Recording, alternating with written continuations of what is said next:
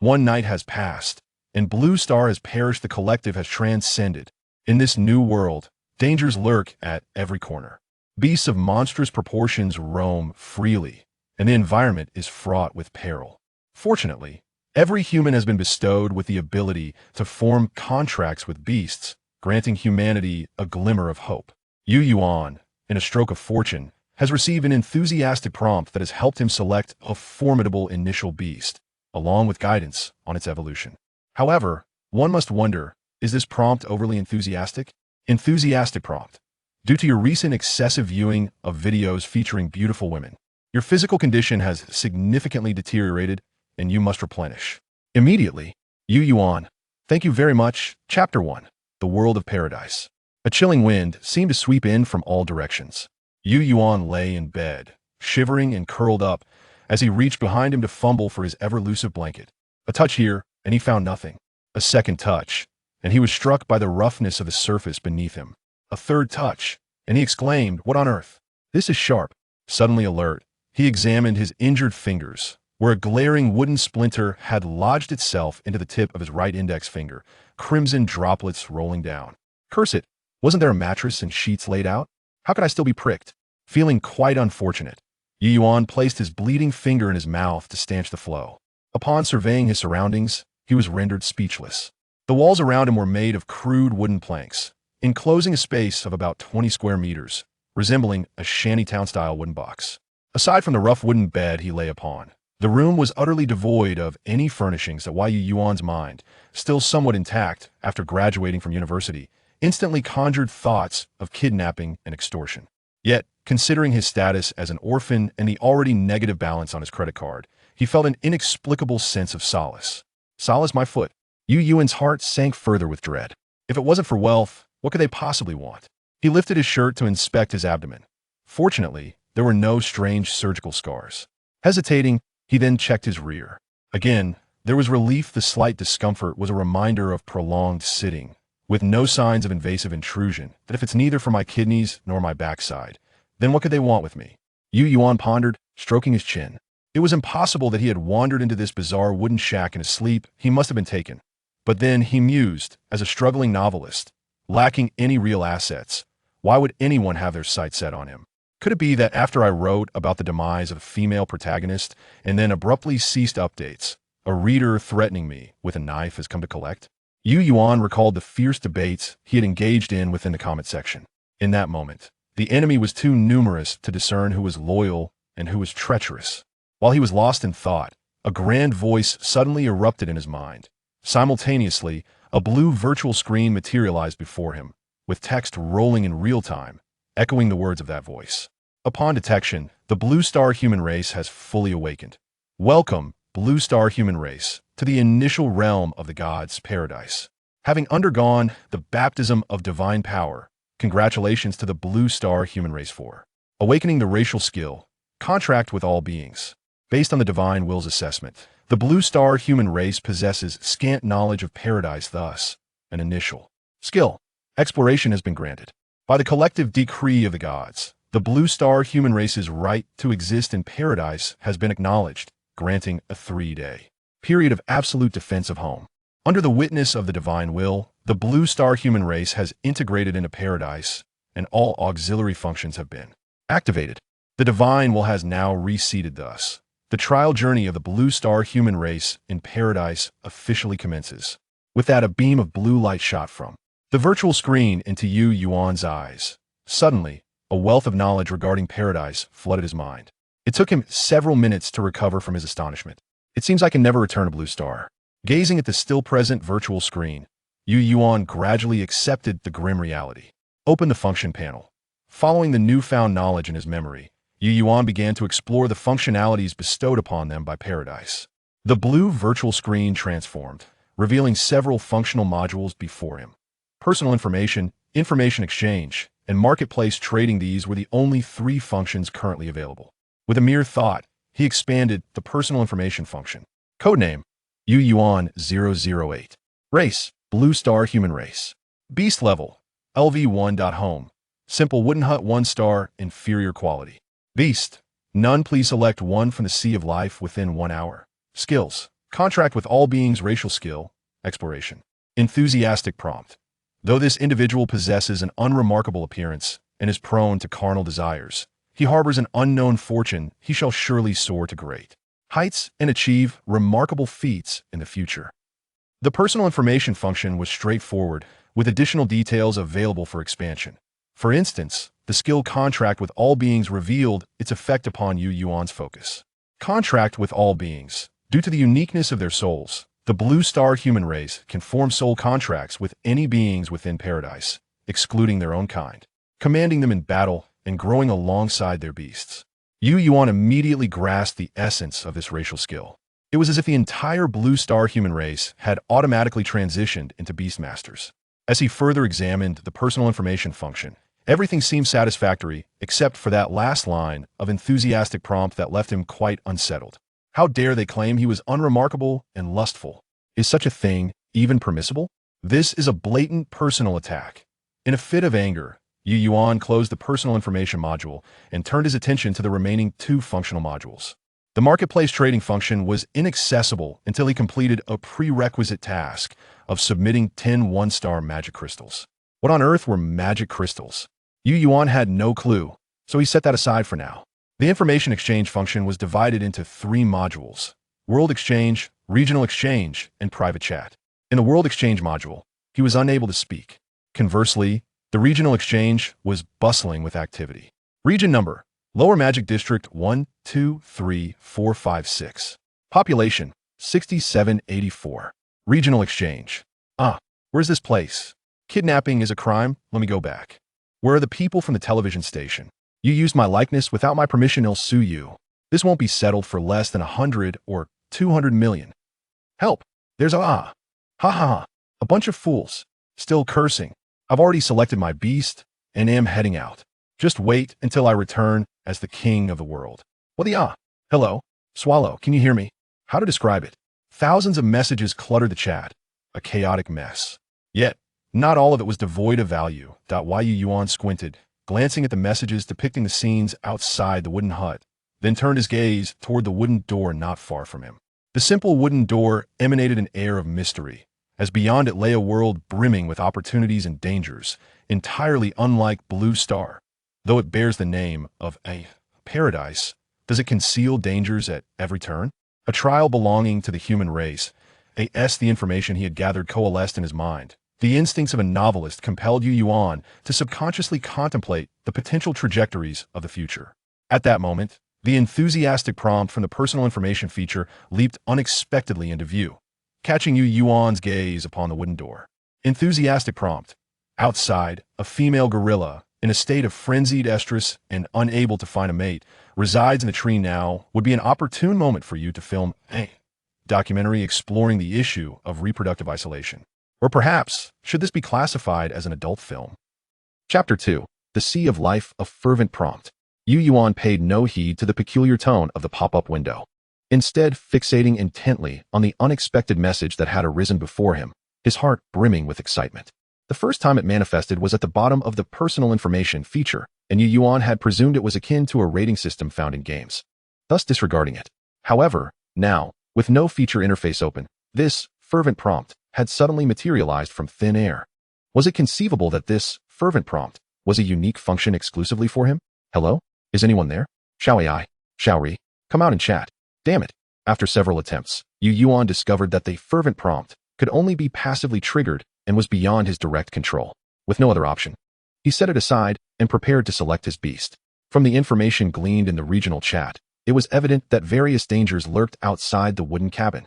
Primarily various magical beasts, such as the gorilla mentioned in the fervent prompt, that was said to be lurking at Yu Yuan's doorstep. For the humans of Blue Star to survive, they must rely on their beasts. To the Sea of Life? Yu Yuan silently mused. The personal information feature indicated he had an hour to reach the Sea of Life and select his beast, prompting him to act without delay. A haze enveloped him. It felt as though a mist obscured his senses, and in an instant, the fog lifted, revealing a peculiar world entirely composed of clouds before Yu Yuan's eyes. Beneath his feet was a sea of clouds, and the sky was a canvas of mist, evoking a sensation akin to being in a celestial realm, where a refreshing breeze invigorated him with each breath. Yu Yuan began his search for the so-called beasts. contrary to his expectations. He found not a plethora of animals scurrying about. The beasts mentioned in the paradise were, in fact, colorful eggs cradled by clouds, hovering about a meter off the ground. Numerous individuals traversed the cloud platforms, observing the beast eggs, some in contemplation, while others quickly selected an egg and departed. As he surveyed the seemingly endless world, Yuan pondered whether all the humans of Blue Star were currently here selecting their beast eggs. He joined the throng, wandering among the vibrant and varied beast eggs. Attempting to use the probe skill on one before him yielded no results, leaving him to rely solely on instinct. Fervent prompt. This is an egg of a servant-class little sycophant beast, possessing weak combat abilities and no notable traits, though it may have a pleasing name. The bond between you lies in your apparent resemblance. The appearance of the fervent prompt filled Yuan with delight. Although its remarks could be somewhat unflattering and prone to rumors, it undeniably provided him with invaluable prophetic advantages. In hopes of triggering the fervent prompt more frequently, Yuan decided to wander freely within the sea of life, as he could not discern the true nature of the beast eggs. Let go of me. I saw it first. Release me. Do you seek death? I think it's you who wants to die? Arg. My Kuan. In just a few minutes, Yuan had witnessed his fifth brawl. Other instances of passionate insults and flirtations were countless. In this new world, unbound by the constraints of law and morality, and perpetually under the shadow of death, many had succumbed to a frenzied state of indulgent freedom. Fervent prompt. Look at these fools. Dancing to the whims of those pathetic deities. This is merely the sea of life of low-tier magical essence, where no young beings of superior quality can possibly appear. In my estimation, the dark egg 50 meters ahead is already quite remarkable, a silent crow of elite quality, sufficient to thrive in low magic regions. The sudden appearance of the fervent prompt provided Yuan with a clear direction. He hastened towards the indicated spot, counting 50 meters, and easily located the egg described as a dark, obsidian-like beast egg. As he approached and reached for it, a delicate hand simultaneously extended, resting upon the egg. He looked up to see two alluring mounds obscuring his vision. However, Yuan did not yield to temptation. He closed his eyes, exerted force, and clutched the beast egg tightly to his chest. Hey, what do you think you're doing? Are you bullying a woman? The woman before him, clad in alluring black shorts, was clearly displeased, her voice rising to a shriek that pained Yuan's ears. He turned away, unwilling to engage. He needed to explore this realm further and maximize the hour allotted for selecting his beast. Who knew what delightful surprises the fervent prompt might unveil? Seeing that Yuan ignored her, the woman swiftly changed her demeanor, sidling up to him with a flirtatious smile.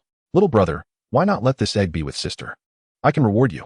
As she spoke, she squeezed her arms together, nearly spilling out her ample bosom. In that moment, Yuan found himself shamefully hesitating. Fervent prompt, fraud alert. Absolutely reject this charade. You should rush over and crush those two inferior gelatinous masses. A pure-hearted man should not be deceived like this.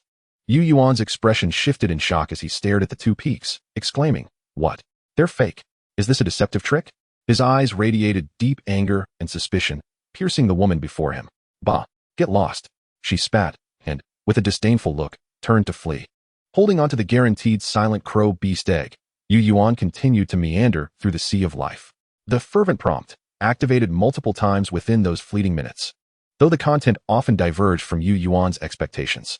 This man appears pale, his steps unsteady, lacking innate vitality, and absurdly, he has two sons. Do you know what the beautiful girl in the black JK skirt and her hair laden with white stains signify? I suspect she has recently endured a battle against overwhelming odds. This fellow has a dark visage, a harbinger of calamity. I predict he shall soon face bloodshed. It seems there are even those who have arrived without clothing. Males are not exempt. Let me take a look. Yuan suddenly realized that the fervent prompt, aside from its distance limitations, possessed an uncanny talent for voyeurism. Could such trivial prompts be taken seriously? His future appeared bleak indeed. Chapter 3. The Bloodwing Bat Egg Time flowed on. The initial hour for establishing a contract with a beast dwindled to less than 10 minutes. It was nearly time to return. Yuan glanced around at the thinning crowd and then at the increasingly animated regional chat, preparing to explore this new world once more. Fervent prompt. Do you see that dark red beast egg at 6 o'clock, 55 meters away? That is an egg of the Bloodwing Bat. Although its quality is also elite, it inherently possesses two green skills, making it a top-tier elite. Missing out would be sheer folly. Before he could utter a word, the fervent prompt provided him with yet another invaluable insight. One cannot help but acknowledge that this trivial prompt has certainly stirred up a frenzy. Yet when it comes to pivotal decisions concerning Yuan's fate, it seems to have never faltered. dubbed as the finest among elites.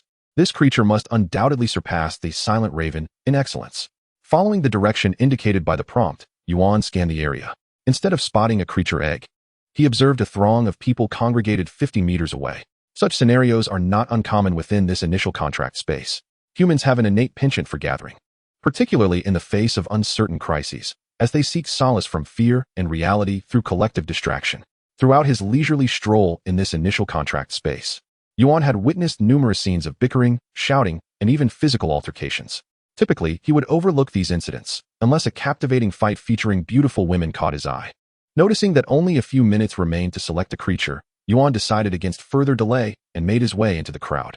As he approached, he discerned the scene within the circle formed by the onlookers. 3 burly men were taunting a frail girl in glasses. Yuan's gaze fell upon the creature egg mentioned in the prompt. Among the trio, one bald man reclined against a cloud platform, his hand resting ominously on the egg of the bloodwing bat. "Hey there, little girl. What is your name? A high school student, I presume? Just like my sister." He sneered. "Let us be friends. The outside world is lawless and perilous. If you add me, your big brother will protect you in every sense of the word." Ha ha ha. The crude and lascivious remarks spewed from the mouths of these 3 hulking men evoked a sense of visceral disgust. The bespectacled girl, cornered by them, was too timid to look up, desperately trying to shrink away while fending off their salacious advances towards her white shirt and jeans. She appeared like a delicate white lotus, pure yet pitiful, about to be ravaged by a storm. This was the image that danced in the minds of all the onlookers. However, despite the crowd's size, none were inclined to intervene. The intimidating demeanor of the 3 burly men instilled fear, causing instinctive self-preservation among the spectators. Yet, as Yuan observed, it seemed that many were even anticipating the men to cross further boundaries. The envisioned torment of the White Lotus held a perverse allure, feeding the curiosity of these hypocrites, who could hardly contain their reddening faces. Yuan, keenly aware of the grotesque expressions surrounding him, felt an inner vigilance rise. The disintegration of societal norms unleashed repressed desires. At any moment, humanity could succumb to temptation. Should he encounter similar beings in this paradise world, he reminded himself not to rejoice prematurely. After a moment's contemplation, Yuan stepped away from the crowd. The time to choose the initial creature was dwindling to less than 5 minutes. Once the time expired, everyone would be forcibly expelled from this realm, and he would lose his chance at the so-called elite bloodwing bat egg. There was no time left to hesitate. With a determined stride, he advanced toward the bespectacled girl, who was, in fact, the egg's rightful direction. His stance radiated an air of righteousness. The onlookers, some eager to intervene, others muttering curses, fixated their eyes upon Yuan. "Hey kid, I advise you to back off now if you want to live." The 3 burly men took notice of Yuan. The bald man, closest to him and still pressing down on the bloodwing bat egg, straightened up and threatened, clenching his fists. The trapped girl raised her head, her beautiful eyes reflecting curiosity, amusement, and exasperation, but devoid of the fear and helplessness everyone else expected. Yuan's primary intention was merely to acquire the bloodwing bat egg, yet he was acutely aware that his forthcoming actions would inadvertently aid the girl. He could only hope she would be clever enough to seize any opportunity and escape with the creature egg. With this thought in mind, Yuan glanced at the bespectacled girl, intending to offer her a subtle hint. Their eyes locked in a moment of unspoken understanding. It was at this juncture that Yuan noticed the glimmer of amusement and frustration in her eyes, causing him to momentarily pause in bewilderment. Had he not yet become a hero and already begun to exchange glances? Was she truly disregarding their little group so easily?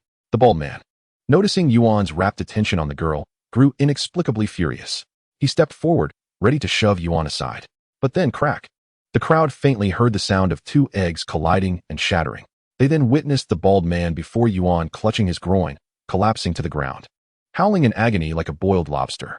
Yuan, on the other hand, nonchalantly retracted his kicked foot, embracing the bloodwing bat egg in his hands. He raised it like a brick, smashing it down upon the man's head. Once, twice, thrice. Blood gushed as Yuan continued unabated. It was only after the bald man appeared somewhat dazed that Yuan finally stood up, cradling the now bloodied creature egg. A gasp echoed from the crowd. The spectators instinctively recoiled. Self-defense was no child's play. This was a lesson Yuan had learned from a past experience while working as a security guard during his unsuccessful writing endeavors. Having dealt with the bald man, Yuan strolled towards the bloodwing bat egg. The other 2 burly men, witnessing Yuan approach with the bloodied creature egg, lost their nerve under his fierce gaze. Utterly bereft of the courage to retaliate, Yuan made no further trouble.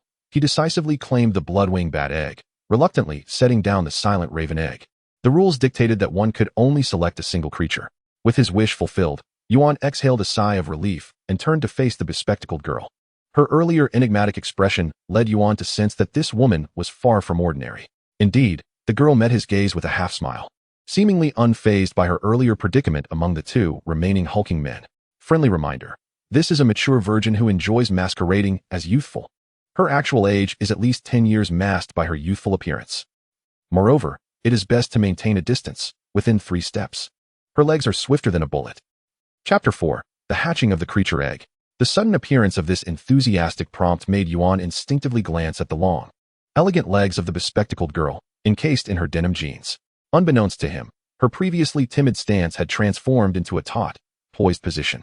With a swift reaction, her right leg lashed out like an iron whip. A series of cracks echoed. In close proximity, Yuan barely registered her movement before the 2 burly men surrounding her crumpled to the ground. Moments later, they belatedly realized their predicament, clutching their now twisted legs and wailing in anguish. In that instant, this seemingly harmless girl in glasses had shattered the leg bones of 2 adult men. Yuan stumbled back 3 steps, thoroughly startled by the seemingly innocent, yet formidable girl before him. His current position had supplanted that of the previously intimidating bald man. This implied that, had the bespectacled girl wished, she could have effortlessly shattered his leg bones with a single kick. Was such a feat truly within the realm of human capability? Moreover, with such formidable strength at her disposal, why had she feigned a delicate and pitiful demeanor moments ago? Was she merely luring the unsuspecting into her trap before mercilessly trampling them? The roles of hunter and prey had evidently been predetermined.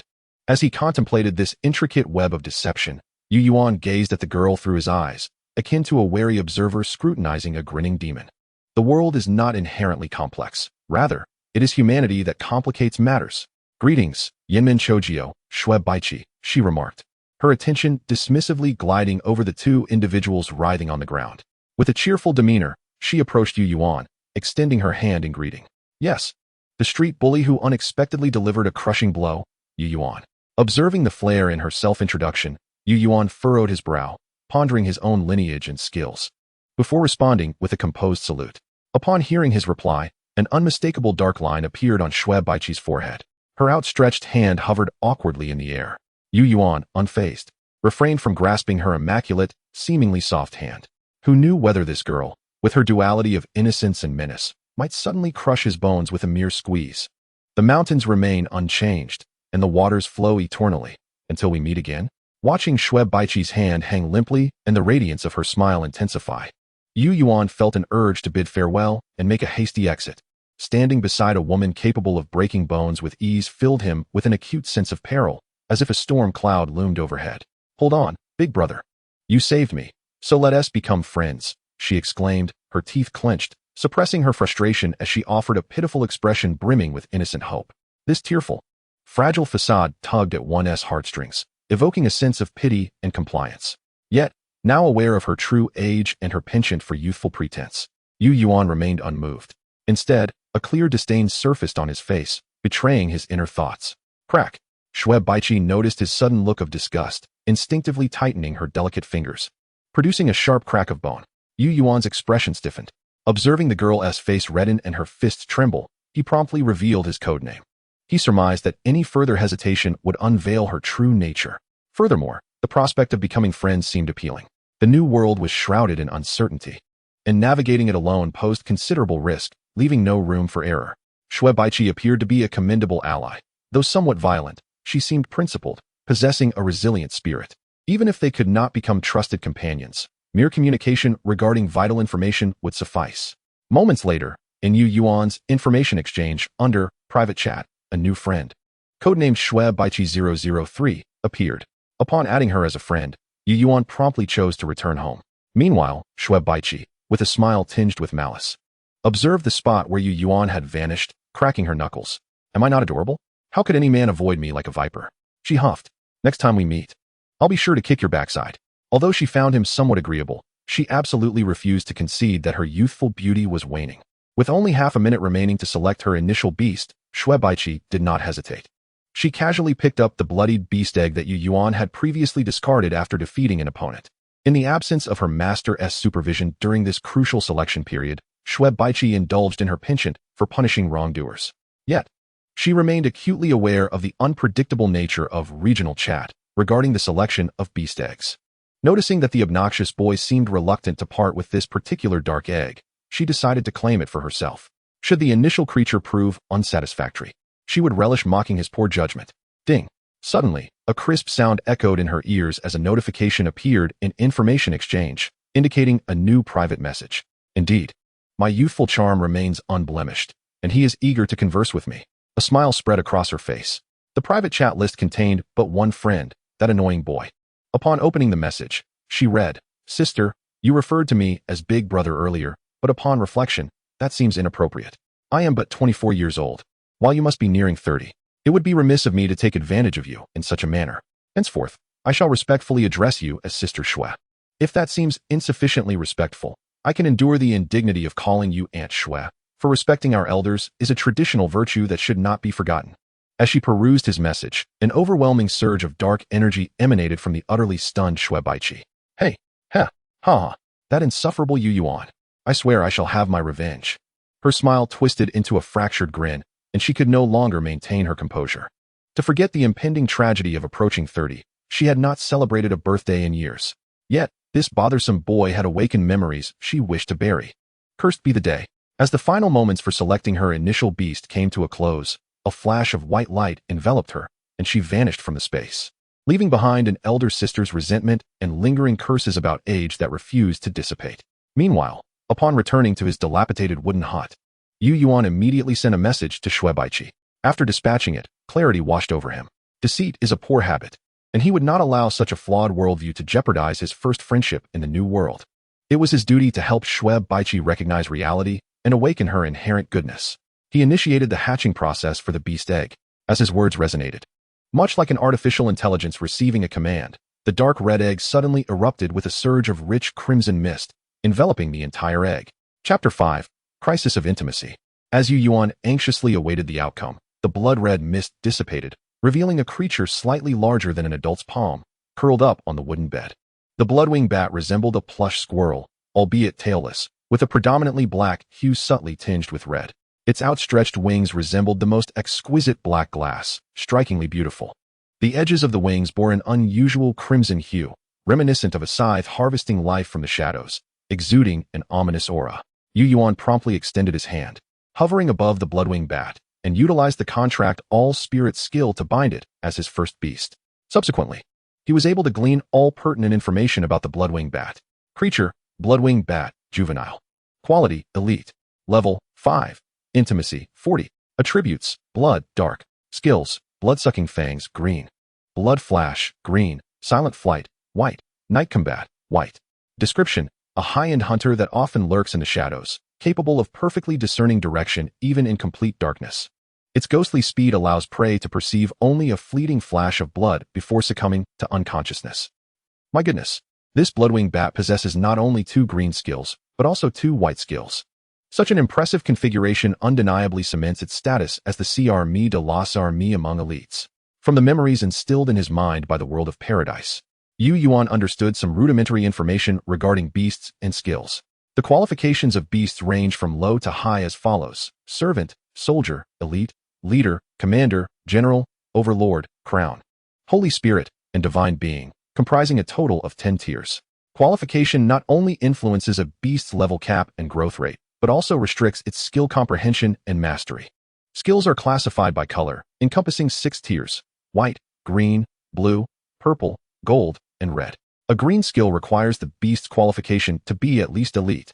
Moreover, even for creatures of elite qualification, the probability of mastering green skills remains exceedingly low.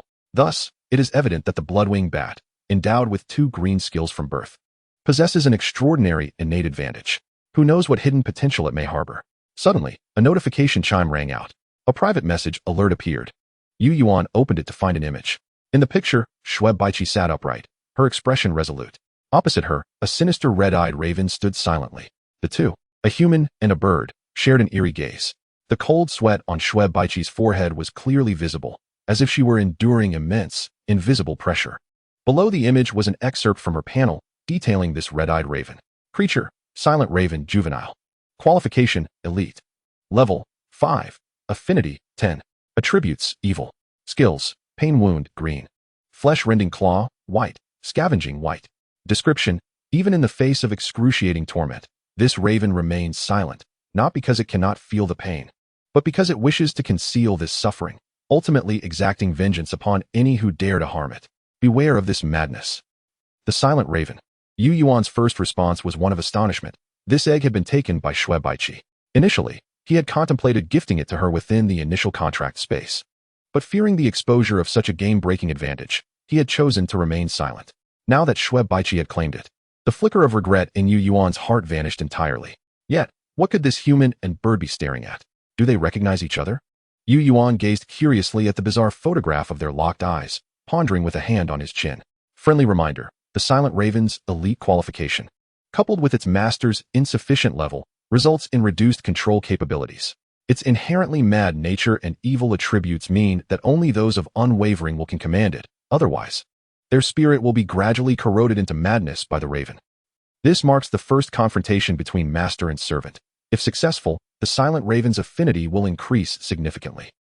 The sudden appearance of the friendly reminder perfectly addressed Yu Yuan's query. Consequently, he focused on the three words, affinity.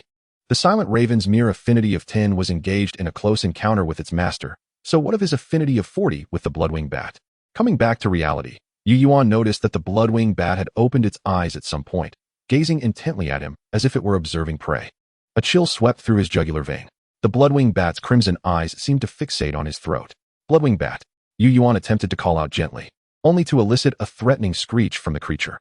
Observing the increasingly predatory gaze of the Bloodwing Bat, he feigned calmness while drenched in sweat, internally screaming, "Help me!" Prompt.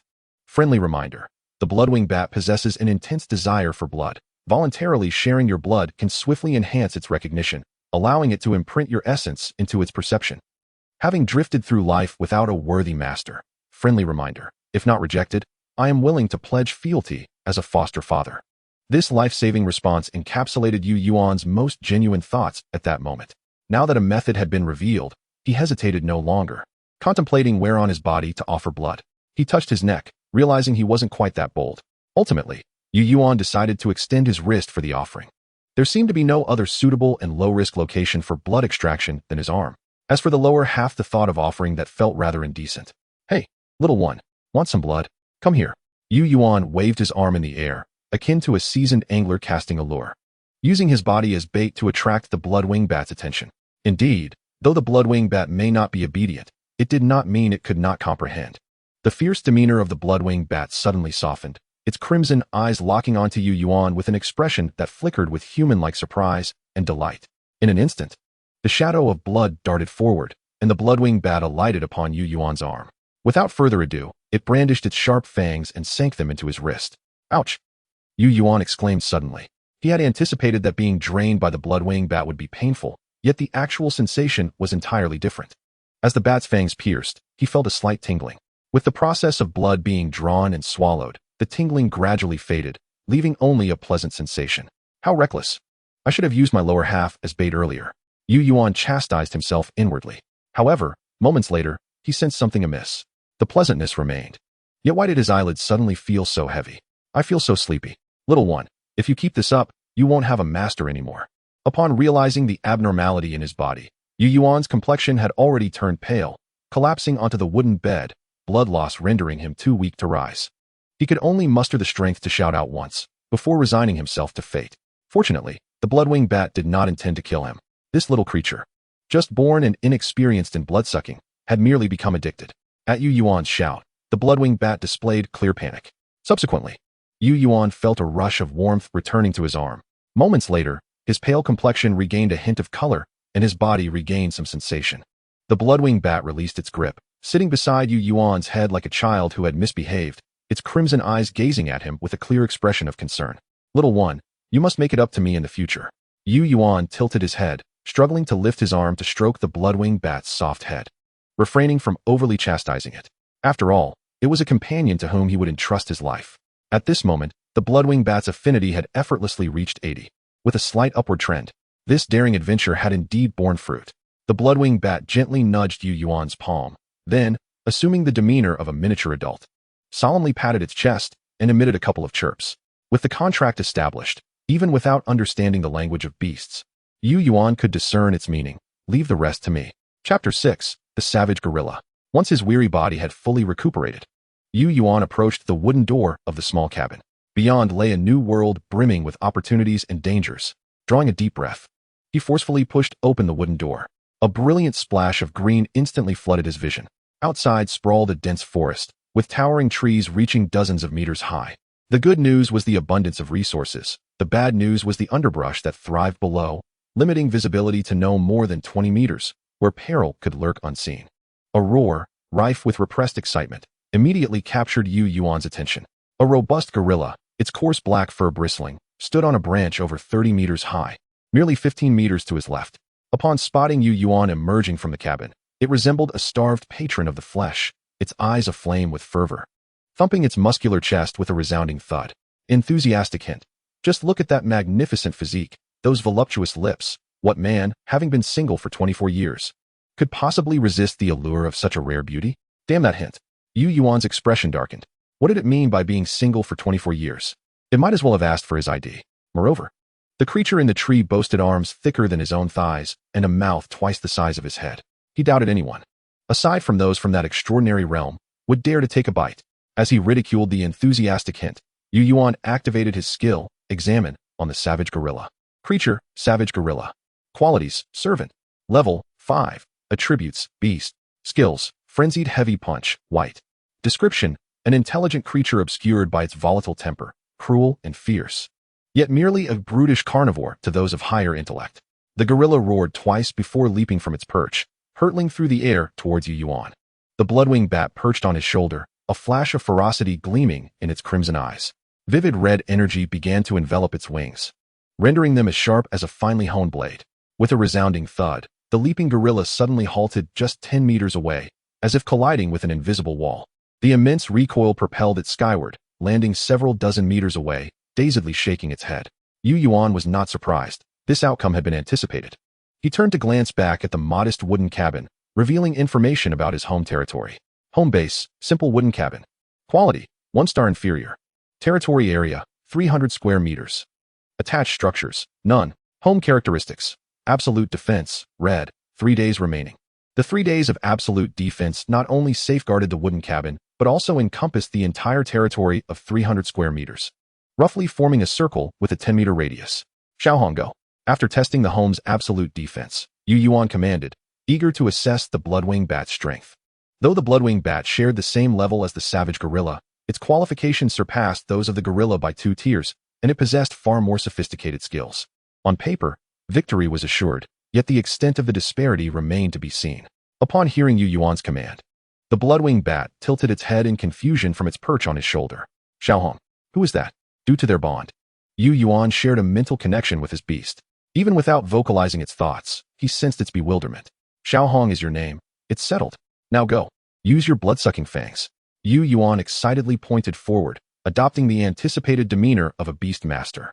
Upon hearing its name, the bloodwing bat rolled its eyes in exasperation at its foolish master's choice. However, it refrained from arguing. After nearly draining its master of life, it decided to humor him for now. In a flash, a crimson light streaked through the trees, eerily silent in the air. Through their bond, Yu Yuan quickly discerned that the bloodwing bat had not employed the so-called blood-sucking fangs, but rather another skill, crimson lightning. This technique enveloped it in blood attribute energy, instantly elevating its speed to an explosive level. Particularly, under the blood energy's influence, its wings transformed into 2 razor-sharp sides of blood. Anything that stood in the path of the bloodwing bat, be it leaves, vines, or trees, was swiftly cleaved in 2. Is it a rebellious phase of youth? This might prove challenging. The bloodwing bat seemed to show a degree of disrespect towards its master, disregarding his commands in battle. Yet, wasn't he their intimacy already at 82? Yu Yuan pondered, stroking his chin in contemplation. Enthusiastic hint. True names often harbor boundless power. Have you ever encountered a deity named Big Yellow? Your name, derived from your yellowing thoughts, will only obscure the future of a genius. Furthermore, you, a cowardly scholar, dare to speak of warfare? You tremble at the thought of your first fight. Yet you presume to instruct a naturally fierce species on how to battle? Are you simply out of your mind? The enthusiastic hints berated Yu Yuan mercilessly. A sense of familiarity washed over him. It reminded him of the comments section during his novel-writing days. It was all back, the same feeling. Upon reflection, he realized it was indeed true. Just like Erling Shun's dog, which was called the Howling Sky Dog. Imagine if, during a scuffle with Sun Wukong, Yang Jian suddenly shouted, "Big Black, go bite him." It would be both awkward and hilarious. In less than 30 seconds of contemplation, a flash of crimson light surged toward him. Yu Yuan turned to see the bloodwing bat perched on his shoulder, extending its small, pink tongue to lick its now even more vividly crimson wings. He mused, pondering a fitting name for the creature. Bat, Dracula, a man's name. Was the bloodwing bat male or female? Never mind. Let us assume it's female, Lilith. Recalling a figure from certain mythology, characterized by bat-like traits, Yu Yuan's eyes sparkled with inspiration. Hey, what do you think of the name Lilith? He excitedly inquired of the bloodwing bat, which was busy grooming its wings. The bloodwing bat momentarily froze, then instantly erupted with joy, soaring into the air around Yu Yuan, chirping with delight. Good. Since you like it, from now on, you'll be called Lilith. With a nickname of Lily, how does that sound? Yu Yuan decisively proclaimed. The moment he made his decision, the bloodwing bat suddenly quieted. It gently settled back onto Yu Yuan's shoulder, turning to gaze into his eyes, suddenly illuminated by a brilliance surpassing mere wisdom, a radiant glow known as humanity, imbued with a beguiling allure that only human females possess. Chapter 7, Paradise Mall. A truly tragic end. Standing before the lifeless form of the berserk gorilla, Yu Yuan waved his hand to disperse the nauseating stench of blood that lingered in the air, crouching down to inspect the scene. The berserk gorilla had been decapitated instantaneously by the bloodwing bat's bloodlight flash skill. There were no signs of struggle. Its body lay here with a smooth, unblemished neck, blood gushing forth, while its head rested a few meters away. An expression of anger still lingered on its once grotesque face, as if it had yet to comprehend its own demise. Well done. The ability to eliminate a foe of equal standing in a heartbeat filled Yu Yuan with delight, and he praised it without reservation.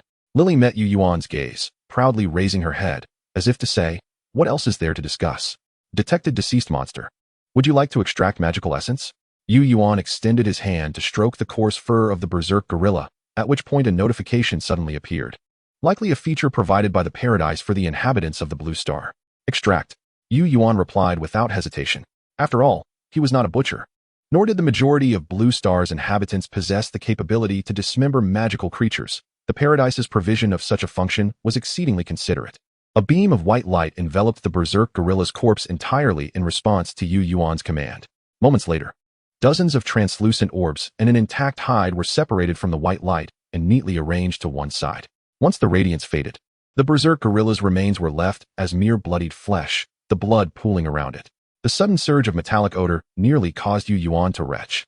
Quickly gathering the orbs and the hide, he took 2 steps back, retreating into the confines of his homeland. Material, magic crystal. Quality, 1 star. Description, a conglomeration of magical energy, the fundamental resource of the paradise world, serving critical purposes such as nourishing tamed beasts, maintaining homestead structures, crafting weapons and equipment, and construction. The orbs were indeed magic crystals. Yu Yuan counted and discovered that the level 5 berserk gorilla had yielded a total of 52 magic crystals. Material, berserk gorilla hide. Quality, 1 star good quality.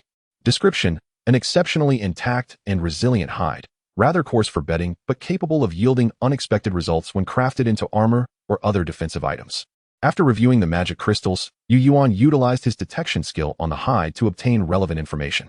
Dragging the berserk gorilla hide into his wooden cabin, Yu Yuan produced a magic crystal and placed it before the bloodwing bat. The description stated that magic crystals could nourish tamed beasts, so he decided to test it on Lily. Lily sniffed the transparent magic crystal twice with her nose before consuming it without any visible signs of joy or disappointment. It seemed that the magic crystal elicited neither affection nor aversion from her. It was merely something to eat. Yu Yuan offered a second crystal, and Lily devoured it without hesitation. Then a third, and a fourth. By the time he reached the 6th, she turned her head to Yu Yuan, signaling that she was now satiated. A meal of 5 magic crystals was manageable for the time being. Testing the effects of the magic crystals, Yu Yuan frowned as he glanced at the bloodied remains of the berserk gorilla outside. The intense odor of blood seemed to be kept at bay by the effect of absolute defense, but outside, the scent was unmistakably potent and could potentially attract some keen-sensed magical creatures. After a moment's hesitation, Yu Yuan instructed the bloodwing bat to bring the berserk gorilla's flesh inside. Despite its small size, the bloodwing bat exhibited astonishing strength. It grasped the nearly 3-meter-tall berserk gorilla, thicker than 2 adult men combined, and effortlessly lifted it into the air. Such was the nature of the magical beasts in the paradise, completely devoid of reason. With the magic crystals in hand, Yuan promptly accessed the marketplace transaction function of the Paradise's 3 fundamental features. This function required the completion of a task involving the submission of 10 one-star magic crystals to unlock. Yuan decisively submitted his crystals, and the marketplace function activated. The first thing he beheld was the public marketplace. Bread, 500 milliliters of pure water, stone axes, stone picks, stone shovels. Only these 5 rudimentary survival tools were available, each priced at 10 pieces of one-star magic crystals. With a rumbling stomach and a balance of 38 one-star magic crystals, he gritted his teeth and purchased a loaf of bread and a bottle of water. The bread was not the luxurious kind from a bakery, but rather a 20-centimeter-long French baguette, designed for durability and to stave off hunger.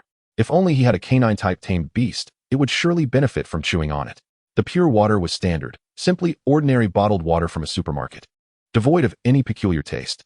While consuming his meal, Yuan decided to sit down on the ground to rest, turning his attention to the private shop beneath the public marketplace. The private shop, as its name suggests, was a store set up by the inhabitants of the Blue Star. However, opening a private shop necessitated certain prerequisites. First, the quality level of a private shop would be determined by the stall fee paid by the owner, restricting the items that could be listed to those not exceeding that quality level. The stall fee was charged at a rate of 1 magic crystal per hour corresponding to the quality level.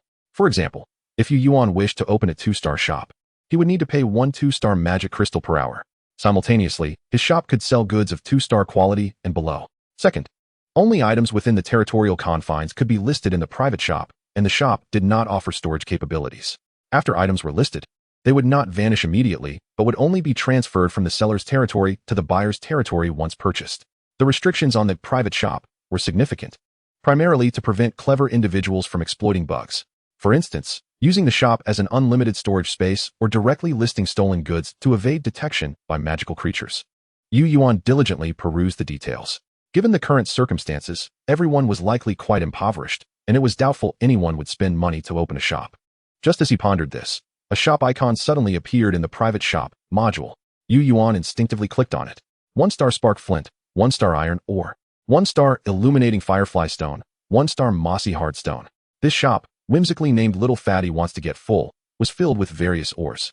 Although the quantities were not abundant, the utility of these materials appeared promising. Out of curiosity, Yuan added the shop owner as a friend and was surprised when his request was immediately accepted.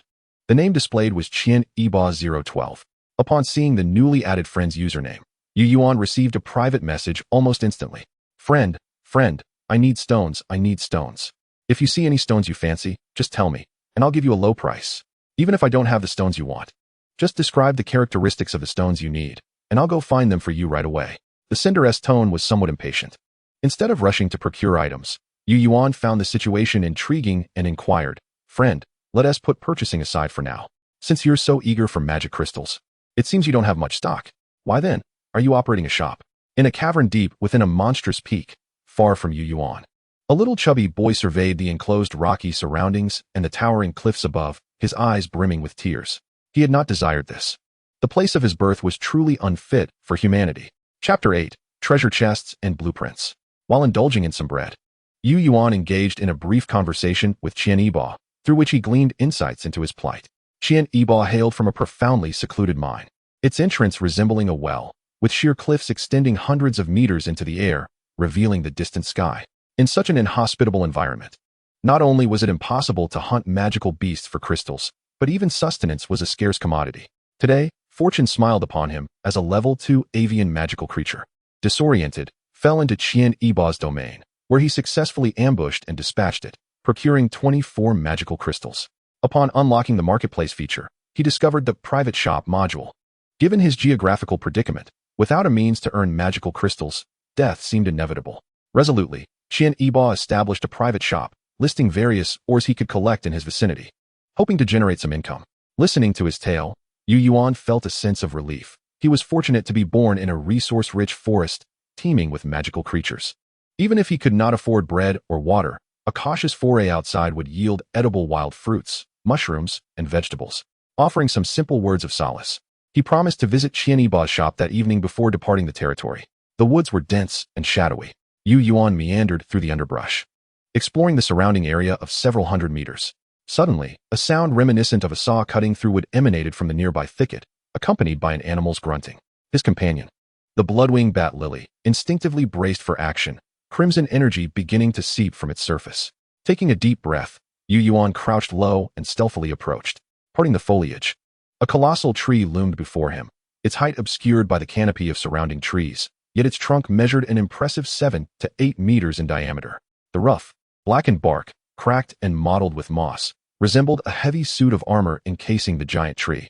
At its base stood a 2-meter-high hollow. Leaning against the tree was a massive gray-maned wild boar, vigorously scratching itself and emitting contented grunts. The earlier sawing sound had originated from the bristles of this creature rubbing against the trunk. Creature, steel bristle boar. Qualification, servant. Level, 9. Attributes, steel, beast. Skills, steel bristle tough skin white. Description, the only traits of this creature are its propensity for slumber and gluttony. Its body, cloaked in bristles as hard as steel and skin tough as iron, is a testament to its laziness. Its philosophy of survival is simple. If you cannot breach my defenses, I shall return home for a meal. A level 9 defensive magical creature. Lily, do you have confidence? After utilizing the detection skill, Yuan relayed the information about the formidable creature to the bloodwing bat, awaiting its response. Lily, somewhat dismissive of Yuan's caution, raised its head and spread its wings, signifying a desire to engage in battle. Very well, go forth and unleash your prowess, Yuan replied, shrinking his form slightly. Despite the steel-bristled boar's high level, the agility and flight capabilities of the bloodwing bat rendered it unlikely to encounter danger. In fact, Yuan, as a defenseless master, faced greater risks than Lily did in combat. This time, the bloodwing bat did not charge straight at the creature as it had against the savage ape. Instead, it circled overhead, utilizing the cover of the trees to stealthily position itself 5 meters behind the boar, hovering silently in the air. The white skill, silent flight, ensured its movements produced no sound. Even at such proximity, as long as the boar's eyes did not detect it, the bloodwing bat remained undetected. The bloodwing bat held back from attacking, embodying the patience of a skilled assassin, waiting for the opportune moment to strike. The steel bristle boar continued to blissfully scratch itself against the tree. In a moment of excitement, it lifted one leg, exposing its unprotected belly to maximize contact with the bark. Now was the time. As the boar revealed its vulnerable underbelly, the bloodwing bat transformed into a streak of crimson lightning, darting swiftly beneath the boar's belly. A sharp squeal unique to wild boars erupted, accompanied by the pain of its wounded abdomen. Yuan observed closely. Even with a successful ambush, the bloodwing bat had not fully breached the boar's skin. A vivid wound appeared across its belly, blood flowing freely, yet failing to spill from the creature's insides. The defensive prowess of a level 9 magical creature was indeed formidable. The bloodwing bat's onslaught did not falter in response to the boar's cries.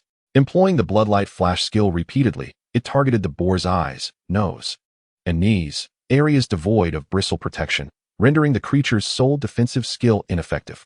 In mere moments, one of the boar's eyes was blinded, and its right hind leg became lame. Perhaps sensing its bristles could not adequately defend against this adversary, driven by the terror of impending death, it abandoned its defensive posture and bolted in a frantic escape. A trail of bright red blood marked its desperate route. The bloodwing bat chose not to pursue, instead returning to Yuan's shoulder. Glancing sideways, Yuan noticed the bat panting heavily, clearly exhausted. Friendly reminder, the green skill corresponds to the elite's level and combat strength. It has just been born for a day, and you are already pushing it as if it were a mere whip. Such exploitation warrants a lamppost for the capitalist's soul. After offering the bloodwing bat 2 magical crystals, Yuan resolved to follow the blood trail in pursuit of the steel bristle boar. At that moment, the friendly reminder appeared once again. Friendly reminder, are those 2 holes atop your head for exhaling? Can you not see such a large wild boar's den? Inside, there lies not only a bronze treasure chest, but also a magical essence treasure that even the steel bristle boar did not dare to consume. Shouldn't you rush over and investigate? Treasure within the den? Yuan came to an abrupt halt. Though the friendly reminder's tone was harsh, it consistently directed him toward the right path in critical moments. He immediately abandoned his pursuit of the steel bristle boar and approached the 2-meter-high tree hollow. A foul stench, a mixture of excrement and animal hormones, wafted from the cave, causing tears to involuntarily well up in his eyes. After a minute or two, allowing his nose to acclimate to the odor, he ventured into the hollow. The tree hollow was modest in size, measuring 3 meters across and 2 meters high. In one corner, a bronze treasure chest lay hidden among the twigs and dry grass where the steel bristle boar had been sleeping. Yuan approached and reached out to touch the bronze chest. Divine will detect it in the treasure chest. Would you like to open it? Open, with Yu Yuan's command. The lid of the bronze chest swung open instantly.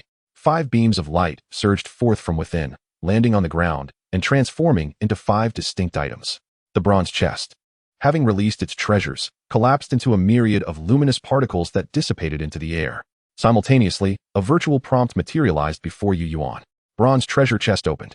Congratulations on obtaining 105 2-star magical crystals, 1 blueprint for 2-star court knight armor, 1 blueprint for 2-star refined furnace, 1 blueprint for 1-star compass, 1 blueprint for 1-star magical beast bait.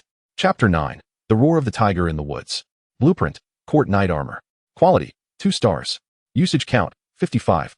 Required materials, 52-star magic crystals, 1 unit of 2-star refined iron, 1 unit of 1-star resilient beast skin, 1 unit of 1-star luminous magic stone.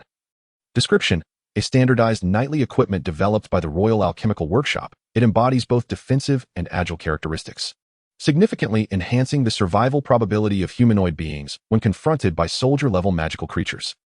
Note: the materials required for the blueprint are the most compatible. Alternative materials may also be selected, but the final product's quality and efficiency may fluctuate based on the materials used, potentially leading to outright failure in production. Upon finishing the blueprint's introduction, Yu Yuan felt an overwhelming sense of delight. No longer would he live in fear of his beasts being ambushed during battles. As beast tamers could indeed be stealthily decapitated, he meticulously rolled up the blueprints, acknowledging that now was not the opportune moment for research. He would delve into it further once he returned to the safety of his homeland.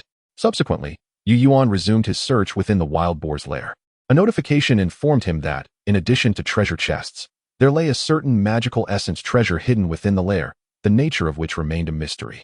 However, the enthusiastic prompt suggested that this magical essence treasure must be exceedingly rare. He turned over all the dry grass and twigs strewn across the wild boar's lair, his hands becoming coated in various unidentifiable viscous substances, yet yielding no discoveries. Suddenly, a call from the blood-winged bat drew Yu Yuan's gaze to the wall of a tree hollow. The wall of the hollow was not smooth. The inward-growing tree trunk had caused fissures and grooves to form. The blood-winged bat stood before an inconspicuous tree crevice, peering inside. The shoulder height of the steel-bristled boar was merely 1.5 meters, and it could not hide anything too high, approximately 1.7 meters, which coincided perfectly with Yu Yuan's eye level. He approached and leaned in for a closer look, discovering a fruit emanating a faint red glow. Nestled within the crevice of the tree hollow, he reached in, relieved that the crevice was sufficiently spacious for his arm to fit through. Moments later, he extracted a vividly colored fruit, resembling a peach and about the size of a fist. Magical essence treasure, blood vein heart peach. Quality, 2-star good. Attributes, blood grass. Description: a rare magical essence treasure that can only flourish in the blood-soaked realms of life and death. It may grow on any type of tree, drawing essence from the blood on the surface to nurture itself. Upon reaching full maturity, the blood-soaked land will return to nature, and the restless souls of anger will find peace. Upon merely reading the description, Yu Yuan could not grasp the treasure's value. Yet, as he delved deeper into the understanding of what a magical essence treasure truly was, his composure began to wane. Magical essence treasures are pure accumulations of magical energy formed from nature or living beings, with their formation conditions being exceptionally stringent, particularly for those that arise naturally. These treasures can be directly administered to tame beasts, providing immense benefits such as level enhancement and skill mastery, as long as there is no significant conflict in attributes.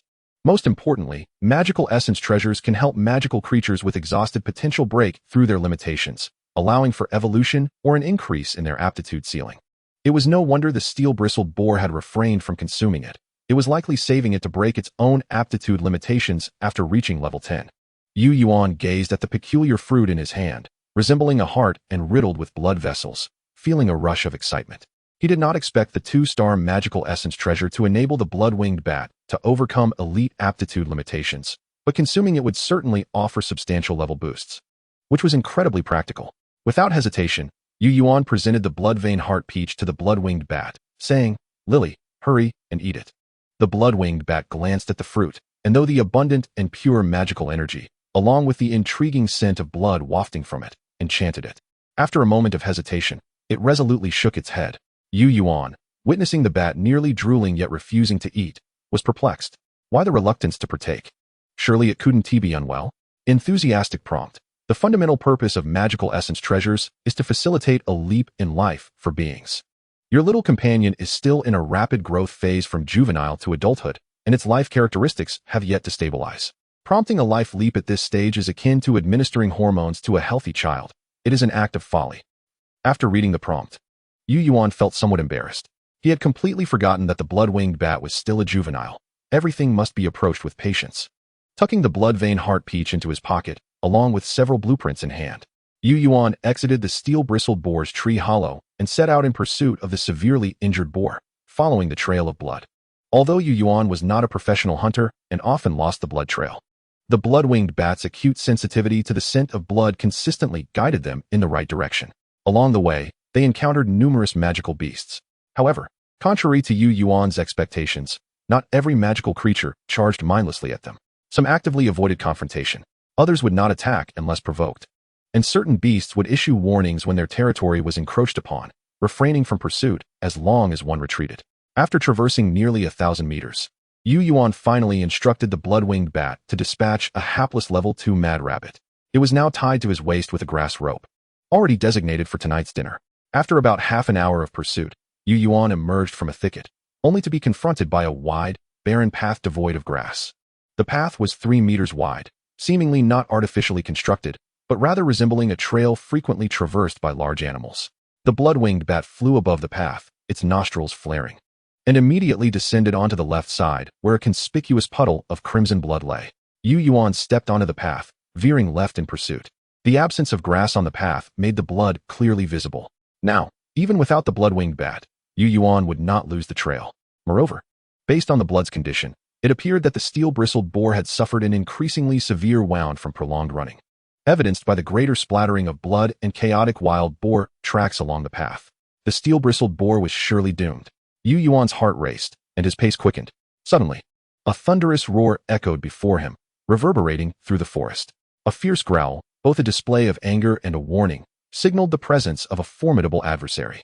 This realization emboldened Yuan to investigate further. Continuing along the path for approximately 500 meters, he finally beheld a scene that startled him into hiding amidst the nearby thicket.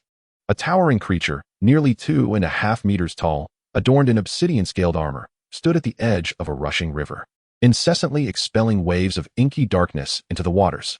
The moment the dark mist touched the river, it instantly crystallized into ice, halting the flow.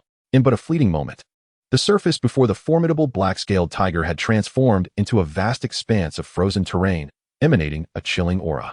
Before it could make any further moves, a massive golden arm, resembling a dragon's claw and as thick as a tree trunk, abruptly burst through the ice. Following this, half of a crocodilian head emerged from the river's surface, its sinister vertical pupil fixated on the black-scaled tiger on the bank, poised to strike like a lurking viper. Yuan gauged the distance, advancing slightly before utilizing a reconnaissance skill within a 50-meter radius. Creature, Xianlin Hudiger. Quality, Elite. Level, 21. Attribute, Ice. Skills, Green. Green, Soul-Devouring Tiger Roar, White. Unfathomable Strength, White. Gale Chase, White. Description, the jungle's sovereign, a low-magic nightmare, nearly a flawless terrestrial creature, bloodthirsty and proud. Delights in toying with its prey using ice-based abilities. After absorbing the terrifying stats and skill set of the Xianlin Hudiger, Yuan shifted his gaze toward the creature in the river. Creature, Dragonclaw Golden Crocodile. Quality, Elite. Level, 19. Attribute, Dragon Water. Skills, Green. Green. Green, Underwater Concealment, White. River Adaptation, White. Tail Swipe, White. Description, an underwater sovereign possessing ancient draconic blood, capable of unleashing its draconic heritage in dire moments. Momentarily transforming into a water dragon, never engage it in aquatic battles. My goodness, 2 titans squabbling over a mere half of a pig? Yuan marveled at the data of these 2 formidable beings, astonished yet unable to suppress his sardonic humor. The remaining half of the steel-maned pig on the bank made it clear to him why these 2 behemoths had come to blows, and that he was somewhat implicated in the affair. The tiger and crocodile stood in a tense standoff, neither daring to encroach upon the other's domain. Yuan, positioned a mere 50 meters away, refrained from any rash actions, choosing instead to await the outcome. Just as he began to feel discomfort in his back and legs, a resounding rumble echoed from the forest across the river. Boom, boom. The approaching entity from the opposite forest seemed to bear an immense weight. each step accompanied by a thundering impact that caused the ground to tremble. Before Yuan could discern any peculiarities, the tiger and crocodile, upon hearing the disturbance, suddenly fled in unison. The Xianlin Hutager seized its half of the pig and leapt into the woods, vanishing in mere bounds. The dragon-claw golden crocodile quietly sank into the river, disappearing without a trace.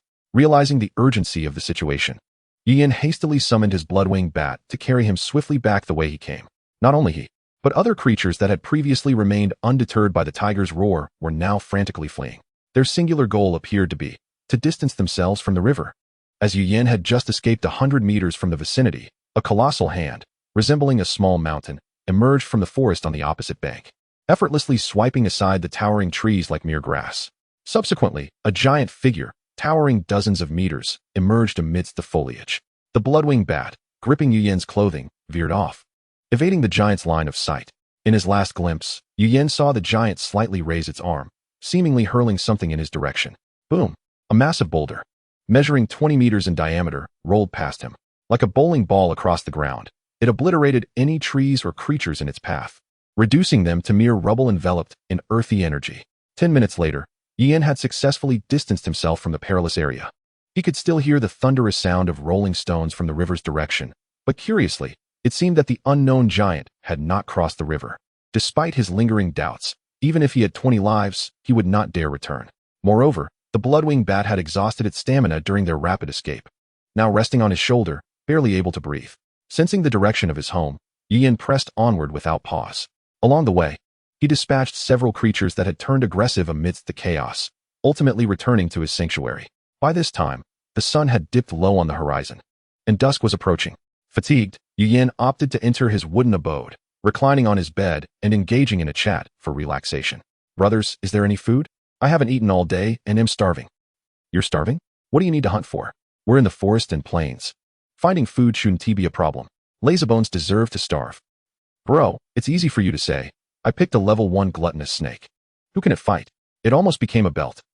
Who isn't in the same boat? I have a level 2 stout pig. What can I say? All it does is eat. I'm contemplating whether to kill it for meat. A bunch of fools. Look at my elite quality Gale wolf. And this roasted meat. Let me share a picture to tempt you, haha. Any brothers interested in purchasing a collection of photos of my sister? Bulk deals available. 10 photos for just 1 magic crystal. Here's a preview.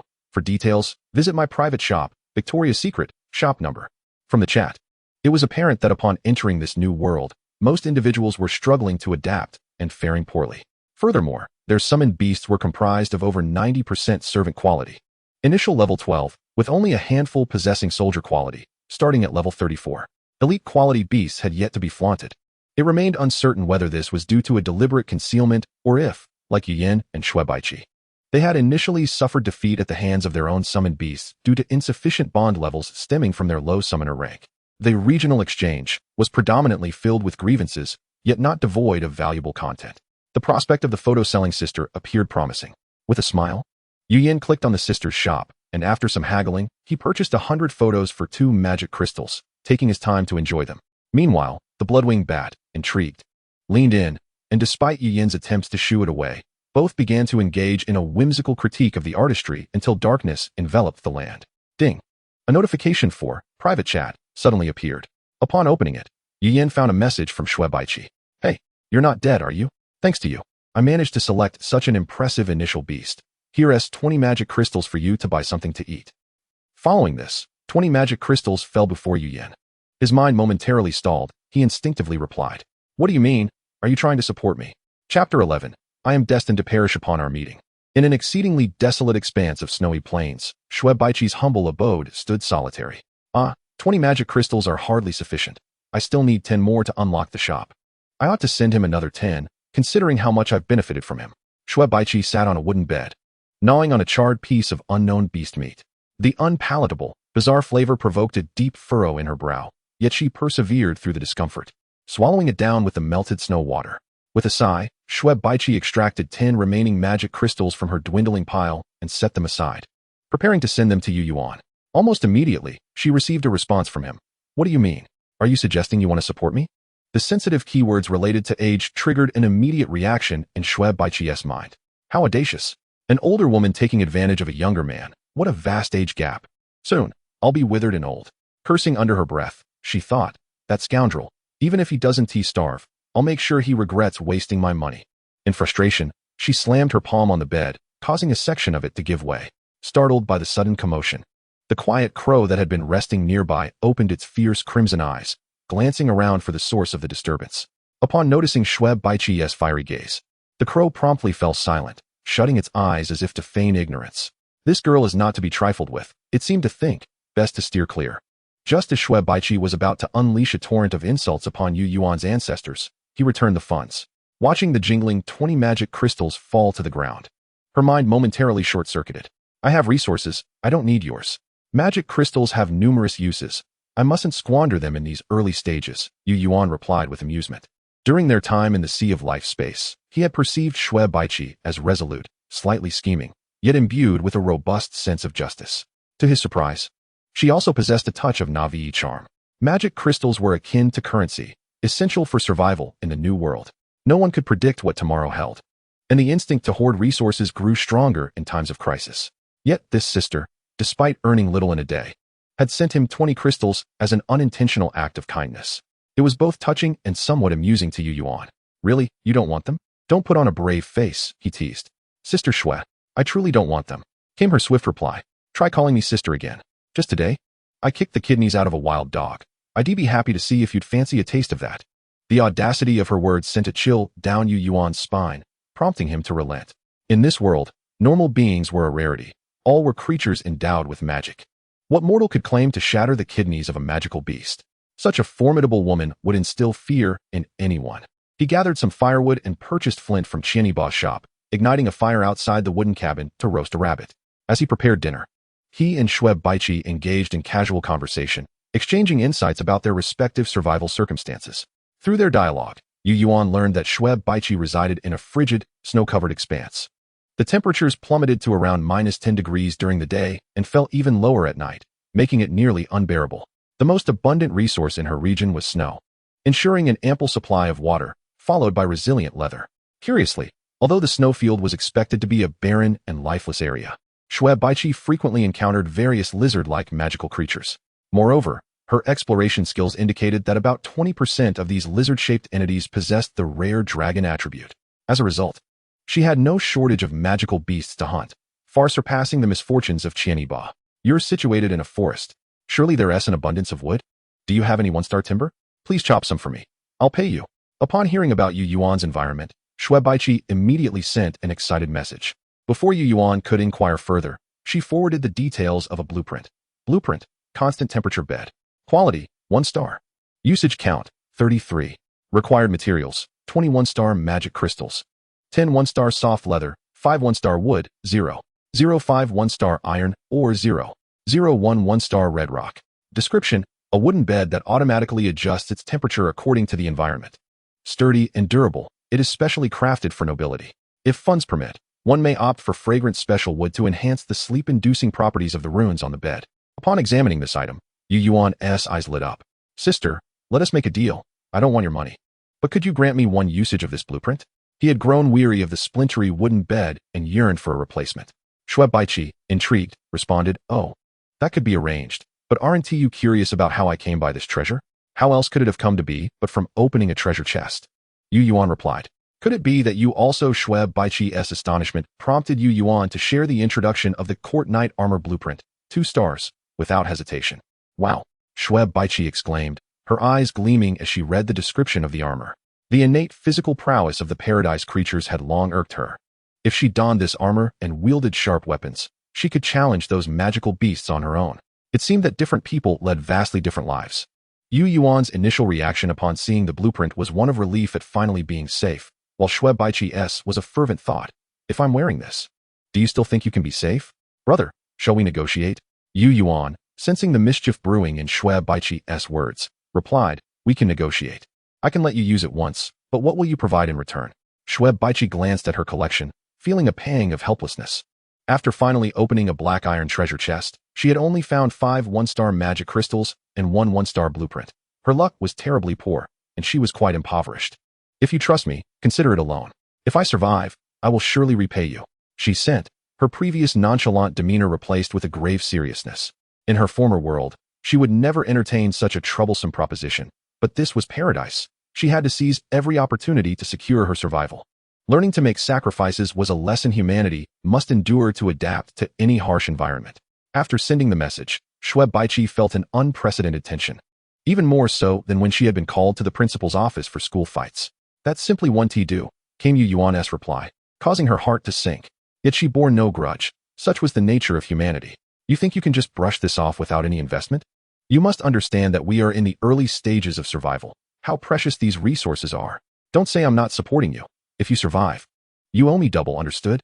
Shui Baiqi broke into a radiant smile, only to lose her composure and inadvertently let out a sniffle. She realized then that Yu Yuan was merely teasing her. What a wretched little imp. Of course, he wouldn't lend it to her without some form of interest. Yu Yuan's trust in her fostered a burgeoning fondness, prompting her to playfully ask, "What do you desire? Go on, send me a sweet message." The thought of how furious the imposing woman on the other end would become, yet could do nothing about it, made Yu Yuan chuckle. However, after waiting a moment, he was met not with her wrathful rebuke, but rather a video response. "Is it like this, brother?" In the video, Shui Baiqi's glasses rest delicately on her nose. Her gaze both enchanting and bashful, her legs intertwined restlessly on the bed. Her words, soft yet playful, would ignite warmth in the heart of any onlooker. However, upon finishing the viewing, Yu Yuan felt an immediate chill in his heart. "This is bad. If we meet again, I am surely doomed." Chapter 12, The Night Assault of the Wolves. After consuming the flavorless roasted rabbit, Yu Yuan, seizing the last remnants of daylight, hurried outside to locate a 1-star quality tree for the bloodwing bat to fell. He then instructed it to assist in transporting the timber back to the confines of his territory. After dispatching the wood to Shui Baiqi, Yu Yuan sought out Qian Yiba to inquire about some mineral matters. 2-star refined iron? "I don't have that," Qian Yiba replied. "Damn, the refined furnace, brother. Can I possibly have that on credit? In the future, when you come to my side to purchase ores and metals for personal use, I will charge you nothing." Upon seeing the refined furnace blueprint, 2-star, Qian Yiba clung to Yu Yuan like a starving dog spotting a meat bun, refusing to relent. His audacity surpassed that of Shui Baiqi, marking him as a savvy businessman. As it was only the first day of survival, Yu Yuan deduced that Qian Yiba had little to pledge in terms of collateral. To obtain the refined iron, he could only gamble on Qian Yiba's moral integrity. He sent the refined furnace blueprint directly to Qian Yiba and provided a list of required ores and metals, urging him to prepare swiftly. Of course, there were also gains to be had from Qian Yiba.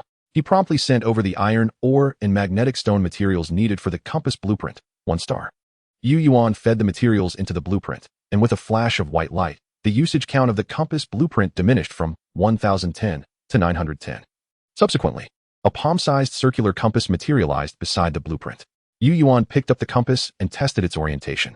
The area explored today leaned westward, where the river and the unknown giant lay, posing considerable danger. Thus, he resolved to explore the eastern side tomorrow. On the ground, he sketched a rudimentary map with a twig, roughly marking the notable locations he encountered today, gaining a clearer understanding of his surroundings. Setting down the compass, he retrieved the last blueprint unearthed from the bronze treasure chest. Blueprint, gourmet bait. Quality, 1-star. Usage count, 1515. Required materials, 2 1-star magic crystals, any beast's flesh. 1-star day's grass. Description, emits a delectable aroma that even creatures of soldier-level strength find irresistible. Consuming it will induce a paralysis effect based on the target's physical resistance. The term soldier-level strength refers to beings not exceeding level 20, and this effect was already sufficient.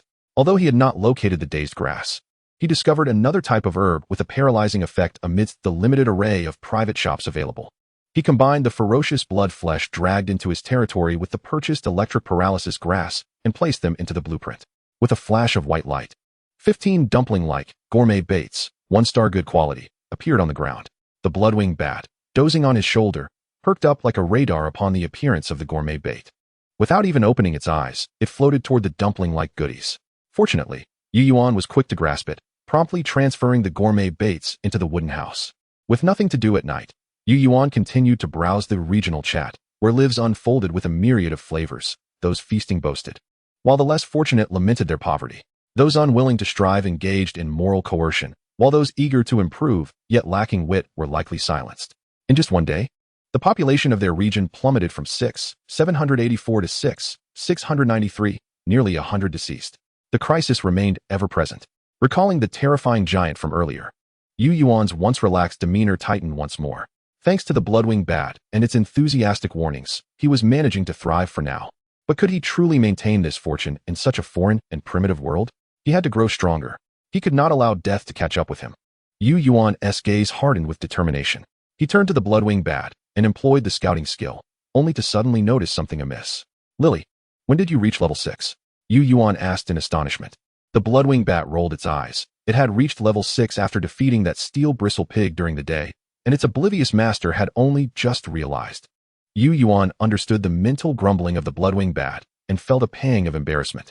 There was no remedy. Being a beast tamer was akin to raising a child. And as it was the first time for a young lad, there would inevitably be lapses in attention. With nightfall bringing no tasks, he skillfully located the shop of the artful young lady and purchased some artistic works. The pair, master and beast, sat in serene appreciation. The moon ascended to its zenith. Yu Yuan had long fallen into slumber, with the bloodwing bat hanging upside down from the rafters, deep in restful sleep. In this tranquil serenity, a group of unwelcome guests silently approached. A massive wolf, towering at 2 meters with a striking azure hue, wandered through the forest. Halting abruptly as it neared Yu Yuan's territory, its moist nose twitched in the air, and upon spotting a target, it resolutely moved in a specific direction. Before a pool of already dried blood, the azure giant wolf came to a standstill. Its faintly glowing emerald eyes flickered to the blood beneath its paws, then fixed intently on the wooden house 30 meters away. A thrilling howl shattered the night stillness. In the darkness behind the azure giant wolf, several pairs of eyes gleamed with greedy light, appearing shadowy and indistinct. With another howl, signaling a charge, 12 bluish-gray wolf beasts surged forth from the shadows, racing towards Yu Yuan's wooden house. Bang! Bang bang bang bang. They encountered the same fate as the previously ferocious blood beast. The absolute defense shield stood like an impregnable wall before the pack of wolves. Regardless of their attempts to charge, leap, or circle around, they exhausted their wits, yet could not breach even a fraction of Yu Yuan's territory. This commotion caught the attention of not just the bloodwing bat, but even Yu Yuan himself. Hastily, he pushed open the wooden door, and in the moonlight, he beheld a cluster of wolf beasts encircling the perimeter of his territory, led by the azure giant wolf, continuously prowling in search of openings. The moment the azure giant wolf caught sight of Yu Yuan, it let out an exuberant howl. Its greedy emerald eyes reflected Yu Yuan's silhouette, drool dripping from its mouth, as it regarded him as a delectable feast. With the absolute defense in place, Yu Yuan remained unfazed, leisurely employing the scouting skill on the leading giant wolf. Creature, Gale Azure Wolf. Qualification, Soldier. Level, 10. Attributes, Wind, Beast. Skills, Pack Wolf Summon, White. Fierce Bite, White. Gale Run, White. Description, a rare mutated bloodline within the bluish-gray wolf clan, naturally possessing a leader's charisma. As it conquers more wolves, its qualifications slightly improve, and it is rumored it can eventually attain the status of chief. After examining the azure wolf leader, Yu Yuan shifted his gaze to the other 12 bluish-gray wolves. As the underlings, their strength was average, with qualifications only at the servant level, generally around level 6, and most possessed merely a singular white skill, Bite, rendering them insignificant. Chapter 13, Blood Battle Upgrade. Abundant resources signify a proliferation of monstrous beings. Opportunities frequently coexist with peril. This truth has been deeply ingrained in Yu Yuan's mind. The absolute defense period lasts merely 3 days, during which it is crucial to familiarize oneself with the surroundings and undergo growth. Each moment must be utilized without the slightest waste. The pack of demon wolves, relentless in their pursuit, must be dealt with tonight. Yu Yuan surveyed his surroundings and fixated on a solitary bluish-gray wolf to his rear right, signaling the bloodwing bat with a discreet glance. The telepathically linked bloodwing bat instantly comprehended his intent, transforming into a streak of crimson light that vanished into the nocturnal abyss. The lead windrunner wolf, with its striking azure eyes, possessed formidable night vision, and as the bloodwing bat disappeared, it emitted a chilling warning cry. Yet, the night vision of the bluish-gray wolves paled in comparison. The targeted bluish-gray wolf barely registered the unfolding events before its head was severed from its body. In that fleeting moment, as its head fell, a flicker of bewilderment and disbelief lingered in its gradually dimming gaze. The skill, Night Combat, White, enhances the bloodwing bat's stealth and darkness, accompanied by an additional 10 points of dark damage. Coupled with Silent Flight, White, the bloodwing bat's combat prowess at night exceeds that of daylight by over 50%. Despite being of the same level, the bluish-gray wolves, with their subordinate qualifications, stood no chance against the elite qualified bloodwing bat wielding its green skill. There was not even time for resistance. The sudden demise of one bluish-gray wolf threw the pack into disarray. In that brief moment of chaos, another bluish-gray wolf's throat was slashed by the blood scythe lurking in the darkness, causing it to whimper as it collapsed. The crimson hue of blood painted the scene with panic, and the bluish-gray wolves instantly began to retreat, their demeanor shifting. Unlike their previous howls, the Windrunner wolf now utilized the skill, Pack Summon. Its penetrating howl seemed imbued with a form of mental pressure, swiftly dispelling the fear within the bluish-gray wolves, compelling them to gather around the Windrunner wolf. They formed a protective circle, safeguarding their leader, who scanned the surroundings with its tranquil azure eyes. Upon detecting any signs of the Bloodwing Bat, it could issue commands for a unified assault. Even with the loss of a bluish-gray wolf, the remaining wolves' attacks would inevitably strike the Bloodwing Bat, leveraging their collective strength to secure victory. With stratagems at play, Yuan resolved to disrupt their cohesion. Summoning back the Bloodwing Bat, he retreated into the wooden cabin. Upon emerging, he cradled 15 glutinous rice dumplings, the freshly crafted item, gourmet bait. Rather than hastily deploying them, he first offered a magic crystal for the Bloodwing Bat to replenish its energy, recognizing the considerable drain of its green skill. 15 minutes elapsed, and the bluish-gray wolf pack grew increasingly agitated, their morale waning. Observing that the Bloodwing Bat had sufficiently rested, Yuan promptly cast one piece of gourmet bait outside the protective shield of absolute defense. The agitated bluish-gray wolves, sensing the bait's trajectory through the night, lifted their heads in curiosity. Their keen sense of smell allowed them to detect the alluring morsels soaring through the darkness. Instantly, the pack resembled eager huskies, fixated on the bait as if it were a frisbee tossed by their master. Before the bait even touched the ground, the restless bluish-gray wolves darted after it. In the blink of an eye, the Windrunner wolf found itself isolated. Realizing the bait's efficacy, Yuan swiftly hurled another piece.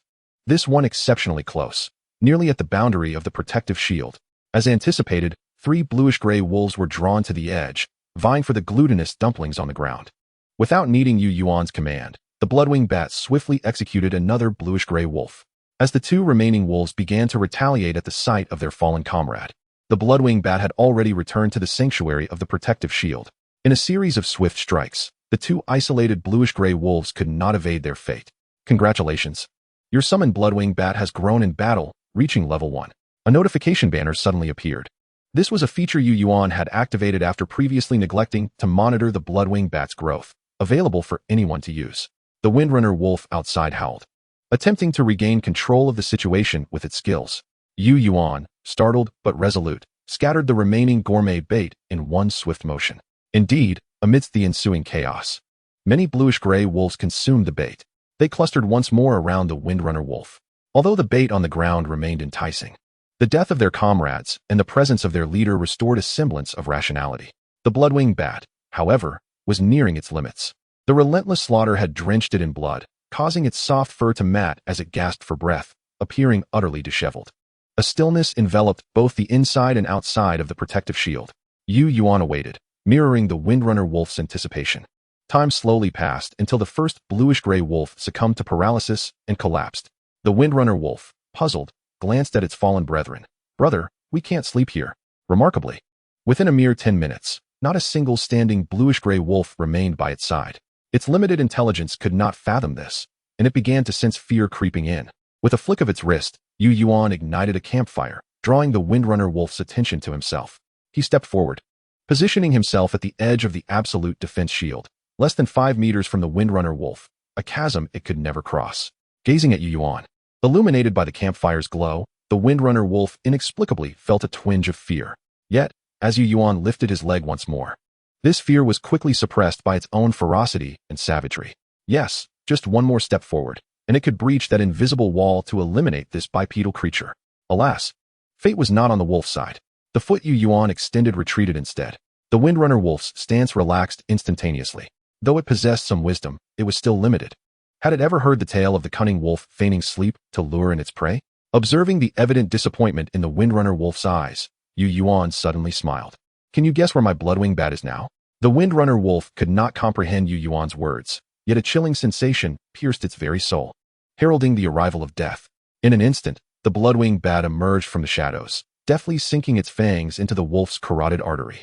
With the green skill, blood-sucking fangs, the potent venom coursed through the Windrunner wolf's body, paralyzing it as its lifeblood gushed forth. Mere seconds later, the once mighty Windrunner wolf crumpled to the ground, its eyes devoid of life. Chapter 14. The private shop opens. Congratulations, your summoned Bloodwing bat has grown in battle, reaching level 1. After vanquishing the remaining paralyzed bluish-gray wolves, the Bloodwing bat ascended to level 8. Subsequently, the Bloodwing bat succumbed to a deep slumber. Yuan cradled the Bloodwing bat in his embrace and proceeded to deal with the 13 wolves, including the swift wind wolf. The 12 ordinary gray-blue wolves yielded a total of 744 one-star magic crystals and 10 complete one-star soft beast hides. Strangely, from the wind wolf, Yuan could only extract 12 one-star magic crystals and a single 2-star wolf hide. Logically, a creature with the aptitude of a level 10 soldier should provide at least 100 one-star magic crystals, yet only this meager amount remained. Could it be due to the blood-sucking? Yuan mused, gently stroking the slumbering Bloodwing bat nestled against him. Enthusiastic reminder. I told you. This little one is a gem from the low-magic sea of life. Would I deceive you? The blood-sucking venomous fangs are not an offensive skill, they are a growth skill, capable of directly digesting the hidden powers within a potent bloodline to facilitate a leap in one's life. You have struck gold, do you understand? Hurry up and thank your insightful brother. A powerful bloodline. Yuan recalled the description of the wind wolf, which indeed mentioned its beneficial bloodline mutation and extraordinary potential. Turning his thoughts, he remembered the Xianlin Xiaohu and the Longzhua Jinqiao, whose bloodlines also seemed remarkable. It was truly an oversight. The Bloodwing bat, at level 8, could not possibly draw blood from those two formidable beings. Yuan shook his head with a wry smile, refocusing on the task of processing the pile of flesh before him. The meat from his hunting trip could not be brought back due to weight issues, and he felt it ashamed to simply discard or allow the fresh meat at his doorstep to rot. After exerting some effort to bring the carcasses of the gray-blue wolves back within the confines of his home, Yuan opened a private shop in the marketplace, displaying the meat piece by piece. Speaking of which, has my physique improved? After moving the hefty wolf carcasses, Yuan stretched his shoulders. Having spent most of the day running through the forest and now hefting such substantial weights, his previously weak body showed no signs of soreness, which filled him with surprise. Yet, he did not dwell on it. This paradise world was indeed extraordinary, but as time passed, even the most profound mysteries would gradually unveil themselves. For now, he remained focused on the task at hand. With the beast meat priced, Yuan set the rates. 21-star magic crystals for 1 gene of meat. Internal organs and bones for a uniform 10 per gene. For special treasures like blueprints or magical artifacts, please contact me privately. This pricing was undoubtedly on the higher side, far less cost-effective than the baguettes in the public marketplace. Yuan was intentional in this. He currently had no shortage of magic crystals and merely wished to see if he could barter these meats for some rare blueprints. Hunting magical creatures might rely on courage, strength, and wisdom, but opening treasure chests primarily depended on luck. Schweb Baichi's treasure chest had been discovered in an open field, devoid of magical creature guardians. Yuan sought to profit from those fortunate enough to strike it lucky. The 12 gray-blue wolves averaged 800 gene each, while the largest wind wolf weighed 900 gene after being drained of blood, totaling 500 gene. This quantity was undoubtedly exceptional for the first day of survival. Indeed, it was not long before various messages flooded into Yuan's shop. Boss Yuan, I worship you. Could you spare a piece of meat? Is that you, Yuan? Are you from that place? I'm your second uncle. I finally found you. I even held you when you were a child. Now look at you, little brat. Making a name for yourself. Bring me 10 gene of meat. Brother Yuan, I'm your fiancé E, right on your left buttock. Hey bro, I have this powder that can get you high. I'll let you have it cheap for a few dozen gene of meat. Yuan glanced over and found scant few normal individuals among the messages. Most were merely seeking a handout. He swiftly blacklisted all the absurd messages. The private shop catered to all of the Blue Star human race, not just a single region. Faced with the incessant stream of notifications, Yuan felt for the first time that running a business was indeed a hassle. However, it was not entirely without benefit. A message caught his attention. Brother, I have a blueprint I'm not using. How about trading it for some meat? Opening the attached screenshot of the blueprint, Yuan's eyes brightened. Blueprint, sharp howling beast trap. Quality, 1 star. Usage count, 50-50. Required materials, 10 one-star magic crystals, 1 one-star iron ore, 1 one-star wind whole stone, 5 ordinary clay. Description, an extremely concealed beast trap in the wild. When triggered, it not only firmly clamps the prey's leg, but also emits a loud howling sound to alert the hunter that the prey has been ensnared. The wolf pack's nighttime assault had indeed served as a wake-up call for Yuan. Humans and their beasts would inevitably require rest. But once the absolute defense barrier dissipated after 3 days, How could he ensure that magical creatures would not stealthily approach his home? This sharp, howling beast trap presented a potential solution. By surrounding his home with traps like a minefield, he could provide a warning, even if he could not achieve effective kills. How about 50 gene? Yuan replied to the individual S message. Well, aren't you a bit stingy? A useful warning device like this should be worth at least 200 gene.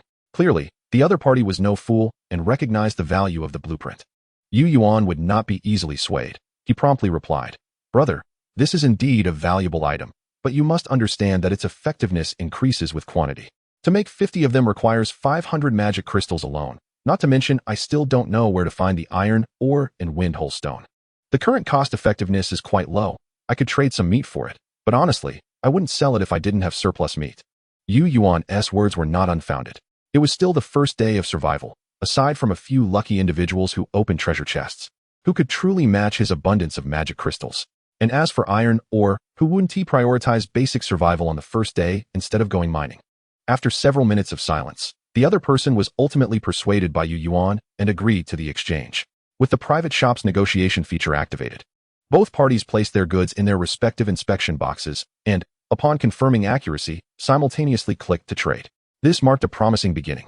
Following this, aside from the gains from magic crystals, Yuan successfully completed several more transactions through message negotiations, acquiring some intriguing items. In less than an hour, all the meat listed in his shop was sold out. Yuan closed the shop and, noticing that dawn had yet to break, went straight to bed, resuming his slumber. Chapter 15. The Great Terror of the Forest Core. Upon waking from a night's sleep, Yuan stretched and, after purchasing a bottle of water to rinse his mouth, began his habitual morning routine of checking messages while munching on bread. What was going on? As he opened regional communication, Yuan was startled to see his name mentioned. Moreover, there were multiple messages referring to him. Yuan 008. You're from our region, right? Why didn't you take care of your fellow regional partners first when you had meat? Aren't you afraid of getting hit with bricks when you go out? Where are you? Yuan 008. Hiding away like that is hardly impressive. We all belong to the same region. We will undoubtedly cross paths again. Just pray you don't run into me, or I shall break your legs. Is the boss around? If so, I hope you can approve my friend request. My sister is delicate and charming, with a melodious voice. Just let me know your location, and I'll deliver the goods right to your doorstep.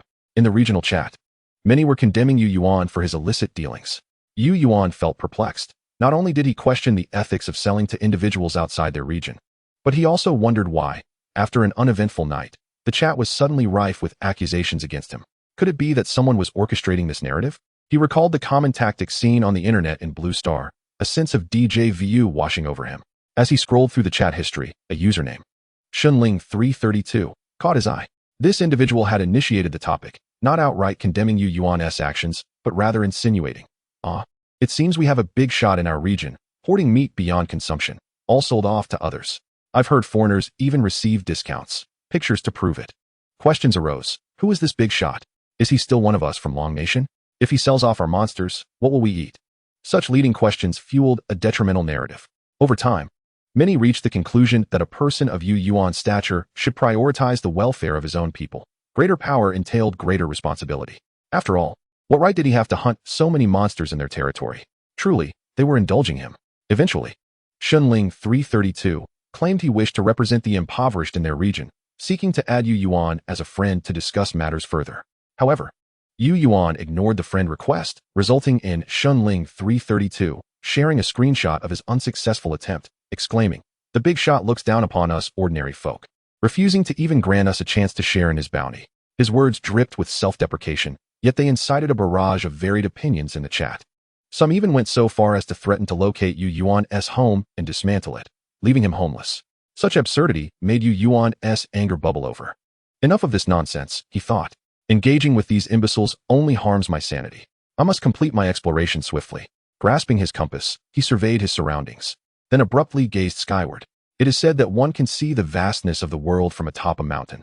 If he could ascend to the treetops, he might discern the broader landscape spanning thousands of meters. "Lily, take me to the very top of the tree," Yuan exclaimed, directing his attention to the blood-winged bat devouring a magic crystal. The bat swallowed the crystal whole and, with practiced ease, grasped the nape of Yuan's collar, lifting him into the air. As they soared higher, Yuan felt his legs dangling weightlessly, watching as the wooden cabin below diminished in size until it resembled a mere fist. The towering branches of the 100-meter trees whisked past him. With each ascent, weaving through the thick foliage, Yuan experienced a profound sense of the ancient and timeless nature of this forest. With a sudden burst, they broke through the layered canopy, and the blazing sun flooded over Yuan. His vision expanded, and as he consulted his compass, he mentally noted the surrounding terrain.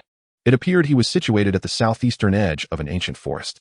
Approximately 2 kilometers west of Yuan's home, the forest abruptly ended, revealing a river that flowed like a blue ribbon across the verdant expanse.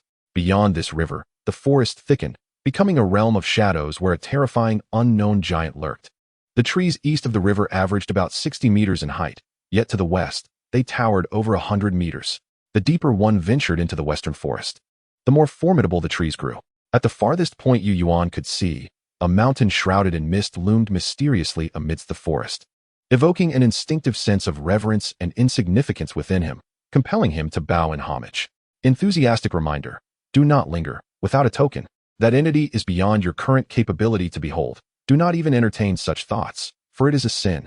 The delineation of magical zones exists to grant the weak the right to exist while providing a ladder for the strong. Your fragile constitution is still too tender. Focus on your class for now. The sudden emergence of this reminder jolted Yuan back to reality.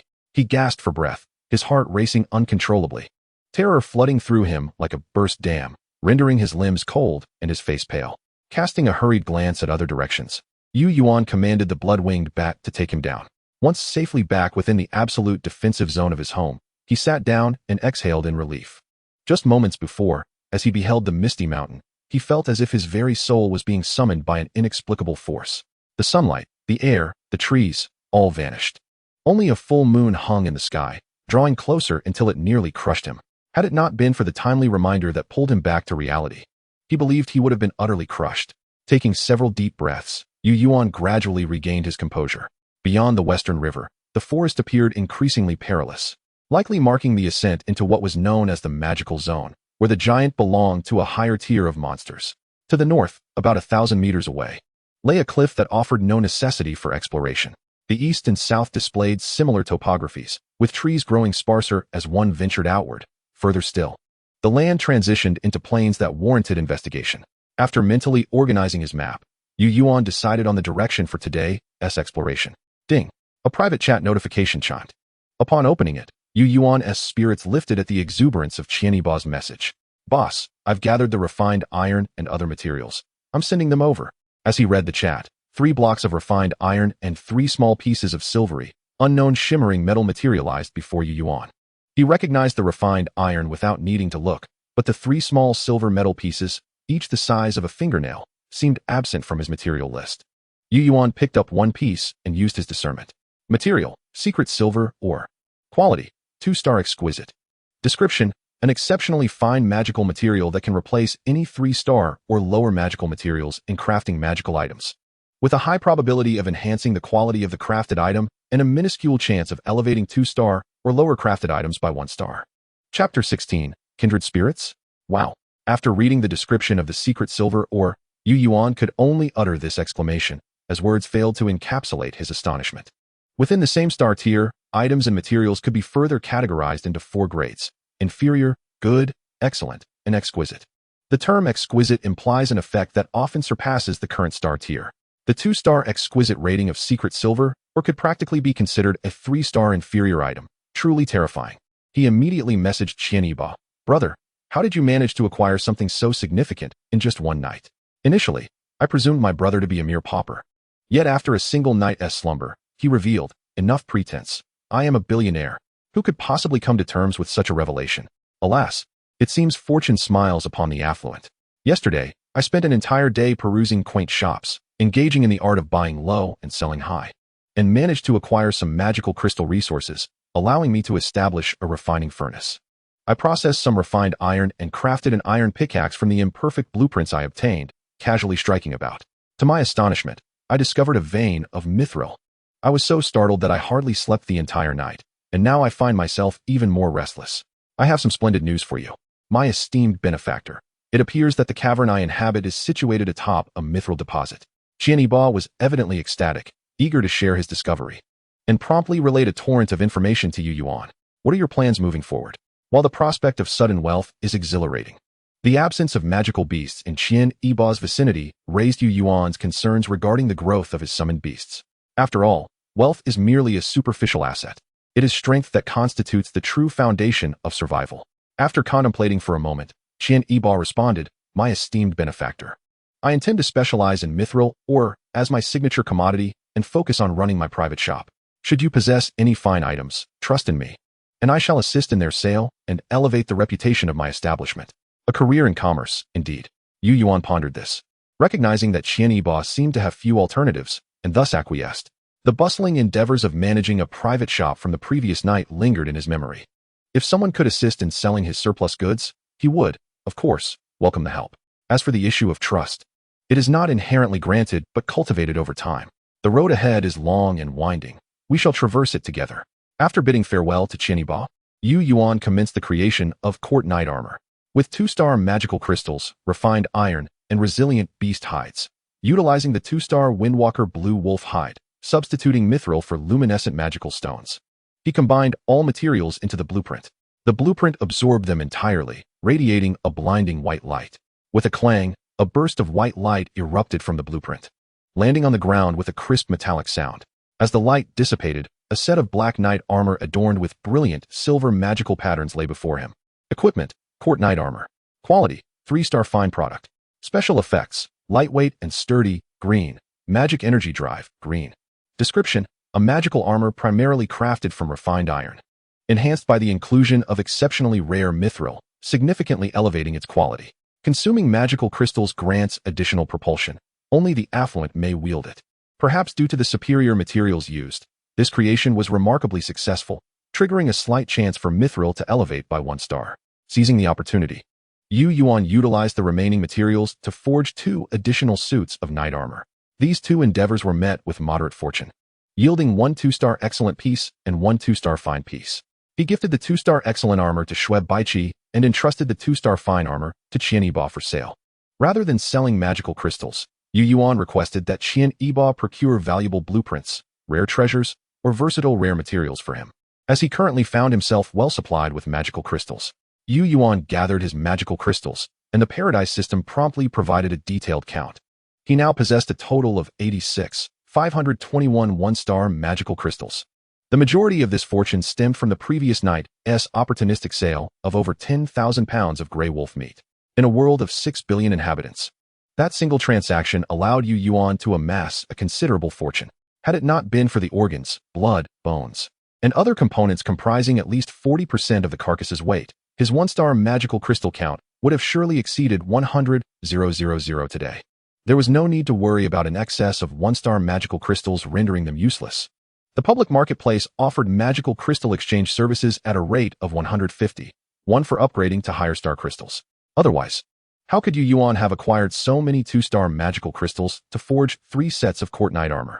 Upon exchanging the crystals, Yu Yuan ultimately received 34 3-star magical crystals, 32 2-star magical crystals, and 21 1-star magical crystals.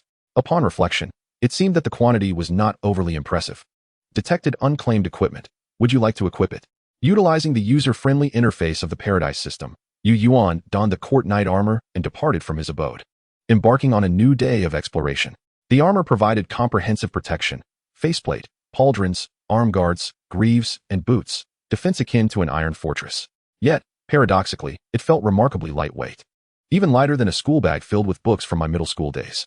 Clad in the knight armor, Yu Yuan strode through the forest with an invigorated gait, no longer needing to navigate around the underbrush, but instead charging straight through, like a human-shaped battle chariot. However, this armor was not without its drawbacks. The bloodwing bat seemed to detest the rigid sensation of my shoulder, persistently hovering above, only resting momentarily when fatigued. Suddenly, a venomous green serpent beast, concealed in the treetops, launched an attack on Yu Yuan as he passed. Clang! The sharp sound of steel striking steel resonated as the serpent's fangs shattered upon colliding with the knight armor. The creature writhed in agony upon hitting the ground. Hearing the commotion, Yu Yuan turned in confusion, only to inadvertently step upon the fallen serpent. The armor, which felt so light on his body, now exhibited formidable crushing power, flattening the serpent beneath his foot. Unbeknownst to him, he mistook it for a mere speed bump. Realizing the anomaly, Yu Yuan lifted his foot, only to find the serpent lifeless beneath him. With a heavy heart, he disassembled the creature, acquiring 34 one-star magical crystals, which he stowed away in a makeshift pouch. Focusing on exploration, with the occasional slaying of magical beasts, he journeyed eastward. After traversing approximately 4,000 meters, the trees began to thin, and the underbrush grew sparse. After another half hour, Yuan finally emerged from the forest. Before him lay a relatively flat plain, with sparse trees and lush grasses. Occasionally, towering stone monoliths jutted from the ground, casting dark shadows under the sun. A few seemingly low-level herbivorous magical beasts foraged in groups, their movements clearly visible across the plain. Is that a person? He had the bloodwing bat carry him to the highest nearby tree, and as Yuan gazed from above, he noticed 3 figures, several hundred meters away, stealthily crouched atop a hill, seemingly spying on something below. Chapter 17, Black Rock Ram. Goodness gracious. Is this what a level 13 magical beast looks like? That ram possesses incredible strength. Yet, what good is strength if it merely stands there to be struck? The disparity in potential is evident. I can only surmise that this Black Rock Ram will surely fall victim to the Shadow Leopard. Hey, keep your voices down. We must not be detected. Let us not forget our objective. The 2 men and 1 woman, intently observing the battle below from their hillside vantage point, remained oblivious to Yuan's presence as he approached from behind. Their summoned beasts were equally foolish. An ochre-hued pig-like creature lay sleeping on the ground, while a robust water buffalo grazed nearby, indifferent to the unfolding drama. The remaining creature most likely belonged to the young woman, a fist-sized venomous bee resting atop her high ponytail. It appeared that her eyesight was rather poor, as she had to glance at Yuan several times before noticing the presence of a stranger behind her. The venomous bee immediately alerted its master. The woman lying on the ground stiffened upon receiving the warning from her beast, and before she could turn around, she sensed a faint yet palpable pressure looming behind her.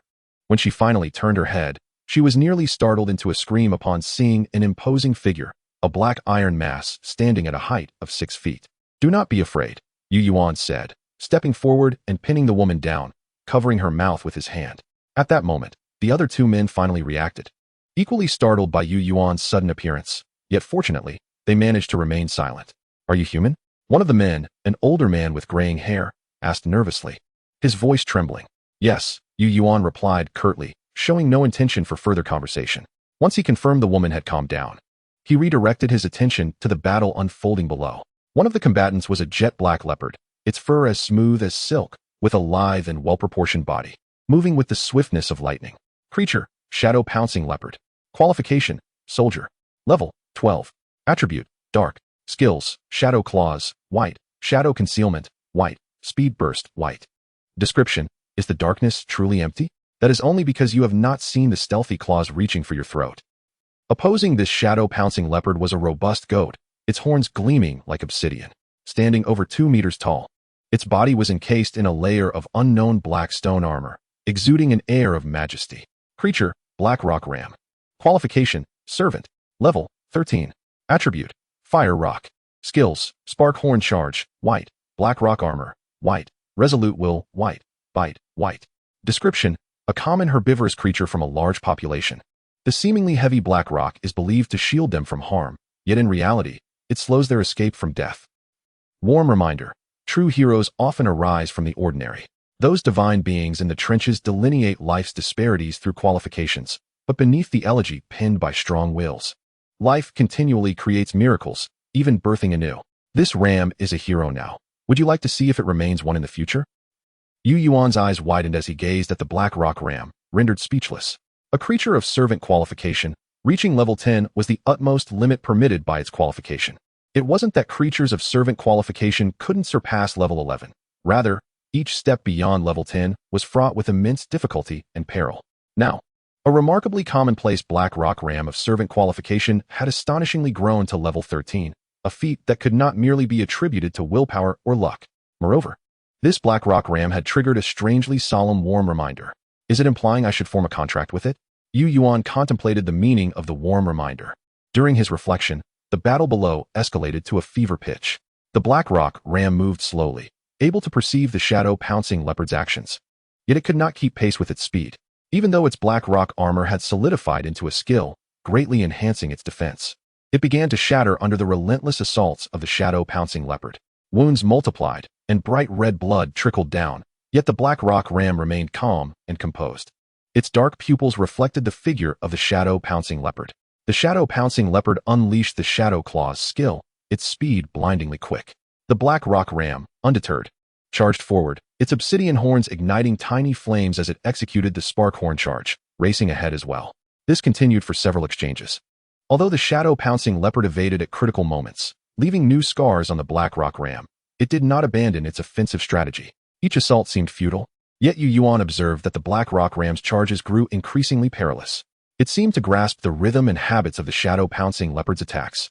In a moment of stillness, the Black Rock Ram suddenly struck first, using the spark horn charge skill. The shadow-pouncing leopard, arriving just after, found itself perfectly positioned in the path of the Black Rock Ram's charge, perhaps due to exhaustion, or perhaps caught off guard. The shadow-pouncing leopard's aerial maneuvers slowed by a third this time. With a resounding thud, the Black Rock Ram collided with the shadow-pouncing leopard. The leopard, in a moment of panic, inflicted a vicious wound upon the ram's neck, yet it appeared impervious to pain, immediately pursuing the shadow-pouncing leopard that had been sent flying. As the shadow-pouncing leopard landed, the Black Rock Ram charged toward it, pinning its massive body atop the leopard, opening its mouth like a carnivore and sinking its teeth into the leopard's neck. The bite skill activated. Tearing away a large chunk of flesh and blood gushed forth like a fountain. In its desperate final moments, the shadow-pouncing leopard flailed its claws wildly, but ultimately, it was a fruitless endeavor. The Black Rock Ram, akin to a merciless machine, did not yield an inch despite the blood flowing from its wounds, maintaining its oppressive stance atop the shadow-pouncing leopard. After a brief moment, the eyes of the shadow-pouncing leopard dulled, its claws drooping lifelessly. The Black Rock Ram, dragging its heavy, wounded body, slowly rose and let out a roar toward the heavens, expressing a tumult of emotions, pain, anger, and joy. It cast a glance at the lifeless body of the shadow-pouncing leopard and then, like a proud swordsman, turned away indifferently. If you continue to bleed like this, you will die, Yuan suddenly called out from behind. The Black Rock Ram turned to face the voice, fixing its gaze upon Yuan, who resembled an iron mass, and slightly lowered its body, adopting a posture of attack. It was unafraid of combat. Yuan tossed an object before it, which landed at its feet, a palm-sized, pale golden, succulent flower. Golden orchid, a 1-star special plant material, is highly effective in treating wounds and restoring stamina. This is for you, he explained. This item was one of the rare finds he had acquired from selling meat the previous night. The Black Rock Ram sniffed the flower and decisively swallowed it whole. Although the surface wounds did not immediately stop bleeding, the surge of warmth coursing through its body assured the Black Rock Ram that this 2-legged iron mass was, indeed, saving it. Come with me. I will find a way to enhance your qualification. If you continue like this, even if your level increases again, you may not be able to control the rising magical energy within you. Yuan extended his hand toward the Black Rock Ram. Currently, his Beast Master level was only at level 1, preventing him from forming a contract with a second beast, leaving him to hope that the Black Rock Ram would accompany him back home for future contracting. The Black Rock Ram regarded Yuan's outstretched hand, hesitated for a moment, then slightly shook its head. It surveyed its surroundings. Just as Yuan wondered what it was searching for, the Black Rock Ram suddenly accelerated and rammed into a massive rock several meters away. With a crack, one of its obsidian-like horns broke off and fell to the ground. Grasping the broken horn in its mouth, the Black Rock Ram approached Yuan and lowered its head slightly. Chapter 18, Murder. Yuan gazed at the broken horn of the Black Rock Ram he held in his hands, a sense of wistfulness washing over him as he looked into the distance. After the Black Rock Ram graciously provided him with healing potions in return for its severed horn, it departed, ultimately declining his invitation. This proud yet unassuming creature had begun to capture Yuan's affections, and he found himself uncertain if he would ever encounter it again. Hoping fervently that it would successfully find its way, with a soft chuckle, he tucked the shattered ram's horn away and turned to the ghastly remains of the shadow prowler nearby. The 2 men and 1 woman, accompanied by their summoned beasts, stood huddled together, their expressions fraught with tension as they whispered to one another. Upon noticing Yuan's approach, they hastily fell silent and formed a line, parting to allow him passage. "Why haven't you left yet?" Yuan inquired, casting a brief glance their way before he proceeded to dismantle the carcass of the shadow prowler, acquiring 26 2-star magic crystals. Regrettably, the hide was damaged beyond salvage due to the feral combat style of the Black Rock Ram, rendering it impossible to extract usable leather. The middle-aged man with graying hair and the woman watched as Yuan took the spoils of the shadow prowler without restraint, their mouths opening as if to protest. However, the well-dressed young man swiftly restrained them. "Boss, do you still want this meat?" he asked, pulling the other 2 behind him while rubbing his hands together with a forced smile. Yu Yuan quietly stowed the magic crystals away, regarding him with silence. The darkness of his visor concealed his expression, yet the young man acutely sensed Yu Yuan's scrutiny, causing his smile to falter into an unnatural grimace. "Share the meat among yourselves. I have no need for it," came Yu Yuan's deep voice from beneath his armor. The trio appeared to exhale in relief upon hearing this. Without further exchange, Yu Yuan retrieved his compass, discerned his bearings, and continued his journey eastward. The three of them, united in their forced smiles, watched him depart, none daring to approach the remains of the shadow prowler until his figure vanished from sight. "Has he left?" the middle-aged man murmured. "Of course. How would I know?" The well-dressed man shot him a glare. The middle-aged man immediately shrank back, clearly intimidated. "Ding Hong," the woman interjected. "The venomous sting bee has already followed him up and is beyond the range of telepathy. It hasn't returned, so there shouldn't be any issues." Only then did the well-dressed man relax, hastily leading the two in a particular direction.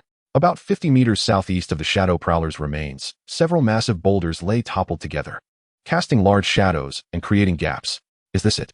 the well-dressed man asked, standing before the nearly 4-story-high pile of boulders. "Yes. I sent the venomous sting bee to scout earlier, and the shadow prowler's den is indeed within a cave in this pile of boulders. The bronze treasure chest is inside," Ding Hong affirmed confidently. "Search," commanded the well-dressed man, and the trio began to scale the boulders in search of the shadow prowler's lair. Minutes later, the white-haired man shouted, "Found it!" Upon hearing his voice, the well-dressed man and Ding Hong rushed to join him. Before them stood a triangular cave formed by two large boulders leaning against one another, standing 2 meters high. The cave had an eerie quality. The light seemed absorbed by an invisible membrane, rendering the interior shrouded in darkness, with no visibility from the cave entrance. After a moment of contemplation, the well-dressed man began to frantically employ the examine skill directed at the cave's exterior. As the skill swept over the cave's apex, his expression transformed into one of unrestrained joy. He stepped forward, the towering figure of 1.8 meters rising onto his toes to explore the triangular summit of the cave. Soon, he grasped a smooth, pitch-black orb the size of a lychee in his hand. With the orb's removal, the darkness enveloping the cave's mouth dissipated, revealing the interior in clarity. "Haha, I've struck gold," the well-dressed man exclaimed, lifting the smooth orb, wiping it with his suit, and admiring it with palpable excitement. Ding Hong and the white-haired man could only gaze at him with envy, devoid of any thoughts of seizing it for themselves. Suddenly, a flash of bloodlight streaked through the air. In an instant, the well-dressed man blinked, and when he regained his senses, the orb he had been holding had vanished. "Who goes there? Show yourself," he bellowed, frantically scanning his surroundings. "I knew it. Why were you all so humble? You let me have the magic crystals and didn't fight over the monster's remains, even respectfully seeing me off. The service at a 5-star hotel doesn't compare to yours." A deep voice echoed from above. The trio looked up to find the previously encountered figure clad in ornate black armor, now standing atop a massive boulder above the cave. Yu Yuan held the immobilized venomous sting bee in one hand, while casually toying with the pitch-black orb snatched from the bloodwing bat in the other. The well-dressed man's expression darkened immediately as he stealthily unfastened his suit jacket. "You've taken the spoils of the shadow prowler. Now you're stealing from me. Aren't you being rather greedy?" he accused, taking a few steps forward until he was roughly 6 meters away from Yu Yuan. Yu Yuan smiled and replied, "A person as clever as you shouldn't pose such foolish questions. Strictly speaking, that orb rightfully belongs to the three of you. Did you consider sharing it with the others? In that case, you shall perish." The well-dressed man raised his left hand, hurling a dark red spherical object at Yu Yuan. In an instant, all attention was drawn to the dark red sphere, including the bloodwing bat. A surge of bloodlight erupted as the dark red sphere was detonated in midair by the bloodwing bat. Contrary to expectations of an explosion or flames, only scattered fragments and a liquid resembling fruit juice dispersed into the air. It's merely an ordinary fruit. With a sharp whistle that sliced through the air, a diminutive arrow was launched at an almost imperceptible speed, aimed directly at Yu Yuan's chest. Realizing he had been deceived, Yu Yuan turned to the well-dressed man, who had already drawn a pocket crossbow from within his suit, pulling the trigger on Yu Yuan. "Ha ha ha, those who provoke me deserve to die." With a sinister scheme coupled with an unassailable attack, the well-dressed man envisioned Yu Yuan's demise. Clang! The arrow, imbued with silvery magical light, struck Yu Yuan but was deflected away by his armor, leaving the onlookers, one man and one woman, gaping in disbelief while the well-dressed man's face paled, despondent. "Impossible. This is a 2-star premium magic crossbow capable of slaying even high-level monsters. What level is your armor? How could you withstand it?" The well-dressed man's faith shattered. Having barely survived a day, he had acquired such a formidable item, capable of slaying monsters with ease, and yet now faced death here. He realized his fate was sealed. And Yu Yuan did not disappoint his expectations. The bloodwing bat, filled with fury, glided past his neck, severing his head, which soared skyward. Chapter 19. 2-star Home Upgrade Blueprint. Brother, this has nothing to do with me. I hardly know him. Please don't kill me. Please, don't kill me. The severed head rolled in front of the white-haired man, splattering blood everywhere, causing him to pale in terror as he collapsed to the ground, frantically waving his hands toward Yu Yuan while scrambling backward in fear. As if confronted by a fearsome demon, Yu Yuan was not a malevolent entity. The act of killing did not elicit excitement within him. Rather, it induced discomfort. Yet, he found himself compelled to take lives. As he himself articulated, in this fantastical new world, nothing is beyond the realm of possibility. Today, he might gaze down upon foes clad in 3-star armor, but tomorrow, he could encounter other fortunes, turning the tables to easily dispatch him.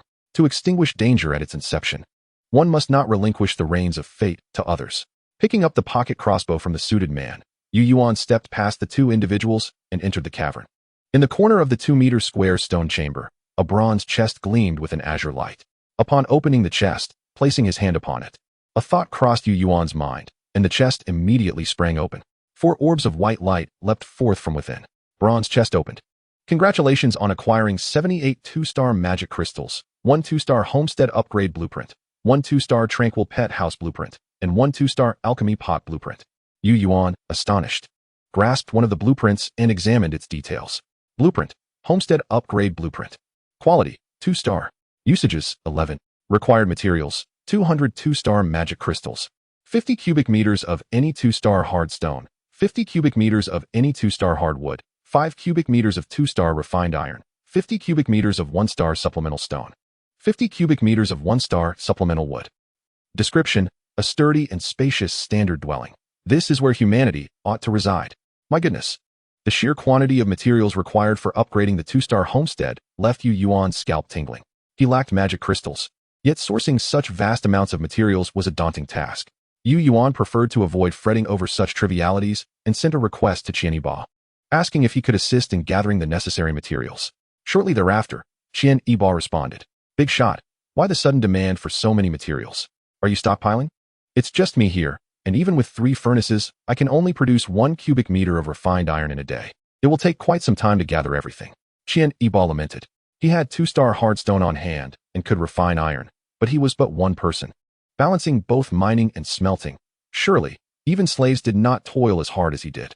Yu Yuan simply captured an image of the 2-star homestead blueprint and replied, "Brother, I implore your assistance. I shall reward you handsomely once it's done." After sending this, he shared the introduction of the Tranquil Pet House blueprint with Qian Yiba. The Tranquil Pet House could swiftly restore the state of tamed beasts during their nighttime rest and aid in their energy digestion, thereby accelerating their growth. Qian Yiba's current weakness lay in the slow leveling of his tamed beasts. This homestead structure held immense significance for him. "Hey, big shot, this item is quite valuable. How about you use it once, and I can handle selling the rest? This way, we can expedite the gathering of resources." Qian Yiba's first reaction upon seeing the blueprint was not to use it himself, but rather to consider its monetary value, which took Yu Yuan by surprise. Yu Yuan paid little mind to this, as long as he did not sell it at a loss. With that, he sent the alchemy pot blueprint, 2-star, directly to Qian Yiba. This item held little practical value for him. Even if constructed, it would require extensive material collection to utilize, which was cumbersome. It would be better to exchange it for other resources swiftly. "Oh, right, big shot, I almost forgot.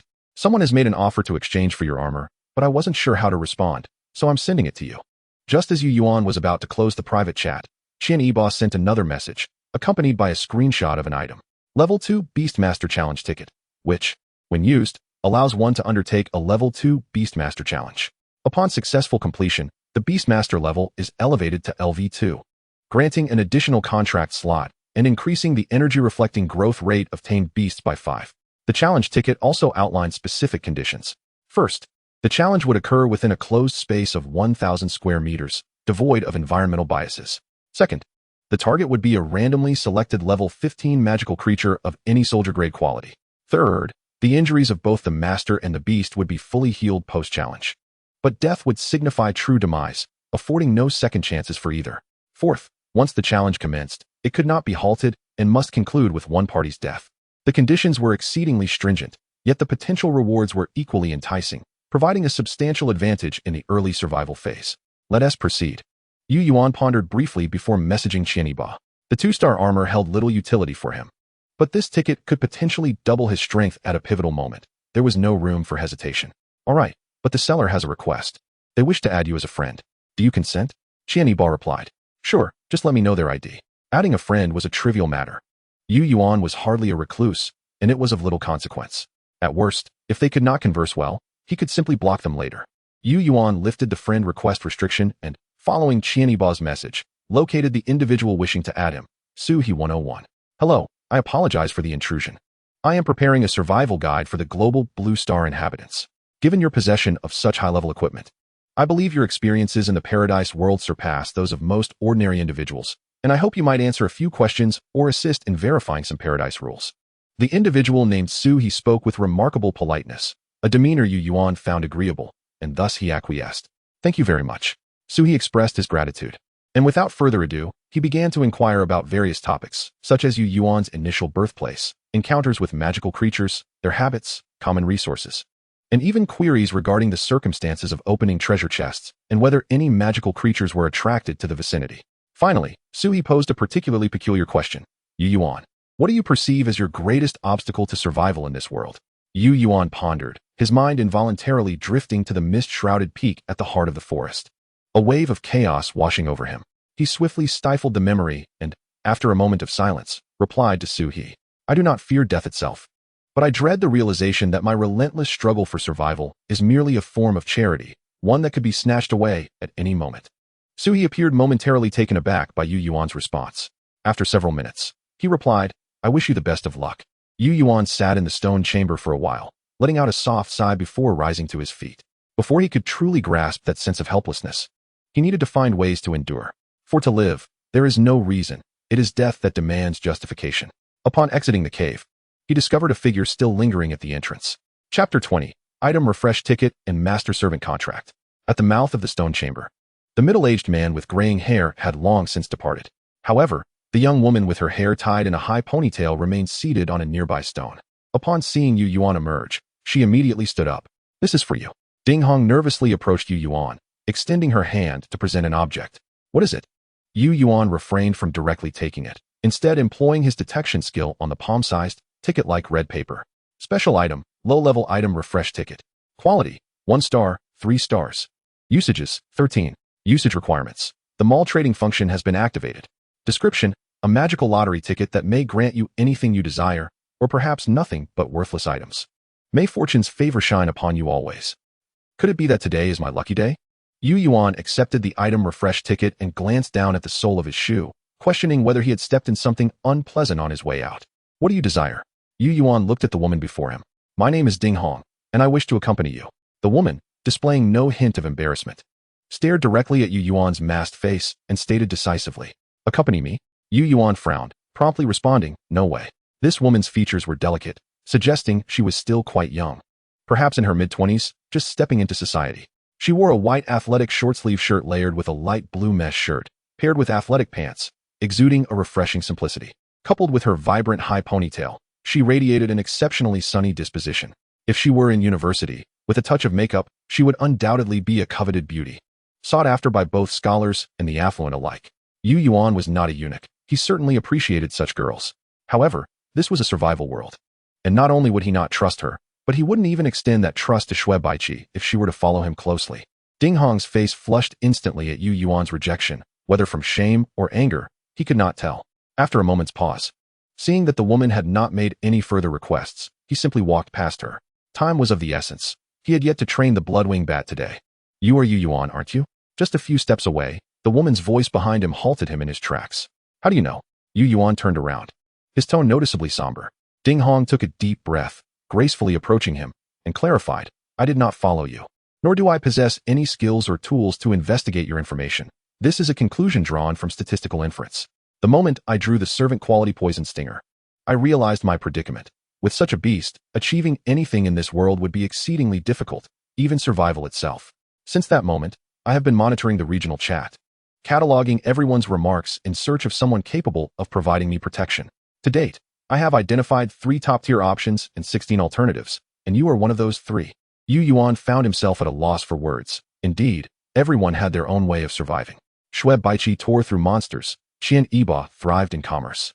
While this girl had her sights set on latching onto a wealthy patron to ascend the social ladder. Survival was no easy feat for anyone. So, although he admired this woman's patience and decisiveness, Yu Yuan remained steadfast in his stance. Do you know to whom this item refresh ticket belongs? Ding Hong did not answer Yu Yuan's question. Instead, she countered with a question of her own. A flash of insight crossed Yu Yuan's mind as he glanced toward the distant, lifeless body of the suited man. Indeed, Ding Hong stepped beside the corpse, her voice low. He was Zhao Chu. Yesterday afternoon, he shared a screenshot of this item refresh ticket in the regional chat, only to delete it shortly thereafter, which immediately piqued my interest. The item refresh ticket has been used twice, each time yielding 5 items, yet only 3 are genuinely useful. Zhao Chu's hand crossbow is one of them. But do you know who possesses the remaining 2 items? You are likely quite familiar with the names of these 2 individuals. Ding Hong looked at Yu Yuan, a playful smile appearing at the corner of her mouth. Yu Yuan did not respond, yet he already had the answer in his mind. This woman was adept at calculations. She certainly would not follow Zhao Chu, a dangerous individual, without some incentive. One of the items must be in her possession, and it likely poses little immediate danger. The other item, as Yu Yuan surmised, was probably in the hands of Shunling 332, the one who had been orchestrating the narrative in the regional chat. That fellow had positioned himself as the spiritual leader of many self-proclaimed ordinary people, using the guise of portraying Yu Yuan as a villain to further his own agenda.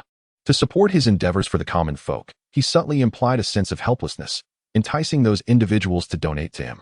It didn't require much. Just 1 or 2 magic crystals from each person would suffice for him to become affluent. Zhao Chu would not engage in charity.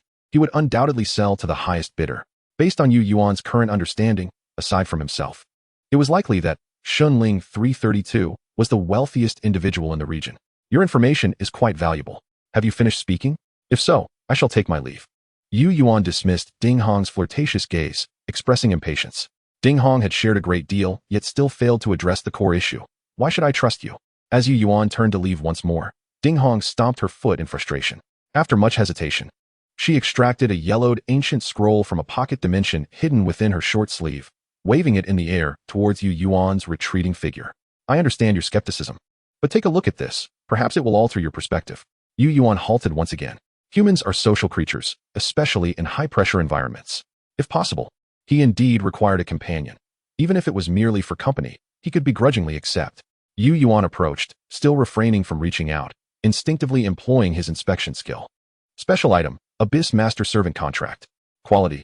Usage count, 11.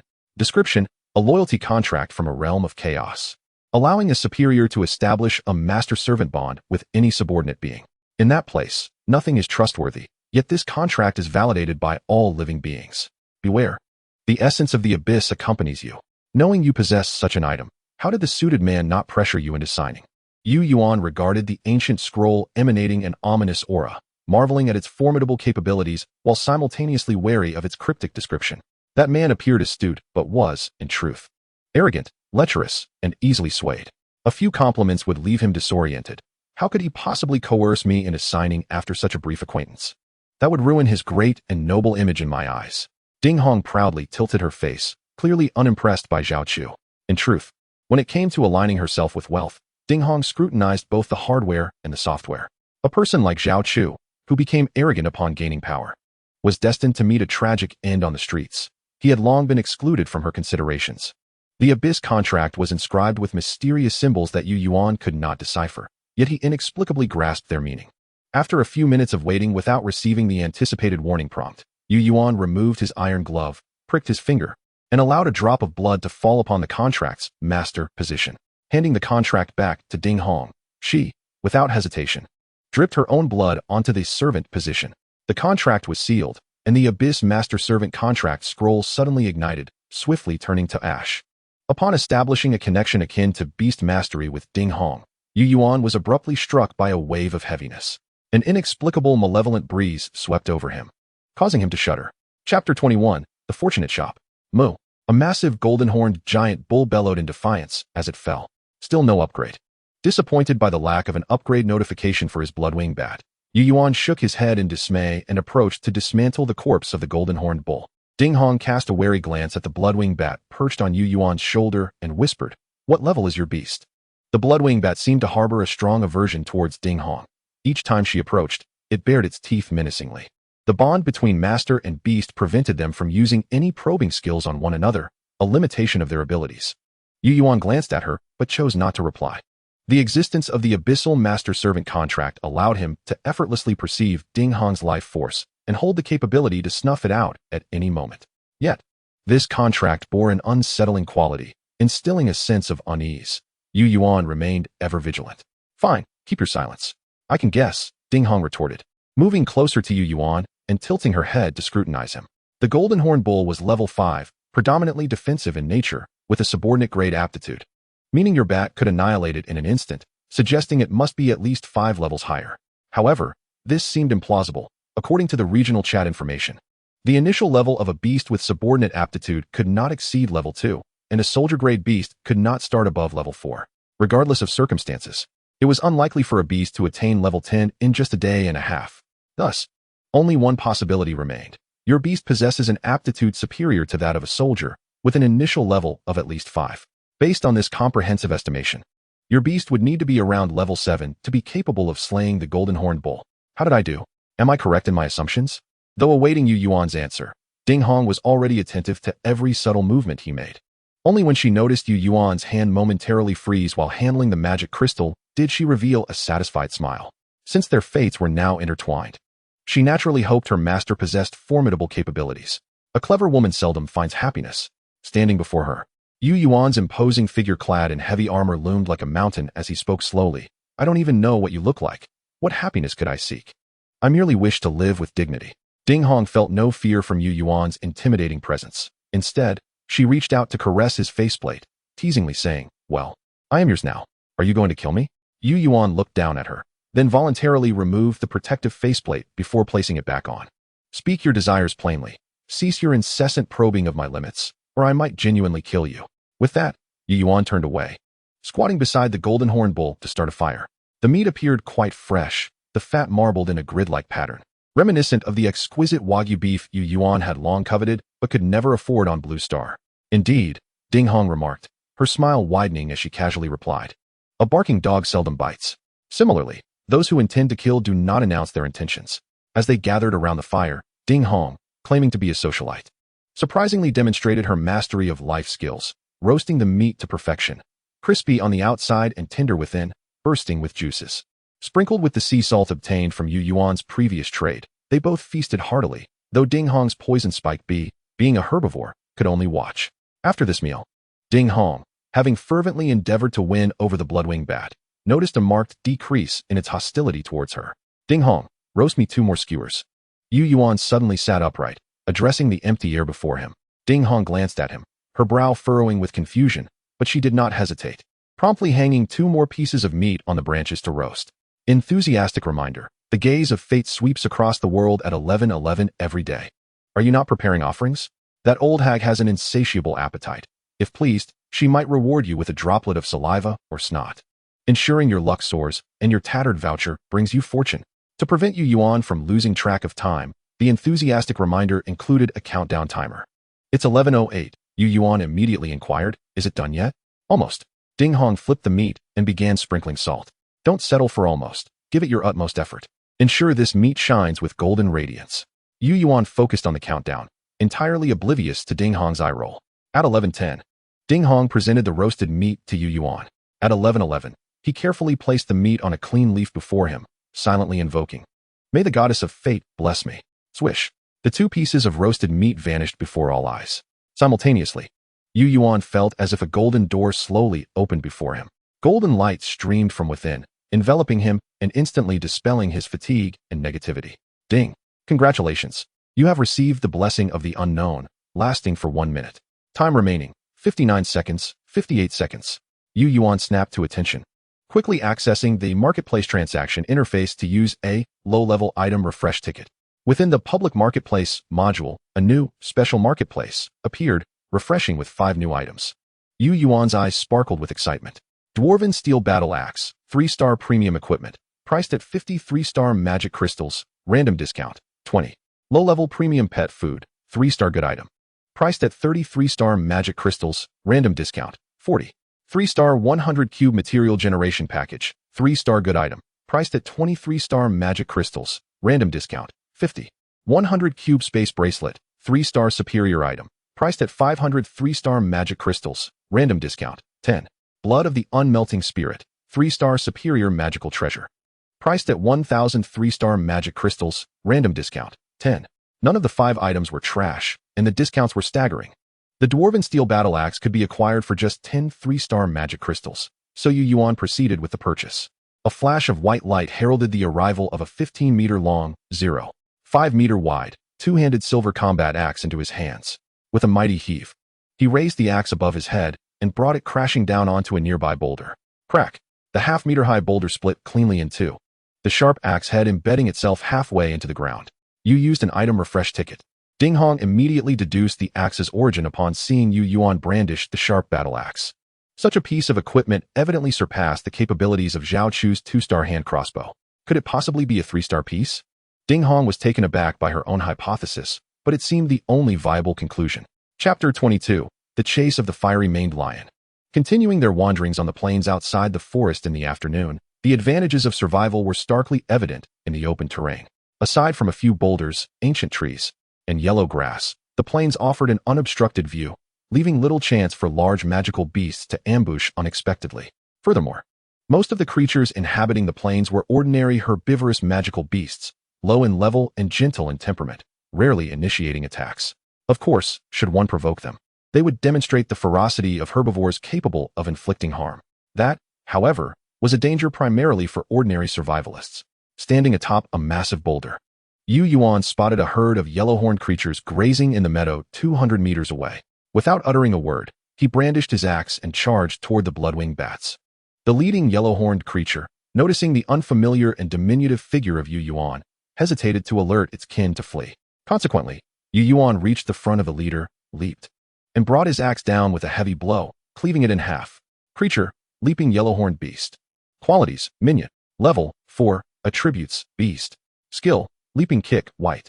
Description, an exceedingly common herbivorous creature, renowned for its exceptional leaping ability, with powerful and taut hind leg muscles, making it a favorite among carnivorous beasts. The herd of yellow-horned beasts numbered nearly 30. Upon witnessing their leader's demise, those closest to Yuan sprang into action, their hind legs propelling them 4 to 5 meters high as they charged directly at him. Yuan hastily inserted a 2-star magic crystal into his court knight armor. The armor's characteristic, Mana Drive, allowed him to activate an additional power mode by consuming the crystal. A single 2-star magic crystal could enhance the capabilities of his 3-star armor by 50, albeit for a mere minute. Without it, Yuan lacked the strength to wield the Dwarven Steel Battle Axe with any finesse. With the augmentation from Mana Drive, 3 leaping yellow-horned beasts collided with Yuan, merely causing him to stagger. With a swift counterstrike of his axe, he felled one, gravely wounding another, while a third met its end. The bloodwing bats commenced their own slaughter, each flash of crimson heralding the severing of a yellow-horned creature's throat. In terms of combat prowess, Yuan might have surpassed the bloodwing bats, yet when it came to efficiency in killing, he could hardly hold a candle to them. After the demise of a dozen yellow-horned beasts, the remaining ones finally sensed their impending doom and began to flee. Ding Hong trailed behind Yuan, seizing the opportunity to let her poison stingers target a straggler, engaging it in a battle of attrition.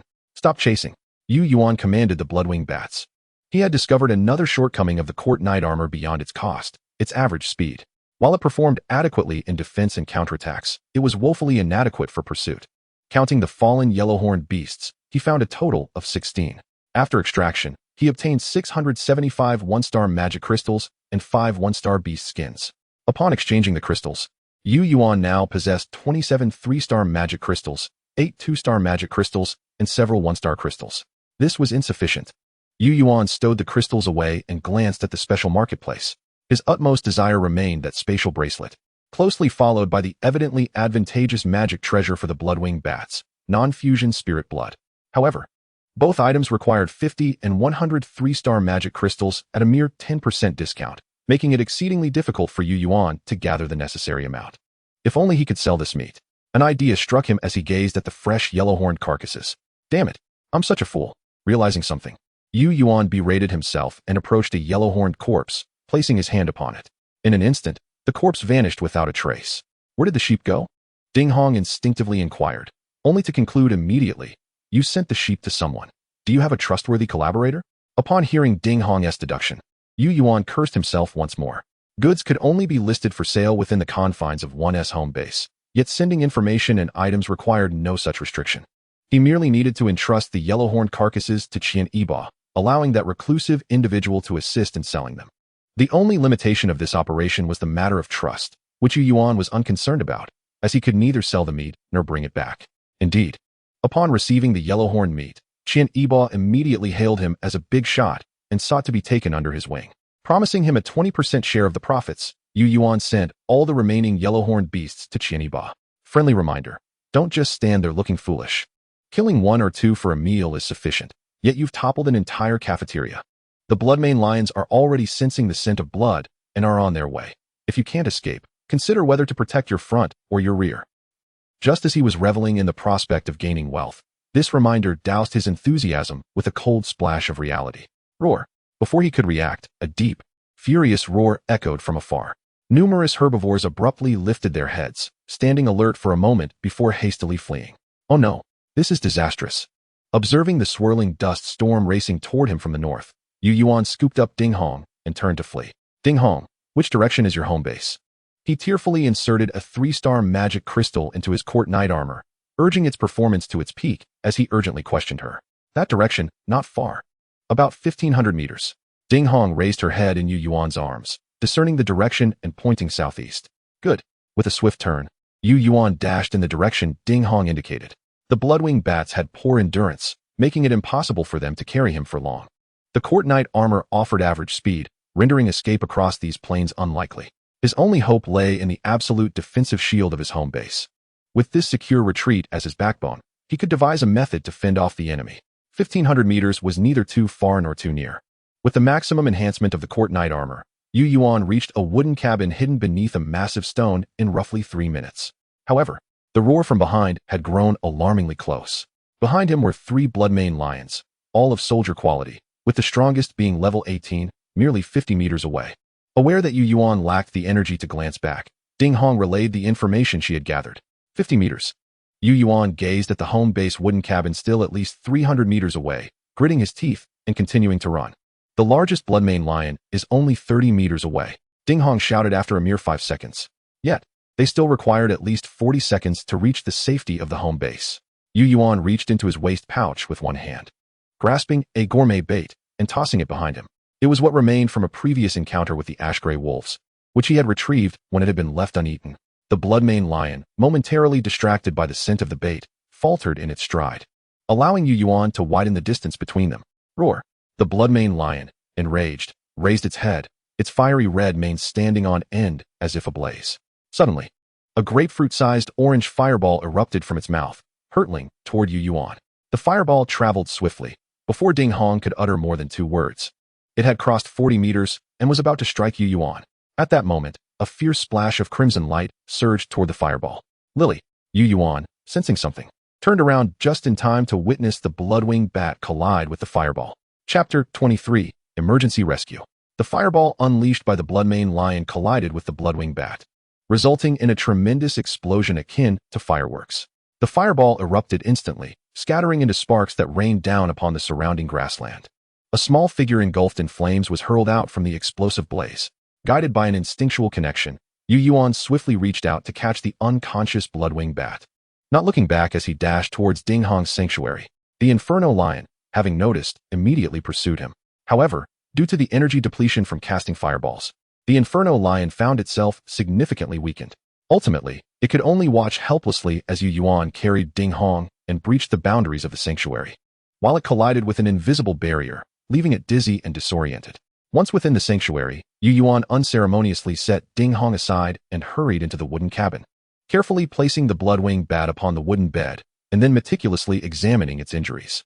The creature's body was charred black, its fur completely scorched, revealing extensive burn marks on the exposed skin beneath, with blood oozing continuously. One of its translucent, crystal-like wings bore a small hole, while the other was blown apart halfway. At that moment, the bloodwing bat was barely clinging to life, its chest rising and falling imperceptibly. In Yu Yuan's mind, its life force flickered like a dying candle, on the verge of extinguishment. Damn it! Yu Yuan cursed in regret, promptly retrieving golden ginseng and squeezing it into a juice. He administered a small amount to the bloodwing bat and carefully applied the remaining juice to its wounds, temporarily stabilizing its condition. He then hastily opened a chat window with Qianiba. Do you have any efficient healing items? My beast is on the brink of death. Also, have the resources for the tranquil pet house been gathered? Send them over immediately. In this urgent moment, Yu Yuan succinctly conveyed the dire situation, awaiting Qianiba's response. Hang on, I'll ask the person who bought the alchemy pot blueprint earlier. I can send the required stones, refined iron, and mithril for the tranquil pet house right now, but we are still missing a type of dark attribute stone, which I have yet to find. Qianiba wasted no time. Having sent the message, he promptly dispatched the materials needed for the tranquil pet house. Ding Hong, come here. Yu Yuan called out towards the door. Ding Hong, who had been standing at the threshold, immediately entered upon hearing his voice. Here are the materials. Construct the building from this blueprint within your territory. Yu Yuan tossed the blueprint for the tranquil pet house to Ding Hong, gesturing towards the pile of materials on the ground. Constructing is feasible, but it seems we lack one material. The quality and effectiveness of the building may suffer significantly. After Ding Hong placed all the materials into the blueprint, she turned to Yu Yuan. Use this. A pitch-black orb was tossed into the air. Upon seeing this familiar treasure, Ding Hong's pupils constricted as she hurriedly caught it. Instinctively, she employed her appraisal skill. Magic Essence Treasure, Somber Pearl. Quality, 2-star superior. Attribute, dark. Description, initially an ordinary stone. It was transformed into a precious natural treasure after enduring decades of darkness, possessing a fatal allure to dark attribute creatures. Magic Essence Treasure. This was the first time Ding Hong had encountered this term, and her astonishment only deepened upon learning its details. From her observations in the regional chat, about 95% of individuals possessed only subservient beasts. If used appropriately, this treasure could undoubtedly enable those with subservient or soldier qualifications to evolve. Such a rare treasure, destined to appreciate in value, was now to be squandered on an ordinary building? Ding Hong opened her mouth, yet ultimately refrained from voicing her reservations. A wise woman understands that when a man has made a decision, her only recourse is to support him. With the somber pearl now added to the blueprint, the final material was gathered. Ding Hong exited the cabin and positioned the tranquil pet house on a flat area beside the wooden cabin. At that moment, Qianiba's reply finally arrived. Big brother, the girl who bought the alchemy pot said that saving lives is paramount, so she has sent over the healing items first. Use these for now. Along with the message, Qianiba sent a plastic bottle containing a green solution. Item, fragrant vine extract. Quality, 2-star good. Description, extracted from the elite quality plant monster, fragrant vine. This juice, though somewhat roughly refined, is effective both externally and internally, providing significant healing benefits. The 500 milliliters plastic bottle was filled to the brim with the healing solution. Yu Yuan first poured the liquid over the bloodwing bat's entire body and administered as much of the remainder as he could. The 2-star healing item was indeed potent. After utilizing just half of the solution, Yu Yuan could distinctly sense the bloodwing bat's condition stabilizing. Its life force rekindled, and this healing solution served as the oil fueling its revival. Lily, wake up. How are you? Yu Yuan gently caressed the bloodwing bat's face with his fingers. The creature's eyelids fluttered, and it weakly opened its eyes. Upon seeing Yu Yuan, it instinctively extended its tongue, licking his fingertips. Quick, eat this and get some rest. Yu Yuan took out a can, pried it open with the edge of his axe, and presented it to the bloodwing bat. This was the low-grade premium pet feed, 3-star good, that Yu Yuan had just purchased from a specialty shop. Selling for 33-star magic crystals, it was discounted to 12. The effect was to replenish a beast's life energy, enhance its growth experience, and significantly accelerate its growth rate over a short period. The bloodwing bat, catching the scent of the pet feed, eagerly opened its mouth, awaiting Yu Yuan to feed it morsels. The green bean-shaped pet feed seemed to be a pure energy condensed product, transforming into a liquid as soon as it entered the bloodwing bat's mouth, flowing down its throat. 5 minutes later, the entire can of pet feed was consumed by the bloodwing bat. Now, have a good sleep. Yu Yuan cradled the bloodwing bat into the half-human, high-tranquil pet house, waiting for it to close its eyes before slowly turning to leave. Ding Hong stood at the edge of the sanctuary's protective barrier. Hearing footsteps behind her, she turned around. Have everything been arranged? Yu Yuan nodded in affirmation, standing beside her as they gazed at the situation outside. It appears they are unwilling to let us go. Ding Hong observed the 3 inferno lions patrolling outside, a bitter smile creeping onto her face. Tomorrow marks the final day of the sanctuary's absolute defense. Given our current visible strength, I see little hope for survival. Yu Yuan silently watched, his expression contemplative, remaining uncommunicative. Chapter 24. The challenge of the Level 2 Beast Master begins. In the dead of night, Yuan lay on the wooden bed, his arms behind his head, quietly staring at the cabin's ceiling. Suddenly, a rustling sound erupted from the darkness. Soon after, he felt a warm, soft body crawl beside him, leaning against him. Stop it. Yuan, preoccupied with thoughts of the impending day, momentarily lacked such earthly desires. I like it. Ding Hong's voice trembled slightly in the darkness. Yuan lowered his arms, grasping Ding Hong's hand in the murky shadows. Are you afraid? We're going to die tomorrow. Ding Hong turned around, enveloping Yuan in a tight embrace, as if he were a plush pillow. Regardless of one's ambitions during life, the fear of death is universal. Before one meets their demise, isn't it common to crave a final burst of madness? Ding Hong's voice resonated in the darkness, imbued with temptation, as warm breath brushed against Yuan's ear, igniting a flutter in his heart. We shall not perish. Yuan gently pushed Ding Hong away. He needed to conserve his strength for the tasks awaiting him the next day. Then we must indulge in madness once more. Intelligent individuals often harbor their own obsessions. Ding Hong, believing there would be no turning point the following day, surrendered to despair, her spirit growing increasingly fervent. In that fleeting moment, an idea struck Yuan. Perhaps he should acquiesce. Enthusiastic reminder, due to your prolonged inactivity and penchant for late-night escapades, your physical condition has deteriorated below the average level. Were it not for the energy from your beast companion, you would have been utterly depleted. Go ahead, indulge tonight, but be prepared for tomorrow's aches and pains. If you can still wield an axe, consider yourself fortunate. You cannot manage it, you frail creature. Damn it, what slander? The enthusiastic reminder jolted Yuan back to reality, and with a swift kick, he sent Ding Hong tumbling off the bed. Humph, are you still a man?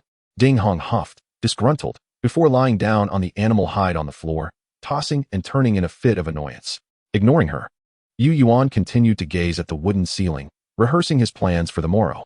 Unbeknownst to him, fatigue soon washed over him, and he fell into a deep slumber. The night passed peacefully. By the time Yuan opened his eyes, dawn had already broken. He sprang from his bed to check on the condition of the bloodwing bat. Ding. Your beast companion has absorbed combat experience and a substantial amount of life energy during its tranquil slumber, now at level 2. Just as he approached the tranquil pet shelter, a notification chimed. The shelter itself was designed to enhance growth during sleep, and with the aid of a 3-star feed effective against monsters of level 20 or higher, it had remarkably elevated the bat's level overnight. Yuan peered into the pet shelter to find the bloodwing bat in a stable state. Although the burns on its surface remained, the wounds had stopped bleeding and were beginning to scab. Most importantly, the bat's breathing was remarkably steady, devoid of any signs of pain, as if it were truly at peace. You wake up so late when death looms imminent. Ding Hong approached with a piece of toasted bread and a bottle of water, handing them to Yuan. He took a bite of the bread, savoring its improved texture, soft and crisp, with a hint of a slightly charred aroma. Why rise so early when we're on the brink of death? Shouldn't we bask in the sunlight a bit longer? He teased, washing down the morsel with a sip of water. Unseemly. Ding Hong scolded. I'm starting to believe you might actually have a way to survive. The fear of impending death had kept Ding Hong tossing and turning all night, leaving her with dark circles under her eyes. In stark contrast, Yuan appeared well-rested and vibrant. He refrained from responding directly. He indeed had one final retreat, upgrading Ding Hong's home with a blueprint to a 2-star residence, which would provide a buffer against soldier-class monsters for a considerable time. However, it wasn't a long-term solution, and hinting at such a possibility might lead to disappointment for her. Therefore, he saw no need to mention it until absolutely necessary. Yuan sat calmly on the ground, waiting. Lunch came and went, followed by dinner, as the sun dipped below the horizon and the moon began to rise. The 3-day period of absolute defense for their home would soon expire after midnight. The anticipation of death was excruciating. Ding Hong, restless, paced within their territory, ultimately settling in Yuan's lap, grasping his hand tightly as if seeking solace. Yuan gazed up at the moon, estimating it to be around 9 o'clock when he suddenly rose. Donning his knight's armor and grasping his iron battle axe, he strode toward the pet shelter. As if sensing Yuan's resolve, the bloodwing bat awoke just as he reached the shelter, flapping its wings erratically as it emerged. Yuan extended his hand, and the bat landed perfectly upon his palm. Lily, shall we dare to fight? He asked the bloodwing bat. It chirped in response, flying to his shoulder and entering a battle-ready state. Hey, where do you think you're going? Don't be foolish. Ding Hong shouted with concern, thinking Yuan was about to risk everything before death arrived. Yuan stepped in front of her, gently patting her head. I'll be out for a moment. We can discuss last night's matter upon my return. Last night's matter? Ding Hong's face flushed crimson as she connected the dots.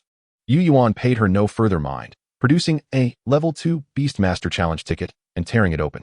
The ticket transformed into a burst of golden light, enveloping both Yu Yuan and the Bloodwing Bat entirely. As the golden glow dissipated, they found themselves in a vast alternate space. The ground was laid with grayish-blue tiles, and a distinct azure barrier surrounded them, marking an insurmountable boundary. Level 2 Beastmaster Challenge has commenced. Challenger, Yu Yuan 008, Bloodwing Bat. Target monster is being randomly selected. Target monster has been selected. The challenge begins. In a flash of white light, a massive lizard-like creature, approximately 3 meters long and 1 meter tall, appeared before Yu Yuan. He immediately began to assess it. Creature, spike-tail, giant lizard. Qualification, soldier. Level, 15. Attributes, steel beast. Skills, spiked whip tail, white. Fungal bite, white. Frenzied claw strike, white. Description, this giant lizard prefers to inhabit wooded valleys.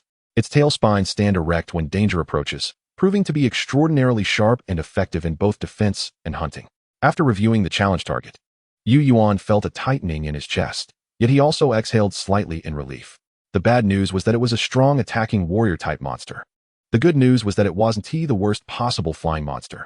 Gripping his iron battle axe, Yu Yuan inhaled deeply. He had not chosen to undertake the Level 2 Beastmaster Challenge merely for an additional beast contract slot, but rather for a particular benefit outlined in the ticket. The injuries of both the master and the beast would be fully restored post-challenge. However, this challenge had a unique twist. The injured Bloodwing Bat would serve as support, while Yu Yuan would take on the role of the main force. Chapter 25, A Life and Death Battle. As the challenge commenced, the spike-tailed giant lizard charged forward. Its 4 short legs propelled it swiftly across the ground, as swift as the wind. The arena barely spanned 1,000 square meters, roughly a circular diameter of 35 meters, leaving little room to maneuver. Just as Yu Yuan raised his axe, the giant lizard was upon him, its iron-scaled tail whipping out with ferocity. Clang! The iron tail struck Yu Yuan's knightly armor with a resounding thud, sending him flying back, forcefully crashing against the azure barrier behind him. The violent impact reverberated through his armor, causing a tightness in his chest, nearly robbing him of breath. Channel the magic energy. Hastily, he inserted a 3-star magic crystal, pushing the capabilities of his knight's armor to their utmost limits, and rolled aside. The tail-stabbing magic lizard grazed his body and collided against the azure barrier, momentarily dazed. Yu Yuan swiftly picked up his axe, his still somewhat foggy mind sharpening as he focused intently on the movements of the tail-stabbing magic lizard. Everything unfolded just as he had anticipated. The 3-star armor theoretically could withstand the frontal assaults of elite-level magical beasts, level 21 to 30, and boasted retaliatory capabilities. Yet, in practice, it demanded exceptionally high standards from its wearer. If Yu Yuan possessed the strength of a soldier-level magical beast, level 11 to 20, donning this armor would significantly enhance his chances in confronting elite-level creatures. However, Yu Yuan did not possess such prowess. While he could compensate for strength and speed through the armor's unique feature, magic energy drive, his combat instincts and reflexes lagged far behind those of the magical beasts. The 3-star Dwarven Steel Battle Axe followed the same principle. Although it held the potential to inflict harm on elite-level magical beasts, Yu Yuan lacked the requisite skill. The angles of the axe's swings, the mechanics of its rebounds, and the fluidity of its attacks all demanded years of rigorous practice to fully harness the power of a 3-star weapon. One could not presume that everyone was as capable as the legendary Bald Chong. In summary, equipped as he was, Yu Yuan could only bully servant-level magical beasts. Once he encountered a soldier-level beast capable of inflicting significant damage, he would most likely find himself outmatched. If it were Shui Baiqi, she would have undoubtedly beaten this creature to a pulp by now.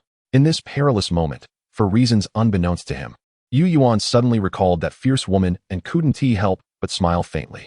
Meanwhile, on the snowy plains, having explored the vicinity for 2 days and nights without returning home, Shui Baiqi was fiercely gripping the neck of a large white bear when she suddenly sneezed. Who is thinking of me? The tail-stabbing magic lizard did not afford Yu Yuan much time for contemplation. Upon entering this space, its singular obsession became the annihilation of all living beings before it.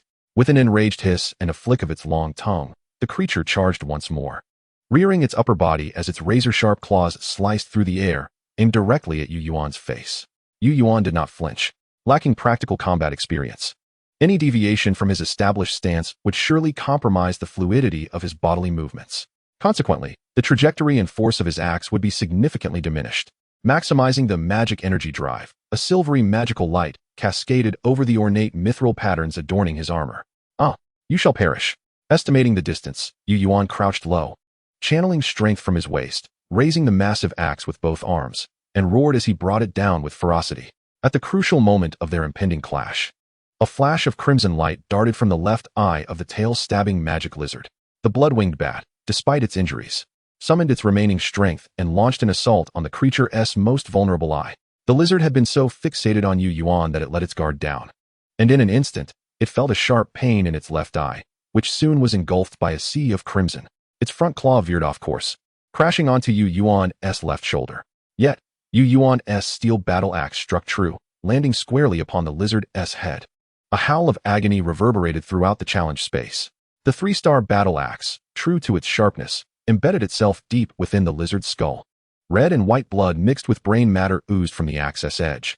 The tail-stabbing magic lizard writhed on the ground like a yellow-skinned snake whose tail had been stepped on. Yuan was sent flying several meters by the brute force of the creature's claw. The knight's armor, with its 3-star defense, withstood the assault without being torn asunder, yet the overwhelming power still transmitted some of its force to Yuan's left shoulder. Instantly, his shoulder caved in. The excruciating pain of shattered bones made Yuan grit his teeth and gasp. His consciousness began to waver under the intense agony, the body's protective mechanisms threatening to plunge him into unconsciousness. However, Yuan understood that he could not afford to faint. Magical beasts inherently possessed extraordinary vitality, and that axe buried in the creature's skull was not sufficient to bring the tail-stabbing magic lizard to its end. Clenching his jaw, Yuan leveraged his right arm for support and rose once more. The blood-winged bat, dragging its damaged wings, frantically harassed the tail-stabbing magic lizard, dealing considerable damage amidst its turmoil. Yet, still severely injured, it faltered in the air during a moment of imbalance and failed to evade the lizard's claws, being forcefully sent crashing against the barrier before collapsing to the ground, unable to rise for a time. Just as Yuan managed to stand unsteadily, the lizard's bloodthirsty eyes locked onto him. With a roar, heedless of its own state, it charged directly at Yuan once more. Yuan weakly swung his left arm, inadvertently offering himself to the lizard's gaping maw. Crunch, crunch. Yuan found himself pinned beneath the tail-stabbing magic lizard, its sharp teeth savagely gnawing at his left arm. Even with 3-star armor, it struggled to withstand such relentless wear, beginning to show signs of fracture. Perhaps due to an adrenaline surge, Yuan momentarily lost sensation in his left arm, even as he heard the continuous cracking of his bones. He glared at the lizard's head, which was so close, with the steel battle axe still embedded within. Grasping the axe with his remaining functional right hand, he activated the magic energy drive of his armor, roaring as he exerted all his strength to pull it free. The steel axe was swiftly dislodged. Like a shaken bottle of beer losing its cap, blood and brain matter erupted forth like a fountain from the grievous wound on the thrashing tail-stabbing magic lizard's head. The intense pain only fueled the creature's madness.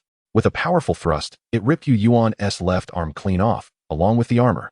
Having never endured such an injury, Yuan was overwhelmed by pain, his consciousness spiraling into chaos, and darkness enveloped his vision. Squeak. At the final moment of sensory deprivation, he seemed to hear the sorrowful cries of the blood-winged bat and the piercing flash of crimson light slicing through the air. Ding. Your beast, the blood-winged bat, has digested a substantial amount of life energy during its tranquil slumber, and for reasons unknown, has awakened an intense desire to battle.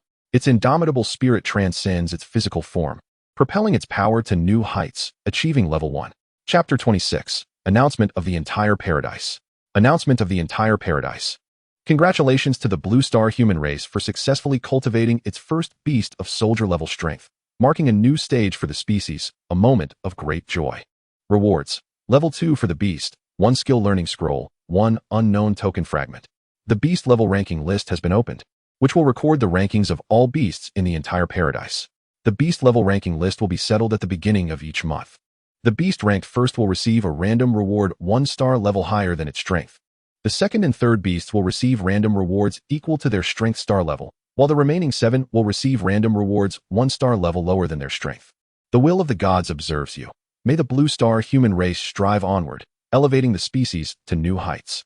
A world announcement appeared suddenly in the World Exchange channel, which had never before seen a word spoken, capturing the attention of all Blue Star inhabitants.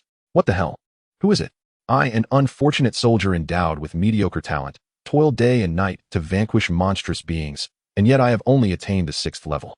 Meanwhile, some individuals boast their beasts at level 11, as if they are wielding some sort of cheat. Enough said, my dear Zhuangzhuang pig relies solely on daily nourishment, taking 3 days merely to ascend a single level. Which esteemed figure is it? Are they from our realm? If so, make your presence known, for I would traverse mountains and seas to follow you. The chat rooms across various regions are ablaze with discussions, all in pursuit of that elusive and enigmatic master.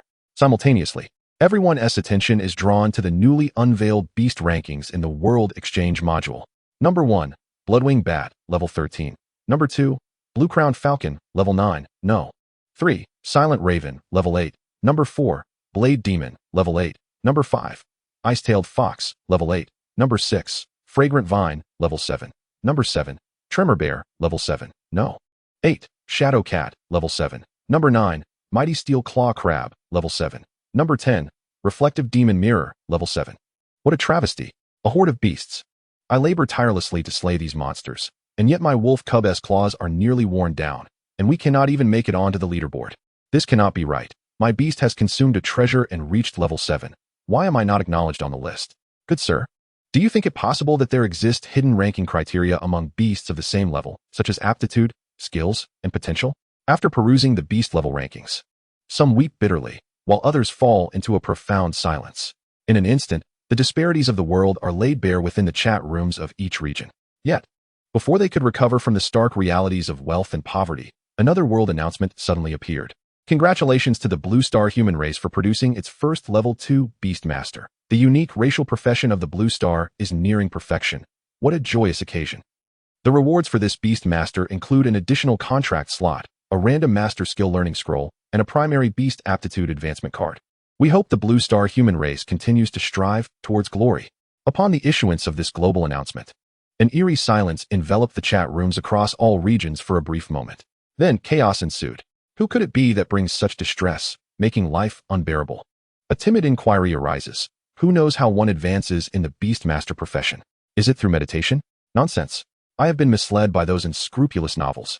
Sitting for an entire day and night, my backside sore, yet to no avail. You are indeed impressive. I must commend you. The consecutive announcements ignited a wave of jubilation among humanity worldwide. Meanwhile, the architect of this upheaval, at this very moment, is basking in the fortune of having narrowly escaped death. In Ding Hong's abode, a flash of golden light appeared. Yu Yuan and the Bloodwing Bat upon his shoulder materialized from this radiant glow. At that perilous moment, the Bloodwing Bat unexpectedly leveled up, transcending from the rank of minion to soldier, level 11 to level 20, crossing a significant threshold. The energy unleashed by this upgrade allowed the Bloodwing Bat to deliver a devastating blow, surpassing its previous peak, as the blood sickle, formed from bloodlight, cleaved through the skull of the tail-stinger giant lizard with brutal force. With the challenge target eliminated, Yu Yuan's level 2 Beastmaster challenge was completed. As he removed his knightly armor, Yu Yuan gradually lifted his left arm, the memory of that excruciating pain from the earlier tier still vivid in his mind. Even now, though he could see his left arm intact, the phantom pain lingered. Before he could further contemplate the changes within his body, a soft figure rushed toward him and embraced him. "You finally returned," Ding Hong exclaimed. The self-proclaimed rational Ding Hong now wept like a child, and in mere moments, Yu Yuan's chest was soaked with her tears. "How can a person as clever as you still be afraid?" Yu Yuan gently patted her trembling form, attempting to soothe her. Sniffle. Ding Hong wiped her nose and raised her reddened eyes to Yu Yuan, stating, "The more intelligent a person, the more they fear death, especially when abandoned by their companions to await their fate." Fortunately, Ding Hong's emotional breakdown was momentary. Within minutes, she regained her composure. This underscores the importance of companionship. Even when faced with impending death, the presence of a beloved friend can quell fear's grasp. Sniffle. "Was it you who caused the world announcement just now?" Ding Hong's intellect surged once more, her tearful, contemplative demeanor somewhat comical, yet her sorrowful appearance was undeniably endearing. Indeed, Yu Yuan presented the Bloodwing Bat before him, meticulously inspecting it. The burns had vanished entirely, its fur had regrown, and both wings were restored to their former glory, just as the challenge ticket had proclaimed. Both Yu Yuan and the Bloodwing Bat had returned to their optimal state. The Bloodwing Bat soared from Yu Yuan's palm, nuzzling against his face, celebrating their miraculous survival. "Hey, don't just stand there. The absolute defense time is nearly over. Retrieve those rewards to enhance our combat prowess," Ding Hong urged eagerly from the side. Only then did Yu Yuan pull the Bloodwing Bat away and gaze at the sky. The moon was nearing its zenith, Indeed, time was of the essence.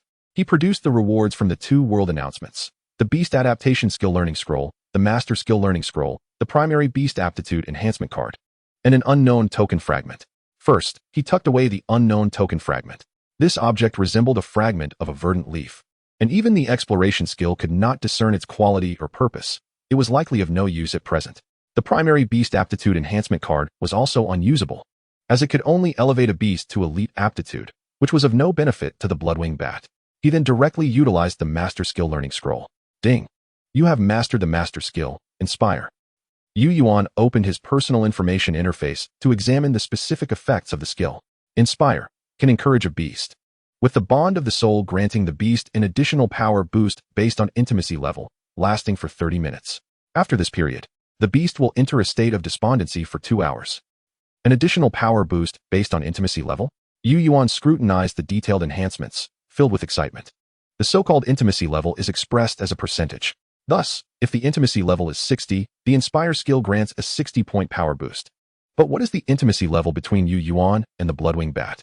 Observing the full value of 100, a sinister smile crept across Yuan's face, reminiscent of a villain. Chapter 27. The 3-day absolute defense time concludes. Now only one reward remains: the Beast Adaptation Skill Learning Scroll. Upon reviewing its description, this scroll can assist a beast in mastering a highly adaptable skill based on its level, attributes, and strong will. It is evident that using it on the Bloodwing Bat would enable it to acquire a new green skill.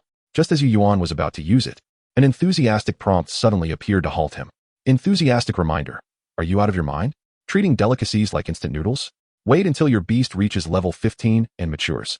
Then, use your Bloodheart Peach and the non-fusion spirit blood from the shop to allow the Bloodwing Bat to absorb the ancient potent blood once more. At that time, using this skill scroll will greatly increase the likelihood of mastering a brand new blue skill and even allow your Bloodwing Bat to evolve. Truly, those who suffer from floods do not know how to cherish, while those who suffer from droughts can only look up to the heavens and sigh.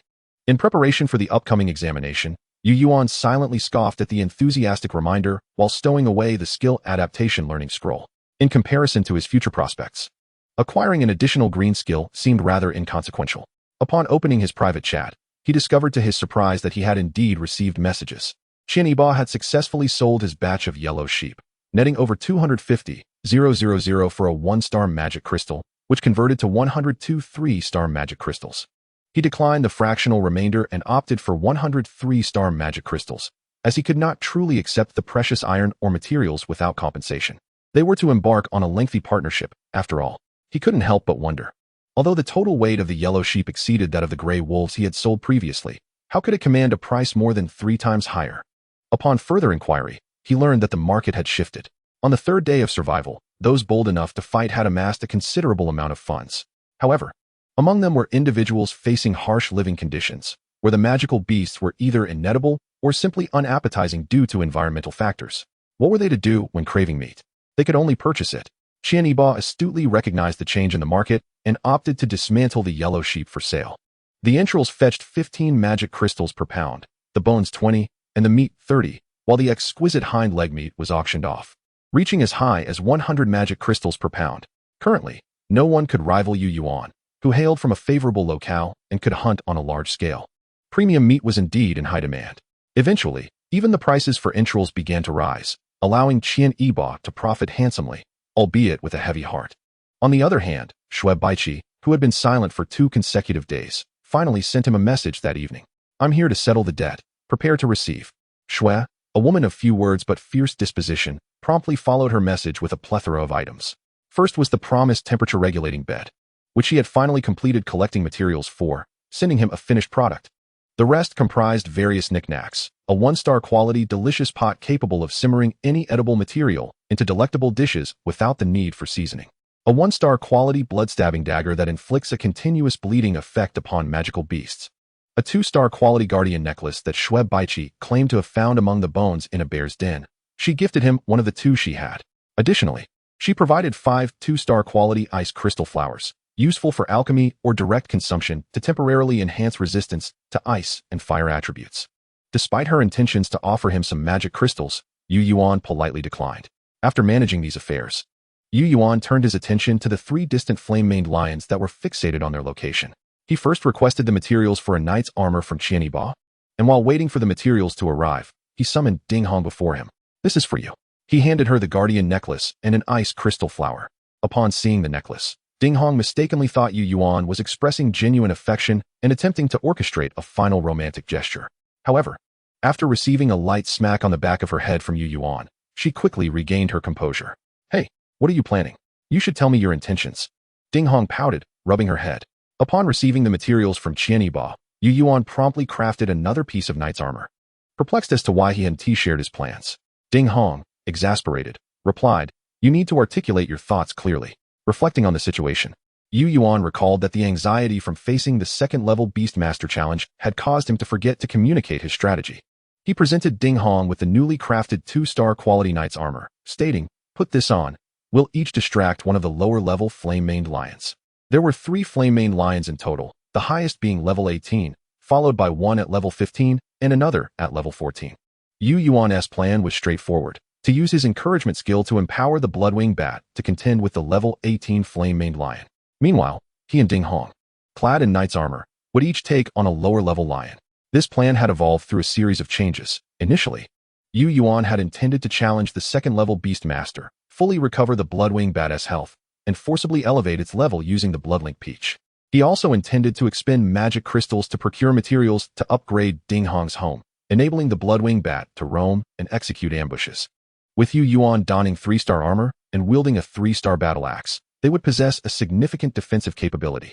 As long as the battle turned into a protracted affair, the advantage would lie with them. After all, the Bloodwing Bat was still in its juvenile stage, rapidly growing every day, in 4 or 5 days. The situation might very well reverse. However, plans often fall prey to unforeseen circumstances. No one had anticipated the sudden level breakthrough of the Bloodwing Bat, which granted additional upgrade rewards.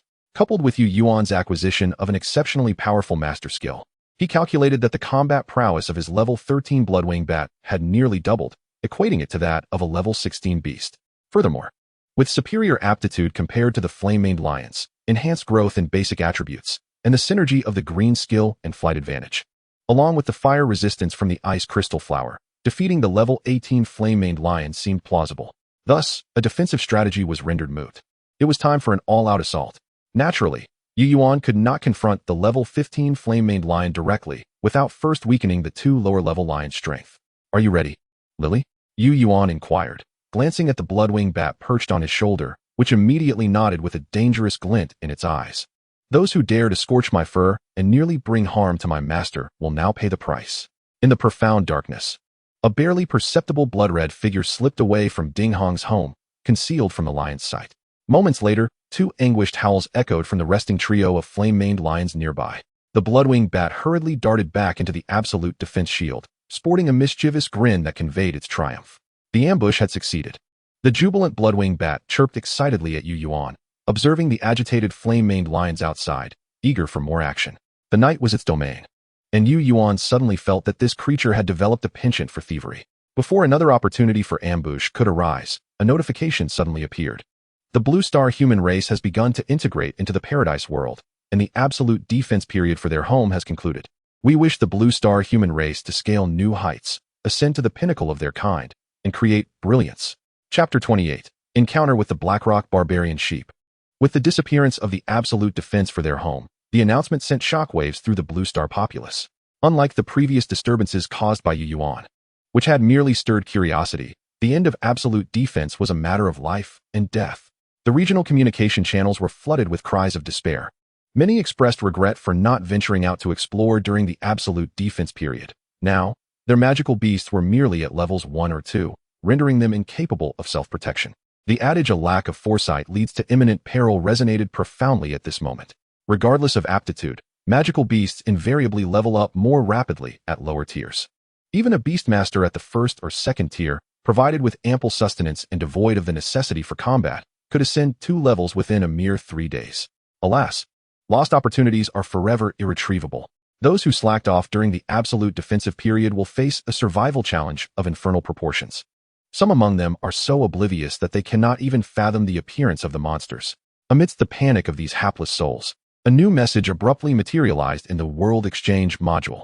the author of the Survival Guide for the Ordinary Populace and the Study of the Hidden Rules of the Paradise World, Su-He 101. A middle-aged, ordinary man from Blue Star, curled up beneath a wooden bed and gasping for breath from fear, opened the details of this message. As he read, the panic in his eyes gradually transformed into a glimmer of hope. Many others also witnessed this unexpected communique in the World Exchange. It not only delineated initial survival strategies tailored to various environments, but also provided crucial tutorials for survival novices regarding the habits and evasion methods of different types of monsters. Furthermore, it delved into discussions on topics such as the speculation of treasure chest respawn locations, the theory of beast leveling, and the characteristics of high-level monster habitats, all of which proved invaluable to seasoned beastmasters. It is hard to fathom that within just 3 days, someone could compile such a comprehensive guide to initial survival experiences and selflessly share it. Such an act, of course, elicited mixed reactions. Some rejoiced while others seethed with resentment. After all, some of the concealed information had been earned at the cost of lives. Those who had hoped to maintain a significant lead over ordinary individuals with this obscure knowledge now found their advantage compromised, as the difficulty of resource acquisition increased dramatically with the influx of participants. Yuan remained oblivious to these developments. All he knew was that another message had been posted in the world chat, but he had no time to peruse it. The moment the absolute defense barrier dissipated, the 3 flame-maned lions, previously attacking the barrier due to a surprise ambush, immediately sensed the change. They leapt forward, easily surpassing the once insurmountable boundary. In their haste, all 3 flame-maned lions stumbled clumsily. After a heavy thud against the ground, they turned back in confusion. "Are you ready?" Yuan glanced at Ding Hong, who was already donned in her court knight armor, gripping a blood dagger with a tense swallow. She took a deep breath and nodded vigorously at Yuan, signaling readiness. "All right, now consume the ice blossom." Upon Yuan's command, he placed the delicate, translucent flower resembling a crystal of ice into his mouth. The ice blossom melted instantly, releasing a cool liquid imbued with a faint floral fragrance that coursed down his throat and into his stomach. In an instant, his entire body felt as though it had been plunged into a snow-covered realm, chilled to the core. The bloodwing bat also consumed the ice blossom that Yuan had offered, causing its small body to tremble involuntarily. "Lily, aim for the largest flame-maned lion and eliminate it. Our fates rest entirely in your hands." As Yuan pointed at the level 18 flame-maned lion, he activated the Beastmaster skill, Inspire. A surge of crimson magic power erupted from the bloodwing bat. In Yuan's assessment, the bloodwing bat's level temporarily rose to 16, precisely as anticipated. With the boost from Inspire, the bloodwing bat's combat prowess escalated significantly. It spun around, seamlessly blending into the darkness, and re-emerged beside the neck of the level 18 flame-maned lion. Without a moment's hesitation, the bloodwing bat unleashed vampiric fangs, sinking its teeth into the lion's carotid artery. In terms of abilities, vampiric fangs was far superior to bloodlight flash, inherently possessing paralyzing control and armor-piercing capabilities that ignored a certain degree of defense. However, the bloodwing bat was exceptionally discerning regarding blood. It had no inclination to engage with anything but the highest quality blood, which rendered its usage of vampiric fangs relatively rare. Yet, this was not a moment for caprice.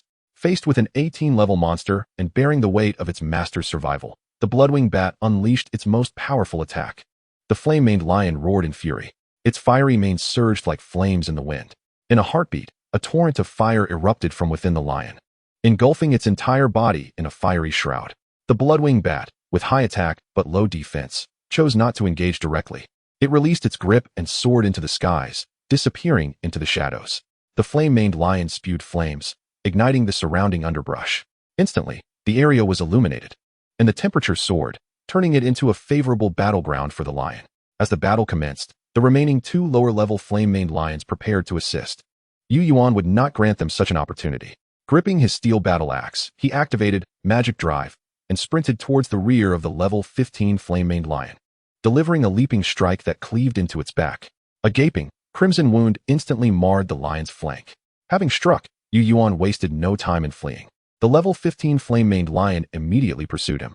Meanwhile, Ding Hong adopted a similar tactic, though she did not attack as recklessly as Yuan. Instead, she picked up a stone and, utilizing the strength of her knightly armor, accurately struck the head of the level 14 flame-maned lion.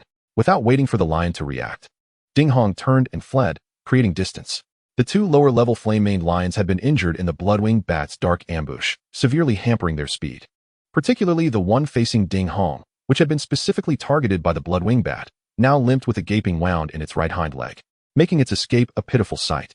This was all part of Yu Yuan's strategy before the Bloodwing Bat's assault. Defeating a level 13 Bloodwing Bat was a daunting task. So it was wiser to impair their mobility, thereby reducing the pressure on both Yu Yuan and Ding Hong. Moreover, it was prudent to target the lower-level foes first, as they would yield results more readily. Thanks to Yu Yuan's decision, Ding Hong now found it exceedingly simple to deal with the level 14 Flame-Maned Lion. All she had to do was keep running. If pressed, she could simply make a sudden left turn just as it was about to catch up, as the injured lion had no capacity for sharp turns. In contrast, Yu Yuan faced a more troublesome situation. The pursuing Flame-Maned Lion bore only minor injuries, and, being a level above the one Ding Hong faced, had mastered the Fireball, White, skill that its weaker counterpart lacked. After sprinting several hundred meters, he was suddenly blocked by a precisely aimed fireball, compelling Yu Yuan to halt and turn, raising his axe to strike at the oncoming Flame-Maned Lion. He had not anticipated facing two level 15 monsters on the same day. Lacking any confidence against the level 15 Flame-Maned Lion, Yu Yuan could only muster all his strength. Just as the lion was about to pounce upon him, a thunderous, rapid series of footsteps echoed from his left. Merely from the sound, it was clear that the newcomer was a remarkably hefty monster. With a resounding crash, a massive shadow collided with the airborne Flame-Maned Lion, sending it hurtling away. Illuminated by the flames behind him, Yu Yuan caught sight of the familiar black rock armor and the distinctive obsidian horn. The Black Rock Ram. Yu Yuan locked eyes with its proud gaze, exclaiming in delight. Chapter 29, Contract with the Black Rock Ram. The Black Rock Ram, clad in its formidable rock armor, stood majestically before Yu Yuan, who was filled with astonishment at the sight. However, during this brief interval of 2 days, he also discerned that the scars on the Black Rock Ram had multiplied. Evidently, despite their lack of prior acquaintance, the Black Rock Ram had not relinquished its audacious challenge against other magical beasts. Notably, its efforts bore fruit, as his exploration revealed that the Black Rock Ram had ascended to level 14, achieving yet another promotion. Yet, its subpar lineage rendered it difficult for the creature to harness the newfound strength that accompanied its advancement, with the myriad of unhealed wounds serving as testament to this flaw. The Black Rock Ram gazed at him, and Yu Yuan, undeterred, approached and gently caressed its moist nose. The creature did not shy away, though it exhaled with a hint of discomfort. Clearly, it regarded Yu Yuan with a favorable disposition, having, at the very least, deemed him a friend. What led to this situation? Yu Yuan circled to the side of the Black Rock Ram, softly stroking the various scratches and bite marks that marred its hide, alongside the skin ravaged by toxins. Such grievous injuries would have extinguished the will to survive in an ordinary magical beast, leaving it to languish in silence until death claimed it. Yet, the Black Rock Ram persisted in confronting foes far superior to itself, driven by an unyielding desire to ascend to greater heights. With a low bleat, sounding less like a sheep and more akin to a bovine call, the Black Rock Ram slightly shifted its body, seemingly untroubled by its extensive injuries. Yu Yuan produced a half bottle of the fragrant vine extract and slowly poured it onto the ram's wounds, reiterating his previous invitation, "Come with me." The Black Rock Ram tilted its head, staring intently at him, pawing anxiously at the ground, then resolutely shook its head. "Do not be hasty in your refusal. Do you remember her?" Yu Yuan pointed to the Bloodwing Bat, currently tormenting a fiery-maned lion not far off. "Lily is my tamed beast. When you last encountered her, she was not your match. Do you believe you could conquer her this time?" The Black Rock Ram lifted its head to gaze at the dazzling battle illuminated by flames, its expression a mixture of yearning and melancholy. "I will assist you in enhancing your aptitude, enabling you to reach the summit and witness a new panorama. Is this not what you have always desired?" Yu Yuan suspended his hand before its nose, poised to invoke this spirit contract skill. The Black Rock Ram, momentarily lost in thought, still exhibited hesitation. It scrutinized Yu Yuan deeply before turning to lick the profound wound on the back of its neck. Its body bore countless horrifying injuries like that. "Are you worried about being a burden to me?" Yu Yuan suddenly comprehended the Black Rock Ram's sentiment. Upon hearing his words, it indeed nodded in affirmation. In that moment, Yu Yuan felt a surge of emotion. He had initially perceived the Black Rock Ram as merely proud and somewhat simple-minded, recklessly challenging other magical beasts regardless of its injuries. Yet, in truth, it had chosen to bravely scale the heights, fully aware of its physical condition. Even if it could not venture far, even if its time was fleeting, these concerns should be mine as its master. Your responsibility is to protect me well. Why ponder so much? Without affording the Black Rock Ram another chance to refuse, Yu Yuan promptly activated the spirit contract. The spirit contract skill, however, was not omnipotent. It functioned as a mutually selective dual skill, should the contracted beast consciously resist. the likelihood of failure was significantly heightened. A faint glow of the contract began to shimmer where Yu Yuan's palm met the Blackrock ram. Observing the solemnity in the creature's steadfast gaze, a ripple of emotion swept across the Blackrock ram's resolute countenance. It gradually closed its eyes. After a breath's time, Yu Yuan felt a profound, resilient consciousness forge a spiritual connection with the creature. They simultaneously opened their eyes, the silent understanding between them revealing their mutual affirmation. A sudden roar from the fiery-maned lion shattered the peculiar bond shared between man and beast. The previously gentle gaze of the Blackrock ram immediately shifted toward the level 15 fiery-maned lion, which had been sent sprawling by its earlier assault, its horns sparking against the air. With a fierce stomp, the Blackrock ram ignited flames upon its horns, charging forward like an indomitable vehicle, striking the still reeling fiery-maned lion with tremendous force.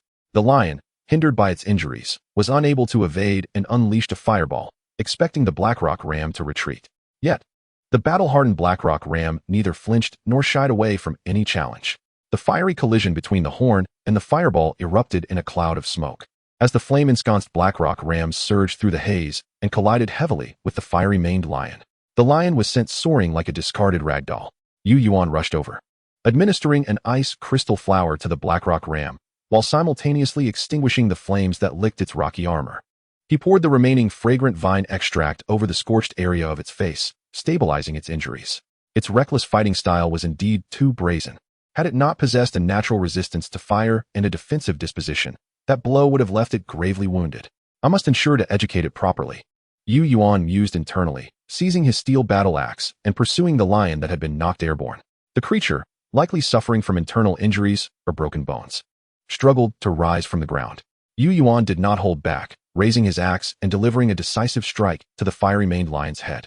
With each blow, the lion's life force dwindled until it finally succumbed. After extracting 59 two-star magic crystals, Yu Yuan mounted the Blackrock ram, setting off towards the direction where Ding Hong had fled. Shortly thereafter, they spotted Ding Hong, disheveled and fleeing. Yu Yuan leaped down from the Blackrock ram, which began to accelerate. The same skill, the same script. The severely injured level 14 fiery-maned lion was sent soaring once more, crashing heavily to the ground. Yu Yuan raised his axe for a finishing blow, securing an additional 46 two-star magic crystals. Blackrock ram. Ding Hong approached, still panting. Yet his eyes lit up upon seeing the Blackrock ram. Is it also your tamed beast? Yu Yuan turned, perplexed. What does that mean? Ding Hong opened the world chat, revealing that the leaderboard had shifted. Now, the number 1 rank was held by the level 14 Blackrock ram, while the Bloodwing Bat had been relegated to second place. The majority of discussions in the regional chat revolved around this change, speculating that a level 2 Beastmaster had contracted a second magical beast. Simultaneously, a wave of discourse erupted in the regional chat regarding how to advance to a level 2 Beastmaster. It felt akin to having 2 children, the eldest rendered useless, prompting the need to raise a new character. If that new character could inherit boundless wealth, all the better. Chapter 30, The Lair of the Fiery-Maned Lion. Yu Yuan had little desire to delve into the whimsical discussions of the regional chat. If these individuals truly understood the specifics of the challenges faced by a level 2 Beastmaster, their optimism would likely dissipate. The two of them sat atop the Blackrock ram, leisurely making their way back, standing at 2 meters tall and measuring 2.5 meters in length. The muscular and robust Blackrock ram effortlessly bore the weight of both Yu Yuan and Ding Hong. This was one of the reasons why Yu Yuan had chosen to contract the Blackrock ram. The Bloodwing Bat is an assassin-type beast, characterized by high attack power but low defense and insufficient durability. In contrast, the Blackrock ram serves as a half-tank warrior-type beast, boasting moderate attack capabilities, yet high defense and abundant stamina, effectively compensating for the Bloodwing Bat's shortcomings. Moreover, it can also serve as a mount. In a world devoid of even bicycles as a means of transportation, Yu Yuan had grown weary of the slow and exhausting journey on foot. By the time the trio located the Bloodwing Bat, the battle had already reached its conclusion. The level 18 flame-maned lion appeared as if it had been steeped in blood, its body riddled with numerous small wounds, continuously oozing crimson, a truly dismal sight. The Bloodwing Bat, akin to a cat toying with its prey, stealthily launched ambushes under the cover of night, inflicting small lacerations on the flame-maned lion. Upon seeing Yu Yuan and his companions return, the lion's eyes were filled with terror. Possessing considerable intelligence, it instantly grasped the fate of its 2 comrades and foresaw its own demise. With a sudden burst, a fireball erupted, illuminating the night with a dazzling light that instinctively compelled one to close their eyes. When they reopened them, They were astonished to see the level 18 flame-maned lion had turned and fled, just as Yu Yuan was about to command the blood-winged bat to pursue relentlessly. He recalled the survival guide that Ding Hong had shared with him during their journey back, published by Su He 101 in the World Exchange. Yu Yuan recognized Su He 101, having acquired a level 2 Beast Master Challenge voucher from him. Initially, he thought the guide was merely an excuse to extract information from him, but he was pleasantly surprised by its sincerity. Within Su He 101's survival guide was a crucial insight. Treasure chests appear with a certain pattern, typically found in perilous locations, either treacherous terrains or areas populated by monsters. Monster lairs, therefore, are quintessential locations with a high probability of containing treasure chests. This aligned perfectly with Yu Yuan's previous experiences. The presence of the flame-maned lions in groups suggested they must possess territory and a lair. Regardless of the outcome, they should first engage in combat before locating the lair. Lily, ascend high and keep a watchful gaze on it, but do not let it discover us. We need it to lead us to its lair. Yu Yuan called out, his mental connection conveying the same message. The blood-winged bat understood his command, soaring into the night sky to observe the fleeing flame-maned lion from a distance. Yu Yuan, attuned to the bat's position, directed the Blackrock ram to follow in pursuit. In their chase, they soon arrived at their destination, a downward-sloping cave. Standing before a 3-meter-wide, slanted cavern, Yu Yuan felt a twinge of surprise. A faint, warm breeze wafted from the cave's depths, indicating that this was undoubtedly the lair of the flame-maned lions. The blood-winged bat had already ventured inside. The absence of any mental disturbances signaled no imminent danger, prompting the trio to enter the cave. The cavern was deep and devoid of light, but fortunately, the Blackrock ram's horns could ignite flames, illuminating their path ahead. The deeper they descended, the hotter the air became. After traversing over 100 meters, the temperature had likely soared above 40 degrees Celsius. Sweat streamed down like a torrent. With no other choice, Yu Yuan tearfully expended 53-star magic crystals to purchase a 100 cubic meter space bracelet from a special shop. Once he stored his armor and all external belongings within the bracelet, breathing became less arduous. He had survived.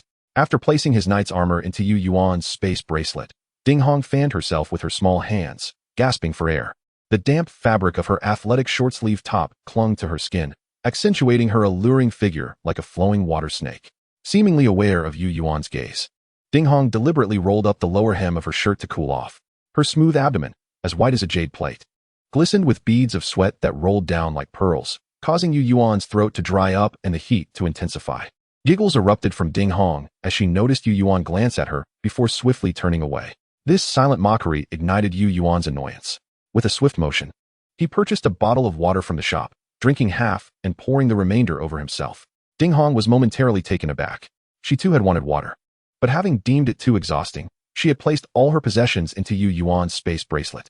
Cleverly, Ding Hong rushed to Yu Yuan's side, adopting a pitiful expression of remorse. Yet, Yu Yuan ignored her and turned to leave. Frustrated, Ding Hong stamped her foot, muttering a curse at the petty man, before leaping forward to tightly embrace Yu Yuan's waist. If you're too hot, then let's all suffer together. In that instant, Yu Yuan experienced the bittersweet meaning of pain and pleasure. Reluctantly, after reveling in the warmth of her soft embrace, he finally bought her a bottle of water. Their playful banter continued until they reached the end of the subterranean cave. This space was quite spacious, approximately 100 square meters, with a height of 4 to 5 meters. The cavern was divided into 2 sections. The outer half was merely flat ground, while the inner half contained a remarkably clear spring. Strangely, a cluster of orange-red flames erupted from beneath the water's surface, pushing aside the spring water like high-pressure air, burning atop the surface. Friendly reminder. How on earth are you so lucky, stumbling upon the earth flame spring? Did you step in dog poop before leaving? Use the quality advancement card to elevate your little ram to soldier quality, then toss it onto that flame to roast it thoroughly. If it can withstand the energy of the earth flame, once the spring water evaporates, it will undoubtedly undergo evolution. It's a pity, though, that a fire attribute magic essence treasure would greatly enhance safety. The content of this friendly reminder ignited a spark of hope in Yu Yuan's eyes, though he couldn't help but feel apprehensive. Placing a living creature on such evidently scorching flames as a means of evolution seemed excessively extreme. Furthermore, without a fire attribute magic essence treasure, Yu Yuan was unwilling to risk the Blackrock ram. He approached the carcass of the flame-maned lion. Before Yu Yuan even entered the cave, the blood-winged bat had already acted on his orders and was now grooming itself on his shoulder, extracting magic essence. Yu Yuan placed his hand upon the lion's corpse, silently reciting his intentions. Congratulations. You have obtained 88 2-star magic crystals and 1 2-star superior magic essence treasure, Blazing Lion Heart. Yuan rubbed his eyes in disbelief, glancing again at the prize. Surely, his fortune couldn't be this exceptional. Chapter 31, Immersed in Flames.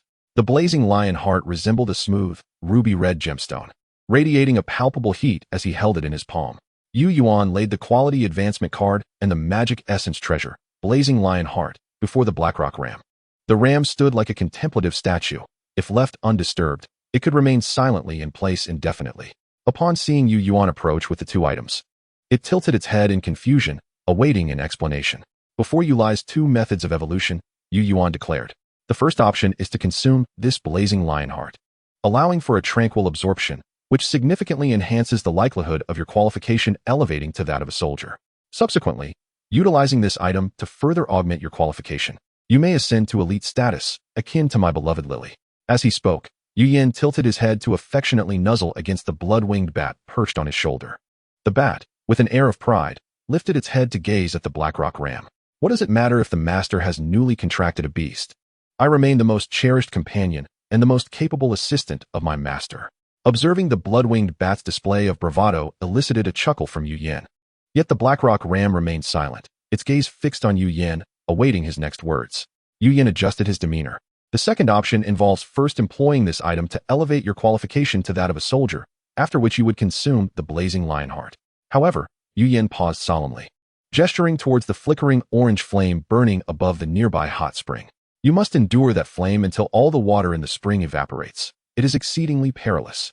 The Blackrock ram bleated softly. Yuan understood it was inquiring which method would yield greater growth and potential.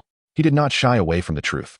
Should the second method succeed, it harbors a substantial probability of evolution, fundamentally reshaping your body and soul from within, compensating for the growth deficiencies experienced during your time as a subordinate. Moreover, post-evolution, your qualifications may surpass that of an elite. Qualification advancement and evolution are distinctly different. Qualification advancement breaks the limits of levels, offering monsters the possibility of further progression. Nevertheless, even so, monsters that advance their acquired qualifications postnatally will never match those with innate high qualifications. For while you may have reached level 10 with subordinate qualifications, others are growing with elite qualifications. The gap in attribute growth is a fixed value that cannot be bridged. However, evolution is a different matter altogether. It represents a profound metamorphosis from the inside out, reshaping both body and soul. During this process, not only will it rectify past deficiencies in attribute growth, but it will also transform physique and mastery of skills. In essence, evolution encompasses qualification advancement and is vastly more potent. Yet, evolution is typically unpredictable. The evolution of monsters requires a myriad of catalysts. Some may evolve spontaneously upon reaching a certain level if their hidden potential is sufficient. Others may adapt to new natural environments through arduous survival, achieving adaptive evolution. Of course, the most reliable method remains the magical treasures. With the aid of magical treasures, the probability and success rate of evolution for monsters at their limits will significantly increase. As for the specifics, the Paradise system has not provided detailed instructions for these Blue Star survivors, likely intending for them to gradually discern the patterns of beast evolution on their own. Upon hearing Yuan's explanation, the Blackrock ram's expression remained as tranquil as ever. It approached Yuan, lowered its head, and gently licked Yuan's left hand, which held the card for the initial advancement of beast qualifications. Has it chosen the second plan? Yuan asked gravely once more. The Blackrock ram nodded. Excellent. Since the choice has been bestowed upon the Blackrock ram, Yuan refrained from further persuasion, as it would be an affront to its resolute will. With a swift motion, Yuan pressed the initial beast qualification advancement card against the Blackrock ram's body. A flash of azure light enveloped the creature as the card melded into its form, instantly elevating its qualifications to that of a soldier. With a deep exhale, the Blackrock ram felt an unprecedented sense of relaxation coursing through its entire being. Having wielded the power of a soldier while constrained by subordinate qualifications, its body and soul had perpetually existed under immense pressure. Now, it felt akin to a weary traveler shedding a burdensome load, finally able to breathe with ease. After a moment of contemplation, the Blackrock ram opened its eyes and lowered its head. Yuan then fed at the Blazing Lion Heart. Upon swallowing the Lion Heart, a surge of potent fiery energy erupted within the Blackrock ram. Without hesitation, it ventured into the hot spring, heading straight for the orange flame that warped the air around it. Be cautious. Do not give up. Yuan could not help but utter a trivial remark. The Blackrock ram turned its head to glance at him, responding softly before approaching the hovering orange flame. Without a moment's hesitation, it sprang forth towards the flame. Poof! The orange inferno instantly enveloped the massive form of the Blackrock ram, transforming it into a colossal fireball. Simultaneously, the hot spring that cradled the creature began to bubble vigorously. A mist of steam began to rise, subtly enveloping the burning Blackrock ram in a shroud. In this brief span, a peculiar balance seemed to be achieved between the two elements. It was this equilibrium between water and fire that sustained the Blackrock ram's physical form, preventing it from being incinerated in an instant. It must succeed. Not only Yu Yan, but even Ding Hong silently clenched her fists, her heart racing with tension. No one despises those who strive against the current. They can only offer silent blessings. Am I truly worthless? Ding Hong mused, watching the Blackrock ram engulfed in flames, yet remaining silent. Just because her beast possessed subordinate qualifications, she had promptly relinquished the notion of nurturing and taking risks with it. This timidity, when compared to the current Blackrock ram, appeared utterly trivial, a stark contrast. Yu Yan cast a sidelong glance at Ding Hong, whose expression bore a hint of melancholy. It was too late to dissolve their contract now. You are irrevocably mine, destined to serve as my maid for life, making my bed and warming my feet. Damn you! Ding Hong retorted, playfully hitting Yu Yan. Their bond, forged through life and death experiences, had deepened significantly, far surpassing their initial acquaintance. In truth, I still advocate for you to cultivate your own beast. After their jest, Yu Yan spoke earnestly. If the human race of Blue Star truly wishes to establish a foothold in this world, beasts will undoubtedly become the cornerstone of future society. One's status, abilities, and power will invariably be intertwined with their beasts. Abandoning your beast is akin to forsaking education back on Blue Star. The ultimate result may either lead to becoming the underclass or a mere decorative figure. This is a realization Ding Hong, too, would surely comprehend. Yet as she had mentioned, the more intelligent one is, the more one fears death. Her inclination towards seeking the protection of the powerful was not due to a lack of desire to become strong, but rather, an overwhelming fear of mortality. Chapter 32, The Evolution of the Blackrock Ram. A night slipped away in an instant. As the first rays of dawn illuminated the desolate plains, the two nestled together, gradually opened their eyes. Ah, dawn has arrived. Yu Yan rubbed his left eye with one hand, while the other felt as though it were ensnared by a great serpent, constricted to the point of numbness. Instinctively, he grasped it tightly, only to find a delicate softness shifting shape beneath his touch. A surge of artistic inspiration welled up within Yu Yan as his fingers danced. The soft mass at the center of his palm transformed from a pancake to a mound in mere moments. Yu Yan could not help but marvel at the artistry of clay sculpture, so diverse and unique. Have you not had enough? Is it an addiction? Ding Hong's face flushed crimson as she tugged at Yu Yuan's arm, forcefully extracting his artistic hand from the depths of the dough. Yu Yuan, unfazed, proceeded to bring his right hand to his nose, sniffing it curiously. To his dismay, a pungent odor reminiscent of sweat wafted up, prompting him to recoil and vigorously rub his hand against his clothing. Indeed, while a beautiful woman may be delectable, the realization that she hadn't tea-bathed in 3 days renders her scent akin to that of a stray dog besmirched by urine, causing one to feel an instinctual revulsion. Are you trying to kill me? Ding Hong exclaimed, raising her hand to strike Yu Yuan, only for him to deftly rise and evade her strike with precision. The bloodwing bat hung upside down from the cave's ceiling, its keen eyes observing the playful scuffle between the two below, seemingly contemplative. Its gaze lingered particularly on Ding Hong's chest, as if a flicker of enlightenment flashed within its crimson pupils. After purchasing 2 loaves of bread and 2 bottles of water, the duo finished their meal before making their way towards the underground cavern from the previous night. The temperature within the cave had dropped significantly since their last visit. Navigating the familiar path to the thermal spring, Yu Yuan beheld the Blackrock ram, now diminished in size by more than 30%, still ensconced within the fiery embrace of the orange-red flames. However, there was a silver lining. The spring had nearly run dry, leaving only a scant layer of water on the surface. The steam rising from the evaporating spring began to thin, indicating that time was of the essence. It should be fine, right? Ding Hong inquired, her admiration mixed with embarrassment as she observed the Blackrock ram's tenacious determination to evolve. It should be all right. Yu Yuan reassured her, the bond of their contract informing him of the Blackrock ram's continued existence. Yet, the faintness of that connection was even weaker than when the bloodwing bat had been gravely injured by the fierce Maine lion. It felt as fragile as the strands of lotus root, liable to snap at any moment. The primary concern was the Blackrock ram's remarkable resilience. Its indomitable spirit had manifested as a skill, tenacious will, white, enabling it to endure any pain in battle without allowing it to affect its mental state or combat performance. Since the onset of its evolution the previous night, it had not uttered a sound, rendering Yuan unable to ascertain its condition through any means other than that tenuous contract link. Time slipped by unnoticed. At last, the final drop of water from the thermal spring evaporated completely. The thin mist in the air dissipated, ultimately vanishing entirely.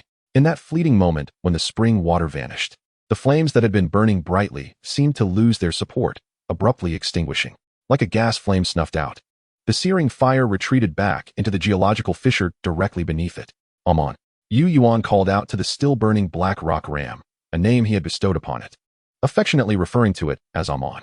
As if responding to his call, the flames encasing the black rock ram ceased their turbulent dance. A heavy intake of breath resonated, and astonishingly, the fire enveloping the black rock ram was drawn directly into its nostrils. A brand new beast materialized before Yuan.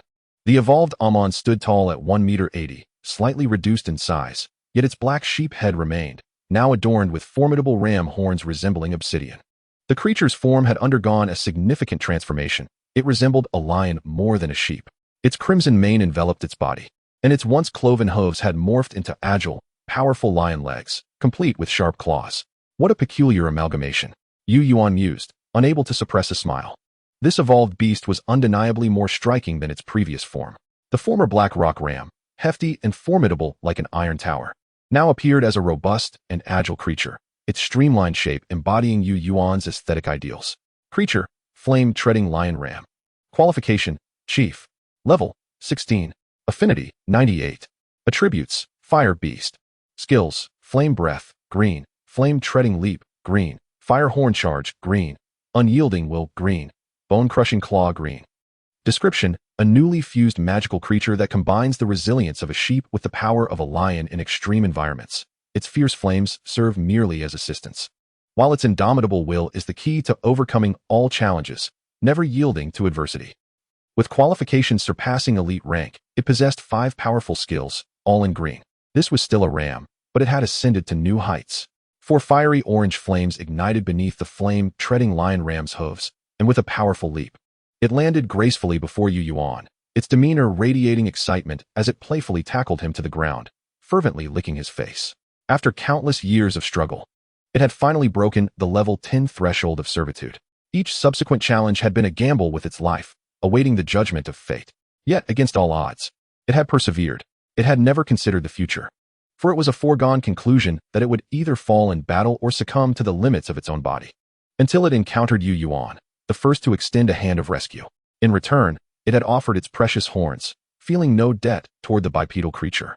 What truly moved it was the affirmation of its reckless bravery by this two-legged being. This was precisely why, upon their second encounter, the Black Rock Ram had decisively saved Yuan. It was the only being that had never mocked its helplessness. It was willing to acknowledge this kindred spirit as its master. Indeed, this may have been the most astute decision it had ever made. Just one night, and its master had provided it with the long-coveted opportunity for rebirth. The ram vowed that any harm inflicted upon its master would require it to overcome its own flesh and soul, for it was its master who had granted it a new life. Chapter 33, Lower Demon Zone Map. Universal Park Announcement. Congratulations to the Blue Star Human Clan for successfully completing the benign evolution of their first beast companion, having initially grasped the secrets of beast mastery, a commendable achievement. Rewards include an increase in the beast's potential, the acquisition of a hidden divine bloodline, an especially tailored evolution plan, 3-star, for the Beastmaster. The Beast qualification ranking has been opened, documenting the top 10 Beast companions of the Universal Park based on their qualification potential.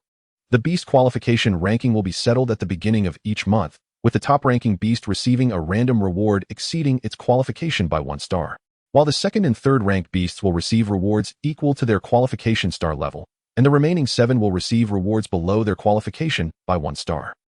Another announcement from the Universal Park. The group members had grown somewhat numb to it, glancing at it briefly before returning to their meals or hunting. This announcement was akin to an annual billionaire list, initially captivating, but over time, ordinary individuals realized they still had to sip their porridge or toil away. While the billionaire list, what relevance did it hold for them? Yet, there were always those eager to keep abreast of the forefront of the world's changes. The Beast Master qualification rankings have garnered significant attention. Number 1, Flame Treading Lion Sheep, Leader. Number 2, Bloodwing Bat, Elite. Number 3. Silent Raven, Elite. No. 4. Icetail Fox, Elite. Number 5. Fragrant Vine, Elite. Number 6. Stone-Faced Mountain Demon, Elite. Number 7. Blade-Wielding Spectre, Soldier. Number 8. Muscular Stone Puppet, Soldier. No. 9. Earth-Shaking Bear, Soldier. Number 10. Copper-Headed Iron-Spined Wolf, Soldier. It is utterly unjust. There are dark undercurrents at play. Many of the beasts on this list also appear on the level rankings, which means they could potentially receive dual rewards. Nonsense. This world is one where the elite feast while the servants sip broth, and the refuse are left with nothing but scraps. I am the master of the earth-shaking bear. And if anyone has objections, they can come to me directly. Eureka! My wolf cub has finally struck gold. I always knew my wolf cub was destined for greatness. I have decided to host a feast for 3 days. Everyone from our magic region is welcome to join. Yuan also caught sight of this announcement. He was not surprised to see the flame-treading lion sheep and bloodwing bat occupying the top 2 spots in the Beastmaster qualification rankings. However, he was astonished to find new faces on the qualification list that were absent from the level rankings. Moreover, the blue-crowned hunter falcon, which ranked second in the level standings, did not make an appearance on the qualification list. He could only wonder what kind of miraculous encounter its master had experienced to elevate such a low-potential beast to that level. Was that individual truly a waste? Ding Hong pointed disdainfully and enviously at the stone-faced mountain demon on the qualification list, as if observing a spoiled rich heir squandering wealth. Despite possessing such high qualifications, it had failed to even make it onto the level rankings. Yuan chuckled softly, refraining from joining in the critique. To possess yet fail to cherish is hardly a novel occurrence. One might say that each individual's choices will ultimately reflect their outcomes. Departing, the bloodwing bat flitted before Yuan, gesturing vigorously towards the cave entrance, urging him to exit swiftly. It was eager to seek out the demonic creatures outside and prove its worth. It had initially believed itself to be its master's favorite. Yet in the blink of an eye, the master had granted that insufferable flame-treading lion sheep the first evolution. The bloodwing bat could not tolerate this. It needed to slay more monsters and amass great wealth, thereby regaining its master's affection. Just as Yuan was about to head towards the cave's mouth, the flame-treading lion sheep suddenly seized his sleeve, halting his progress. Puzzled, he turned back, but before he could utter a word, the bloodwing bat had already flown up to the flame-treading lion sheep, chattering incessantly and hopping in agitation. You thieving sheep, is it not enough that you deceive the master into granting you evolution? You dare to obstruct my quest to reclaim the master's love? You scoundrel! Yuan quickly grasped the bloodwing bat, covering its mouth. Although he could not fully comprehend its words, he was certain that it was unleashing a torrent of invectives. The flame-treading lion sheep paid the bloodwing bat no heed. Instead, it turned towards the earlier volcanic fissure, nudging its nose inquisitively against the crevice. Huh! Exchanging a puzzled glance with Ding Hong, they leaped into the slightly humid hot spring pool, arriving at the fissure in the ground. Peering inside, they spotted a silver chest lodged about 1.5 meters down, emanating a soft, ethereal glow. A silver treasure chest. Yuan and Ding Hong exclaimed simultaneously. The silver chest, now trapped in the crevice, was undoubtedly beyond retrieval. Yuan lay down, stretching his hand into the fissure, exerting great effort until he finally managed to touch the silver chest. Open, he silently commanded, and instantly, a crack appeared in the silver chest. 5 orbs of white light burst forth from it, soaring out of the fissure and landing gracefully on the ground before Yuan. The silver treasure chest has been opened. Congratulations on acquiring 88 3-star magic crystals, 1 3-star camp bonfire blueprint, 1 3-star golden feather sculpture evolution plan, 1 rough map of any lower-level magic region, and 1 3-star workbench blueprint. Wow!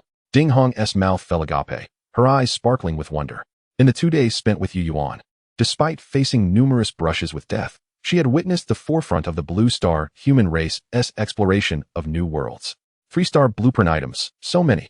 Had she been alone, she might never have had the chance to encounter such wonders, even unto her dying breath. Ignoring everything else, she immediately seized the unknown beast hide map. The map requires a magic region number to be filled in before it can be utilized. Should we input our region number?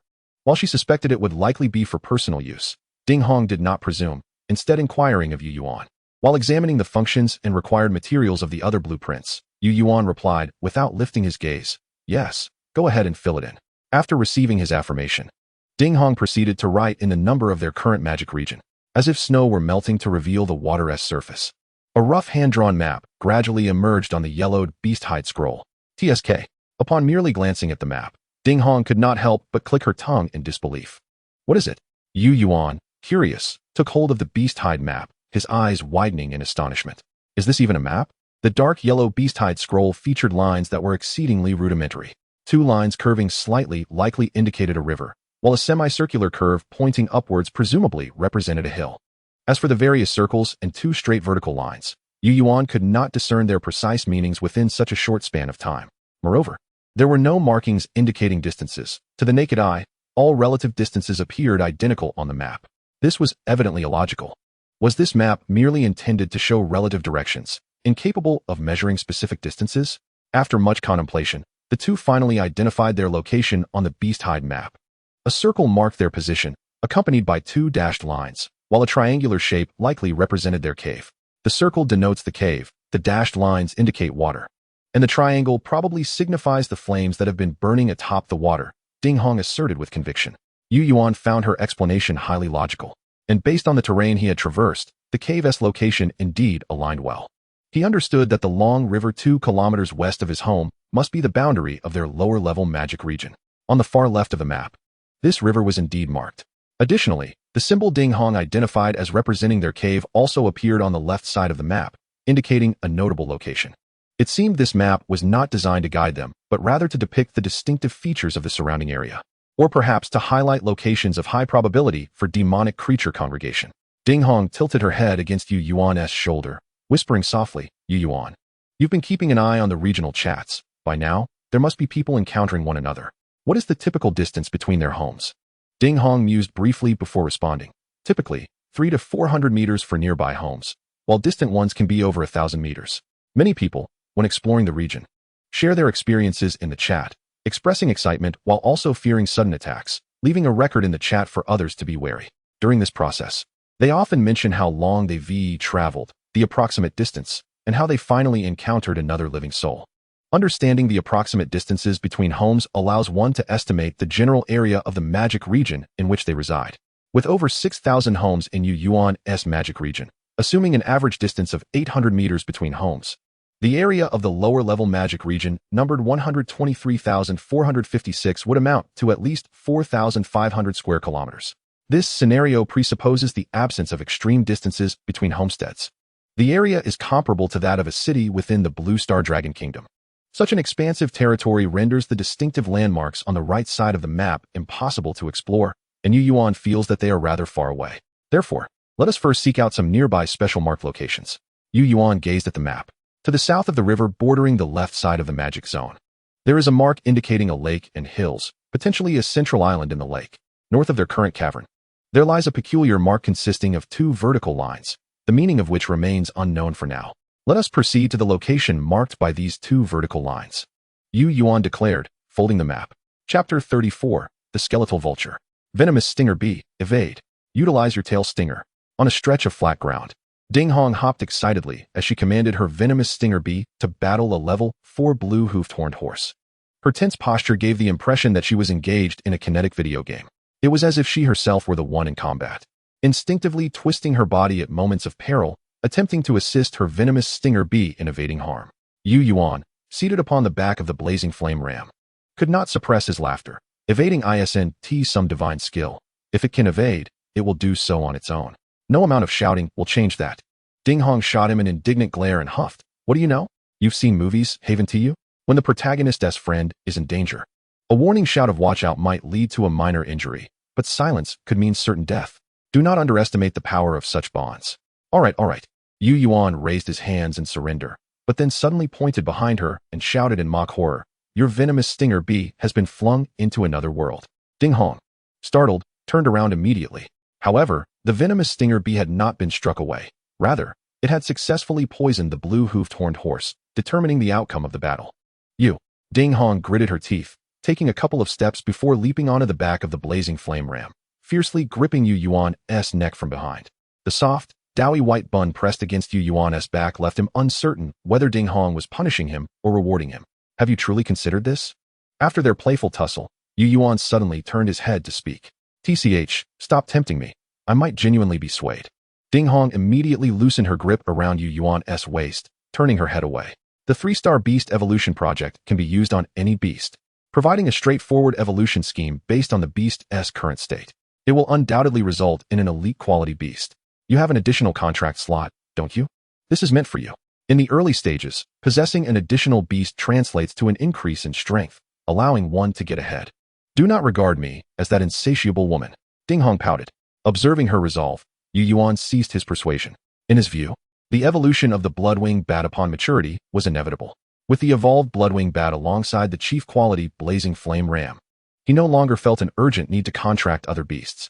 The third beast would be meticulously chosen, likely not falling below elite quality.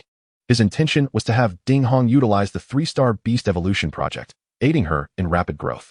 Otherwise, this item would likely gather dust, and if he were to sell it, few could afford it. Yet Ding Hong remained adamant, and Yu Yuan refrained from further argument. After all, who could predict the future? Perhaps they might encounter another beast akin to a man, in which case it could indeed prove useful. Suddenly, a sharp cry resembling that of a wild boar, yet far more piercing, echoed from above.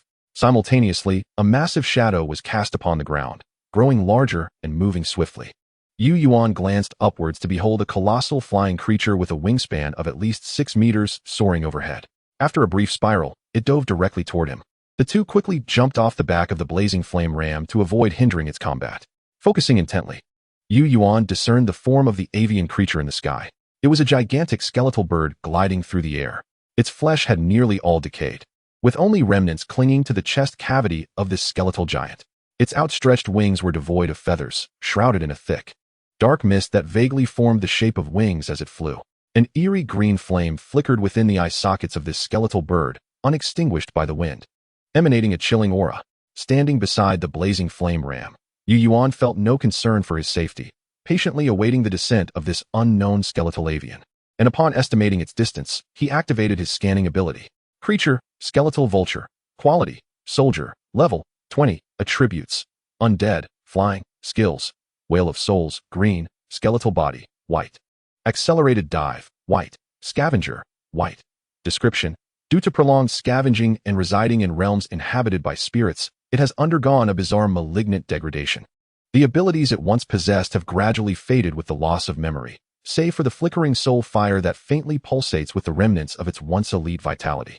Malignant degradation? This was the first time Yu Yuan had encountered such terminology.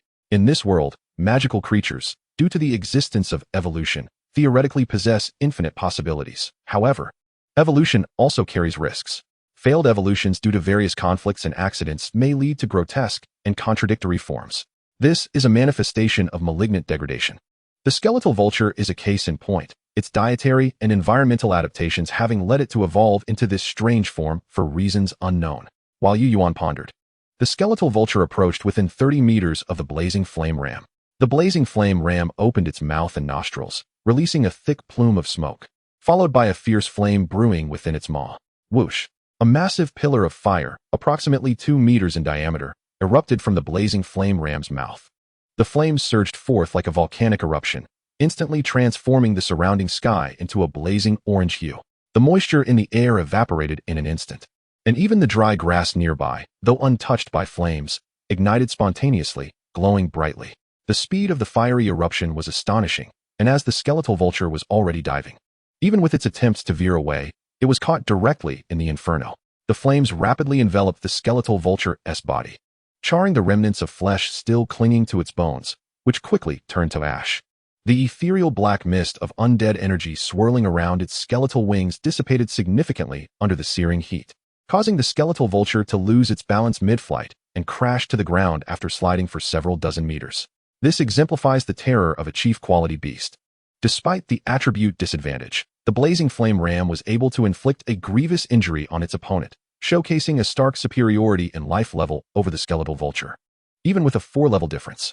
Before Yu Yuan could issue a command, the Bloodwing Bat darted toward the fallen skeletal vulture, eager to earn its master's favor. Yet, before it could reach its destination, the skeletal vulture regained the black mist of undead energy on its skeletal wings and, with a cry, soared back into the sky. The Bloodwing Bat could fly, but it was only adept at low-altitude flight.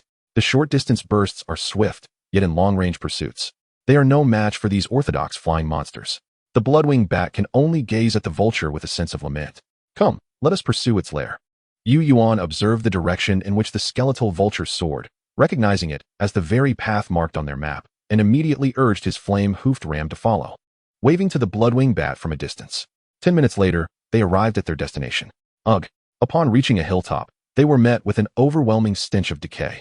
As they beheld the sight below, Ding Hong's complexion turned pale, and she covered her nose, hastily dismounting from the ram to retch violently.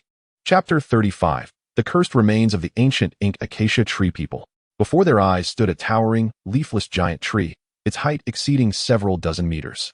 Its bark was pitch black, as if charred by fire. The gnarled branches were extraordinarily thick, sprawling chaotically towards the sky, resembling a monstrous beast with claws poised to strike.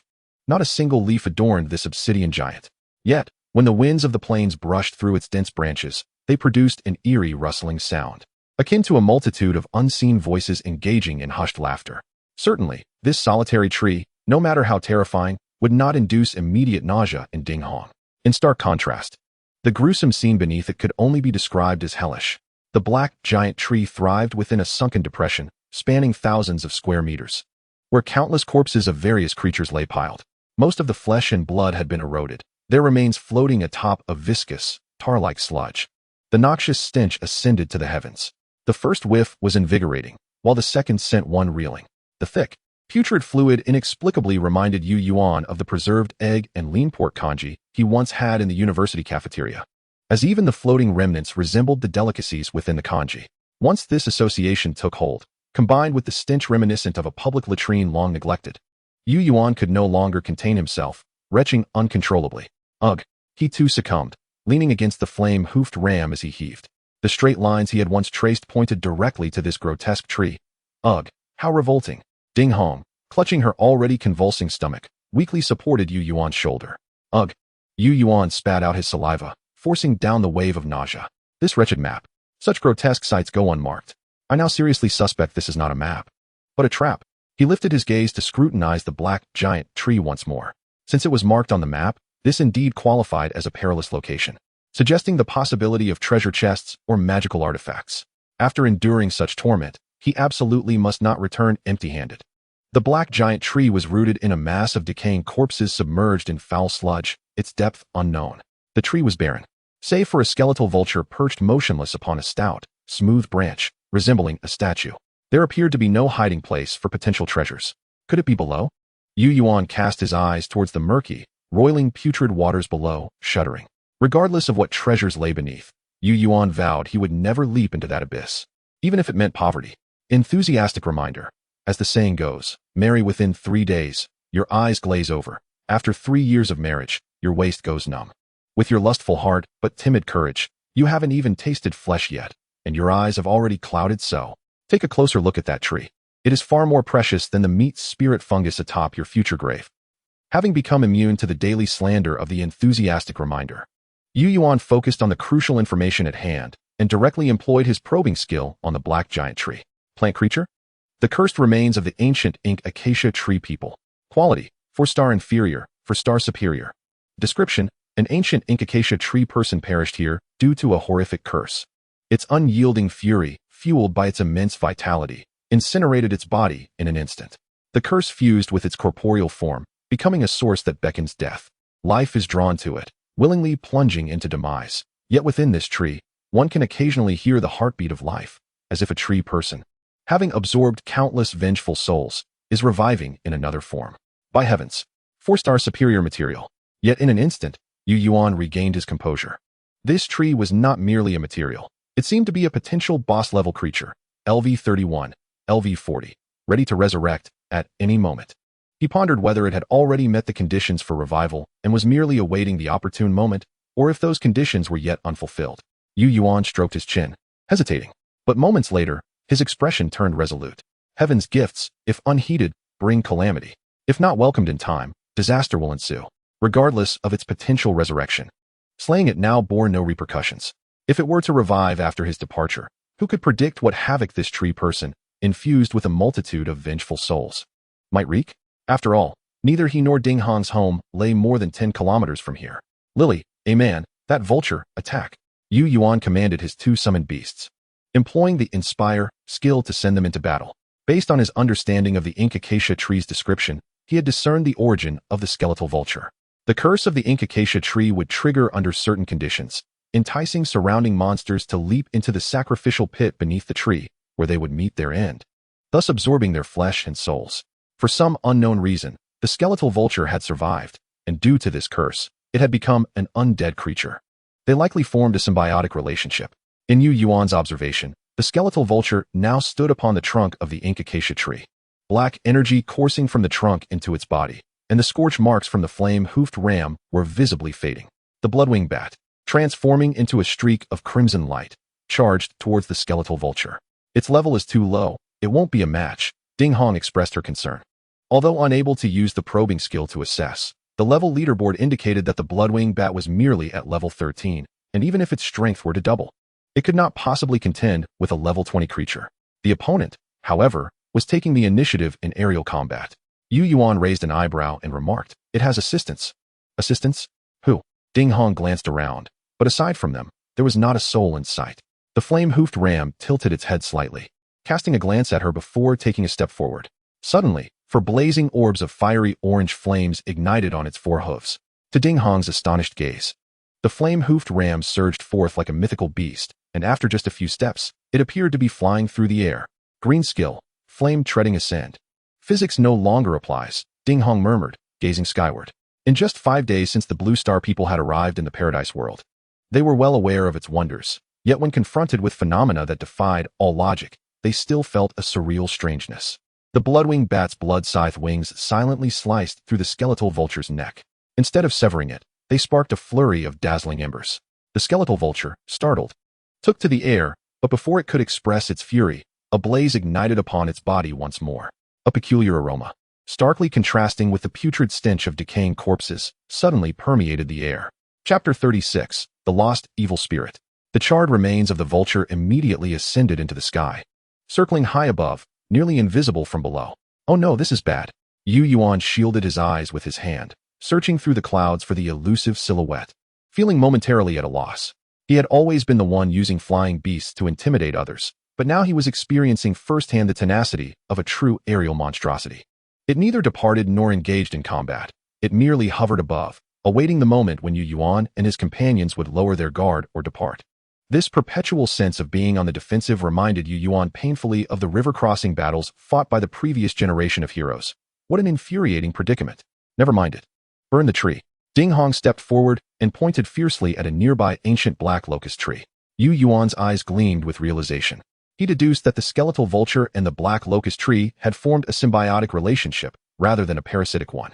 He could not fathom that a being of such formidable 4-star caliber would allow a mere soldier-level creature to cling to it and siphon its life force without reason, especially since the vulture's mutation was caused by the black locust tree. If the skeletal vulture was drawing energy from the tree as a right, then what were its obligations and responsibilities? There was but one: to protect the tree's form until the black locust tree's guardian was resurrected. Amen. Burn its roots. Yu Yuan shouted. The fire-treading lion sheep, upon hearing his command, descended from the sky, inhaled deeply, and unleashed a condensed fireball with a diameter of 3 meters. The moment the fireball was expelled, the circling skeletal vulture dove down without hesitation. Lily, block it, Yu Yuan commanded decisively. The enhanced bloodwing bat had combat capabilities comparable to an 18th-level soldier-grade beast, yet it was likely no match for the skeletal vulture. However, it was unnecessary for the bloodwing bat to defeat the vulture. It merely needed to disrupt and intercept it. In short bursts of speed, the bloodwing bat posed no threat to any creature. You noticed that too? Ding Hong tilted her head and smiled, clearly pleased with the little man's observational skills. According to the survival instincts of creatures, even if the skeletal vulture bore the responsibility of protecting the black locust tree, it should not have been so agitated at the moment the tree was attacked. Its posture, poised to dive recklessly, suggested that the fire-treading lion sheep was not merely burning a tree, but rather targeting its very existence as a vulture. The answer was clear. The fate of the black locust tree was intricately linked to the survival of the skeletal vulture. In fact, the vulture's life was inextricably tied to the tree's well-being. The bloodwing bat glided past the skeletal vulture, disrupting its flight pattern and altering its trajectory. At that moment, the condensed fireball struck the base of the black locust tree with a resounding boom. Flames erupted like fireworks, but with the destructive power akin to plastic explosives. The tree trunk, thick enough for 10 men to embrace, was gouged out as if it had been spooned away. Just as the orange flames began to ignite, They were instantly extinguished by a viscous black substance seeping from within the tree. Truly, a 4-star quality, difficult to contend with. Amen. Keep at it. Noticing the tree's peculiar resistance, Yuan, determined to uproot the tree regardless of whether he could slay the skeletal vulture, urged the fire-treading lion sheep to continue its assault. Realizing that the tree would not be easily incinerated, the fire-treading lion sheep ceased its playful antics. It inhaled deeply, expelling a considerable amount of smoke from its mouth and nostrils, as intense energy coalesced and compressed in its throat. With a whoosh, a searing line of flame, less than half a meter in diameter, shot forth from the mouth of the fire-treading lion sheep. Rather than flames, it resembled a dazzling orange laser. The mastery of elemental fire magic rendered this flame akin to a razor-sharp blade, slicing into the trunk of the black locust tree. The same green skill, Lily. I've realized you're rather weak. Staring in astonishment at the fire-treading lion sheep's attack, Yuan instinctively commented. It dawned on him that the color of a skill merely indicated its lower threshold, while the upper limit depended entirely on the beast's own development and control. The trunk of the black locust tree was cleaved in half, yet the fiery laser continued its relentless incision. Wow, wow, wow. The skeletal vulture finally broke free from the bloodwing bat's interference and flew before the black locust tree. But instead of immediately thwarting the fire-treading lion sheep, it faced the tree and emitted a ghastly wail reminiscent of a child's cry. Yuan and Ding Hong were instantly repulsed. Unlike the previous revulsion they felt when confronting the flesh of decaying corpses, this nausea felt as though a weight had been pressed upon their hearts. Their souls tossed into a washing machine-esque drum. The psychological revulsion made them want to vomit, yet left them unable to do so, merely gasping for air with pale faces. Fortunately, this mental assault was not enduring. After a few cries, the skeletal vulture ceased its lament. Was that its green skill? Ding Hong, holding her throbbing head, speculated. Her beast taming level was too low to discern the skeletal vulture's advanced skills. Much like how Yuan had previously been unable to perceive the green skills of the mystic scale tyrant tiger and the dragonclaw golden crocodile. However, due to the elevation of his 2 beast levels, Yuan could now see the information and had already shared it with her. Most likely, Yuan shook his head, retrieving 2 sets of knight armor from his spatial bracelet and donning one for himself and one for Ding Hong. For a soldier-grade creature to possess a green skill was already peculiar. Even more bizarre was that, regardless of its disadvantage, the skeletal vulture refrained from utilizing this skill. There was only one explanation. The conditions for activating this green skill were exceedingly unique and might only yield effects in specific locations. Indeed, after the skeletal vulture's cries, the black locust tree underwent a terrifying transformation. A beastly head, composed of black mist, suddenly emerged from the trunk of the black locust tree, fixated intently upon the living beings before it. Yuan recognized this beastly head, the black rock barbaric sheep, the predecessor of the fire-treading lion sheep, one of the most common herbivorous monsters on the plains. As if signaling an event, after the emergence of the black mist sheep's head, a continuous stream of bizarre beastly heads, like mushrooms sprouting from decaying wood, materialized from the black locust tree. Wild horses, water buffaloes, lions, honey badgers. Almost every creature that could be found on the plains was represented here. On the towering tree, these black mist beastly heads were densely packed. Upon counting, there were thousands. Creature, lost evil spirit. Qualities, servant. Level, 1. Attributes, undead. Skill, soul-piercing pain white. Description, a wretched soul, controlled by a powerful undead creature, its spiritual essence drained, leaving only a lingering will of suffering, transformed into a malevolent and vengeful undead servant, becoming part of the undead creature's power. They possess feeble strength, but upon contact with living beings, they inflict immense suffering upon their souls. It is imperative to avoid them cautiously. Run. After reading the description, Yuan and Ding Hong instinctively turned and fled. Behind them, lost malevolent spirits severed from the ancient tree of dark locust began to emerge, their heads trailing ominous black mist as they howled and surged towards them. Chapter 37. I love you, Shuebaichi. The malevolence ran rampant, obscuring the heavens and the earth. On. Do not concern yourself with us. Bring down the tree. The flame-treading lion sheep, caught off guard by the ambush, instantly extinguished the flames in its mouth to protect, yet heard Yuan's voice echoing from afar. After a moment of silent contemplation, it turned away, exhaling smoke from its nostrils, and began to gather its flames anew. Dozens of lost malevolent spirits surged towards the flame-treading lion sheep. With a powerful stomp, flames erupted around its hooves. In an instant, the fire on its lion-like hooves became ferocious, engulfing its entire form. The first-level lost spirits that collided with the protective flames of the flame-treading lion sheep were swiftly obliterated into smoke, unable to inflict any harm upon it. A laser-like flame, honed to perfection, erupted once more. Yet, the ancient dark locust tree seemed to come alive, oozing a black ink that could extinguish flames, resisting the fire of the flame-treading lion sheep at the wounds. Moreover, the activated tree body became even more resilient, as the same laser flames only penetrated 10 centimeters this time.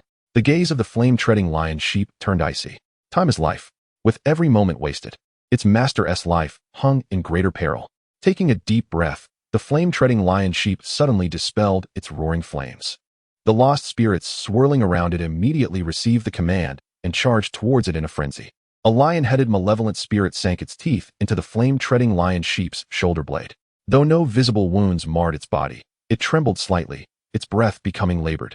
An unceasing tide of lost spirits assailed it. In the blink of an eye, the flame-treading lion sheep found itself swarmed by lost spirits. They gnawed and clawed at it, even piercing through its flesh to feast upon its innards. The intense agony that pierced its very soul made the flame-treading lion sheep's once proud form sway, resembling a brittle branch in a fierce wind, ready to snap. Yet, its eyes shone with an indomitable flame. As the pain intensified, the brilliance of that flame in its eyes grew ever more fervent. Had Yuan been present, he would have witnessed the flame-treading lion sheep's level gradually ascending amidst the agony and fury. 17, 18, 19. When the flame-treading lion sheep reached level 21, a surge of wrathful fire could no longer be contained, erupting explosively. With a crackling roar, a towering inferno erupted from the flame-treading lion sheep, instantly incinerating the malevolent spirits that clung to it. All vegetation within a radius of several dozen meters was instantly deprived of moisture, and the air crackled with the sound of the raging flames.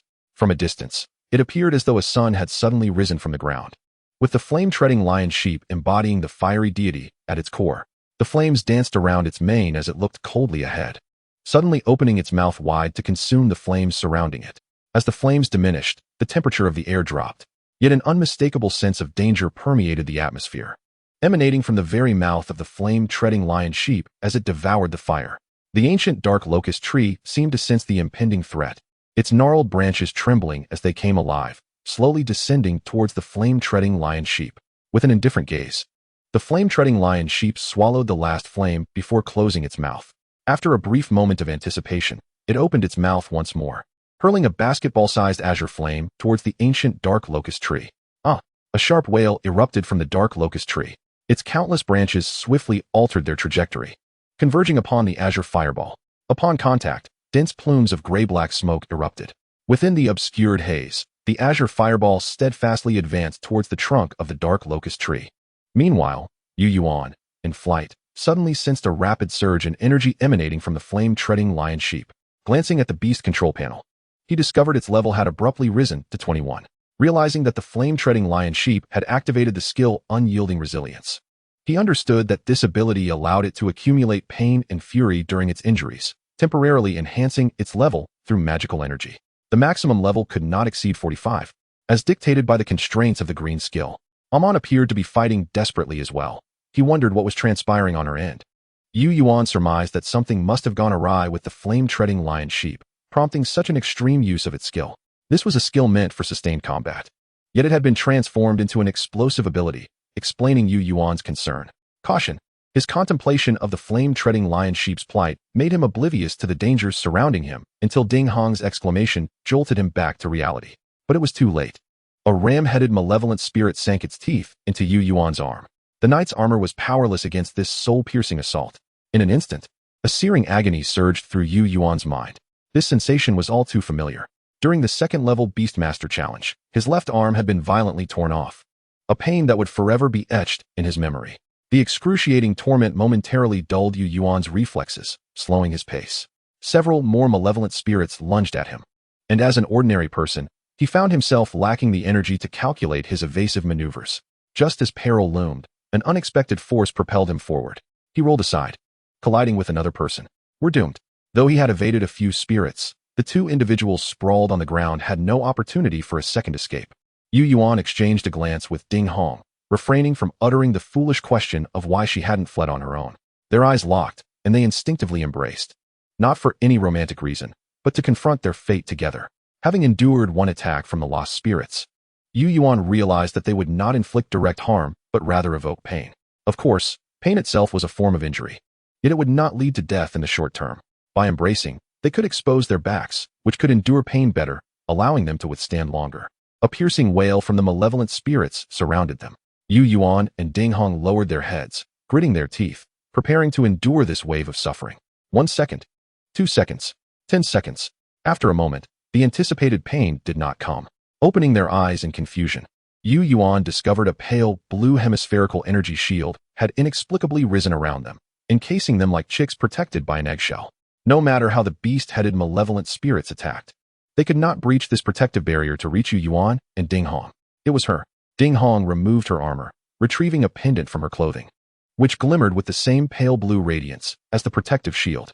It was indeed the 2-star item, the guardian necklace, that Yuan had received from Shui Baiqi. Surviving the calamity, Yuan joyfully shed his armor, kissed Ding Hong's protective necklace, and then embraced her tightly. "I love you, Shui Baiqi," Yuan exclaimed with fervor. As Ding Hong shared in the joy, an unsettling feeling suddenly washed over her. Who? Chapter 38, Robbed in Broad Daylight? A resounding crash echoed from afar, akin to a heavy object crashing to the ground. In the wake of this sound, the myriad of lost malevolent spirits surrounding Yuan and Ding Hong shrieked and transformed into layers of black mist, dissipating into the ether. Ding Hong, who was perched on Yuan's back, instinctively tightened her grip on his neck, drawn by the noise. Yuan straightened up, pinning Ding Hong to the ground, and gazed into the distance. A towering tree, several meters high, loomed prominently. The absence of its treetop indicated that the eerie black locust had been felled. The disappearance of the lost spirits corroborated this realization. With a swift motion, Yuan delivered a firm slap to Ding Hong's rear, who was still writhing and resisting. He immediately dashed towards the fallen black locust.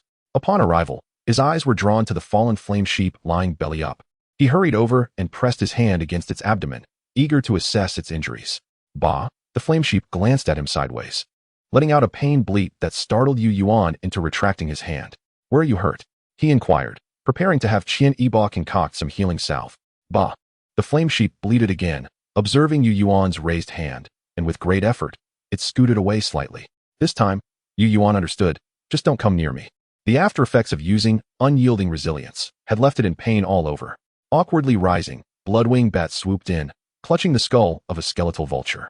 It turned out that, in a bid to prevent the skeletal vulture from hindering the flame sheep's performance, Bloodwing Bat had entangled itself with the creature until its demise. "Good job, Lily," Yuan said, gently patting Bloodwing Bat's small head and placing it on his right shoulder. Due to the earlier attack from the malevolent spirits, his right hand still throbbed with pain, forcing him to use his left hand to extract the magical essence from the skeletal vulture. "Congratulations. You have obtained 222-star magic crystals and 1 basic soul essence." It appeared that for undead creatures, even a severed head could yield substantial magical essence. Stowing the magic crystals in his spatial bracelet, Yuan examined the basic soul essence before him. It floated like a pale blue mist in the air, yet could be grasped when reached for. Its texture was soft and cool, reminiscent of chilled cotton. According to the investigation results, soul essence served as a unique sustenance for undead beings, providing nourishment for their growth. Undead creatures, after all, did not evolve like ordinary corporeal beings. They grew in accordance with the accumulation of soul energy. Finding it seemingly useless, he nonchalantly tossed the 3-star quality basic soul essence into his spatial bracelet to collect dust. Now, it was time to gather the true treasures. Yuan's gaze fell upon the colossal tree lying on the ground, his eyes gleaming with excitement. He retrieved the 2-star homestead upgrade blueprint and began picking up the scattered branches, one by one, and depositing them into the blueprint. This was a newly discovered method.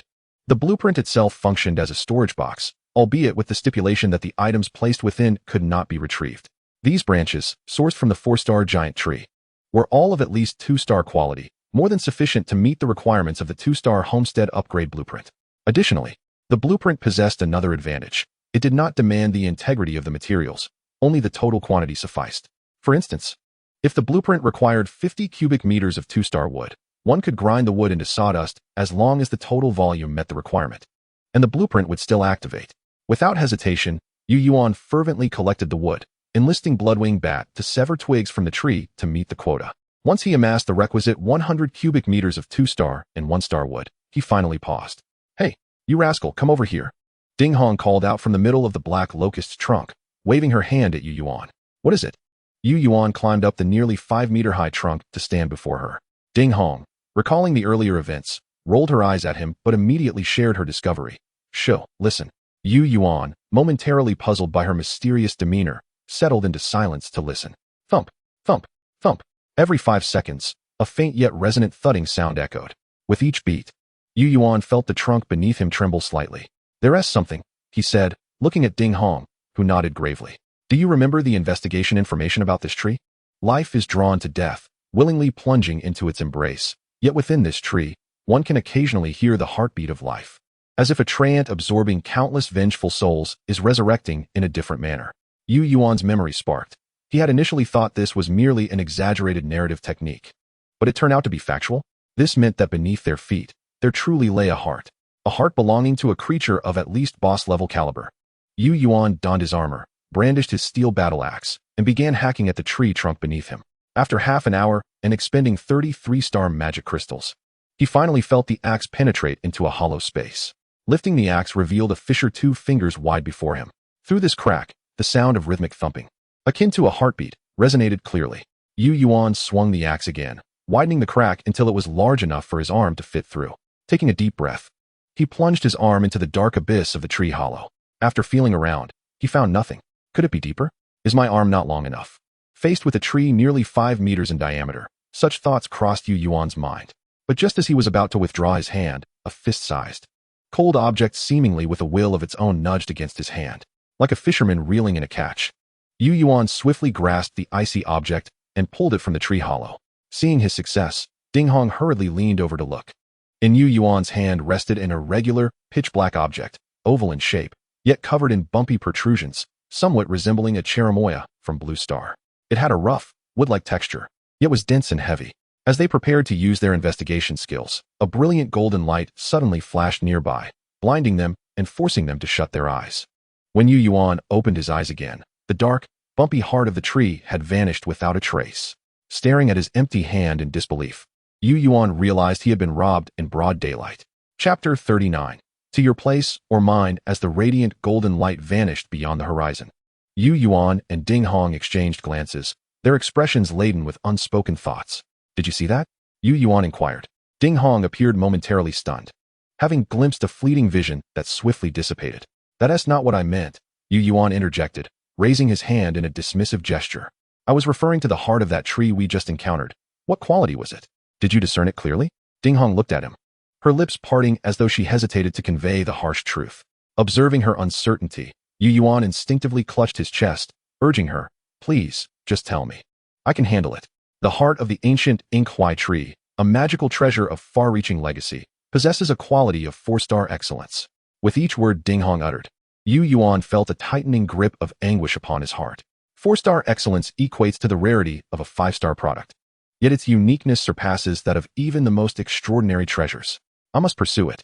Yu Yuan, akin to a gambler who has lost everything, gripped his axe with bloodshot eyes, ready to confront the golden unknown creature. Yet, after just 2 steps, his weapon fell from his hands, powerless. Revenge? He hadn't even discerned who his enemy was. In the brief span of half a day, the world of paradise had imparted 2 invaluable lessons upon him. The first lesson was that physical defenses could not withstand certain bizarre attacks reminiscent of the undead. One must be equipped with energy-based defenses. The second lesson emphasized the necessity of perpetual vigilance, for one could never ascertain who the ultimate beneficiary would be. The cost of these 2 lessons was exceedingly steep. Are you all right? Ding Hong tapped Yu Yuan gently on the head, struggling to suppress a smile. I'm fine. It's just that life suddenly feels devoid of meaning. He replied, his gaze vacantly fixed on the sky, as if striving to hold back the tears welling in his eyes. Enthusiastic reminder. Look at your despondent demeanor. Have you never encountered wealth before? You resemble Batman emerging from an alley, your 6 legs reduced to 2. The fact that such a creature has not gone extinct and that you stumbled upon it is indeed a rare occurrence. Be patient. Those creatures are habitual offenders, insatiably greedy. Seeing that you possess wealth yet pose no threat, they will undoubtedly return for more than just this one encounter. They cannot bear to let go of a foolish wealthy target like you. Upon seeing the enthusiastic reminder, Yu Yuan immediately revitalized. To claim he was heartbroken would be a fabrication. After all, he had long tasted the bitterness of shattered hopes as a lowly Moonlight clan member on Blue Star. However, receiving such an enthusiastic reminder felt like an unexpected delight. It seemed this reminder exuded an air of omniscience, though it lacked true omnipotence. Yuan surveyed his surroundings, finding no anomalies. His two formidable allies remained in a state of disarray. The firefoot lion sheep lay incapacitated, while the bloodwing bat languished in the lingering aftereffects of its inspire skill. Had they been in better condition, they would never have allowed the enemy to flaunt their prowess. Did they still wish to rob him a second time? Humph. He vowed to ensure their return was fraught with peril. Contacting Qianiba, Yuan resolved to transfer the 4-star material ink Hui treat him. Boss, this is no joke. My mind is limited in space, and I still need to accommodate other goods for sale. I truly cannot fit such a large tree here. Upon viewing the image of the colossal tree, 5 meters in diameter and 72 meters tall, Qianiba felt a jolt of panic. While he had no objections to Yuan treating his place as a goods transfer station, the tree's sheer size was overwhelming. Moreover, what value did timber truly hold? After several days of operation, bolstered by, or, in some rare treasures and blueprints provided by Yuan, Qianiba's small shop had gained considerable notoriety. Many had purchased items from him, and those who could afford his wares during the early stages were all high-quality clients, possessing other goods as well. Gradually, trust had blossomed, and he had reached agreements with numerous individuals to act as an agent for selling their merchandise. To put it bluntly, Qianiba's horizons had broadened. He no longer valued timber, which occupied significant space, yet yielded minimal profit. He sought only the finest products. You should read further before speaking, Yuan replied, sending a screenshot of the ink Hui tree's appraisal. Boss, it can fit. It can stand upright all the way to the ceiling. To be honest, you want to find another place in the entire paradise that can accommodate such a magnificent treasure. Boss, I implore you to place this treasure with me. I shall pay you a rental fee. Qianiba's tone shifted dramatically, willing to incur a loss to persuade Yuan to entrust him with the ink Hui tree. What is the most crucial aspect of running a shop? Sincerity? Supply? Relationships? All mere trifles. The essence of a successful shop lies in its popularity and the topics it generates. With popularity and intrigue comes traffic. With traffic, even the water from a toilet could fetch the price of a fine spirit. Why had Qianiba's small shop succeeded? To claim it was solely due to the or would be an understatement. The or was merely an adjunct to the blueprints. Without the blueprints, who would purchase or would anyone genuinely buy iron or to smelt into iron and craft tools? Now, within the entire paradise, how many individuals possessed blueprints? Qianiba's shop flourished thanks to the initial wave of interest generated by Yuan's 2-star court knight armor, which had spread through word of mouth, drawing countless onlookers. The second wave of interest stemmed from Yuan's 16-legged yellow sheep meat and alchemy pot blueprints, further solidifying his shop's allure while cloaking it in an air of mystery. After all, during that time, few could afford meat, and even fewer had encountered 2-star blueprints. Many speculated that Qianiba must be a hidden powerhouse, and this aura of mystique garnered him considerable trust. Thanks to these two waves of excitement, Qianiba's shop now attracted hundreds of thousands of visitors daily. Even if they did not purchase anything, they anticipated the chance to witness some treasures, hoping to boast about their finds later. Yet, popularity inevitably wanes. The internet is notoriously forgetful, particularly within the high-stakes realm of paradise. Qianiba, well-versed in this dynamic, recognized his predicament, yet a splendid opportunity lay before him. 4-star materials, and the main ingredient of 4-star excellence. If he showcased this in his shop, others would gasp in awe. Over 1,000 cubic meters of 4-star material. It would be enough to terrify anyone. Yuan could envision Qianiba's desperate demeanor from his words, and he replied, I heard your place is inconvenient? My previous message was too quiet. You must have misread it. It's quite convenient, not inconvenient at all. And your goods? Let them find a comfortable spot to rest in. Do not force yourself. Boss, you know me well. I, Qianiba, am a man of integrity. When I say it's not forced, I mean it. After some playful banter, Yuan sent the ink Hui tree to Qianiba. Where to now? Ding Hong approached Yuan, aware that he had transferred the massive tree to his collaborator. She inquired about their next course of action. Yuan glanced at the position of the sun. It was already afternoon. Forget it, I lack the spirit. Let us head back. After some contemplation, he decided it was time to recuperate. Ever since being pursued by the fiery-maned lion, he had not truly relaxed, and after the emotional toll of the day, his ordinary body indeed required rest. To your place or mine? Ding Hong suddenly asked. Yuan turned to her, a peculiar expression crossing his face. At that moment, Ding Hong realized she had uttered something rather inappropriate. Her face immediately flushed, and she retorted, I was merely inquiring about whose home we are visiting. Yours. Yuan suddenly smiled, his laughter causing Ding Hong to feel a flutter of unease within her. Chapter 40. the bloodwing bat acquires new knowledge. As the 2 humans and 3 beasts approached the wooden cottage that constituted Ding Hong's abode, the evening sky had begun to blush with the hues of twilight. Their pace was leisurely, reminiscent of tourists rather than travelers in haste. However, if one were to characterize this excursion as a holiday, the ambience of the group felt decidedly peculiar. The fiery lion sheep remained as silent as ever, bearing the weight of its 2 riders without uttering a word.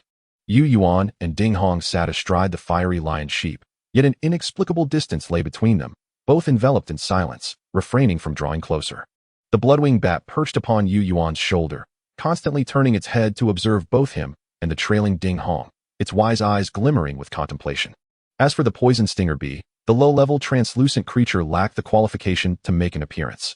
"We have arrived," Yuan announced suddenly. "Ah!" Ding Hong exclaimed, startled. Her previously bowed head lifted abruptly, revealing the familiar scenery around her, confirming that they had indeed reached home. Yuan had already dismounted from the sheep, standing below with a gaze that felt almost piercing. The intensity in his eyes ignited a warmth throughout her being. She feigned calmness in her response. "I'll go gather some firewood for dinner." Yuan made no attempt to hinder Ding Hong, who was hastily searching for something to occupy herself with. He found a patch of open ground to sit upon, meandering through the nearby shops while conversing with Qian Yiba about recent developments. As a relatively well-known merchant in the area, Qian Yiba was able to gauge the current living conditions of the Blue Star people based on the goods that customers purchased or entrusted to him. The situation did not appear to be dire. According to the survival guide issued by Su He, he noted that the locations where the Blue Star people were deployed were predominantly lower-tier demon zones, primarily populated by subservient-level monsters. Soldier-level monsters were as rare as lions on the grasslands, while elite-level monsters were akin to endangered national treasures. Unless one experienced exceptionally bad luck, encountering them was quite unlikely. Under such circumstances, although the Blue Star people occasionally suffered casualties, there were no indications of widespread slaughter. In the demon zone where Yuan resided, the population had decreased from 6,784 to 6,402 over the course of a few days, with only around 300 fatalities. Moreover, as time passed, the daily death toll continued to decline. Having filtered out some of the foolish individuals, the remaining populace consisted of those who had learned to navigate the rules of this paradise world. At present, survival within the paradise appeared to be significantly gentler than that of warfare. Perhaps, individuals from war-torn nations even perceived this paradise world as a realm of greater freedom. Yet, could it truly be so uncomplicated? Yuan busied himself with the ingredients and seasonings he had scavenged from various shops, yet his mind was far from at ease. The peculiar peak in the heart of the forest remained a thorn in his thoughts. Furthermore, the tree person's remnants from earlier today, did they indicate the existence of other intelligent life in this world? And what of the earlier prayer to the goddess of fate? Did deities truly exist? So many questions loomed before him. Each one was like a wall, and without sufficient strength. He had no hope of approaching them. Just as the enthusiastic prompt suggested, lacking the ability meant that even thinking about it was a sin. Sighing deeply, Yuan reflected on his existence as an ordinary person on Blue Star, and the weight of responsibility pressed upon his heart. A responsibility concerning the future trajectory of the Blue Star people. The greater the power, the greater the responsibility. This was no mere platitude. It was not a matter of whether one wished to bear such responsibility. Rather, when one stood at the forefront of their community, that responsibility naturally fell upon them. For if the community were to perish, the individual would lose all meaning of existence. A mere writer of stories. Yet here he was, contemplating such matters. Surely, it would be better to delegate this burden to someone else. Sui appeared to have great potential. After relinquishing the weight of responsibility to himself, Yuan indeed felt a remarkable lightness. Clatter. Ding Hong tossed a few pieces of wood in front of Yuan. "Is this all you managed to find after such a long search?" Yuan gazed up at Ding Hong. The sky had begun to darken, and her figure was becoming somewhat obscured, yet the rosy hue on her cheeks shone brightly like roses after rain. "Mind your own business. Just tend to your fire," she retorted, turning to leave but inadvertently kicking over a pile of bottles. Looking down, she exclaimed, "What are you doing, buying so much water? Can't you just purchase it bottle by bottle when you need it?" It won tea run away in the store. Yuan ignited the bonfire without looking back. "I plan to take a shower tonight." Uffed. Ding Hong glanced at the multitude of water bottles and scoffed, then hurried into the wooden house. It was not until Yuan called her for dinner that she finally emerged. "Is it really that fragrant? You can cook?" Ding Hong was astonished to see a small pot suspended over the fire, filled with fish, meat, and vegetables, all mingled with some unfamiliar seasoning. Yet it appeared to be a feast for the senses. It's a delicious pot, a cooking tool that ensures that as long as the ingredients aren't too bizarre, a delightful flavor can be achieved. Yu Yuan explained. Ding Hong narrowed her eyes. She recalled that this item had seemingly appeared in Yu Yuan's possession alongside her protective necklace. Since he did not possess a spatial bracelet at the time, it had remained in her home during the night when they were pursued by the flame mane lion. Did Shuai Baichi give it to you? Using 2 pieces of wood as chopsticks, Ding Hong settled in front of Yu Yuan and stirred the pot. Yu Yuan found it amusing that this obstacle still lingered after an entire day. That fellow, I'll make sure to introduce you both when the opportunity arises. He had chatted with Shuai Baichi during his spare moments. At night, it was manageable, yet during the day, she rarely responded to him. That tempestuous woman seemed either to be engaged in a brawl or on her way to one. Yu Yuan sometimes questioned whether the 3-star knight's armor left in his possession was somewhat wasted. Upon hearing Yu Yuan refer to Shuai Baichi as that fellow, Ding Hong's expression brightened noticeably, and she ate with increased enthusiasm. After their meal, Yu Yuan gathered around 20 bottles of water and sought a large rock sheltered from the wind, stripping off his clothes to take a cold shower. His physique had indeed strengthened somewhat, although he felt a chill in the evening breeze. It was not the same as when he had shivered in the cold on Blue Star. Once he finished and donned his clothes, he noticed Ding Hong was nowhere to be seen. However, more than half of the mineral water bottles had mysteriously vanished. Casting a glance around, Yu Yuan entered the wooden house. A lavish wooden bed, enveloped in soft fur, lay at one end of the cabin, precisely the temperature-regulated bed that Shuai Baichi had sent long ago. Upon lying down, the warmth enveloped him as though he were covered by an electric blanket, and all his fatigue melted away like smoke dissipating into the air. In mere seconds, Yu Yuan began to drift off to sleep. Creak. The simple wooden door creaked as its hinges protested. The individual outside seemed somewhat apprehensive about the loud noise, slowing their pace as they opened the door. In the dim light, the figure approached Yu Yuan's temperature-regulated bed, finding him sprawled out, softly snoring. Frustrated, they stamped their foot, raised a hand as if to strike him, but then gradually lowered it instead.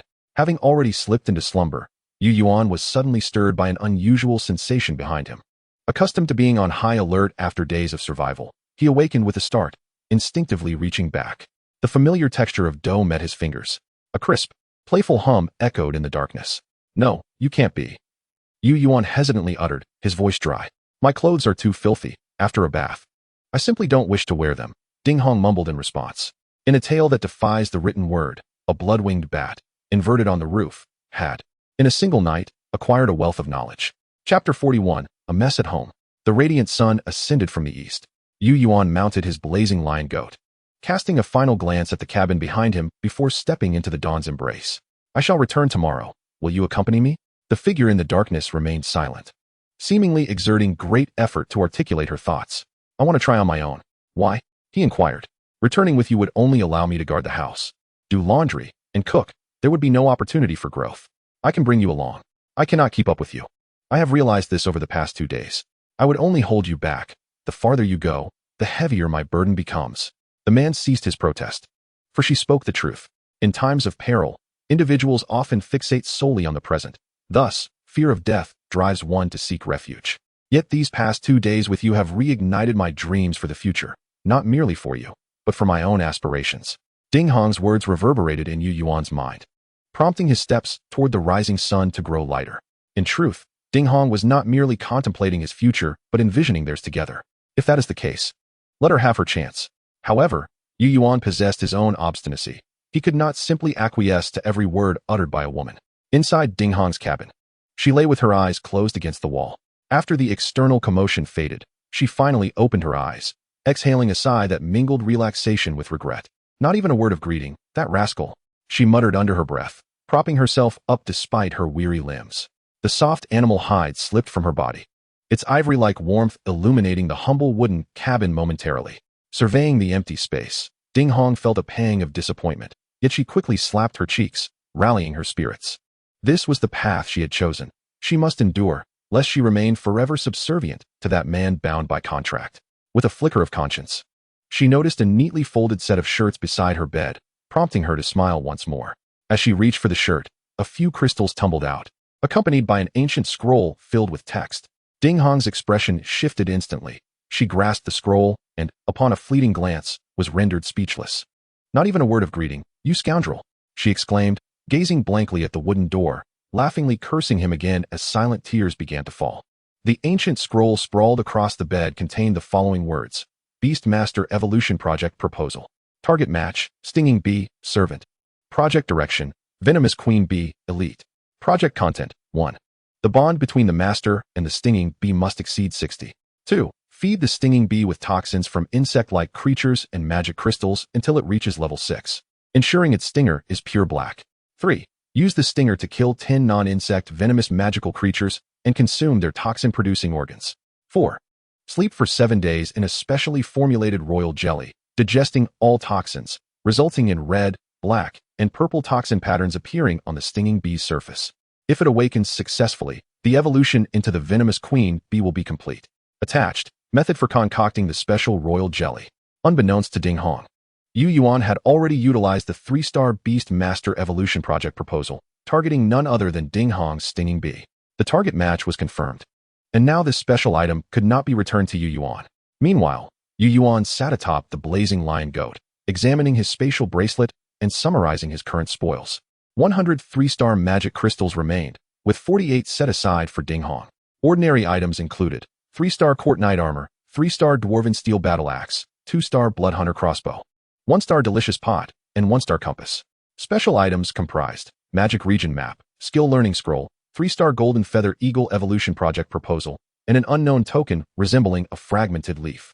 Blueprints: 3-star campfire blueprint, 11. 3-star workbench blueprint, 33. 3-star court knight armor blueprint, 15. 2-star home upgrade blueprint, 2-star tranquil pet house blueprint, 23.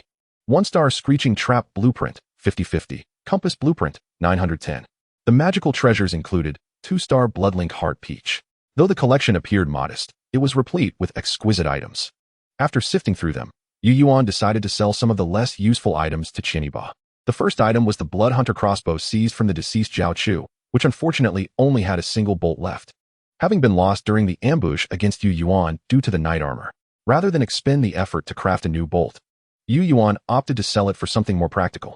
Next was the Golden Feather Eagle Evolution Project proposal. This item was akin to the 3-star Beast Master Evolution Project proposal intended for Ding Hong, albeit with higher restrictions.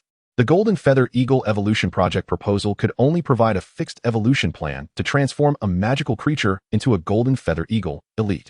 This raised questions of suitability. For instance, if one were to use this proposal on a toad, its ultimate evolution would still be a Golden Feather Eagle. But this was nearly impossible due to low suitability, potentially rendering the proposal useless. Creatures with moderate suitability could succeed in evolving. Yet the complexities of the plan would likely yield costs far exceeding benefits. Only those with high suitability could optimally utilize this item. Given that Yuan's third beast was likely to possess qualifications no less than elite, he had no need for this item. However, for others in Blue Star, where the general qualification of beasts was that of servants or soldiers, this was a treasure. After handing these 2 items to Qianiba, he was met with inquiries about his well-being. Gradually, as they transitioned from plains to forest, the density of magical creatures began to rise. The blazing ram goat bore Yuan onward, trampling low shrubs while incinerating taller ones with a breath of flame. The bloodwing bat perched on Yuan's shoulder, swiftly transforming into a streak of crimson light to eliminate any lurking threats, providing a sense of ease far superior to the cautious, uneven steps he had taken when initially navigating the forest. Before long, guided by an inner sense, Yuan arrived at the entrance of his homestead. What is happening here? Yuan stood, momentarily stunned. According to his instincts, this was indeed his home. Yet, where had the door to the wooden cabin gone? Who had ravaged the wooden walls? Charred marks marred the corners of the cabin. With a thought, the blood-winged bat darted into the cabin, circling twice before emerging, chirping twice. No one. Upon receiving this information, Yuan dismounted and entered the cabin. The sight that greeted him left him momentarily speechless. Who could be so heartless? The only piece of furniture within the cabin, a crude wooden bed, had been removed, and the pile of wolf pelts stacked in the corner had vanished without a trace. This, however, is not the most pressing matter. Someone has defecated right in the center of his cabin. Damn it. Yuan was instantly engulfed in fury. He snapped a picture and promptly uploaded it to the regional chat. Who the hell did this? Step forward. If I find you, you're finished. Chapter 42, Titan Forest. The regional chat momentarily halted. Firstly, the image Yuan posted was exceedingly grotesque. Secondly, the name Yuan was quite well known within the regional chat. Haha. How dare you sell meat to outsiders instead of sharing with your own region? Who is this brave soul? Don't worry, he wouldn't dare touch you. We all stand by you. To mess with you is to make an enemy of our entire region. After a brief silence, a deluge of ridicule ensued. Yuan meticulously read through each mocking remark, noting down some suspicious usernames. His next plan was to scour the area within 1,000 meters. He was bound to encounter some homes of Blue Star residents, and he must not mistakenly harm the wrong individuals. Given the disarray within the cabin, Yuan had no desire to enter. Sitting upon a stone outside, he sought out Qian Yiba. Have you gathered the materials to upgrade the 2-star dwelling as we discussed? Yuan sent a message. Boss, I have enough fine iron, but I can't gather the 50 cubic meters of 2-star stone and 50 cubic meters of 1-star stone on my own in a short time. Should I help you contact someone to collect them? Qian Yiba replied. All right, consider the Bloodhunter crossbow as payment for these stones. Is that sufficient? Yuan understood that Qian Yiba was essentially asking for credit. After all, as a businessman, he wouldn't allow Yuan to dine and drink at his expense while also investing his own resources. That's enough, boss. I'll have it sorted out for you by tonight.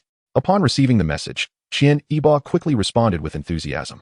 To be honest, stone materials aren't very valuable. 10 1-star magic crystals can buy 1 cubic meter of 2-star stone. For those born in mountainous regions or stone forests, this is akin to picking up money. However, this only applies to 2-star stones. 3-star stones are exceedingly rare on the exposed surface, and due to their scarcity, their price exhibits a steep increase compared to 2-star stones. Perhaps 22-star magic crystals would barely suffice for a single cubic meter. Seeing that Qian Yiba claimed the materials would be ready by tonight, Yuan knew he couldn't waste the daylight. He pulled out the regional map. To the west, there was still an area available for exploration. Located south of the river, it bore a mark resembling waves encircled, possibly indicating a special pond. Skillfully mounting his flame hoof ram, he directed it to head west. Even at a leisurely pace, the flame hoof ram was swifter than Yuan's previous explorations. Within half an hour, he heard the roaring rapids of the long river that symbolized the boundary. Cautiously approaching the riverbank, Yuan, for various reasons, had not thoroughly examined this river until now, and finally had the opportunity. The river spanned over 30 meters in width, its current flowing rapidly, yet it remained inexplicably clear. On the opposite bank lay what Yuan suspected to be a higher-level magical area, a distinctly different forest. The trees across the river towered high. Not only were they tall, but their trunks were also remarkably sturdy, with leaves so lush they could almost serve as bedding. In contrast to this side, the ground of the opposite forest was merely a carpet of verdant grass, devoid of the chaotic underbrush, creating an exceptionally pristine appearance. A faint, elusive mist seemed to perpetually shroud the trees across the way. Standing on the opposite bank, Yuan could only see a pitch-black depth within the forest, obscuring any details. Lily, catch a small magical creature and throw it over there to see what happens. Yuan suddenly instructed. The bloodwing bat darted away, returning shortly from the forest behind him, clutching a 1-meter-long brown-spotted venomous snake. Having witnessed the dragonclaw golden crocodile coiled in the river, Yuan was certain the boundary was secure. However, he needed to verify whether intruding into the forest across would pose any issues. The bloodwing bat, clutching the venomous snake, spiraled through the air before releasing the brown-spotted snake onto the opposite bank. Yuan observed the snake's every move with keen interest. Upon landing on the opposite bank, the brown-spotted snake first appeared alarmed. Then, as if sensing some exhilarating scent, it suddenly raised half its body. After flicking its tongue in the air for a while, it eagerly attempted to slither deeper into the forest. Amon, use fire to drive it back. Yuan commanded immediately. The flame lion ram opened its mouth, unleashing a fireball the size of a fist that accurately landed before the brown-spotted snake, exploding upon impact. The intense heat and explosive sound instantly terrified the snake, causing it to turn and flee. Yuan watched as it swam down the river from the opposite bank, facing no obstruction. No restrictions? Yuan frowned. If, as he suspected, the opposite side was a higher magical area, why could the magical creature return unimpeded? Yet, the terrifying giant he had encountered before had never crossed this river. Had he misjudged, or did this limitation have other triggering conditions? He refrained from sending the bloodwing bat to take further risks. After some contemplation, he messaged Suhi. Do you have any information about other magical areas? Suhi was somewhat enigmatic. His survival guides were all-encompassing, ranging from basic wilderness survival to studies on magical creature behavior, geological and meteorological analyses, and theories of beast evolution. Such a complex guide could not have been compiled by a single person in merely 3 days. Yuan suspected that Suhi had a team assisting him. Have you ventured into other regions? Is it a lower or mid-tier magical area? Suhi replied instantly. Yuan knew Suhi had acquired some information and did not conceal it. It may be a mid-tier magical area. I haven't entered yet. Fearing I might get trapped inside, he then recounted the situation of the terrifying giant being obstructed within the magical area. Suhi responded, no need to worry. Based on my probing, Mid-tier magical areas do not intercept magical creatures entering from the outside, only those native to the area. To bolster the credibility of his statement, he sent 2 images. The first depicted a young man seated atop a colossal eagle-like magical creature, with a towering peak suspended in midair in the distance. The second image was a screenshot of the regional chat. Region ID, mid-tier magical area, suspended peak. Number of participants. 1. Is that you? You've already been there. Yuan exclaimed in surprise. I'm not the only one who has ventured into the mid-tier magical area. Others have also attempted. But I must warn you, in mid-tier magical areas, soldier-level magical creatures are ubiquitous, and elite-level creatures are merely at the lower tier. If you lack sufficient strength or escape means, do not explore too deeply. Suhi advised solemnly. Understood, Yuan replied. Closing the chat, Yuan first sent the bloodwing bat across to fly around, confirming there were no restrictions before it returned. Take me with you. Having validated Suhi's words, Yuan prepared to cross over. The bloodwing bat grasped Yuan's clothing, soaring to the opposite bank. Not daring to waste any time, Yuan immediately opened the regional chat. Region ID, mid-tier magical area, Titan Forest. Number of participants, 2. Chapter 43, The Return of the Dragon-Clawed Golden Crocodile Dingling. On a moss-covered hillock, a series of incessant notifications from a private chat echoed through the air. A middle-aged man clad in a suit and tie sat cross-legged before a small tree, scarcely taller than himself. Annoyed by the persistent sound, he furrowed his brow and opened the private chat. President, I have located the territory of Yuan 008. Did you not mention seeking justice for us? I can take you there. President, are you there? I have contributed a substantial sum to the association. If you lack the time, I shall take other members instead. A message from an individual with the code name Zhang Xiaoji 121 appeared. The man, referred to as the president, scoffed upon reading the message. How could he possibly be unaware of the discussions in the regional chat? Zhang Xiaoji's words were sweet, but he likely was the one infringing upon Yuan 008's domain, fearful of retaliation and employing such clumsy tactics of driving the tiger away from its lair. After contemplating, in order to prevent these fools from disturbing him further and to test the character and abilities of Yuan 008, he sent a reply. I have ventured north and found myself trapped on a mountain by a horde of monsters. I hereby appoint you as the vice president of the public association. All decisions are to be made by you henceforth. Zhang Xiaoji responded immediately, really? Thank you, President. Then, silence fell. The middle-aged man in the suit chuckled softly and closed the private chat. The public association, formerly known as the Association for Assisting Ordinary People, was established to help individuals lead extraordinary lives in the realm of the paradise. In its early days, the suited man had collected a considerable amount in membership fees. Now, the fees had long been gathered a year prior, rendering the association worthless. It was time to discard it. As for those within the association, anyone foolish enough to join such a ludicrously named group and cobble together their fees could hardly be of any use. The man in the suit gazed quietly at the small tree before him. The tree stood over a person's height, its entire body a dull yellow, with leaves sparse, appearing as if it were on the brink of death. Bulging veins, akin to varicose veins in humans, snaked across the inexplicably smooth bark of the tree. These veins pulsated and contracted as if blood flowed within. At the very top of the withered tree, a fruit the size of a human head hung from a branch's end. Wah, wah. Suddenly, as if a child had been startled, the fruit began to cry. Indeed, it was crying. A maw full of sharp teeth abruptly opened on the fruit, emitting a piercing wail. Oh, my goodness. Even a corpse of this size beneath your feet is insufficient, and you still crave snacks. What a mischievous child. The middle-aged man beside it wore a peculiar smile, producing a severed arm from behind him and offering it to the fruit's gaping maw. Crunch. Sensing the scent of blood, the fruit's great mouth clamped down on the arm, chewed twice, and swallowed. That should suffice. No need to call for more. The suited man scrutinized the fruit, noticing its nascent nose, eyes, and ears forming, revealing a satisfied grin. Looking back, he saw 2 intact human corpses and 1 dismembered body lying gruesomely on the ground. The severed arm had long been detached from one of these corpses. A bunch of fools. The suited man muttered another curse, unsure whether he was cursing the one who had interrupted his peace or the cold bodies on the ground. Almost there. He sighed. Once this fruit matures, I shall care not for any association or Yuan 008. I will dominate this new world, fulfill my aspirations that have been constrained in the dragon kingdom of Blue Star, and forge my own kingdom. Suddenly, the suited man paused. He opened another regional chat. Region number, mid-level magic zone, Titan Forest. Number of people in region, 2. Someone has entered? He murmured, his expression darkening instantly. He was so close to success, and no matter who it was, he could not allow them to approach. Rising to his feet, he retrieved a whistle and blew it abruptly. A sharp sound wave spread forth, as if an invisible force awakened all creatures. Oh! Roar! The periphery of Titan Forest erupted in commotion. Trees toppled, and thunderous sounds echoed, as if countless giants were marching. On the other side, Yuan stood within Titan Forest, experiencing the forest's peculiarities up close. The trees here were merely taller and sturdier than those across the way, yet standing in this forest, Yuan felt an almost imperceptible pressure weighing upon his heart. It was as if this place belonged to giants, where every shorter being would be met with silent mockery and oppression from the forest. Chirp! The bloodwing bat called out twice, and Yuan grasped its intention.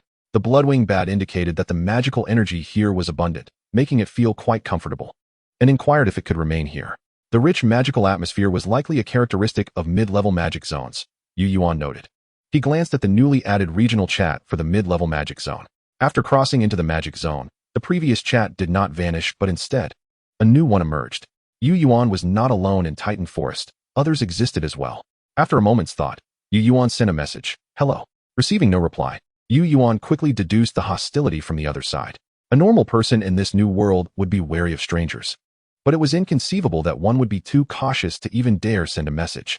Either this individual was on guard against everyone for some reason, or sending a message would expose their identity, and they were reluctant to let Yuan know anything about them. In either case, they were indeed an adversary. Boom! A violent rumble suddenly resounded within the forest, intermingling with the roars of beasts and the cries of birds. For some unknown reason, Titan Forest erupted in chaos. Return. Sensing something amiss, Yuan immediately instructed the bloodwing bat to take him back across the river. He had a gut feeling that the turmoil within Titan Forest was connected to that other person inside. Upon reaching the opposite bank, Yuan did not linger. Mounting the flame lion goat, he followed the river southward. It was not until he reached a tributary that bent eastward that he came to a halt. Following the tributary, the map indicated a target location was a lake. Where there is a lake, there must be water. Yuan surmised that the lake's water source was likely provided by this tributary. He proceeded eastward along the tributary. After several twists and turns, Yuan finally arrived at his destination. Perched atop a tree, he beheld a lake sprawling nearly 10,000 square meters, roughly 50 meters away. At the center of the lake lay a small island, and on that island coiled a familiar figure. Isn't that the dragon-clawed golden crocodile? Yuan exclaimed. Chapter 44. Upgrade to 2-star homestead. At a distance of nearly 100 meters, Yuan could not see clearly. After rummaging through a private shop, he spent 30 pieces of 2-star magic crystals to purchase a 1-star guards telescope. Raising the gilded and silvered classical monocular to his right eye, Yuan confirmed that the merchant had not deceived him. This object undoubtedly justifies its price. Through this monocular telescope, objects 100 meters away appear as if they are merely 5 meters distant. Yuan not only observed the dragon claw golden crocodile, but he was also able to directly employ his probing skill at such a distance. Creature, dragon claw golden crocodile. Qualification, elite. Level, 20. Attributes, dragon water. Skills, golden dragon claw, green. Swimming dragon transformation, green. Wave swimming water gun, green. Underwater concealment, white. River adaptation, white. Tail slap, white. Description, a submerged overlord possessing ancient dragon lineage, capable of awakening its draconic bloodline in critical moments to briefly transform into a water dragon. Do not engage it in underwater combat. After several days, his level had only increased by 1. However, due to the growth of the contracted beasts he commanded, the probing section for the dragon claw golden crocodile was no longer filled with question marks. At this level, Yuan estimated that if his 2 beasts joined forces, they might stand a chance of defeating it. Yet, he merely entertained the thought. None of his beasts excelled in aquatic combat. If the crocodile realized it was at a disadvantage, it would simply dive into the water, leaving the bloodwing bat and flamehoof sheep staring helplessly from the shore. Moreover, the dragon claw golden crocodile was not alone. On the island at the heart of the lake, Yuan could see through his telescope that 13 other crocodiles of a different species were lounging beside the dragon claw golden crocodile. These blood claw crocodiles, of soldier rank, averaged around level 15, and being in their watery domain would complicate matters. After a brief assessment, Yuan decided to abandon the idea. Fortunately, as an aquatic creature, they typically do not venture ashore to hunt, posing a relatively low threat to Yuan's home. Wait, what is that? Just as he was about to depart after observing the dragon claw golden crocodile, he noticed something peculiar. At the center of the island, there lay a small sunken pool. At first glance, he had overlooked it, but upon closer inspection, he found that the water in this diminutive pool, less than a square meter in size, was an astonishing shade of red. The crimson waters bubbled slightly. Under the telescope, Yuan witnessed a stone, as vibrant as fresh chicken blood, rolling within the pool. Magical essence treasure, red dragon bloodstone. Quality, 3-star premium. Attributes, blood, fire dragon. Description, the first mouthful of hot blood from a pure-blood dragon after its demise harbors a unique spiritual power, even though it originates from an immature dragon. The initial blood it coughed up, when splattered upon a common stone, can create a rare treasure with a chance of imbuing scaly creatures with draconic attributes. Yet another rare, magical essence treasure. Yuan gazed at it with envy, but ultimately turned away. The crowd of crocodiles effectively extinguished his greed. It was not the right time, but in the future, this treasure would undoubtedly belong to him. However, while Yuan relinquished his pursuit, other creatures did not share his restraint. Shortly after he departed, a small golden head peeked out from above the branch where he had just stood. It stuck out its tongue at the direction Yuan had left, spitting a few droplets of saliva as if mocking him. Then, this golden head turned its gaze toward the island, fixated on the very center where the red dragon bloodstone lay. Those elongated golden slit pupils were now wide with longing. As it stared, it instinctively flicked out its long tongue, drooling with greedy desire. Yet, this little creature was not devoid of intellect. Surrounded by a dozen soldier-level crocodiles and one formidable presence that was nearly elite, it would not foolishly rush in like that dim-witted biped. The golden head, resembling that of a lizard, tilted back to glance at the sun. With its eyes slightly squinted, it devised a plan and withdrew back into the leafy canopy. Meanwhile, Yuan continued his exploration of the surrounding forest. The leader of the flame-hoof sheep seemed to exert a natural pressure over lower-ranked magical creatures, causing them to avoid his group from a distance. Of course, some unfortunate souls who failed to recognize the danger quickly became experience fodder for the bloodwing bat. However, the notion of experience was merely a euphemism. Battles devoid of pressure offered minimal growth benefits for his beasts. Over the course of yesterday and today, the bloodwing bat had dispatched approximately 30 various magical creatures, yet its level remained stagnant. Should he venture into the Titan Forest? Yuan pondered, but quickly dismissed the thought. He would rather risk challenging the Dragon Claw Golden Crocodile group than venture into the Titan Forest. The aura of that place felt overwhelmingly oppressive, a clear signal of danger. After walking for a short while, Yuan stumbled upon a wooden cabin. It was not his home, but rather that of another. Yet, it appeared to have been abandoned long ago. The wooden door had been forcefully destroyed by some magical beast, with claw marks and impact dents indicating the dire fate of its former inhabitants. Upon entering the cabin, he observed dark red stains splattered across the floor and walls, the remnants of dried blood. Torn fragments of clothing lay strewn about, and in the corner, a gnawed leg bone hung, clinging to desiccated strands of flesh. Rest in peace. After leaving the cabin, Yuan commanded the flamehoof sheep to breathe fire, incinerating the dwelling along with the remains of its owner into ashes. The flickering flames reflected in his eyes as he contemplated whether, without the fervent warning, he too would have met a similar fate within those flames. Each step he took at the forefront of the world granted him the tranquility he now possessed. Should there come a day when he could no longer keep pace with the world's rhythm, would he too find himself consumed by the raging inferno behind him? Once the bloodwing bat evolved, he would venture into the Titan Forest. Yuan made a sudden decision. As the flames gradually extinguished, he missed witnessing the spectacle of the blaze consuming the mountain. Yuan began to suspect that the forests of this world might possess their own set of rules, warding off certain disasters. He traversed in an S-shaped pattern, exploring his surroundings. No other cabins were discovered, but within a bare den, he uncovered a black iron treasure chest, containing 2 one-star blueprints and a few meager 1-star magical crystals. The blueprints were for a 1-star apprentice craftsman S tunic, 1010, and 1-star deerskin boots, 1515, both quite practical. The afternoon sun still shone brightly when Xian Yiba suddenly messaged him, stating that he had gathered all the necessary materials. Wasting no time, Yuan mounted his sheep and headed straight back home, arriving in less than half an hour. Upon receiving the materials, 5 units of refined iron and 100 units of instantaneously appeared, piled before him like a small mountain. He then took out the 2-star home upgrade blueprint, absorbing these materials within. Home upgrade requirements have been met. Would you like to design the style of the main house? Once the materials were filled, a prompt suddenly appeared before Yuan. Yes, he affirmed. Subsequently, as if playing a 3D sandbox game, a virtual home construction project emerged before him. Chapter 45, Construction. The process of building the house was not overly complex. The basic framework and total quantity of materials were predetermined. The main task lay in planning the internal space and delineating areas. 10 minutes later, a 3D virtual model of a rural house hovered before Yuan. The small building occupies an area of 100 square meters, comprising 2 levels, each standing at a height of 5 meters. The left side of the ground floor is an unutilized space of 80 square meters, designated as a storage room for materials and miscellaneous items, while the right side features a room intended for a table and several chairs, serving as both a dining area and a living room. The second floor is evenly divided into 4 rooms, one of which is designated as a bedroom, while the other 3 remain without specific plans for their use. The rooftop is designed as a flat terrace, providing a vantage point for surveying the surroundings. In the event of a surprise attack from ground-dwelling monsters, one can retreat to the rooftop and fortify the narrow staircase, thereby enhancing the chances of survival. After all, this is a world of survival, devoid of water and electricity, where everything must prioritize sturdiness and practicality to withstand external threats. The planning of the homestead has been completed, construction has commenced. The original wooden structure has been reduced to ashes, akin to a process of 3D printing. A horizontal beam of emerald light emanates from the ground. As the verdant luminescence rises, a small house constructed from stone and wood materializes step by step. In merely a few dozen seconds, a solid and unpretentious 2-story building stands before Yuan.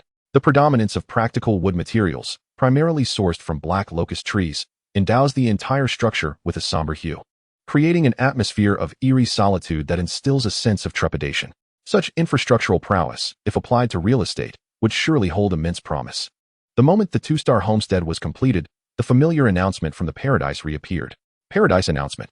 Congratulations to the Blue Star human race for upgrading to the first 2-star homestead, establishing a foundation for settlement and community gathering. A commendable achievement. Reward. A random green trait for this homestead and a random blueprint for a 3-star auxiliary building. The Paradise announcements consistently offer rewards of an encouraging nature. While they are indeed precious, they seem to lack the capacity to propel Yuan to great heights. They are merely embellishments. After perusing the Paradise announcement, Yuan reviewed the data for his upgraded homestead. Homestead main structure, standard wooden stone fortress. Quality, 2-star premium. Territory area, 700 square meters. Auxiliary buildings, none. Homestead traits, eerie deterrence, white. Shadow concealment, green. Description, the 2-star standard homestead is infused with a substantial amount of 3-star specialty wood, significantly enhancing the building's sturdiness while endowing it with other hidden capabilities. This black edifice exudes an aura of malevolence that repels living beings, discouraging any from approaching. The 2 homestead traits include eerie deterrence, which is inherent, and shadow concealment, a random trait awarded by the world announcement.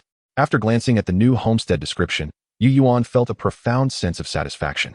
The increase in territorial area and the substantial enhancement in defense, along with the acquisition of an additional homestead trait, made the utilization of black locust wood worthwhile.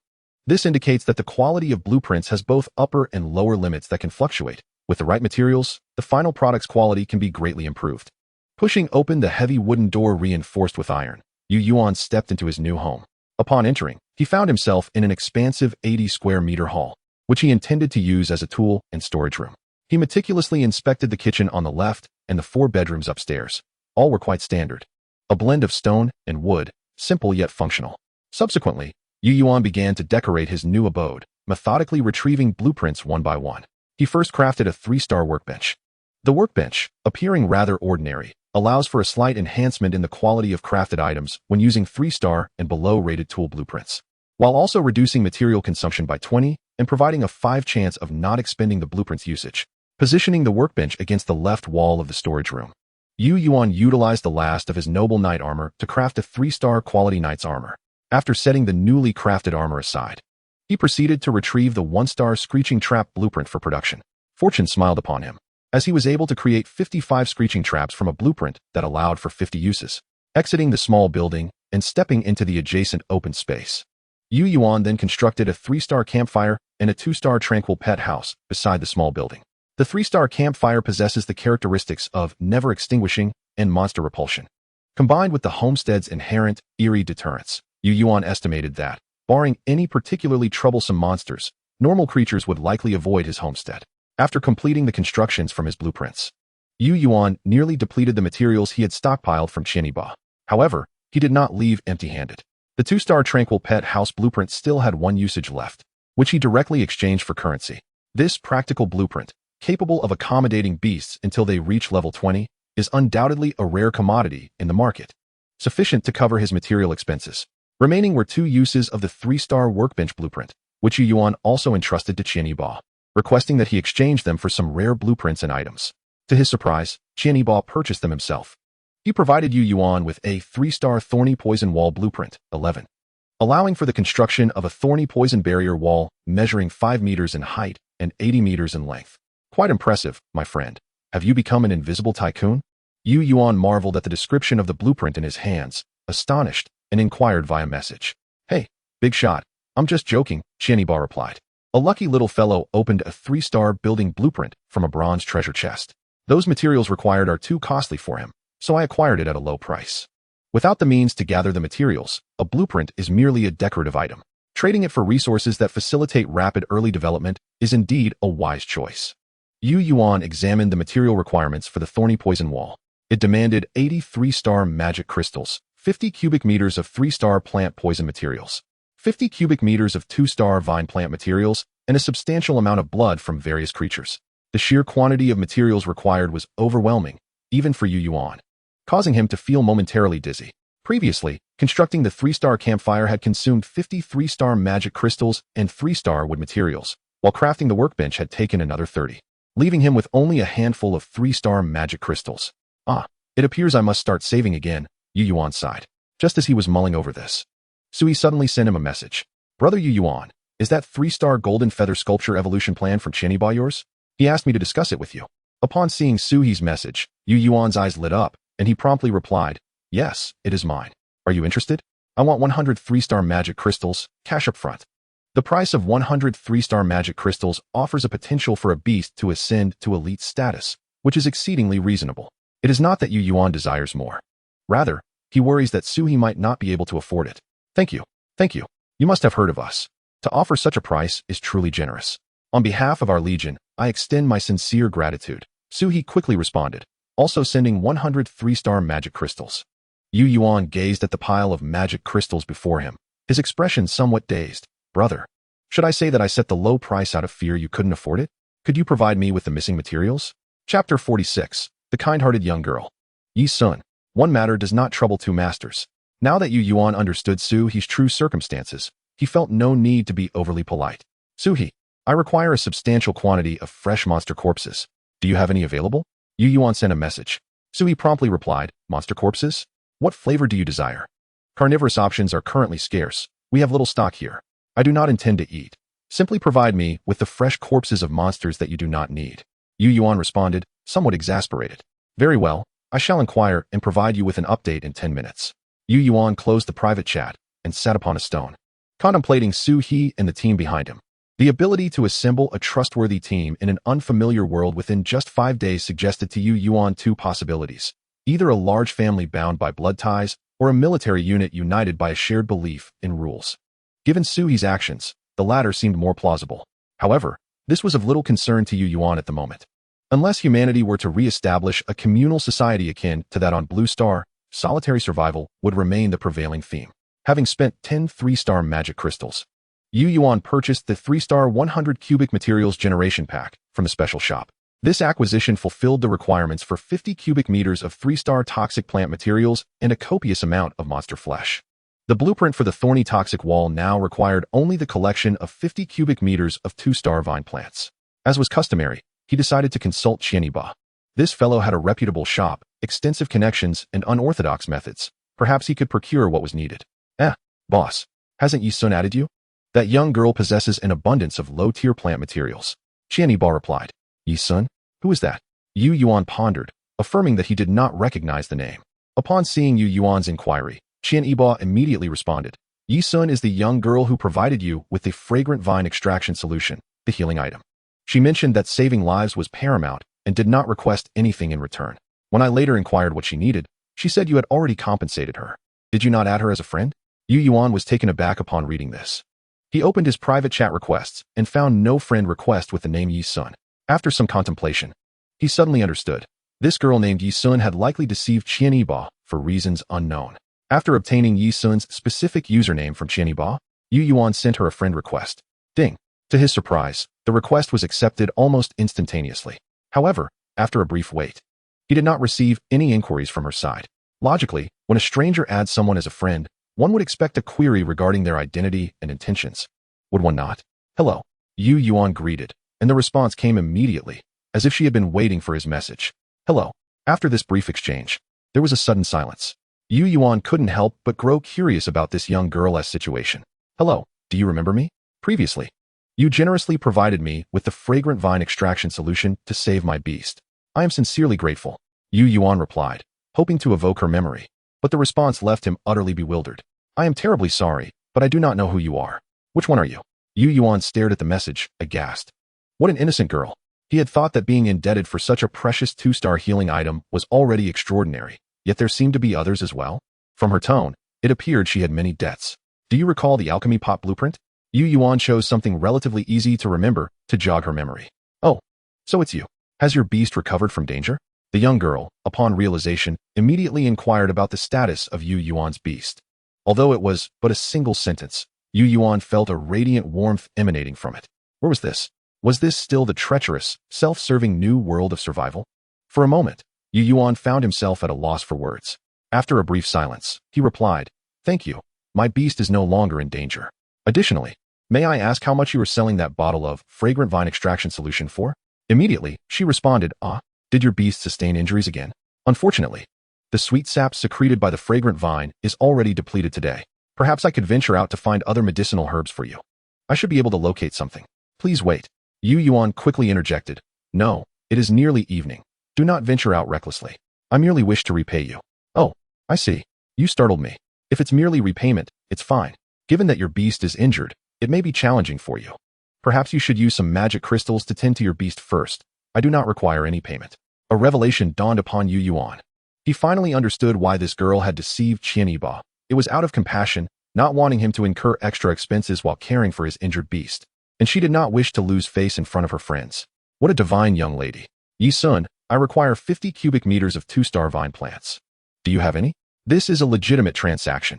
I must compensate you, so please do not decline. Yu Yuan had resolved to offer this girl a bit more money. He could not allow her to suffer a loss. 2-star vine plants? That should be manageable. I will go out now to search for you.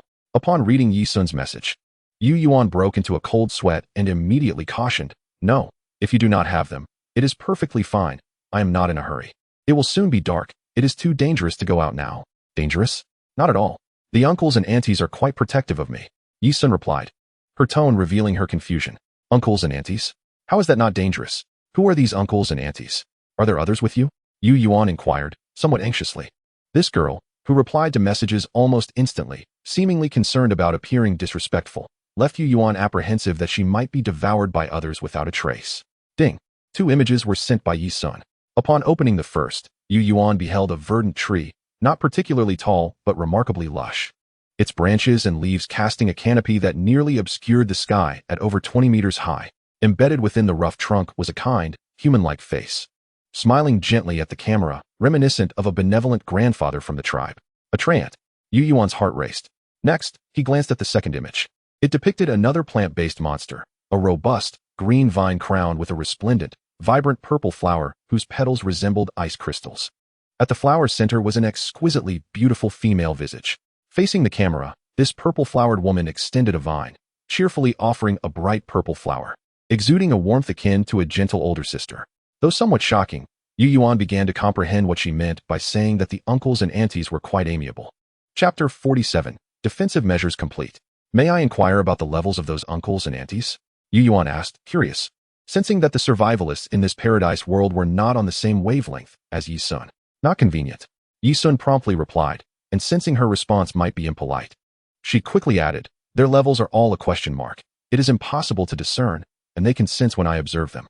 Last time, Granny Sungama scolded me quite fiercely. She was terrifying. Yu Yuan learned something new. Apparently, a vast disparity in strength could lead to one's probing skills being detected by local monsters. Would it be possible for you to show me a screenshot of your regional chat? So many high-level plant-type magical creatures made Yu Yuan doubt that the area where Yi Sun resided was a low-level magical zone. Dingling. 2 screenshots were sent over. The first one read, Area number, low-level magical zone 111111.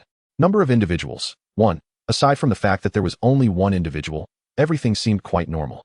However, when Yu Yuan glimpsed the second screenshot, his hand trembled involuntarily. Area number, high-level magical zone, the extraterritorial garden of the wise Holy Spirit Treeman. Number of individuals, 1. a high-level magical zone.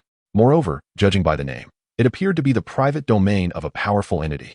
Yuan suddenly felt that this extraterritorial garden had deliberately carved out a segment of low-level magical zone within it, solely to provide Yi Sun with a sanctuary. Otherwise, the existence of two areas, each hosting only her, would remain inexplicable.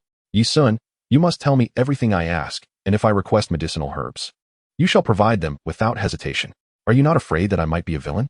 Concerned for the naive young girl, Yuan felt compelled to impart a lesson on the darker facets of human nature.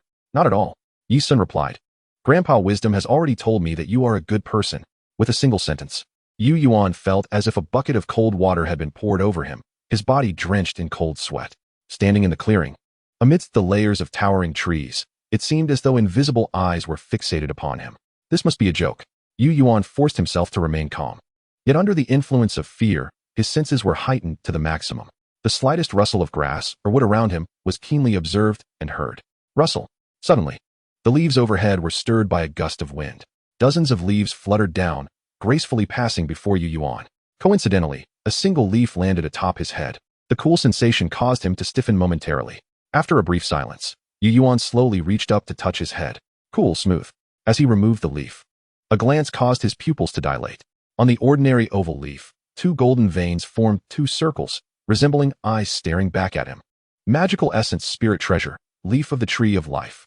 Quality, 1-star good. Attribute, none. Description, an ordinary leaf infused with special life energy. Its existence serves to answer but one question. Yes, I am indeed watching you. Ha ha ha, are you scared?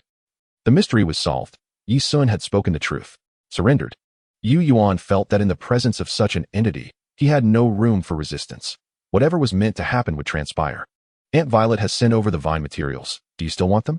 Yi Sun messaged. Yuan's spirits lifted. Yes. Why would I decline? Moreover, he would not part with a single coin. This was his compensation for emotional distress. Upon receiving the materials, Yuan examined them and found a green, smooth vine as thick as an arm, rated as 2-star excellent. How stingy. If asked for 2-star, only 2-star was provided, devoid of any subjective initiative. Yuan silently grumbled, decisively incorporating the materials into the blueprint. Thank you. If you need anything in the future, feel free to let me know. Yuan expressed his gratitude to Yi Sun. Even if he had been frightened, it mattered little in the presence of the young girl. You're welcome. By the way, Grandpa Wisdom asked me to pass on a message. He said to wait for you to visit. Yi Sun took a minute before replying. Yet, Yuan wished she hadn't waited. What did it mean to wait for him to visit without providing an address? Did the wise Holy Spirit Treeman believe he would inevitably come, regardless of any unforeseen circumstances? Yuan dared not dwell on it. Fatalism and such notions, no deity could escape judgment. As night descended, he stirred the campfire and began roasting a piece of bison meat. The air felt somewhat chilly. Did this place truly experience the change of seasons? Yuan exhaled a cloud of warm breath. When he first arrived, the weather felt akin to late spring. Even at night, the temperature hovered around 15 degrees. Not particularly cold. Yet now, it seemed to have plunged to 5 degrees. Even while roasting by the fire, he could distinctly feel the chill creeping up his back. Dingling. Another private message. It was Suhi. Brother Yuan, while there are many magical creatures that cannot be consumed, few people collect them. I've only managed to gather this much. See if it suffices. Yuan accepted the items. A pile of over 30 magical creature corpses of various sizes lay in the clearing. Poisonous lizards, forest poison dart frogs, rock giants, explosive flame hounds, and gluttonous flowers. Living in a forest teeming with ordinary creatures, this was Yuan's first encounter with such a plethora of bizarre, inedible magical beings. Some were toxic. Others lacked flesh and blood. However, most were the result of excessive elemental magic accumulation within their bodies, rendering them indigestible for humans. The higher the creature's level, the more pronounced this became. He deposited the magic crystals and flesh into the blueprint, then exchanged a 3-star 100 cubic material generation package for 50 cubic units of poisonous plant material, rusted iron thorn wood. With all materials gathered, the construction of the 3-star auxiliary structure, thorny poison wall, commenced. The process was akin to building a 2-star home, virtual modeling, capable of placement in any position within the territory.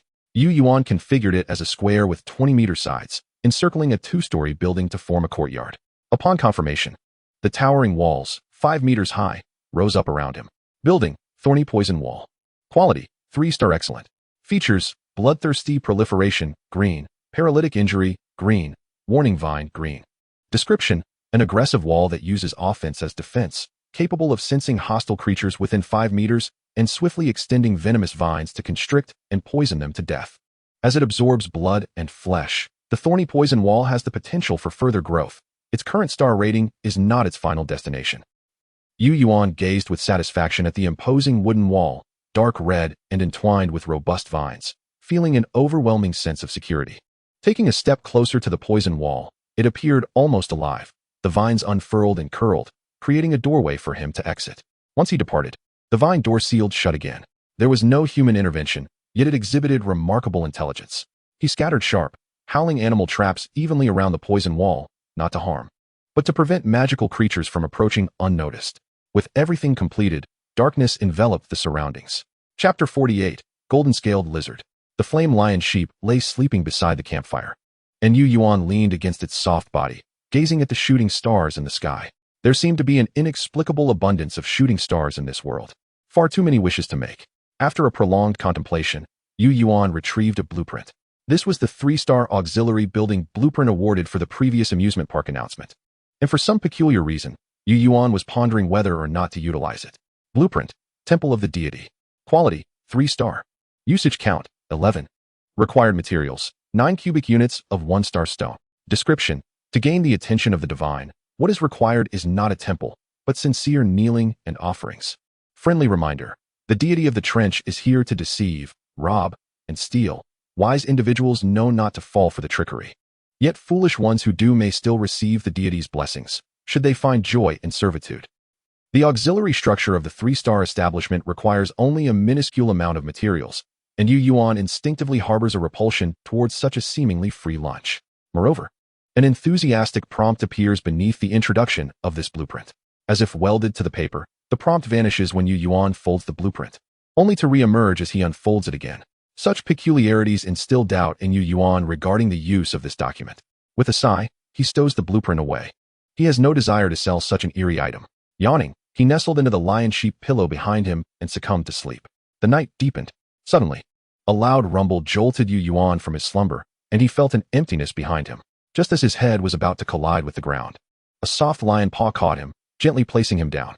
The abrupt sensation of falling startled Yuan awake.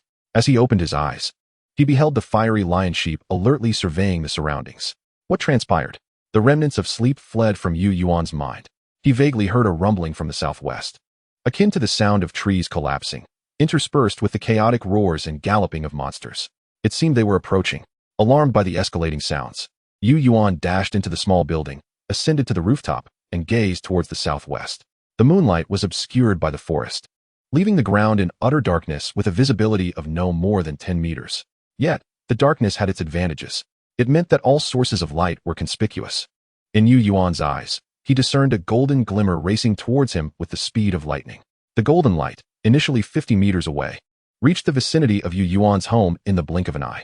It appeared to intend to dart past his abode, but as it approached, the dark red vines of the thorny poison wall began to grow wildly, curling towards the glowing creature. Startled, the golden entity leaped into the air and landed on a nearby tree. Small in stature and swift in movement, it evaded capture by the thorny wall. Yuan, observing the golden creature lingering not far from him, promptly utilized his probing skill. Creature, golden-scaled lizard. Qualities, elite. Level, 19. Attributes, dragon, gold. Skills, golden light escape, green. Treasure gathering, green. Rapid burrowing, green. Description, in the understanding of the golden-scaled lizard clan, all treasures seen belong to them, which they can freely collect. It is rumored that this race is linked to levels of wealth, but due to this characteristic, their clan once teetered on the brink of extinction. What a little thief you are. Upon reading the description, Yuan instantly recognized this creature as the one that had pilfered his treant heart.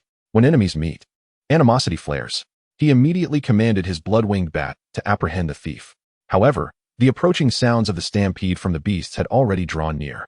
A water blade, coalesced from flowing water, sliced through the air, targeting the golden-scaled lizard on the tree. The lizard leaped to another tree in a swift motion. A massive tree, surrounding 3 individuals, collapsed with a thunderous roar. Yet, this time, the golden-scaled lizard did not flee. It stood on a tree behind Yuan's home, aligned with the unknown monster horde pursuing it, as if Yuan's home provided its sanctuary. To drive the tiger and swallow the wolf? To observe from across the river? Yu Yuan glanced at the golden-scaled lizard atop the tree before redirecting his attention forward.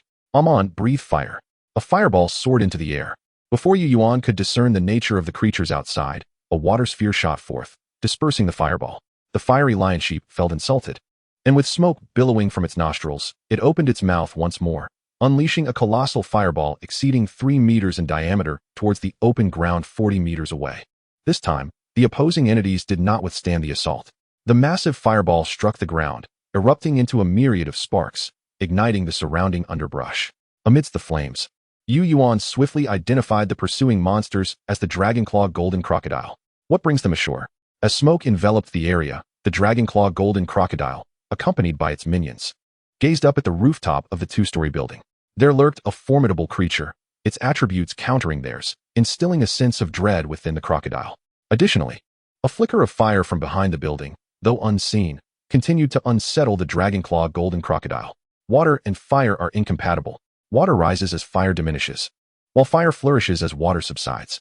Clearly, the Dragonclaw Golden Crocodile sensed that the balance favored fire at this moment. With a roar, the Dragonclaw Golden Crocodile turned to a Bloodclaw Crocodile and bellowed. Without hesitation, the Bloodclaw Crocodile charged towards Yu Yuan's home. Bang! The Bloodclaw Crocodile collided heavily against the thorny poison wall, becoming disoriented, while the wall remained unyielding. Just as the Bloodclaw Crocodile prepared to unleash a terrifying roar and continue its assault, several stout, dark red poisonous vines ensnared it first. Howl!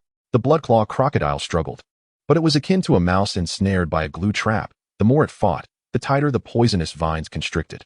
Potent toxins seeped through its wounds into its body, causing its struggles to wane. 2 to 3 minutes later, the Bloodclaw Crocodile fell silent, dragged into the thorny poison wall, and vanished from sight.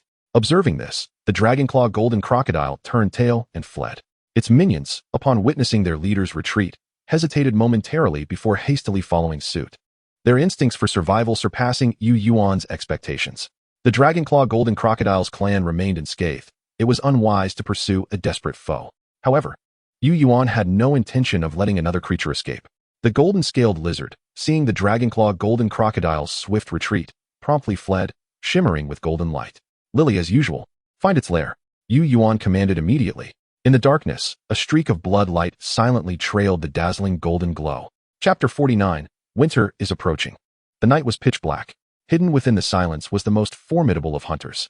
Yu Yuan did not rush to chase the golden-scaled lizard. He trusted that the blood-winged bat, equally adept in speed and possessing the advantage of flight, would bring him favorable news. After this ordeal, slumber eluded him. Sitting by the campfire, he warmed himself and activated the chat function. The regional chat revealed little novelty, save for a public association that was fervently promoting communal living.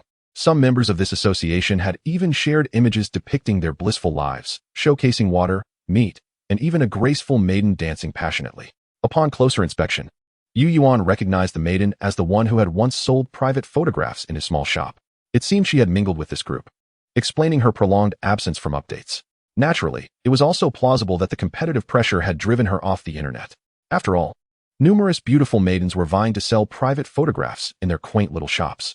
The venture, inherently risk-free, gradually saw some of these enchanting beings retreat as time wore on and their makeup faded, leaving even those slightly less extraordinary unable to maintain their foothold.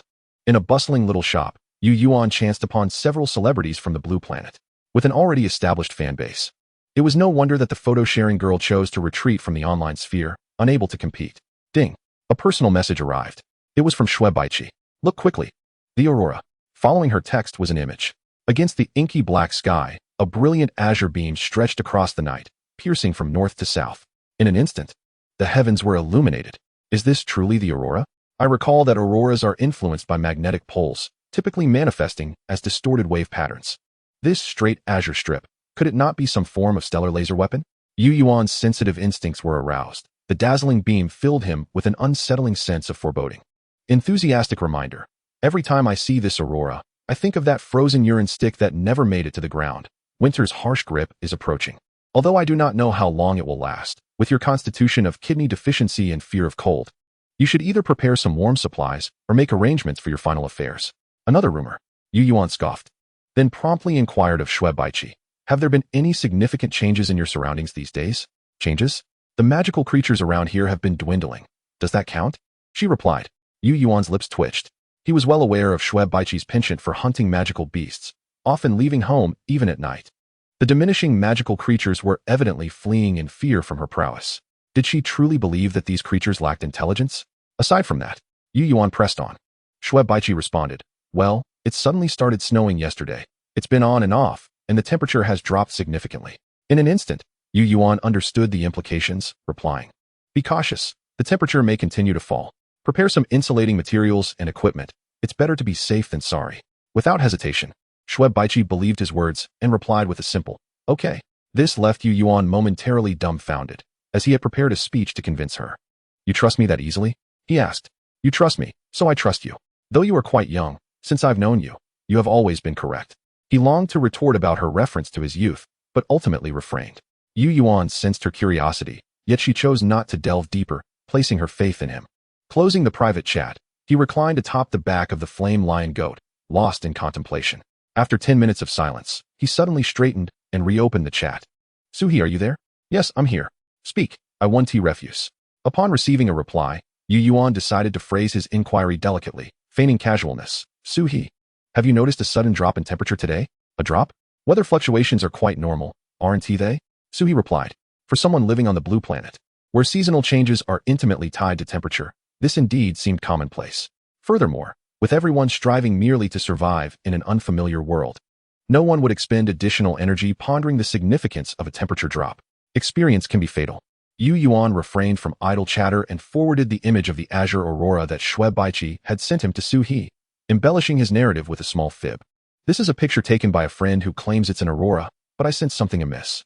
My friend mentioned that since this aurora appeared, the temperature in her area has plummeted by at least 20 degrees, to the point where water freezes upon contact, and ice-type magical creatures have become unusually agitated. I suspect this is not a mere weather change, but rather a disaster that could impact the entire world. To the average person, such speculation might seem alarmist or even deranged. However, Suhi was no ordinary individual.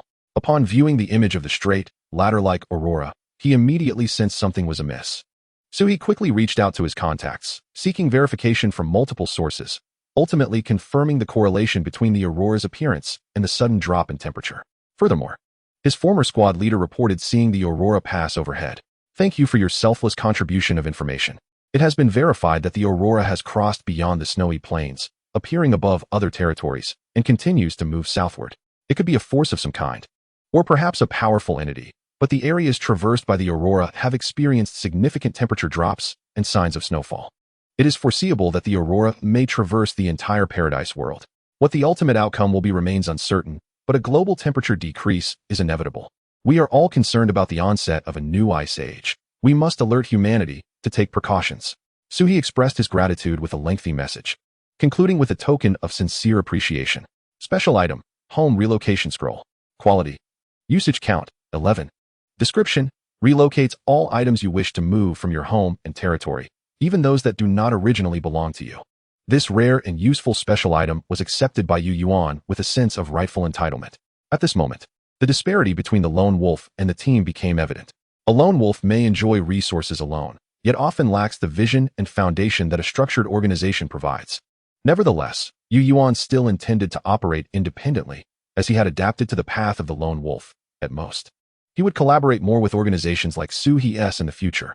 Having expressed what he needed to say, Yu Yuan exhaled in relief and reclined once more upon a man forewarned of the impending crisis. He could hoard resources for his own advantage.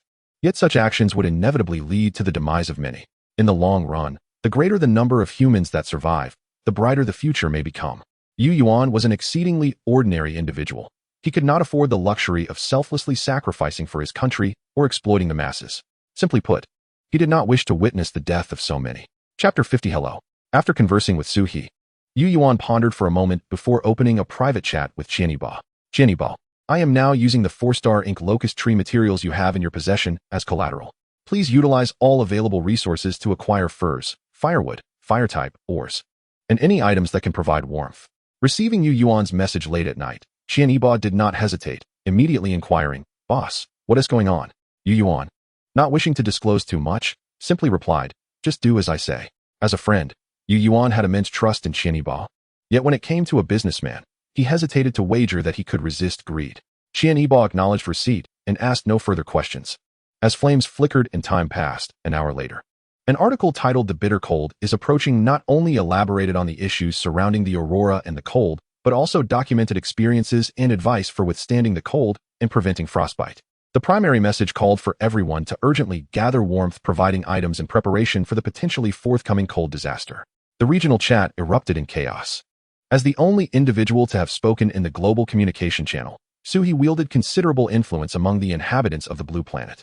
However, the sudden announcement of an impending global disaster was met with skepticism, as many were reluctant to accept such a grim reality.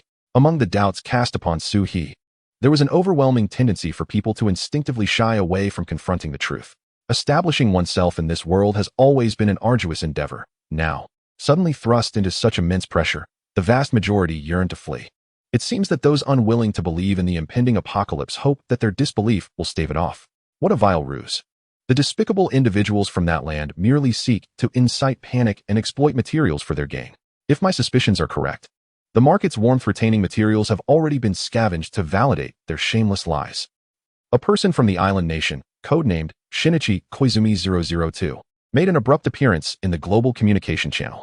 With his statements gaining traction, the discourse in numerous regional exchanges swiftly veered off course. Do you truly believe that fellow named Suhi in the World Channel is speaking the truth? What utter nonsense. It is evident he knows we possess some spare funds and aims to extract them from us. Stocks and futures operate just the same. They believe it relies on luck. But it is all manipulation.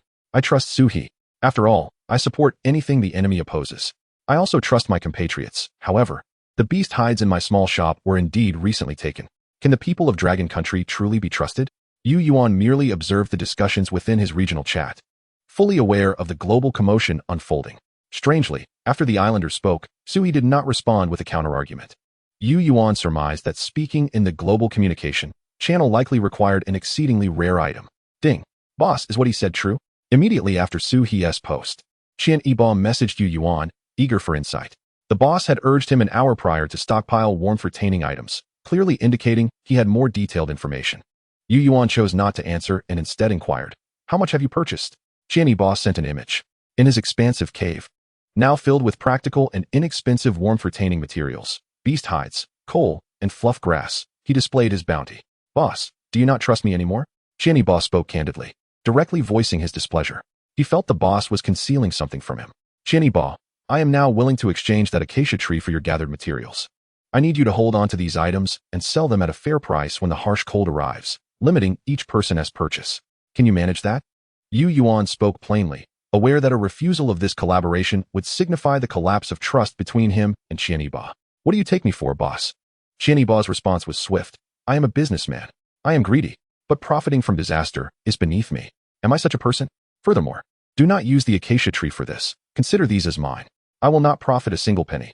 Yu Yuan felt a wave of relief at Qian Yiba's reply. Smiling, "Brother, what is yours, and what is mine. Let us reserve the best 200 units of the acacia tree, and you can exchange as much as possible for the rest. I anticipate these items will soon appreciate in value."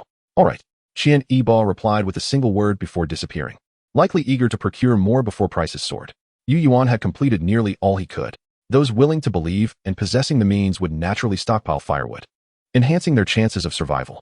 As for those unwilling to believe, let them remain oblivious to this news. Regardless, when the frigid cold descends, the prices of warmth-retaining goods in private shops will undoubtedly skyrocket. Yu Yuan's actions merely accelerated this process, and those keen on profit would further accumulate warmth-retaining materials, ultimately benefiting all of humanity. After a series of exchanges, dawn began to break. A blood-winged bat glided through the air, landing gracefully on Yu Yuan's shoulder. "Have you found it?" Yu Yuan tilted his head to the blood-winged bat and inquired. The blood-winged bat, brimming with confidence, nodded and pointed its tiny wing towards the north. North? Yu Yuan felt puzzled. Did not the golden-scaled lizard flee towards the west last night?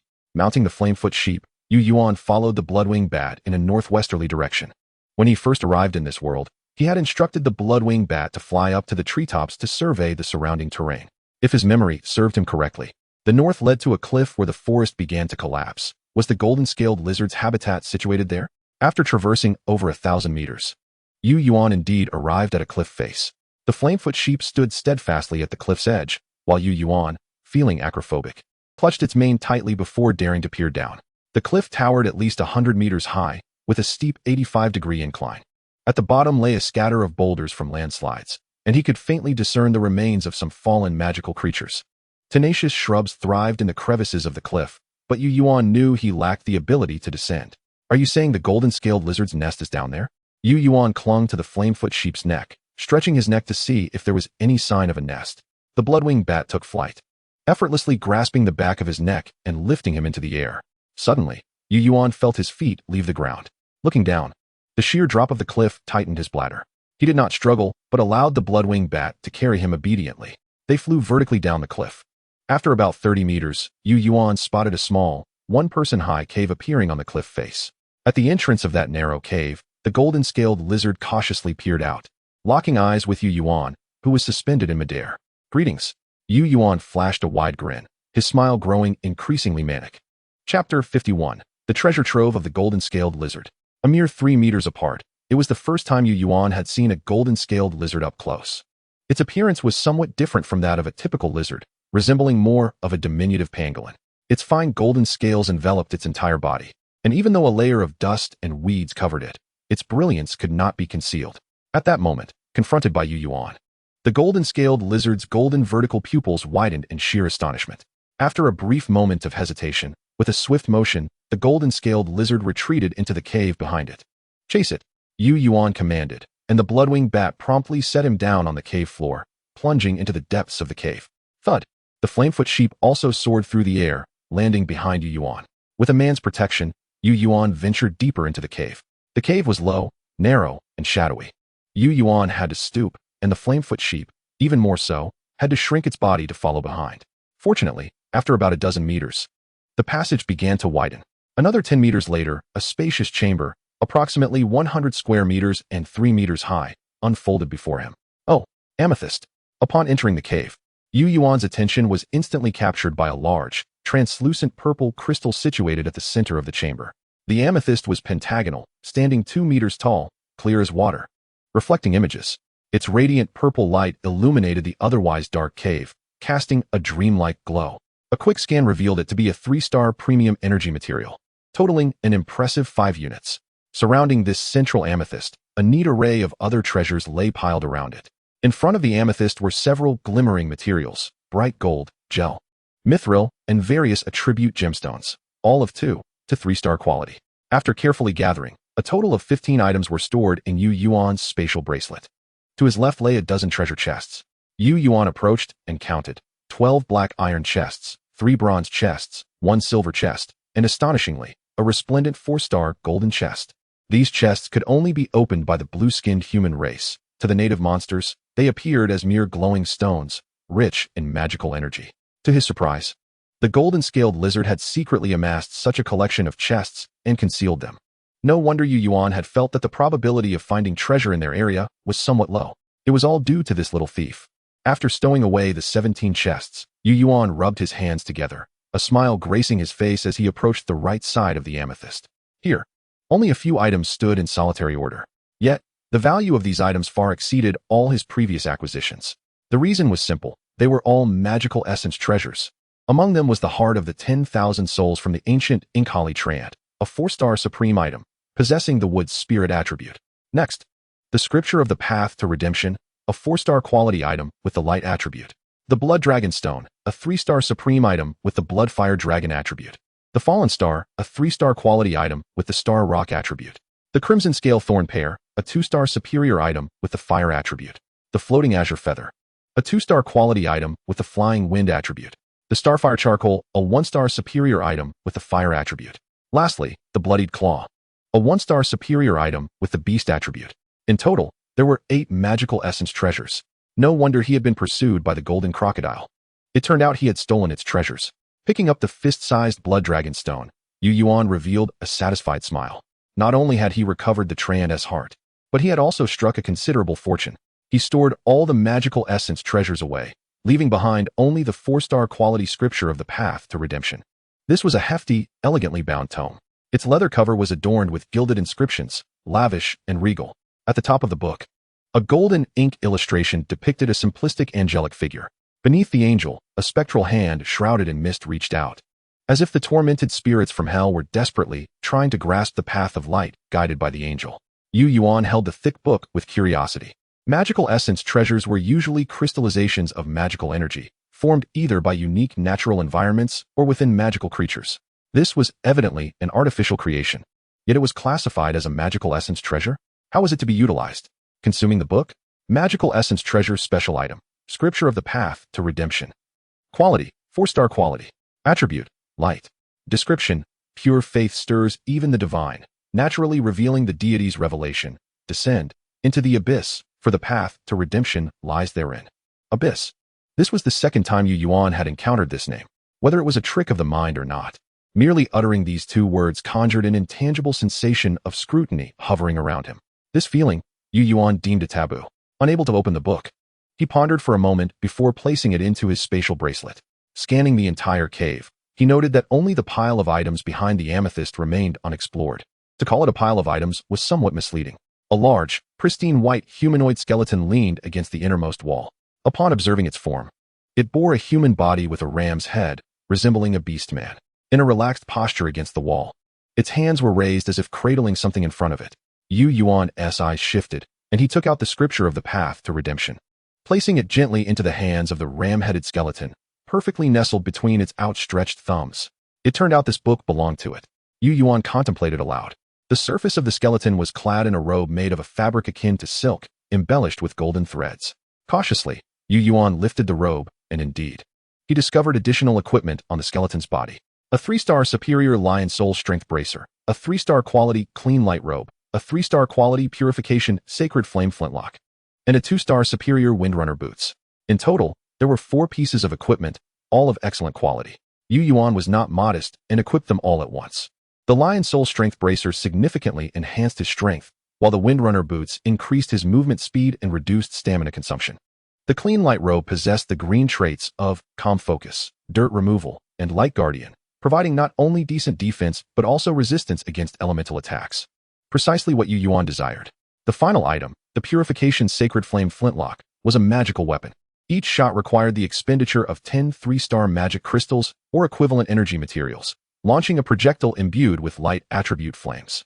The cost was steep, and the cave was too confined. Yuan hesitated to test its power immediately. After stripping the ram-headed skeleton of all its equipment, Yuan noticed a small hole, half a meter in diameter, in the wall it leaned against.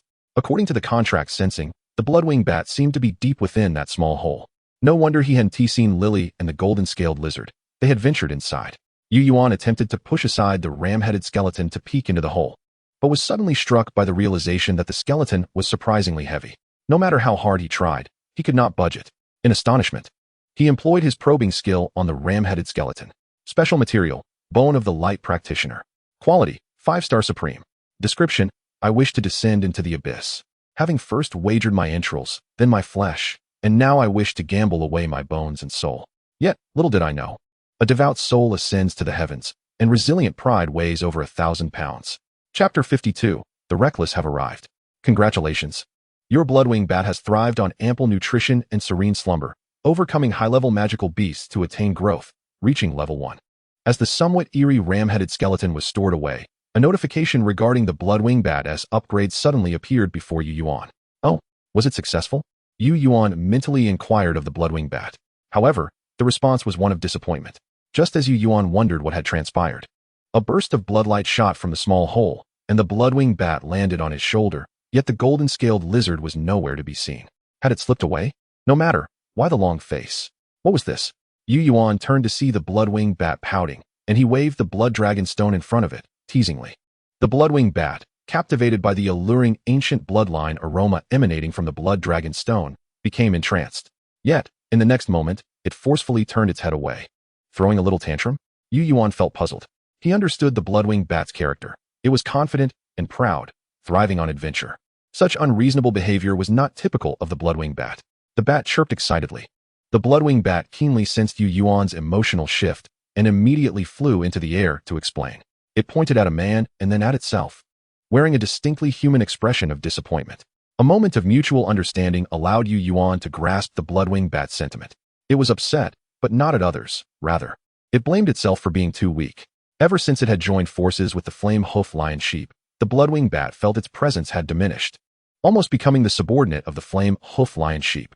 Tasks that the flame hoof lion sheep deemed unworthy of its attention had fallen to it. Even so, it had just made a blunder. The bloodwing bat was determined not to disappoint Yuan, striving to prove its worth, yet the outcome contradicted its intentions, plunging it into a state of despondency. Yuan chuckled lightly, affectionately ruffling the bat's head.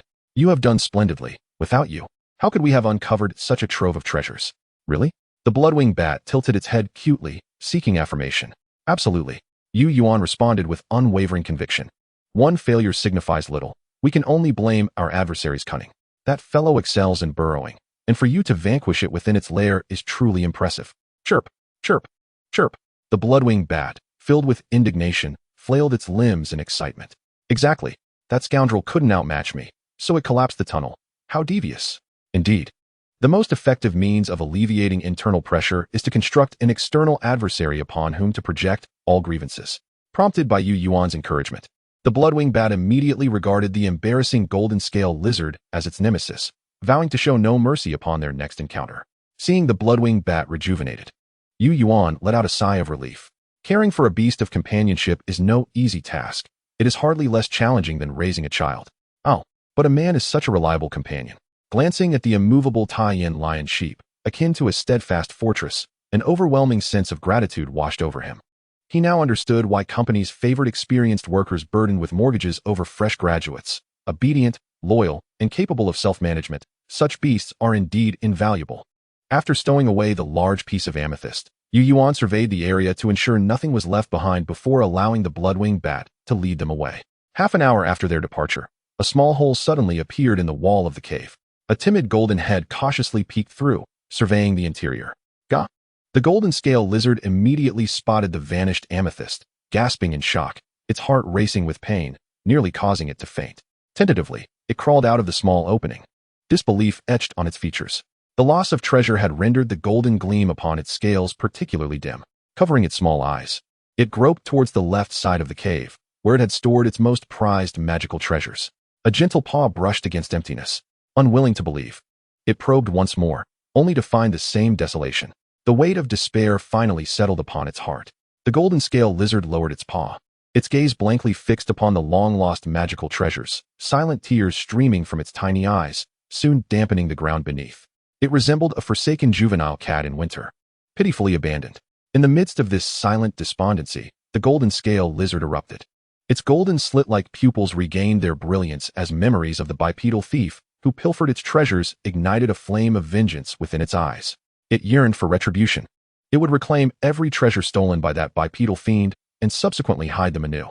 True to its nature as a treasure enthusiast, the golden scale lizard possessed an abundance of patience. With a swift motion, it darted out of the cave, vanishing without a trace.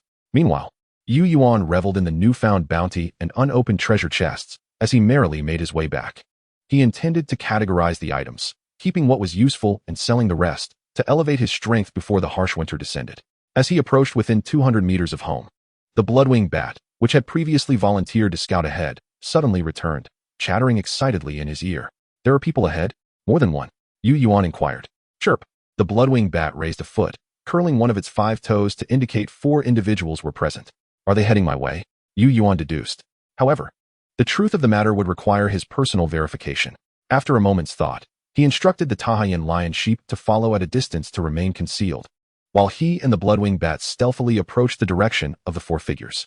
In front of Yuan's abode, a group of 4 stood hidden behind a tree 50 meters away, awestruck by the opulence of his 2-story wooden and stone dwelling and the menacing thorn-covered walls. Their expressions were a mix of envy and jealousy. Among them were 3 males and 1 female. The leader was a robust young man in his 20s with a buzz cut, accompanied by a scruffy, large black dog. The other 2 young men appeared to be around 17 or 18, sporting dyed red and blue hair, their loud conversations betraying their attempt at stealth. The woman, also youthful and plump, leaned closely against the buzz-cut leader, subtly pressing her body against him, while he exhibited impatience, though his body remained unwavering. Clearly, action spoke louder than his feigned demeanor. Hey, Zhang, you were right. This Yu is indeed wealthy. If we seize him, we'll feast well.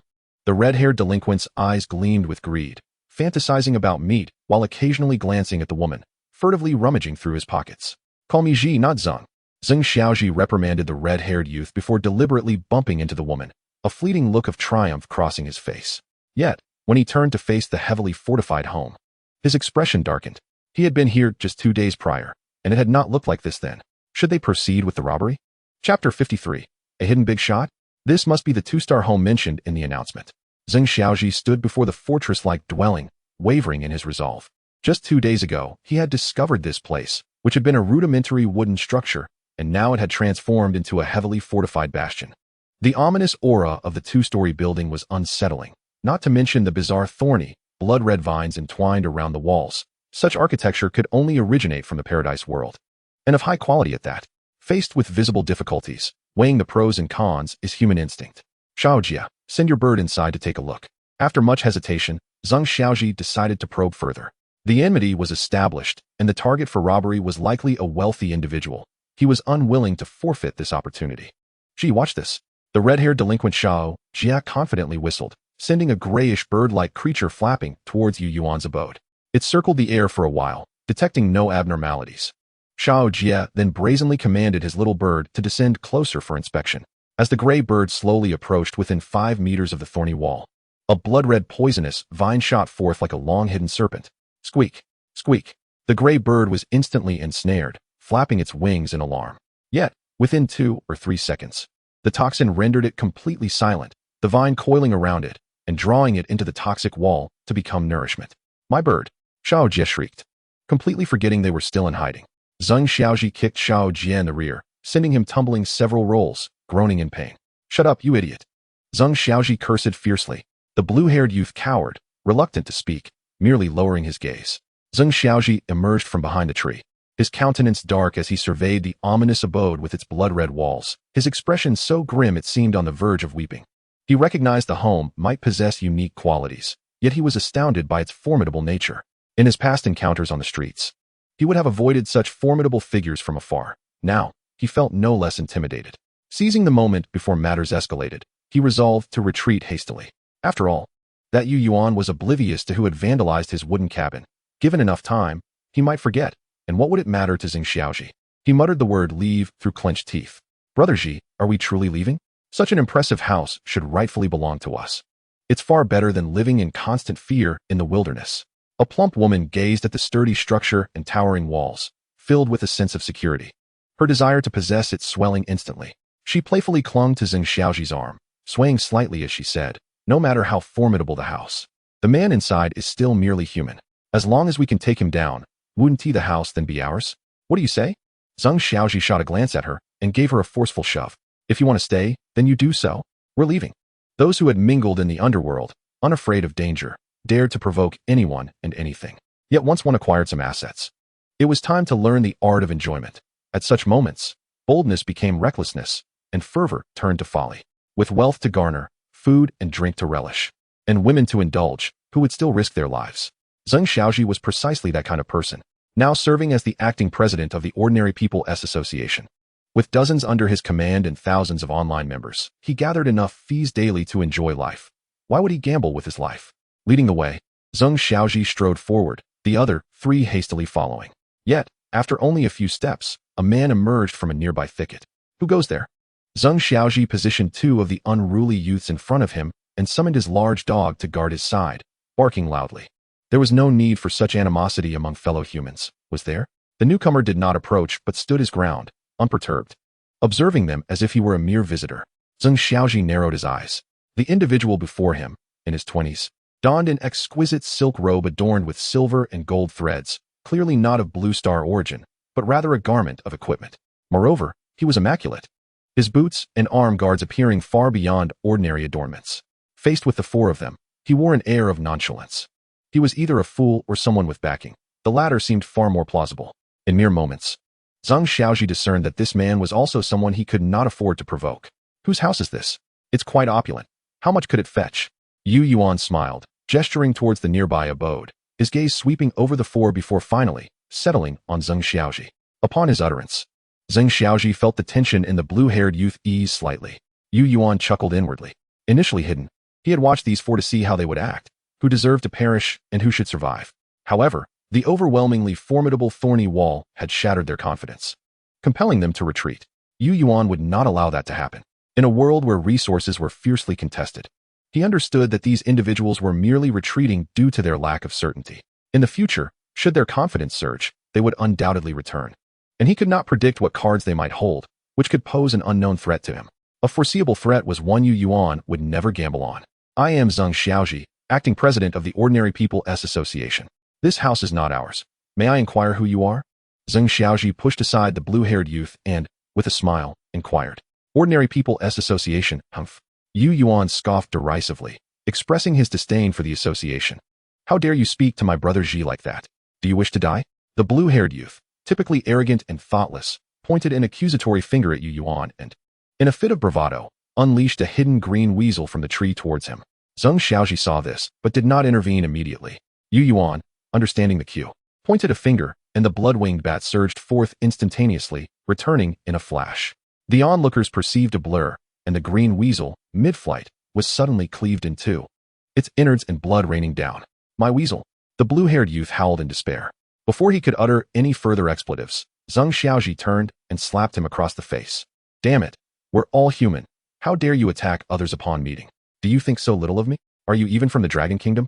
Zheng Xiaoji continued to strike and kick the blue-haired youth until he cowered in a corner, too frightened to move. Then, turning to Yu Yuan, he smiled ingratiatingly. My apologies. Esteemed one, it seems my subordinate has caused you distress. Here are 2 blueprints as a gesture of contrition. I implore you not to hold it against him. He is but young and reckless. Zheng Xiaoji, bowing and smiling, sought to win Yu Yuan's favor while simultaneously crafting an image of a caring leader towards his subordinate, truly a twofold advantage. It's good to recognize one's mistakes. Without wisdom, one remains a thug for life. Yu Yuan regarded him with a dismissive glance before placing the blueprints into his spatial bracelet before Zheng Xiaoji's very eyes. The latter's expression of respect grew even more pronounced. He had confirmed that this individual before him was undoubtedly a hidden powerhouse. Might he leverage this powerhouse as strength to subdue Yu Yuan? Chapter 54, The Ordinary People S Association. Are you still not leaving? Yu Yuan collected his belongings, casting a glance at them as he ordered them to depart. The 4 of Zheng Xiaoji were filled with indignation, yet dared not voice it, merely offering forced smiles. Esteemed one, are you perhaps? Zheng Xiaoji leaned closer to Yu Yuan, glancing at the 2-story house nearby, while making a gesture akin to a beheading. What? You wish to partake in the spoils? Yu Yuan smirked, his gaze fixed upon him, his blood-winged bat bearing its fangs on his shoulder, appearing as if it might devour Zheng Xiaoji whole. Not at all. Zheng Xiaoji broke into a cold sweat, repeatedly apologizing. I possess some information regarding the owner of this house, which I wish to share with you. Oh, Yu Yuan raised an eyebrow, revealing a flicker of interest alongside a hint of skepticism. Esteemed one, the owner of this estate is codenamed Yu Yuan 008. You must be familiar with him. His reputation in our region is notoriously foul. Furthermore, this estate was only constructed in the past few days, yet that imposing wall outside is genuinely formidable. Approaching it even slightly would result in entanglement by the protruding vines. Moreover, to establish a 2-star estate, it is clear that Yu Yuan 008's strength is not to be underestimated. I advise you to exercise caution. Zheng Xiaoji flatteringly relayed information about Yu Yuan, yet his gaze subtly darted towards Yu Yuan's expression. The filthy large dog stood between him and Yu Yuan. Should it sense any shift in Yu Yuan's demeanor, it would promptly flee. Yu Yuan stifled a laugh internally, masking his amusement with an expression of utter disdain. Not to be underestimated? How does he compare to my blood-winged bat? Blood-winged bat. The 4 of Zheng Xiaoji felt a jolt of terror at the mention of those words, their eyes darting towards the seemingly insignificant bat-like creature perched on Yu Yuan's shoulder. Before the emergence of the blazing lion sheep, this little creature had rightfully held the top positions on both the level and aptitude rankings. The beloved beast of countless dreams. Zheng Xiaoji's heart was filled with astonishment.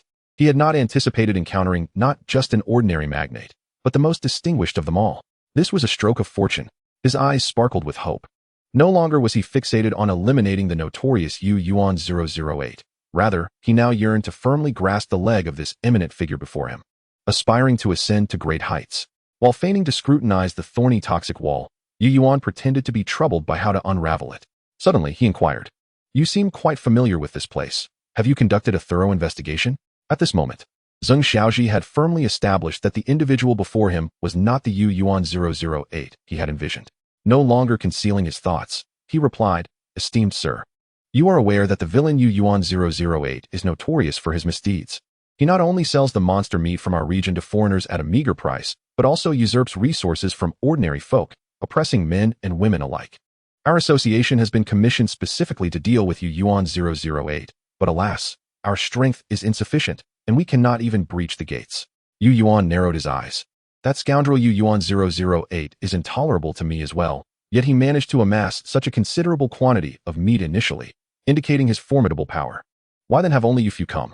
Zheng Xiaoji's expression stiffened. Could he reveal that he had brought a select few trusted confidants in anticipation of potential competition for the spoils? Within the association, he claimed to be the acting president, but the web of interests was tangled, with many individuals indulging in underhanded schemes. We merely came to scout the area in advance. Once we gather concrete intelligence, we shall return with a larger contingent, Zheng Xiaoji said, ingratiatingly. A larger contingent? How many can you muster?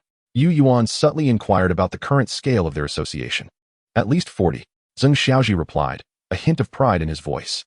In a realm where the average beastmasters did not exceed level 10, 40 individuals, accompanied by their beasts, could easily overwhelm any lone wolf. This was their confidence. Yuan continued his inquiry. As the acting president, where is your actual president? The mere mention of the title president seemed to evoke unpleasant memories for Zheng Xiaoji, as Yuan observed his smile falter and his complexion pale. Brother, our president is named Shunling. He has ventured to explore other territories, and we are uncertain of his fate. Zheng Xiaoji explained. By the way, the lady is called Su Mei. You can simply refer to her as Xiao Mei. The slightly plump woman, Su Mei, seized upon Zheng Xiaoji's moment of hesitation to approach, cooing sweetly. Yuan, visibly repulsed, pushed her away. While she was indeed plump, her flesh had not settled in the right places.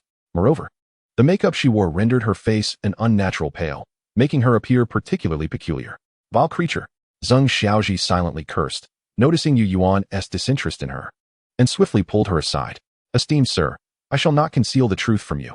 Our president originally amassed wealth through pyramid schemes on Blue Star, and his words are often laced with deception. He last mentioned being trapped in the north, but based on my understanding, he likely crossed that river and hoarded the treasures for himself. Crossed that river? Yuan's heart jolted.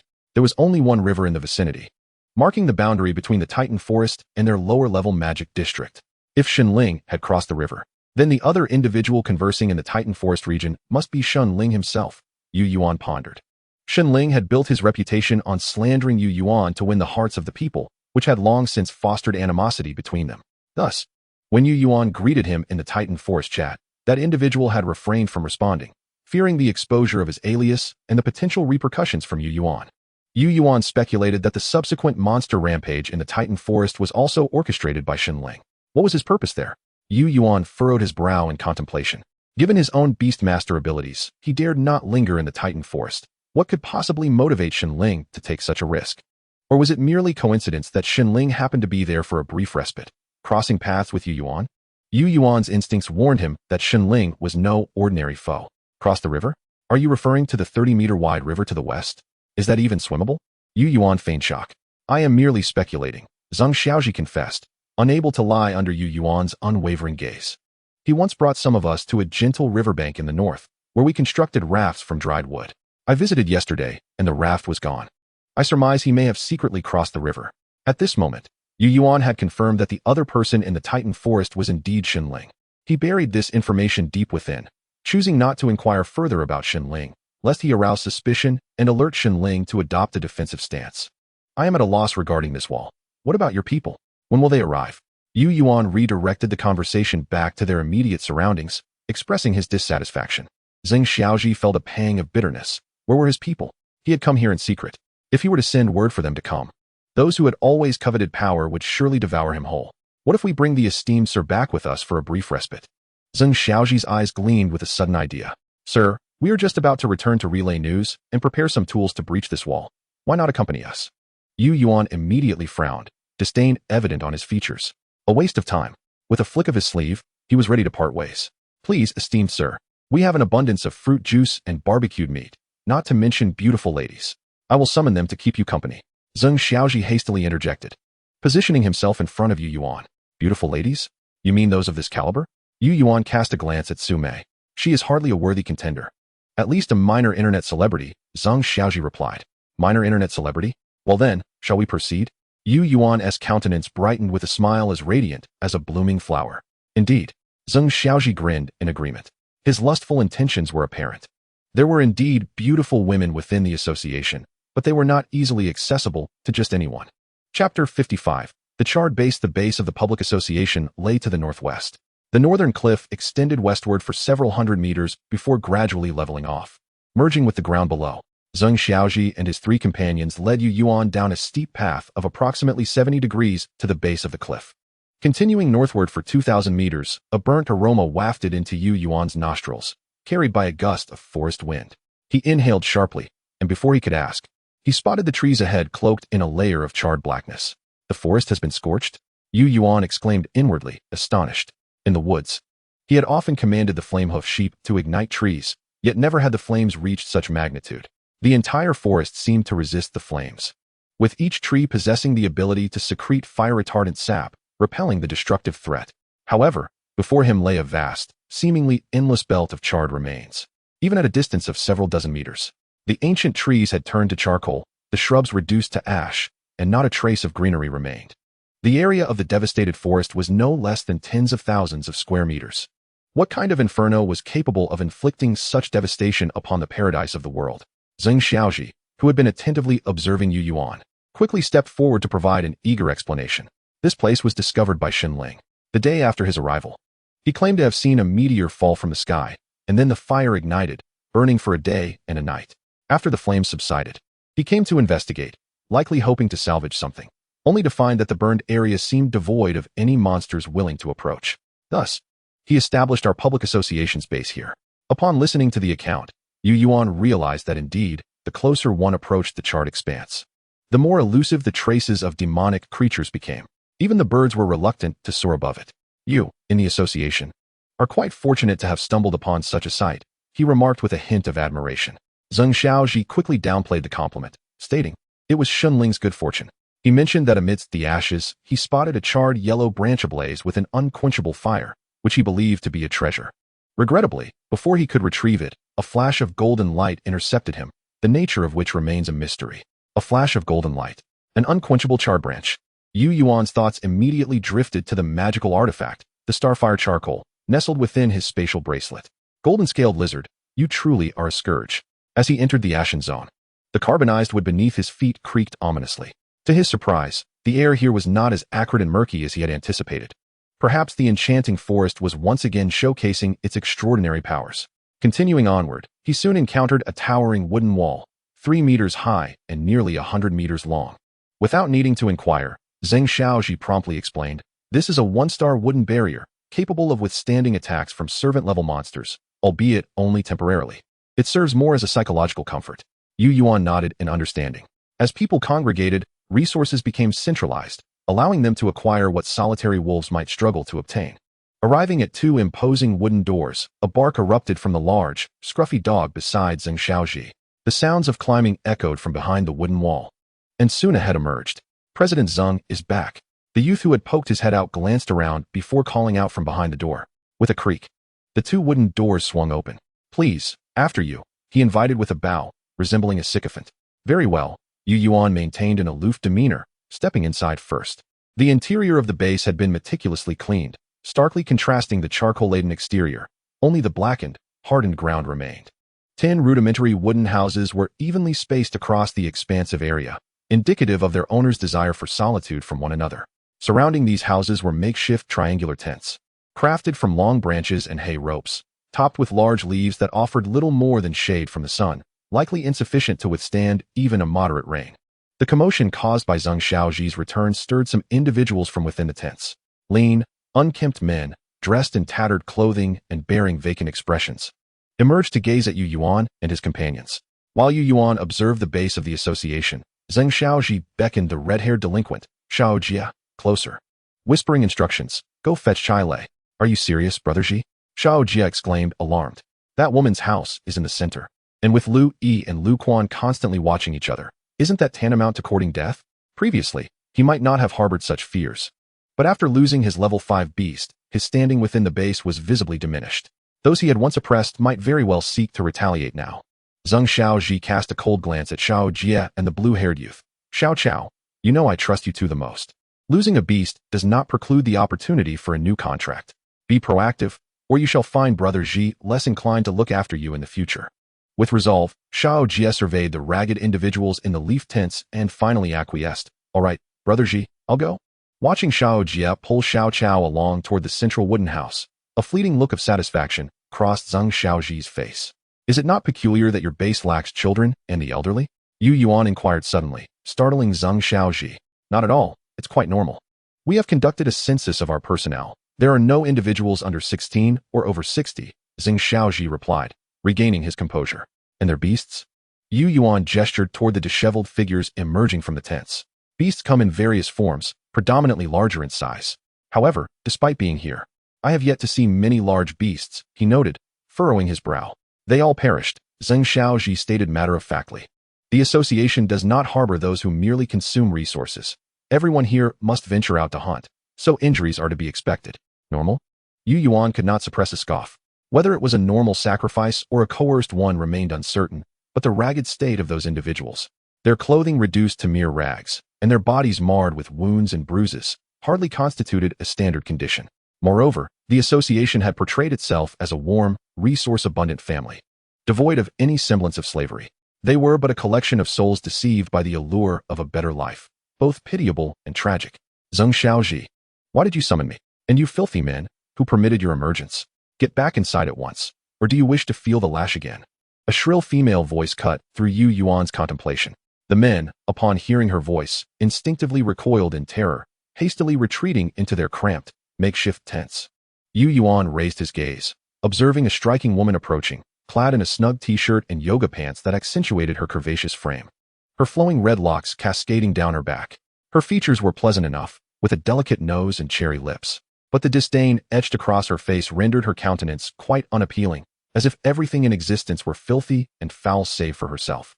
This woman was none other than Chai Lei, whom Yu Yuan recognized. Was this not the same woman who had once sweetly addressed him as brother during their business dealings? How had she transformed into such a fierce matron? Chai Lei, cease your nonsense.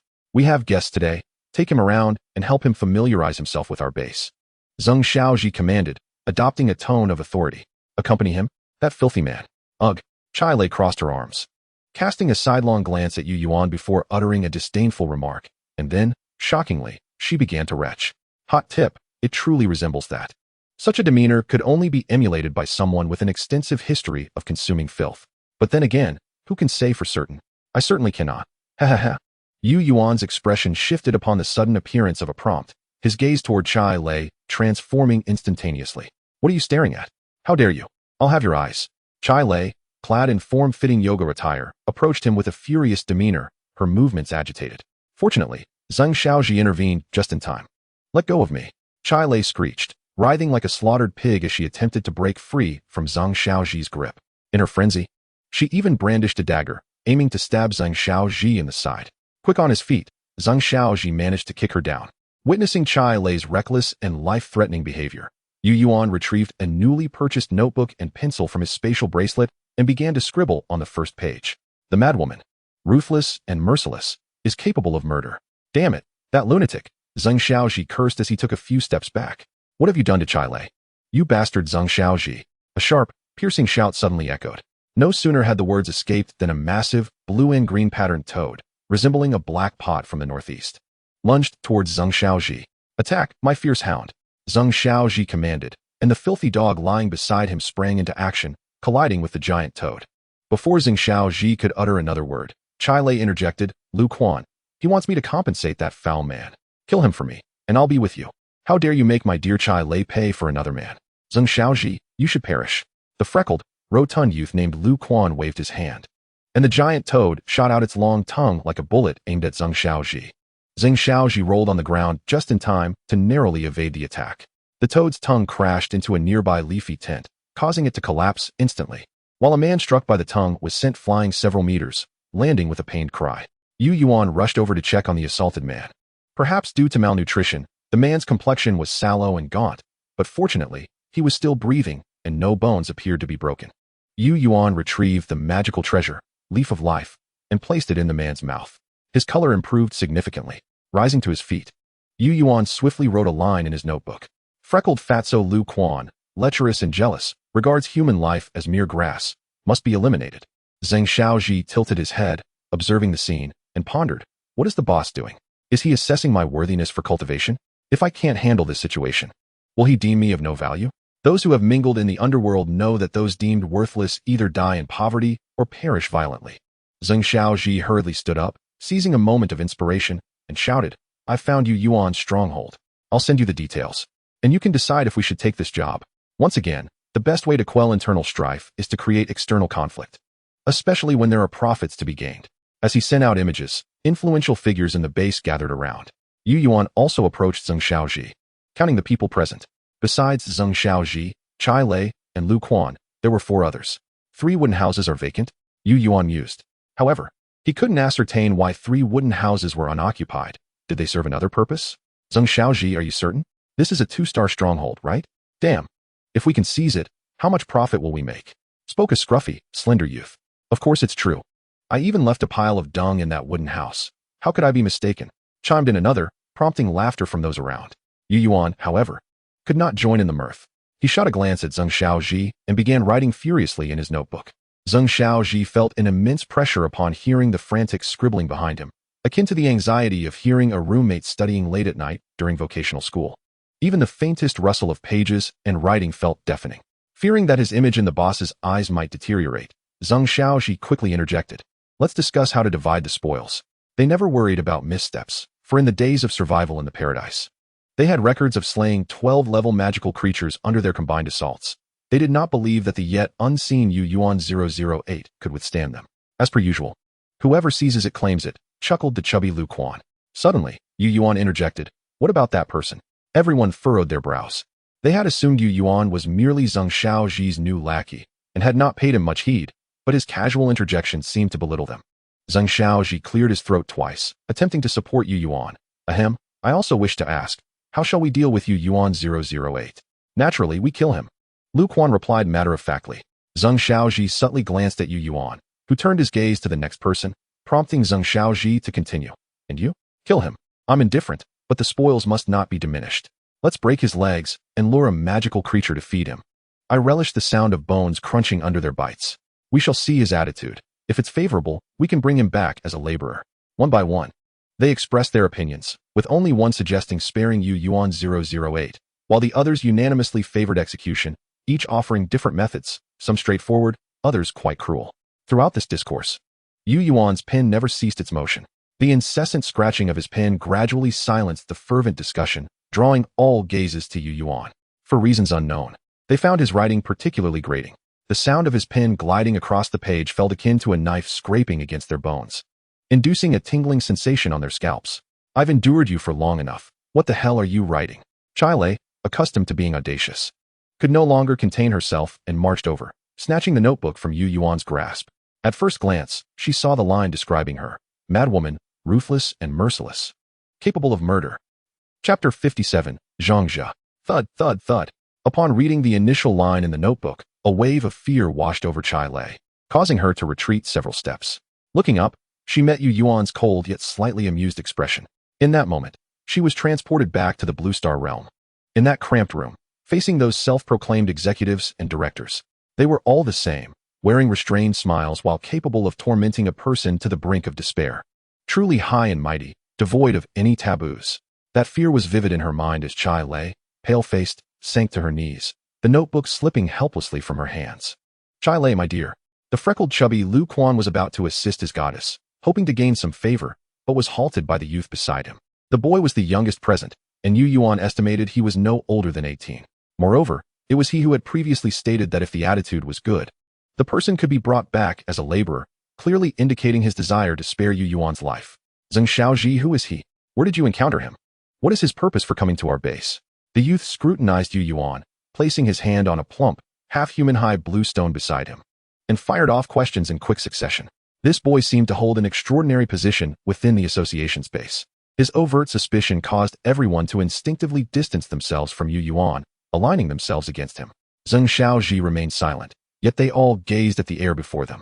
In a mere moment, the youth confidently declared, "You are Yu Yuan, aren't you? You lured Zheng Xiaoji to bring you to our base to ensnare us all." His words caused a collective tension among the group. Zheng Xiaoji had clearly stated in his messages that the second-ranked Bloodwing Bat was indeed the beast under the control of the very person standing before them. Moreover, they had just called for his death in front of the main figure. This situation could not possibly end well. Attack. Zheng Xiaoji, harboring the deepest grudge against Yu Yuan, was the first to strike. His fierce hound surged forward, effortlessly crossing a 5-meter distance to pounce near Yu Yuan. The bloodwing bat, which had been dozing on Yu Yuan's shoulder, vanished and reappeared instantaneously, as if it had not moved at all. In stark contrast, the ferocious wolfhound plummeted abruptly from midair, its head and body severed, blood spraying forth and splattering onto Chai Lei's head. Drenched in blood, Chai Lei seemed to recall something, her mind fracturing in an instant as she screamed and attempted to retreat, yet her limbs felt utterly powerless. In the end, she could only bury her head in the ground, wailing like an ostrich. A large wet stain quickly formed on her black yoga pants, prompting Yu Yuan to glance over, rubbing his nose in mild embarrassment. Everything transpired too swiftly. Those who had earlier promised to assist Zheng Xiaoji had yet to summon their beasts, and the battle had already reached its conclusion. It was an unprecedented rout. Zheng Xiaoji collapsed helplessly onto the ground. It was over. Everything was over. Even if he were not slain, he would be tormented to death by those semi-slaves he had previously humiliated after losing his beast. Yet, the instinct for survival awakened him, and he scrambled to his feet, desperate to plead for mercy. Boom. A colossal blue stone arm, the size of a grinding wheel, suddenly descended, turning Zheng Xiaoji into a pulp. Damn it. Zhangzhe, which side are you on? How dare you attack us? If we come for you, you'll die too. Upon witnessing Zheng Xiaoji's sudden demise, the remaining 4 hurriedly distanced themselves from the youth named Zhangzhe, unleashing a torrent of curses. Zhangzhe, however, remained unfazed. Beside him, the half-human-sized blue stone block vanished, replaced by an eerie stone creature floating in midair. It was this peculiar stone creature that had abruptly killed Zheng Xiaoji. This blue stone entity hovered a meter above the ground, possessing only an upper body devoid of any lower half. Its upper form resembled a human, but its head was merely a rough stone devoid of features.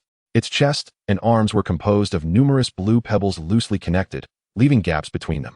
A crackling blue electromagnetic force coursed between the stones, magnetically binding them together to form this humanoid stone being. Have you ever killed anyone? Yu Yuan inquired. After slaying Zheng Xiaoji, Zhangzhe's complexion turned pale, retching uncontrollably, his body trembling faintly. I have. To Yu Yuan's surprise, Zhangzhe candidly confessed to having taken a life. Why did you kill him? Yu Yuan pressed further. I hadn't finished my previous statement. Zhangzhe straightened up, gazing at Yu Yuan. You came to ensnare us all, but you are not one to indiscriminately slay the innocent. Your beast could have wiped us all out during our earlier discussion, yet it refrained, indicating you only eliminate those who deserve it. Yu Yuan refrained from rebuttal, merely asking. And so, Zhangzhe slowly approached Chai Lei, picking up a notebook from the ground and opening the first page. I will help you eliminate those who deserve to die. For the others, I hope you can spare their lives. The very notion that a youth, who felt nauseated by the act of killing, could possess such resolve intrigued Yu Yuan. Why go to such lengths? Yu Yuan questioned, furrowing his brow.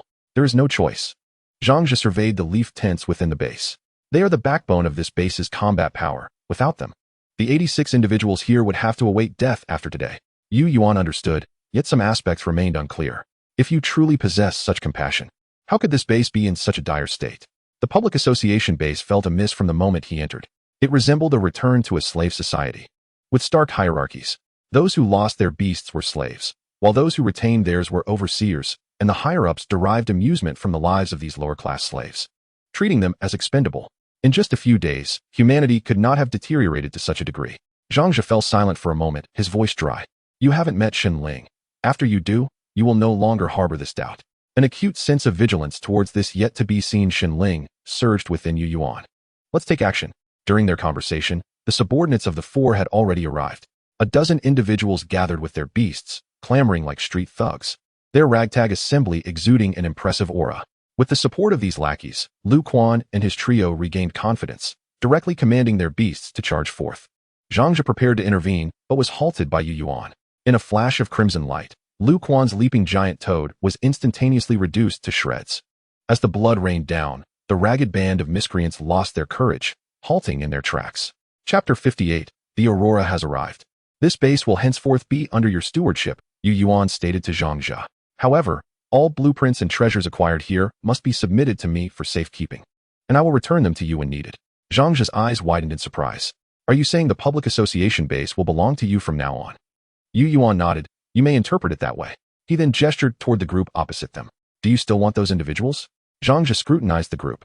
The dozen or so individuals collectively held their breath, resembling lambs awaiting slaughter, anticipating Zhang's judgment. Just execute the ringleaders, Zhang sighed. Most who arrived at the public association, including himself, had been deceived. Under the pressure from Shenling, they had, to some extent, committed wrongdoings. However, Lu Quan and his trio were different. Their ascent to power and acquisition of resources for their beasts came at the expense of heinous acts against their kind, which were utterly abhorrent. Establishing authority through murder, deliberately sacrificing others' beasts, humiliating women, and even breaking others' limbs to profit from their suffering in the chat rooms. Their crimes were egregious. And having tasted the blood-soaked flavor of power, these individuals could not revert to their previous state of normalcy. They were beyond management and had to be eradicated. Yu Yuan gestured with his lips, and the blood-winged bat swiftly dispatched Lu Quan and his 3 cohorts. For severed heads thudded to the ground, their faces still etched with terror. Their beasts, having lost their masters, scattered in fright, leaping over the walls and vanishing from sight. What about her? Yu Yuan asked, glancing at Chai Lei, who trembled like an ostrich on the ground. Let her off this time, Zhang sighed. All of us core members have killed due to Shunling's deception and threats. This woman, out of fear, has not dared to kill, even when threatened. She is merely a bit unhinged and intermittently goes mad. I will keep an eye on her. A woman stripped of her will to resist was more disheartening than executing a captive, and Yu Yuan found it hard to bring himself to do so. Since Zhang had spoken, he chose to leave her be. Dispelling the lackeys, Zhang led Yu Yuan to a locked wooden hut. This is the treasure trove of the public association. Everything inside is now yours, Zhang indicated. Lacking a key, the bloodwing bat effortlessly severed the iron chains locking the door. Upon opening the wooden door, the interior was starkly simple, featuring only a table. On the table lay a pile of blueprints, dozens of magic crystals, and a few minor props. As Yu Yuan approached and surveyed the contents, he exclaimed, "What on earth is all this rubbish?" 13 blueprints lay before them, among which only one bore the distinction of 2 stars, while the remainder were all marked with a single star. The collection of magical crystals was meager as well, totaling just 55 2-star crystals. Most of the items were also of 1-star quality, consisting largely of trivial objects such as flint, meat cleavers, and slumber stones. Under the curious gaze of Yu Yuan, Zhang cleared his throat and explained, when Shenling departed, he likely did not intend to return. The few practical 2-star blueprints and items were taken by him, and the magical crystals were accumulated only in the past couple of days. Without uttering a word, Yu Yuan gathered the blueprints, pondered for a moment, and then extracted one from the collection. 1-star temporary wooden cabin, 1020. The 10 wooden cabins within the base of the association were all constructed using this blueprint. Despite the fact that this blueprint still had 10 uses remaining, they had no intention of providing housing for ordinary individuals, as the disparity in status needed to be emphasized. Returning the blueprint to Zhang, Yu Yuan grasped his hand and said, "When you come back next time, I do not wish to see this base in its current state. Do you understand?" Zhang made no grand declarations, but resolutely replied, "Rest assured." Having exited the treasury cabin, Yu Yuan suddenly pointed to 2 adjacent wooden cabins that were still closed and inquired, "What are these 2 for?" Zhang glanced over and replied, "One is for meetings, and the other is Shunling's cabin." Without hesitation, Yu Yuan made his way towards Shunling's cabin. The door to the cabin was not locked. A simple wooden wedge secured it, easily turned to grant access. "You've never been inside?" Yu Yuan asked, noticing the curious expression on Zhang's face. "No," Zhang responded. "He is very vigilant and meticulous in his work. We were afraid he would notice if we ventured in, so we never dared to." Yu Yuan's wariness towards Shunling heightened, even after 2 or 3 days away. With speculation that he might not return, the people in the base remained hesitant to act due to his lingering influence. Such control over human behavior is not something an ordinary person can wield. He turned the wooden wedge, and the door creaked open. A peculiar odor wafted out, an acrid scent of blood mingled with the musty aroma of decaying leaves, prompting Yu Yuan to pinch his nose. Peering inside, they noticed nothing out of the ordinary, and cautiously stepped into the cabin. The interior was unremarkable, furnished solely with a wooden bed. However, in the center of the earthen floor, there lay an unusually large pit, roughly 2 meters in diameter, as if something had been unearthed from it. Yu Yuan crouched by the edge of the pit, examining the soil, which appeared discolored, dark, and tinged with red. Fearing it might be toxic, he refrained from touching it with his hands. Acquiring a stone shovel from the marketplace, he began to dig into the pit with vigor. Thud! As the shovel struck something unexpectedly hard, a muffled sound echoed in the air. Empowered by the 3-star Lion Soul Strength Brace, Yu Yuan wielded great strength. swiftly scooping out a yellowed bone from the depths of the mud. Is this a beast bone? Zhangzhe asked hesitantly from beside him, unable to identify it. Yu Yuan snapped a picture and sent it to Suhi for clarification. Suhi responded promptly with a professional assessment. This is not a beast bone. It is the fibula of an adult woman. A chill ran down Yu Yuan's spine. The presence of human bones in Xunling's room could not bode well. Wow, it's the Aurora. Before Yu Yuan could contemplate further, a commotion erupted outside. He and Zhangzhe hurried out. It was still broad daylight. Yet a brilliant blue star streaked across the sky from the north to the south, leaving behind a resplendent trail that lingered in the air. As the brilliant blue ribbon stretched across the heavens, the temperature seemed to drop suddenly. Though no clouds were visible, snowflakes began to drift down from the clear sky. Suhi was right, Zhangzhe murmured, staring at the dazzling aurora above. Are you still dazed? The bitter cold is upon us. Have you ensured your base is well stocked? Yu Yuan pressed. Zhangzhe snapped back to reality and rushed out, calling for the others. The entire base sprang into action. Yu Yuan reached out to catch a snowflake. Its chill penetrating to his core. He pondered how many lives would be lost. Glancing at the crowd before him, clad in scant clothing, he looked up at the relentless aurora and tightened his coat, silently departing from the association's base. Faced with the impending calamity, he too needed to make final preparations. Chapter 59, The Great Treasure Chest Opening. Upon locating the flame-treading lion sheep, Yu Yuan swiftly returned to his abode. The sudden appearance of the aurora and the inexplicable snowfall from the void instilled an unshakable pressure within him. Sitting on the wooden floor of the cluttered workshop on the first floor, Yu Yuan waved his hand, and a collection of treasure chests appeared before him. 12 black iron chests, 3 bronze chests, 1 silver chest, and 1 golden chest. One-star blueprints and items held little allure for Yu Yuan now. However, the potential of special items hidden within each chest was indeed worth anticipating. Should he indulge once more in the warm embrace of the goddess of fate? He gazed skyward. Behind the azure trail of the aurora, the sun had concealed its radiance. No longer blazing and blinding. It was nearly noon, just shy of 11:11. After waiting a while without receiving an enthusiastic prompt, Yu Yuan chose not to check the time in the market. The enthusiastic prompt had repeatedly displayed disdain and aversion towards deities, not fully understanding the specifics. He was disinclined to recklessly delve into matters beyond his control. Let us start with 2 draws from the black iron chests. Yu Yuan's hands glided over 2 black iron chests, and as he focused his thoughts, the chests sprang open.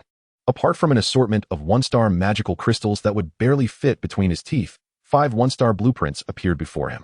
Examining them, he noted blueprints for trousers, belts, gloves, a hoe, and a sickle, all quite practical. He set aside the blueprints and decided to pull 10 more draws from the remaining black iron chests. Dozens of beams of white light danced within the room, fluttering down like feathers. The common 1-star blueprints and items were swiftly overlooked, while Yu Yuan selected a few more unique items. Golden wheat seeds, which could mature and yield a bountiful harvest in a magically rich environment within 15 days, though they tended to attract small insect-like magical creatures. The blueprint for a stream fishing rod, which would not easily break when used to fish for subordinate-level aquatic magical creatures. The revitalizing bone-strengthening pills, a healing item containing 20 capsules that worked wonders on internal and skeletal injuries. Spicy fruit trees, which could thrive in normal soil, producing fruits that not only added flavor, but could also temporarily enhance the magical power of summoned beasts. A mineral exploration device blueprint, capable of accurately detecting the types and distribution of 2-star and below minerals within a 50-meter underground radius, while 3-star and above minerals would only elicit a response without precise detection.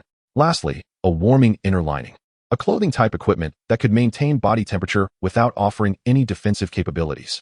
In addition to these 6 unique 1-star items, Yu Yuan's luck shone brightly as he unearthed a special item from the 10 black iron chests. Special item, absolutely fair Colosseum. Quality. Rule, can be used on any combat-capable creature. 2 participants wager equivalent stakes and enter the Divine Colosseum one-on-one, engaging in an unrestricted battle after balancing their strengths. The victor shall claim the stakes of the defeated. Description: what is the point of fighting with overwhelming strength? A truly intense battle should be one of equals. My goodness, what a remarkable find. Yu Yuan cradled a small, exquisitely crafted model of an outdoor gladiatorial arena. His eyes alight with astonishment as he examined it from every angle. When faced with formidable adversaries, one must forcibly elevate them to an equal standing, only to then utilize one's concealed advantages to triumph over them. Yet, I remain uncertain about what equivalent stakes might be involved. Carefully stowing away this intriguing artifact, Yu Yuan resumed his exploration of the treasure chests. Upon opening 3 bronze chests, he acquired 10 2-star blueprints and items, in addition to the demon crystals. Among these were 2 equipment blueprints, the polar winter garb and the knight's longsword. Additionally, there was 1 blueprint for a tool, the expanding traveler's backpack. The remaining 4 blueprints pertained to buildings, the giant slayer crossbow, the black earth fields, the cyan stone walls, and the 2-star standard home upgrade blueprint. The last 3 2-star items included beast repellent incense, pet feed, and a cleanse spell scroll. Essentially, all were rather practical items. Even those that Yuan had no immediate use for were likely to be in high demand on the market, ensuring that he could easily exchange them for something of greater necessity. At last, it was your turn, he chuckled. With all other items pushed aside, Yuan rubbed his hands together and drew the final silver and gold chests closer. The silver chest opened with a flourish. Silver chest opened, congratulations. You have acquired 102 3-star demon crystals, 1 3-star home, tribe, upgrade blueprint, and 1 3-star home, fortress, upgrade blueprint. Why are there 2 3-star home upgrade blueprints? Yuan held the 2 blueprints in his hands, scrutinizing the details. Blueprint, home upgrade blueprint, tribe. Quality, 3 stars. Required materials, 5,000 3-star demon crystals, 2,000 cubic meters of 3-star wood, 2,000 cubic meters of 3-star stone. Description, upgrading the home will grant the inherent trait of a tribe, significantly expanding territory, and allowing the tribe to incorporate other ordinary homes. Homes accepted by the tribe leader will directly manifest within the tribe's territorial bounds. The establishment of a tribe will include subordinate buildings and a positioning beacon. Temporary spatial gates available in the market can teleport to the beacon location using the exclusive code input. The establishment of a tribe will also confer the function of constructing tribe-specific architectural wonders. After perusing the introduction of the 3-star tribe blueprint, Yuan turned to examine the 3-star fortress blueprint, discerning the differences between them. The tribe and fortress likely represented 2 distinct construction paths for 3-star homes, one leaning towards communal organization, the other towards solitary ventures. The main advantage of the 3-star tribe was its capacity to impose constraints on its members. The tribe leader held the authority to accept or expel members, thereby ensuring their absolute dominance. This contrasted sharply with the temporary nature of common associations, which often devolved into petty power struggles among their few hundred members, despite having mid-level and high-level leaders. Moreover, as the number of tribes increased, competition for talent would undoubtedly arise. However, it was clear that the earlier a tribe was established, the greater its advantage in attracting talent, leading to swift development compared to subsequent tribes. Nonetheless, the drawbacks of a 3-star tribe were glaringly apparent. It was exceedingly costly in terms of funds and materials. In contrast, the fortress, also a 3-star home intended for solitary users, required only 200 3-star demon crystals and 100 cubic meters of 3-star wood, about 1/5 of the tribe's demands. Naturally, the fortress's attributes were not to be underestimated either. Its inherent trait, fortress, could enhance all offensive and defensive structures within the home by 100, significantly bolstering individual survival. Yuan pondered briefly before sending an introduction of the 3-star tribe blueprint to Suhi. Firstly, they possessed the strength, and secondly, Yuan held them in high regard. As long as they could offer something of comparable value, he would be more than willing to assist them in accelerating their development, ensuring they would not lag behind the top survivalists of other nations. Ding.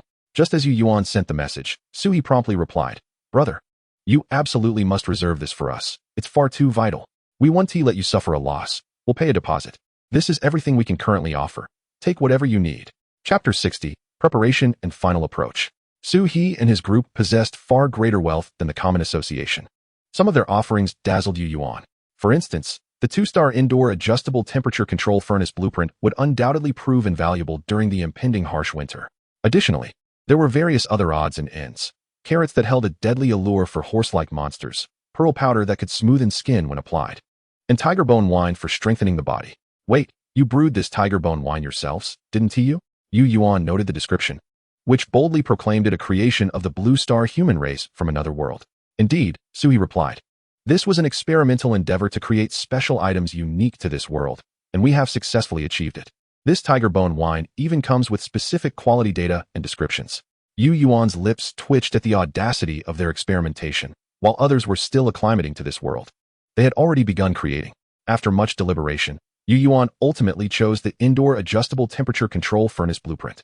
Though the campfire remained lit, it could not be set up indoors as an auxiliary structure.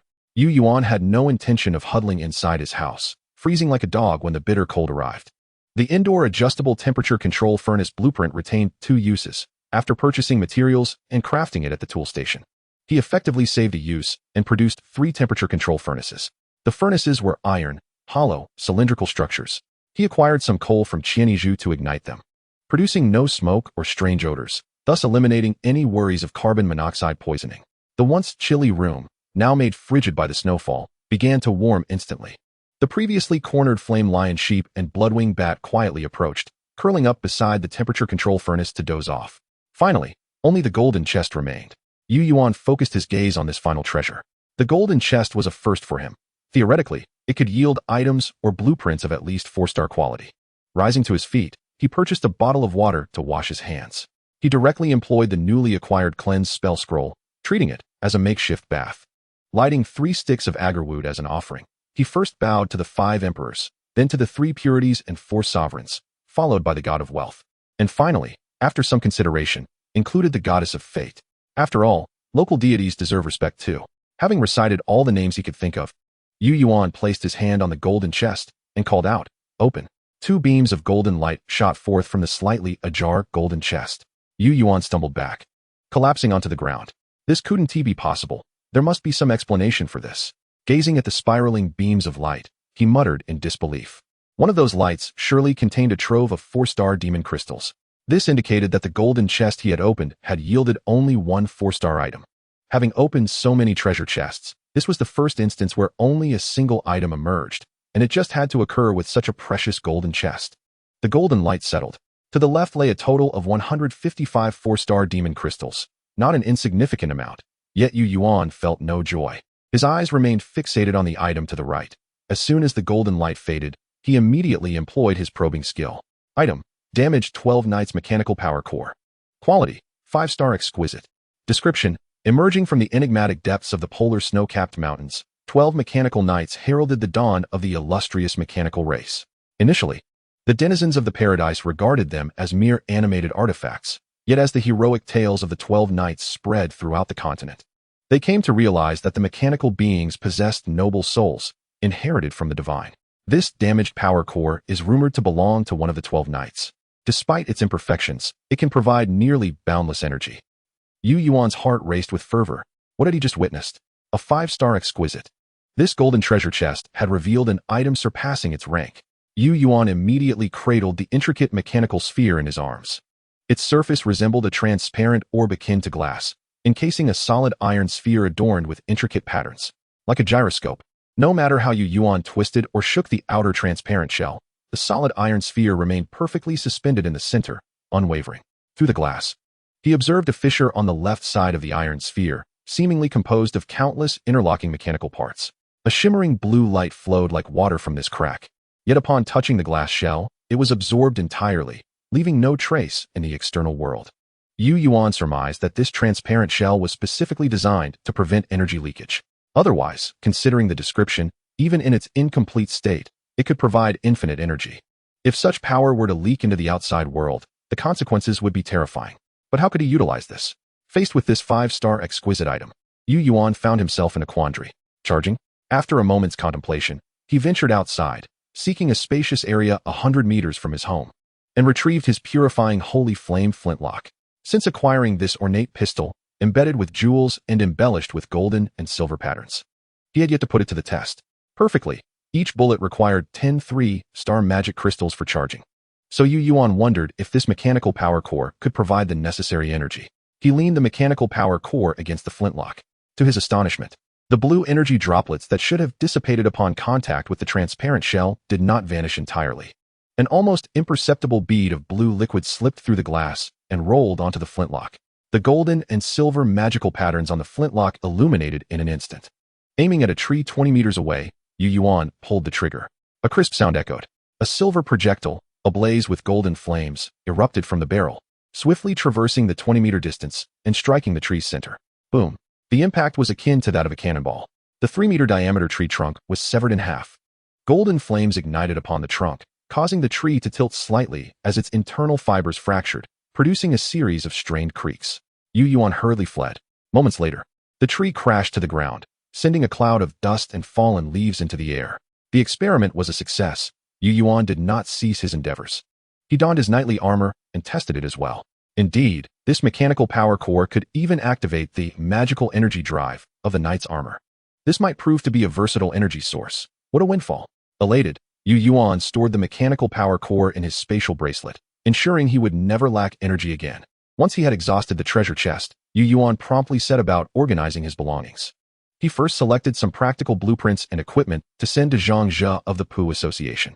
Accepting their blueprints merely signified nominal dominion. Yu Yuan's primary intent was to find someone capable of leading the ordinary folk to survival. Next, he arranged an upgrade for Ding Hong, providing her with 2-star home upgrade blueprints, 2-star Qingyan wall blueprints, and 2-star beast taming incense. He borrowed a 2-star knight's longsword blueprint from Shui Baiqi and retained the surplus 3-star knight armor. As for himself, he gathered materials to construct the 2-star auxiliary building, giant killing crossbow, which he placed on the rooftop. He also planted a spicy fruit tree in the yard and crafted some garments at the workbench. Before he knew it, dusk had descended. Just as the sun dipped below the horizon, an announcement echoed through the world channel. World announcement. The will of winter awakens. The breath of frost shall sweep across the entire paradise world. A divine calamity of extreme cold winter has descended, lasting for 30 days. The calamity had indeed arrived. Chapter 61. The Tolling Nightmare. World announcement. The will of winter awakens. The breath of frost shall sweep across the entire paradise world. A divine calamity of extreme cold winter has descended, lasting for 30 days. The portal to the forsaken divine realm of winter has been opened. Ancient winter denizens and exclusive magical creatures residing within the divine realm are soon to arrive. Scattered and concealed winter divine power begins to manifest. Those fortunate enough may compete for it. Due to the temporary absence of divine will, a minute corner of the abyss has opened, and abyssal creatures are seeking their way to the paradise. During the calamity of extreme cold winter, killing divine realm beings or abyssal creatures will yield points. After the calamity concludes, a mysterious shop will open, where points can be exchanged for enigmatic goods. The top 10 scorers will receive corresponding discount rewards from the mysterious shop. First place, 30 off, second and third places, 50 off, 4th to 10th places, 70 off. With the paradise announcement concluded, the sun concealed its last rays. Fully descending behind the mountains, an invisible chill surged from the void, abruptly sweeping through every corner of the paradise world. As he sat by the fireplace, Yu Yuan suddenly felt a wave of desolate cold enveloping him. Despite the house being securely sealed, it felt as though drafts were seeping through every crevice in the face of this chill. The temperature plummeted sharply. In the regional chat, those equipped with thermometers announced the instantaneous temperature fluctuations in their area. In the brief span of just 1 minute, the air temperature plummeted from above freezing at 5 degrees to a frigid -20 degrees. Yu Yuan swung open the door, and an even harsher wind rushed in. The outside world had undergone a dramatic transformation.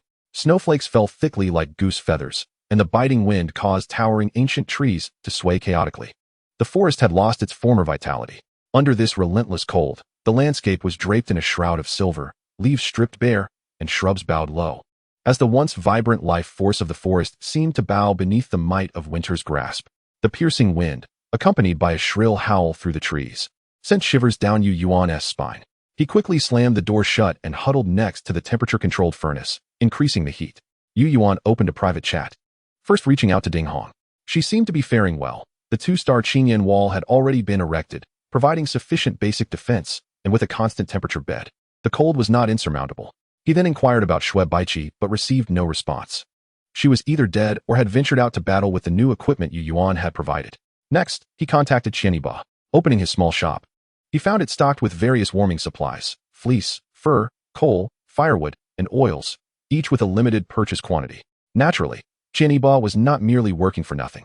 While the basic supplies were sold at cost, as per Yu Yuan's instructions, he had also intentionally procured some high-end heating devices, selling them at several times their original price to profit from the wealthy clientele.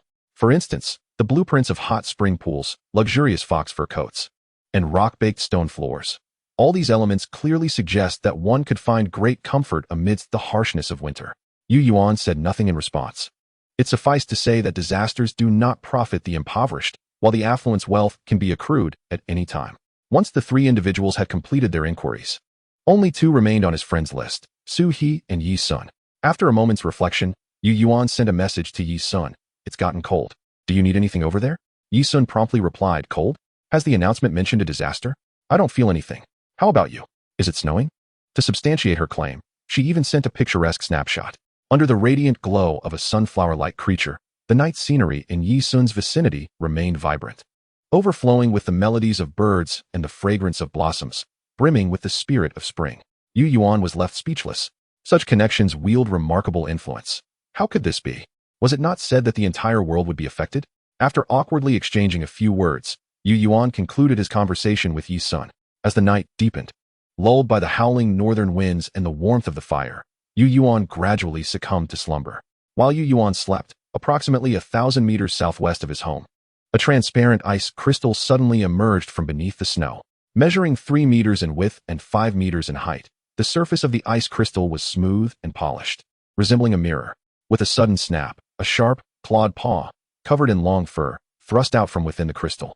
As a pair of fierce azure eyes scanned the unfamiliar world, with a low growl, this lion-like creature stepped forth from the ice crystal, as if crossing through a portal.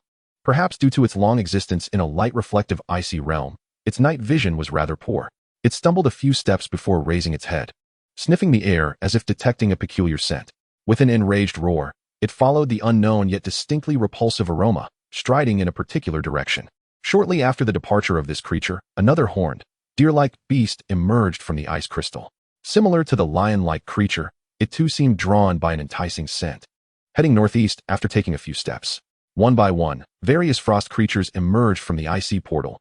Herbivores, carnivores, some crawling, others upright. A plethora of bizarre forms, each more peculiar than the last. Ding ding ding. In his hazy state, Yu Yuan suddenly heard a series of ringing sounds, sharp enough to be somewhat jarring. He attempted to open his eyes, but felt as though something was weighing down his eyelids, rendering him unable to do so. He began to struggle, yet it felt as if an invisible weight pressed upon his chest. No matter how hard he tried, his limbs refused to obey. Ding ding. The ringing sound drew nearer in the darkness. Yu Yuan vaguely perceived the rumbling of wooden wheels rolling closer, yet he could not open his eyes, compelled to listen as the noise approached. Ding ding. The ringing abruptly halted, and the sound of wheels ceased as well. After a brief pause, the ringing resumed, accompanied by the receding sound of wheels, until it faded from earshot. Yu Yuan let out a slow breath of relief. However, in the next moment, ding ding, the eerie ringing sound erupted beside him. Yu Yuan instantly opened his eyes. The familiar ceiling, the warm hearth, the soft flame lion sheep, everything appeared tranquil as usual. A nightmare? Yu Yuan wiped the cold sweat from his forehead, only to find his hand trembling slightly. Warm reminder, don't be too dazed, it's still early. You're not even 2 pounds heavy yet you're already getting caught up in this and that. Best to head outside and take a look. The abyssal essence has delivered its first wave of gifts to you. Survive this wave, but don't be too quick to rejoice. Wait a moment. Someone else about to connect with you offline. Chapter 62, The Gifts Brought by the Abyssal Essence. Roar. Before Yu Yuan could comprehend the meaning of the warm reminder, a deep growl erupted from outside his home. This was followed by a resounding thud, likely a creature colliding with the thorny toxic wall. A moment later, the growling creature emitted a terrified shriek, followed by a whimper, but fell silent within a matter of seconds. Yu Yuan immediately flung open his door. Before him stood a stark, white wall of snow. What the? The overnight snowfall had completely blocked the door. Yu Yuan promptly abandoned the idea of exiting through the front door and ascended to the second floor, pulling back the partition leading to the rooftop. With a whoosh, a cascade of snow tumbled through the gap, covering Yu Yuan entirely.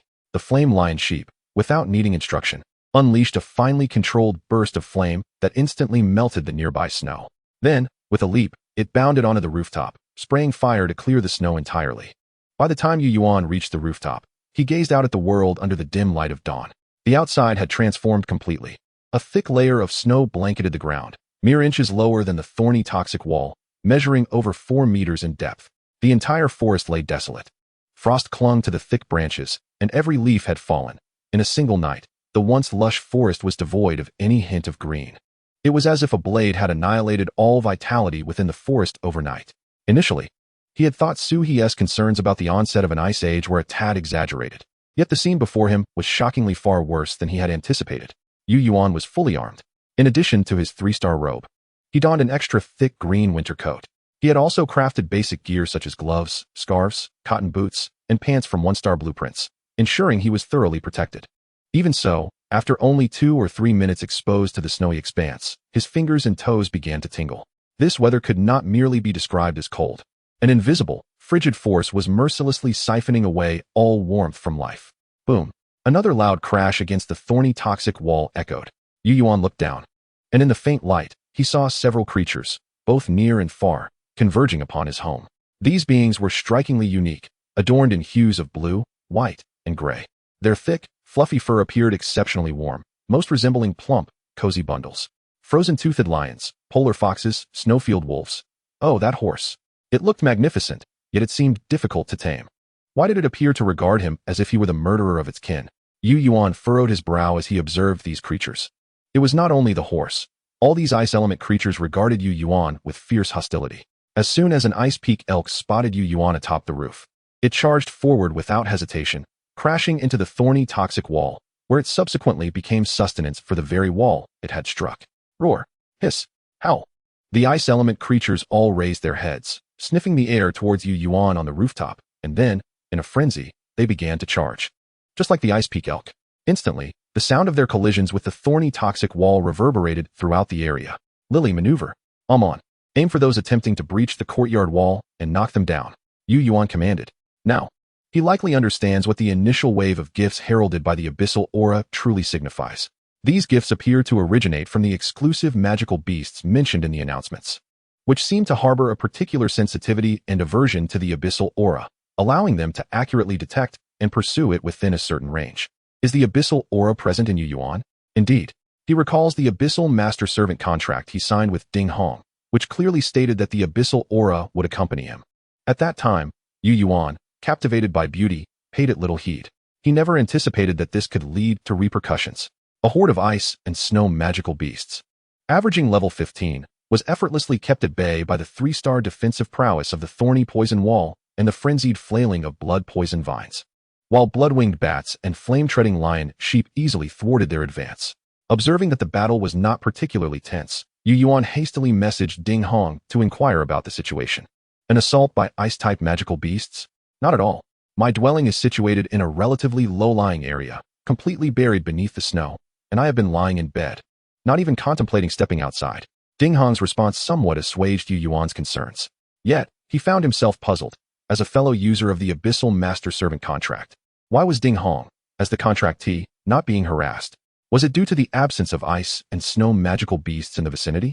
Unable to decipher this at the moment, he redirected his focus to the battle unfolding before him. In the blink of an eye, 4 or 5 magical beasts had succumbed to the poison of the thorny wall and were being digested within its confines. Outside, the blood-winged bats had seized the opportunity to ambush and eliminate 2 ice and snow magical beasts of no lesser level than themselves. The flame-treading lion sheep stood majestically atop the rooftop like a composed and seasoned general, ready to unleash a fiery blast upon any agile magical beast attempting to leap over the thorny wall using the corpses of its fallen comrades. The 3 allies coordinated seamlessly, reducing the once dozen-strong horde of magical beasts to just a few in a mere 10 minutes. It is but a trivial matter. Yu Yuan instructed the flame-treading lion sheep to melt all the snow from the yard before preparing to descend and claim the spoils. The magic crystals need not be mentioned. The pelts of these ice and snow magical beasts are valuable commodities, which he could sell to the avaricious wealthy for a handsome profit. Just as Yu Yuan was about to turn and head downstairs, the flame-treading lion sheep clamped onto his sleeve and directed its gaze toward a specific direction. Thud, thud, thud. The ground trembled, and snow cascaded from the trees. A particularly massive creature was approaching, with a loud crack. In the southwest, several small trees, clustered together, were uprooted, revealing 2 long, pristine tusks and a powerful trunk. What a gigantic mammoth! Yu Yuan exclaimed. This mammoth stood 6 meters tall, its entire body seemingly adorned with a crystalline armor resembling finely woven scales, gleaming and imposing. Creature, ice-scaled armored mammoth. Quality, elite. Level, 22. Attribute, ice. Skills, ice-scaled armor, green. Glacier charge, green. Trunk whirl, white. Heavyweight, white. Description, a heavy magical beast that, once it charges, is nearly unstoppable. Its defense serves merely as embellishment, while its true lethal prowess lies in its unassailable weight among its peers. The ice-scaled armored mammoth locked eyes with Yu Yuan from afar. A mutual gaze was all it took to ignite the battle. The ice-scaled armored mammoth commenced its charge. The earth quaked, and snow flew in every direction. Yu Yuan felt as though a colossal, unfinished freight truck was barreling straight towards him. Chapter 63, Prolonged Battle. The armored mammoth thundered as if it were a storm, flattening the snow and uprooting trees. an elephant charging with the momentum of an entire army. A fiery column, over 2 meters in diameter, collided head-on with the ice-scaled armored mammoth. Flames erupted, enveloping the towering mammoth in a massive fireball. The temperature around surged rapidly, melting a considerable expanse of snow and transforming the surrounding soil into a flowing pool of water. Yet, the mammoth's charge did not waver. It pressed forward, enduring the full force of the flame-spewing lion sheep, its body aflame as it crashed into the thorny poison wall. With a creak and a crack, 2 lengthy tusks pierced through the wall. The 3-star quality thorny poison wall, under the immense force of the charge, began to lean inward, accompanied by the sound of wood and vines straining against their burden. The armored mammoth dug its hooves into the ground, pushing inward. The thorny poison wall tilted further, forming a 60-degree angle with the ground. However, this was the limit. No matter how the mammoth struggled and exerted itself, it could not push the wall inward any further. Yuan, observing with bated breath, immediately felt a sense of relief. The thorny poison wall, being an offensive-type defensive structure, while relatively weak in terms of defense within the 3-star rating, boasted formidable lethality and endurance. If it could not be destroyed in one fell swoop, victory was already assured for Yuan. The interior of the thorny poison wall began to writhe. The magical beasts that had been pulled inside were rapidly digested, and the sections of the wall that had been damaged by the mammoth were swiftly repaired by the nourishing flesh of the magical beasts. By the time the mammoth withdrew its tusks, the thorny poison wall had already righted itself. Even the 2 large holes pierced by the tusks were visibly disappearing. Let us see how you fare against this. Yuan stood at the southeastern corner of the rooftop, where a massive and menacing city crossbow was stationed. The crossbow, a deep yellow-brown, boasted an exaggerated 5-meter-long arm. A straightened black string was fitted with a steel arrow over 3 meters long, glinting coldly, with a barely perceptible hue of blood swirling like a vengeful spirit around the arrow's barbed tip. The Giant Slayer crossbow, a 2-star elite attack-type auxiliary structure forged with the aid of mithril, or possesses the special characteristic, Giant Slayer, inflicting increasingly severe penetrating and tearing damage to larger magical beasts. Although its quality rating is only 2 stars, it is weighed down by its considerable size and has a notably slow rate of fire. Yet, in terms of lethality, it ranks prominently among 3-star items. The flame-treading lion sheep ceased its fiery assault.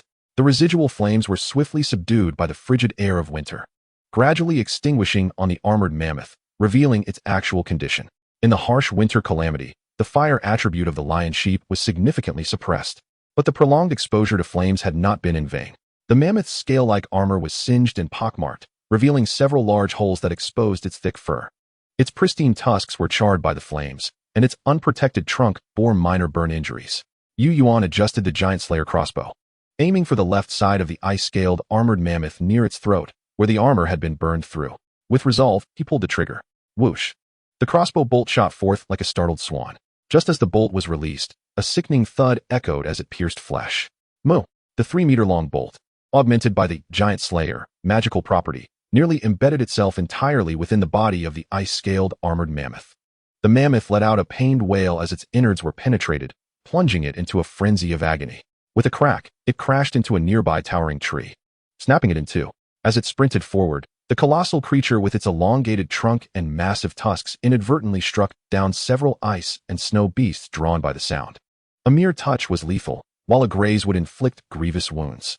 In its frenzied state, the ice-scaled armored mammoth exhibited unparalleled destructive prowess. Disaster loomed. Initially, the plan was to wait until it bled out, yet unexpectedly, the mammoth, with its eyes aglow with fury, charged towards him once more. The flaming hooves of the flame-treading lion goat ignited, and its previously serene gaze now blazed with fervor. Who could forget that it was inherently adept in close combat? Although it had not engaged in a proper melee since its evolution, its spirit was perpetually ablaze with the fire of struggle. It relished battle. To exert every ounce of strength in combat, to experience the gradual accumulation of power, to confront mortality without regret, that was its aspiration. With a low growl, the flame-treading lion goat vaulted into the sky. On. Now. The call from Yuan prompted the airborne beast to instantly pivot. It then beheld two items hurled skyward by its master. One was a claw of an unknown beast, furry and ominous, stained crimson, exuding a chilling malevolence. The other was a verdant twig, oddly singed to a charred black at one end, with flickering embers that refused to extinguish. Even in this wintry calamity, one could faintly sense the warmth of the peculiar charcoal twig. A one-star magical essence treasure, the blood-red claw and the ember-laden twig. The former possessed a beast attribute, while the latter was imbued with fire, perfectly aligning with the flame-treading lion goat's own attributes, rendering them ideal for its use. Given by its master and possessing an alluring appeal, the flame-treading lion goat did not hesitate and devoured both items. Instantly, a rich surge of magical energy began to coalesce within it. With a steady demeanor, the flame-treading lion goat lowered its head and let out a cry towards Yuan before leaping onto the back of the armored mammoth. The rampaging mammoth, in its chaos, careened towards a nearby tree. The flame-treading lion goat deftly leaped to the other side, its sharp claws embedding deeply into the mammoth's flesh, unleashing a torrent of frenzied flames at close range. Both it and the mammoth ignited. Yet this time, the damage was markedly different. With the cannon's mouth pressed against its maw, even the most resilient hide would be reduced to cinders. The mammoth, writhing in agony, attempted to roll over to crush Amon. But the agile creature had already evaded to a nearby tree, rendering such clumsy tactics futile. Constantly maneuvering behind the armored mammoth, its long, flexible trunk was rendered ineffective against the warrior-class beast, Amon. Gradually, the meat shield-type armored mammoth found itself at a disadvantage. Only when Yuan observed the flame-treading lion goat had stabilized did he finally breathe a sigh of relief. He hadn't intended to deploy the magical essence treasures for Amon so soon. In a state of ultimate limitation where advancement was impossible, even the most rudimentary magical essence treasures could provide a crucial advantage. Some high-level magical beasts were indeed just a step away from a one-star magical essence treasure. Such treasures, especially when attributes align perfectly, are best preserved if possible. Yet Yuan sensed that today, he might not be able to hold on to them. The ice-scaled armored mammoth was a mere inconvenience. He discovered that as the daylight brightened, an increasing number of ice and snow beasts were converging towards him. The earlier foes were but appetizers. The real feast was about to begin. A piercing cry. A snow owl with a wingspan of 3 meters swooped low. A white streak of lightning aimed directly at Yuan. Mid-flight, a blood-red flash erupted from the side, colliding with it. The two became entangled. Soaring and darting through the forest's branches in a flurry of rapid attacks and defenses, nearly invisible to the naked eye. The blood-red vines of the thorny toxic wall suddenly sprang forth from the ground, as a snow-covered feral cat attempted to approach the thorny wall using the thick snow, only to be ensnared and skewered. A 2-meter-tall silverback snow ape leaped onto a tree adjacent to Yuan's abode, its ice-blue eyes fixated on him, revealing a cruel smile as it pounded its chest and leapt into the air. Just waiting for you. Seemingly unguarded, Yuan spun around in an instant. A gilded flintlock firearm was gripped in his hand, its magical engravings illuminating in succession. In the astonished gaze of the silverback snow ape, a silver bullet, ablaze with sacred golden flames, erupted from the barrel, effortlessly piercing its chest. Blood sprayed through the air as the silverback snow ape's lifeless body plummeted to the ground. A gruesome crash. The formal battle had commenced. The hidden magical beasts buried in the snow surged forth. The thorny toxic wall's blood vines danced chaotically. The flame-treading lion goat provided fiery long-range support amidst its skirmish with the ice-scaled armored mammoth. Blood-winged bats occasionally swooped down from above, severing the heads of magical beasts attempting to breach the toxic wall. Yuan merely focused on recharging and firing. The corpses of the magical beasts gradually accumulated, forming small hills. Scalding, crimson blood mingled with melting snow, staining the surroundings of Yuan's home a dark red, reminiscent of the underworld. Chapter 64. The evolution of the blood-winged bat begins. Heaving, Yuan stood atop the roof, panting heavily. The frigid air stung his lungs, momentarily alleviating the ache and fatigue coursing through his body. The knightly armor he donned was already soaked in blood. On the rooftop lay the bodies of a dozen magical beasts, with many more below. So many that the thorny toxic wall could barely consume them, leaving them to pile up like siege ladders. A shriek. The blood-winged bat perched on his shoulder screeched, and through their mental link, Yuan immediately aimed the purifying sacred flame flintlock at the left side, targeting an ice-blue lizard that had just scaled the wall, and fired without hesitation. The ice-blue lizard's head exploded the moment it emerged. Blood splattered, but Yuan had little thought of retreat now. Not only him, but the small 2-story building beneath his feet was already drenched in blood. So much so that the blood had granted his home an additional new attribute. Horrific bloodshed, white. This effect was akin to the existing attribute, eerie dread, white, instilling fear in nearby magical beasts, prompting them to instinctively avoid his home. Yuan now questioned the utility of these home attributes.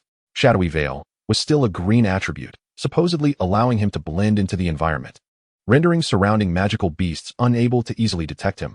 Wasn't he that a load of nonsense? Trembling, he rose to his feet and approached the edge of the rooftop. The ice and snow beasts had become sparse. Under the tireless defense of the thorny toxic wall, the remaining magical beasts, already gripped by fear, made a few feeble attempts to attack before turning tail and fleeing.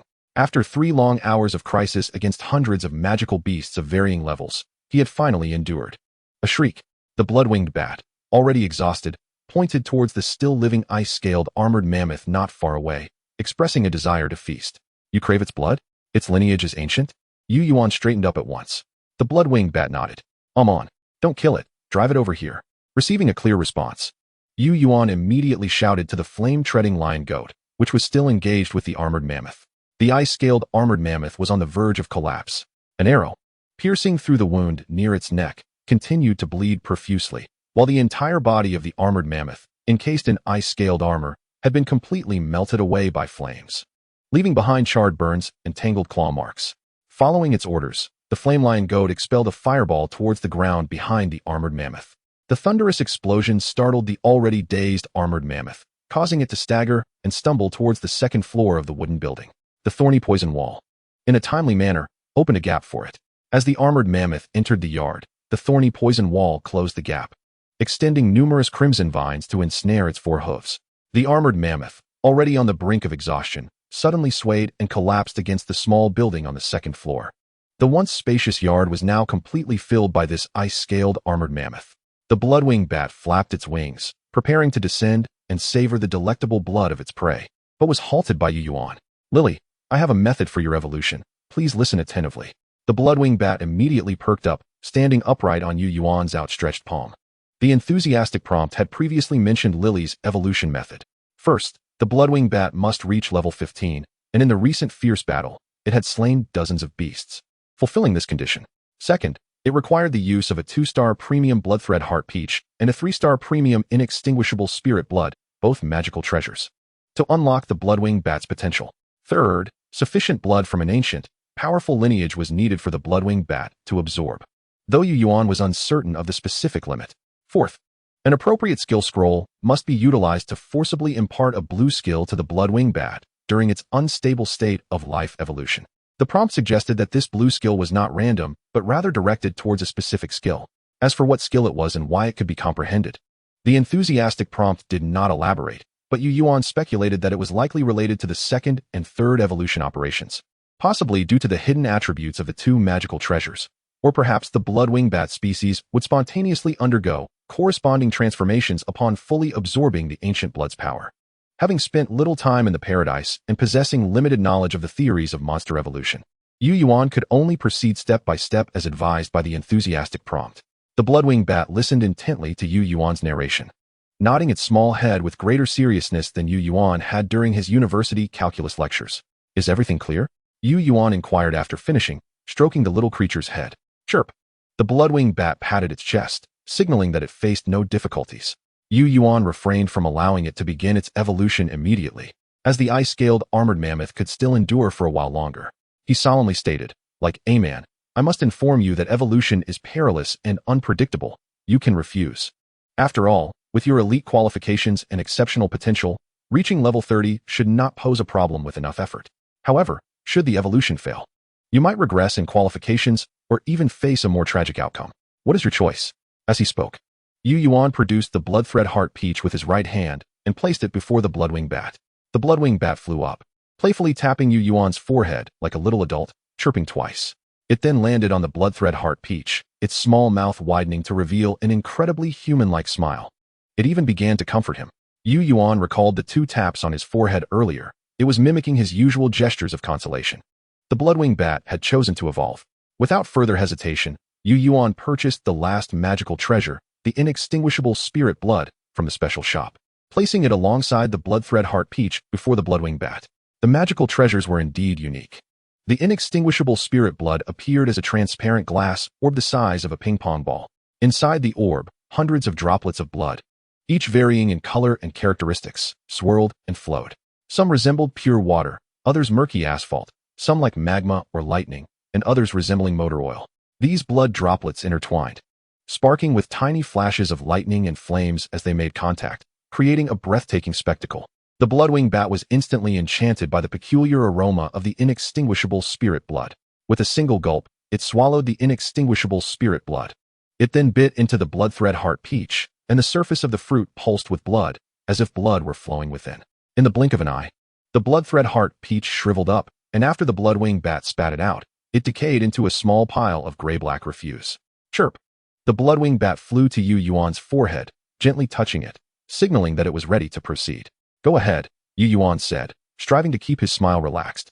With a flash of bloodlight, the blood-wing bat appeared at the neck artery of the ice-scaled armored mammoth, opening its mouth to bite down. Unlike before, it did not hastily drain the blood. Instead, the blood-wing bat hung there, closing its eyes as if in slumber, slowly absorbing the bloodline power of the armored mammoth. Would you like to use the skill learning scroll on the blood-wing bat? Yes.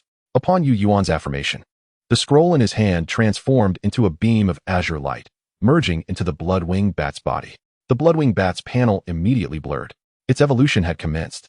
Chapter 65, Post-Battle Harvest. Observing that Lily's condition was temporarily stable, Yu Yuan called A-Man over. Quick, lie down. The more severe your injuries, the stiffer you become. If it weren't for the starfire charcoal I fed you, you would have turned into an ice pop by now. Yu Yuan approached the flame lion goat and gently pushed it. Its proud stance swayed twice before crashing to the ground with a thud. The campfire blazed brightly. Yu Yuan took out the healing ointment he had requested from Yi Sun and poured it little by little onto the flame lion goat's body. As soon as he touched the flame lion goat, a bone-chilling cold pierced through his fingers like a dagger, causing a sharp sting. The flame lion goat's body was as rigid as a block of ice. Its skin was as hard as iron. Touching it felt akin to grasping a frozen railing in the harsh winter of northeast China, entirely unimaginable as the sensation one would expect from a living creature. Revealing the seriousness of the flame lion goat's frostbite. Over the course of 3 hours, over 200 monsters had besieged them. Approximately half of these monsters were slain by the thorny poison wall, 20% were restrained by the blood-wing bat, and the remaining 30% were all borne by the flame lion goat, which were also of a relatively higher level. The blood-wing bat, possessing low stamina and being an assassin-type creature, targeted low-level monsters with weak defenses. A single dive could claim several lives. In contrast, the flame lion goat could not engage in guerrilla warfare like the blood-wing bat.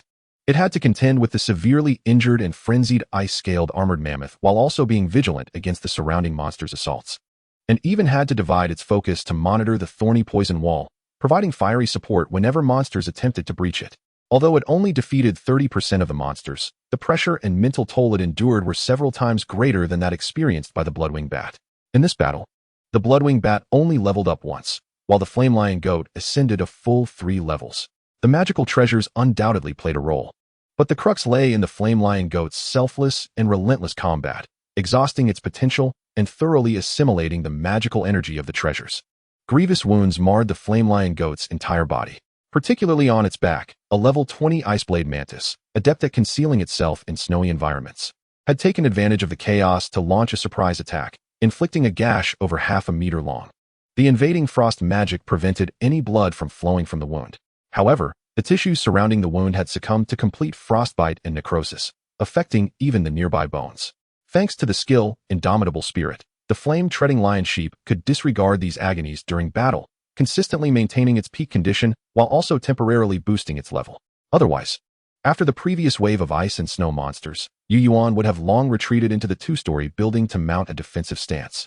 A viscous healing solution was applied to the wound, but it quickly began to freeze, rendering its efficacy limited.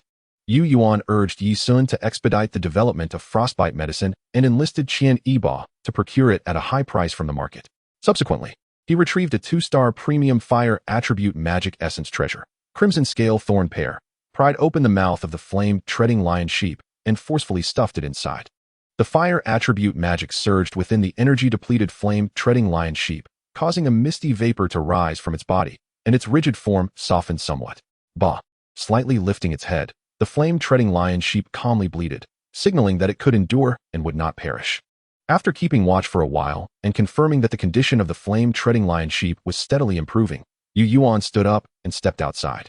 Among the corpses of over 200 monsters, the thorny poison wall had consumed fewer than 100, leaving more than 100 remaining.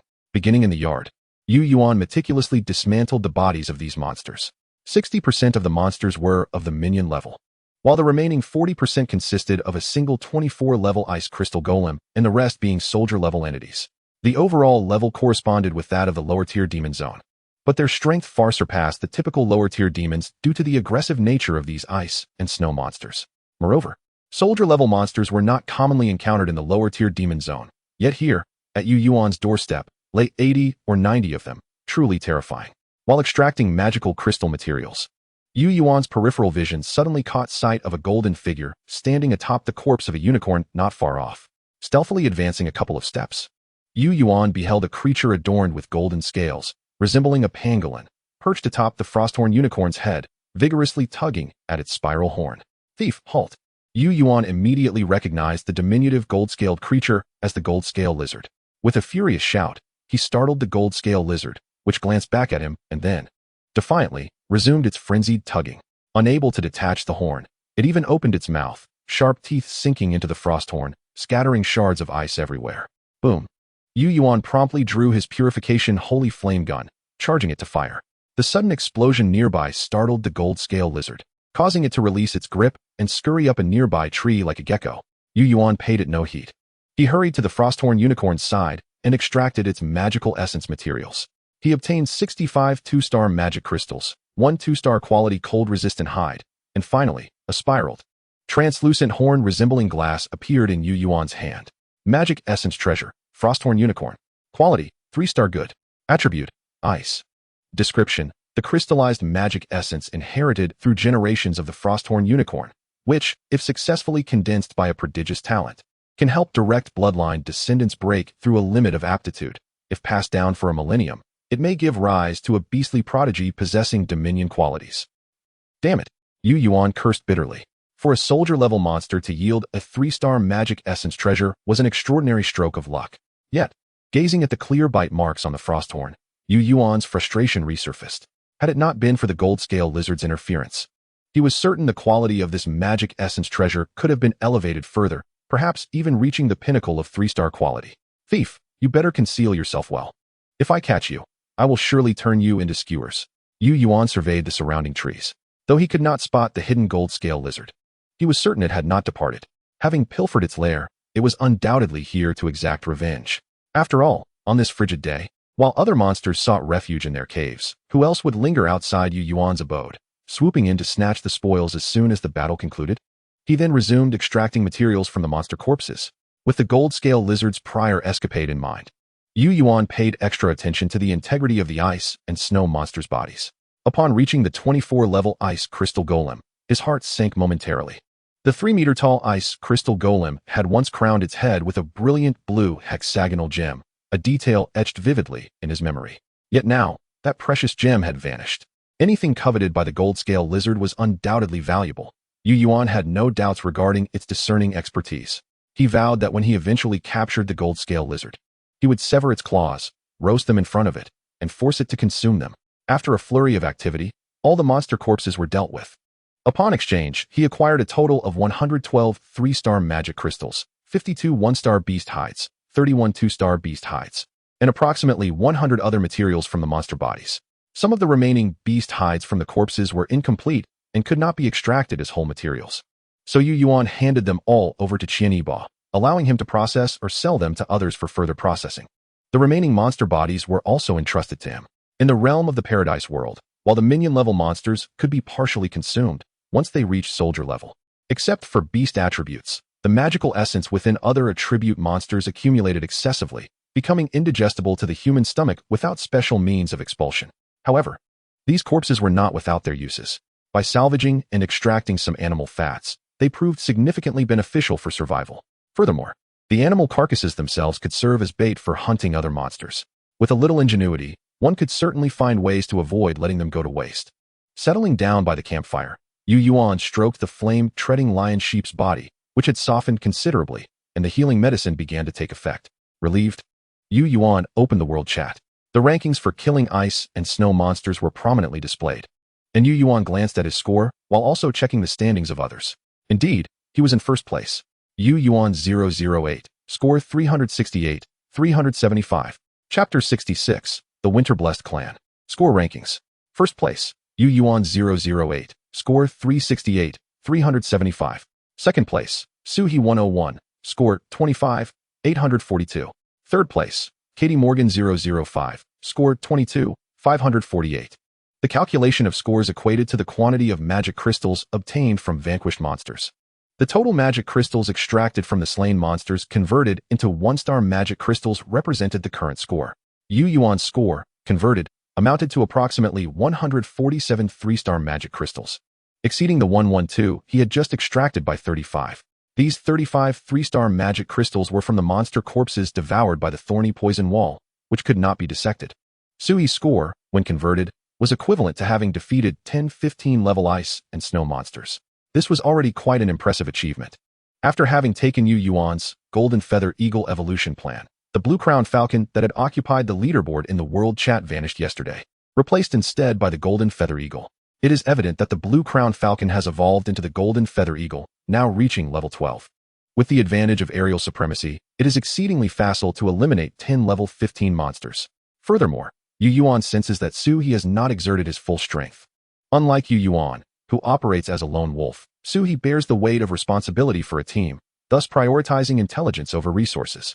Yuan surmises that Sui is currently leveraging the Golden Feather Eagle's flight advantage to diligently analyze patterns related to this calamity.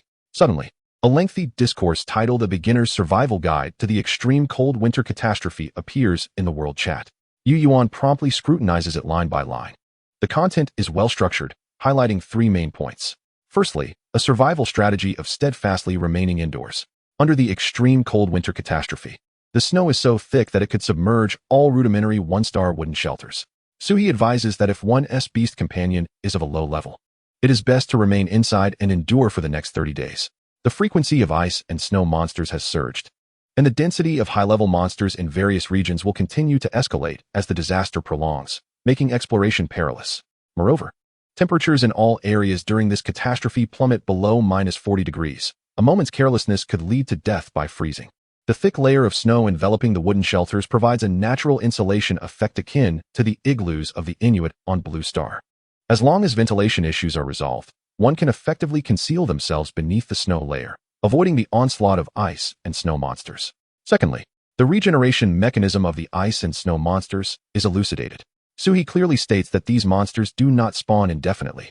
Snowfall is likely a prerequisite for the emergence of ice and snow monsters from crystalline portals. Furthermore, it appears that ice and snow monsters are adversarial to all native monsters. Encounters between them are likely to result in conflict. Thirdly, particular attention is warranted for a humanoid being. In this section, Sui has attached an image. The perspective is from above, capturing 13 agile humanoid figures gazing upward at the camera, seemingly locking eyes with the observer. Their skin exhibits a pale blue hue, akin to the color formed by the amalgamation of fluffy white clouds and a blue sky. Their eyes are a warm brown, adorned in rudimentary garments crafted from ancient animal hides, yet their arms and legs are largely bare. Upon the exposed skin, faint azure magical patterns are visible, lending an air of mystery. Yuan perceives that their attire is merely decorative. They appear impervious to the cold. A notification chimes. Yuan opens a private chat to find Sui. Yuan, have you seen the strategy in the world chat? I have a more detailed version for you to consider. After this brief message, Sui sends a lengthy text. This elaborates further, primarily adding potential opportunities that may arise amidst the extreme cold winter catastrophe. For instance, treasure chests have resurfaced on the map during the disaster, and some unexpectedly emergent special disaster phenomena are likely to harbor treasures, confirming the existence of the winter divine power, among other revelations. However, Yuan is far more intrigued by the humanoid beings. Sui, since you managed to capture those humanoid figures, you must have employed your scouting skill, right? Do you have any detailed information about them? He inquires. Sui promptly replies, of course I did. My golden feather eagle braved the ice spears they hurled to get closer, but the scouting skill proved ineffective. Just like us inhabitants of Blue Star, I couldn't glean any information about them. For now, we can only speculate that they might be what the announcement refers to as the ancient winter kin. Observing their gestures during conversation suggests they have developed their own language system, indicating an intelligence level comparable to ours. As for other information, we are still investigating. After concluding the chat with Sui, Yuan sits pensively by the campfire. On one hand, he tends to the recuperation of his flame-hoof lion sheep, and on the other, he contemplates the matter of contracting his third beast companion. Currently, his 2 beasts consist of the bloodwing bat, akin to an assassin, delivering high damage capable of obliterating low-defense monsters of the same or even higher levels. Yet it struggles against high-defense tank-type monsters. The flame-hoof lion sheep, a warrior-type beast, excels in enduring tough battles without discernible weaknesses. but it cannot swiftly conclude encounters against either agile or tank-type monsters. The resultant scenario often sees the flame hoof lion sheep exchanging its life for victory, which is perilously risky.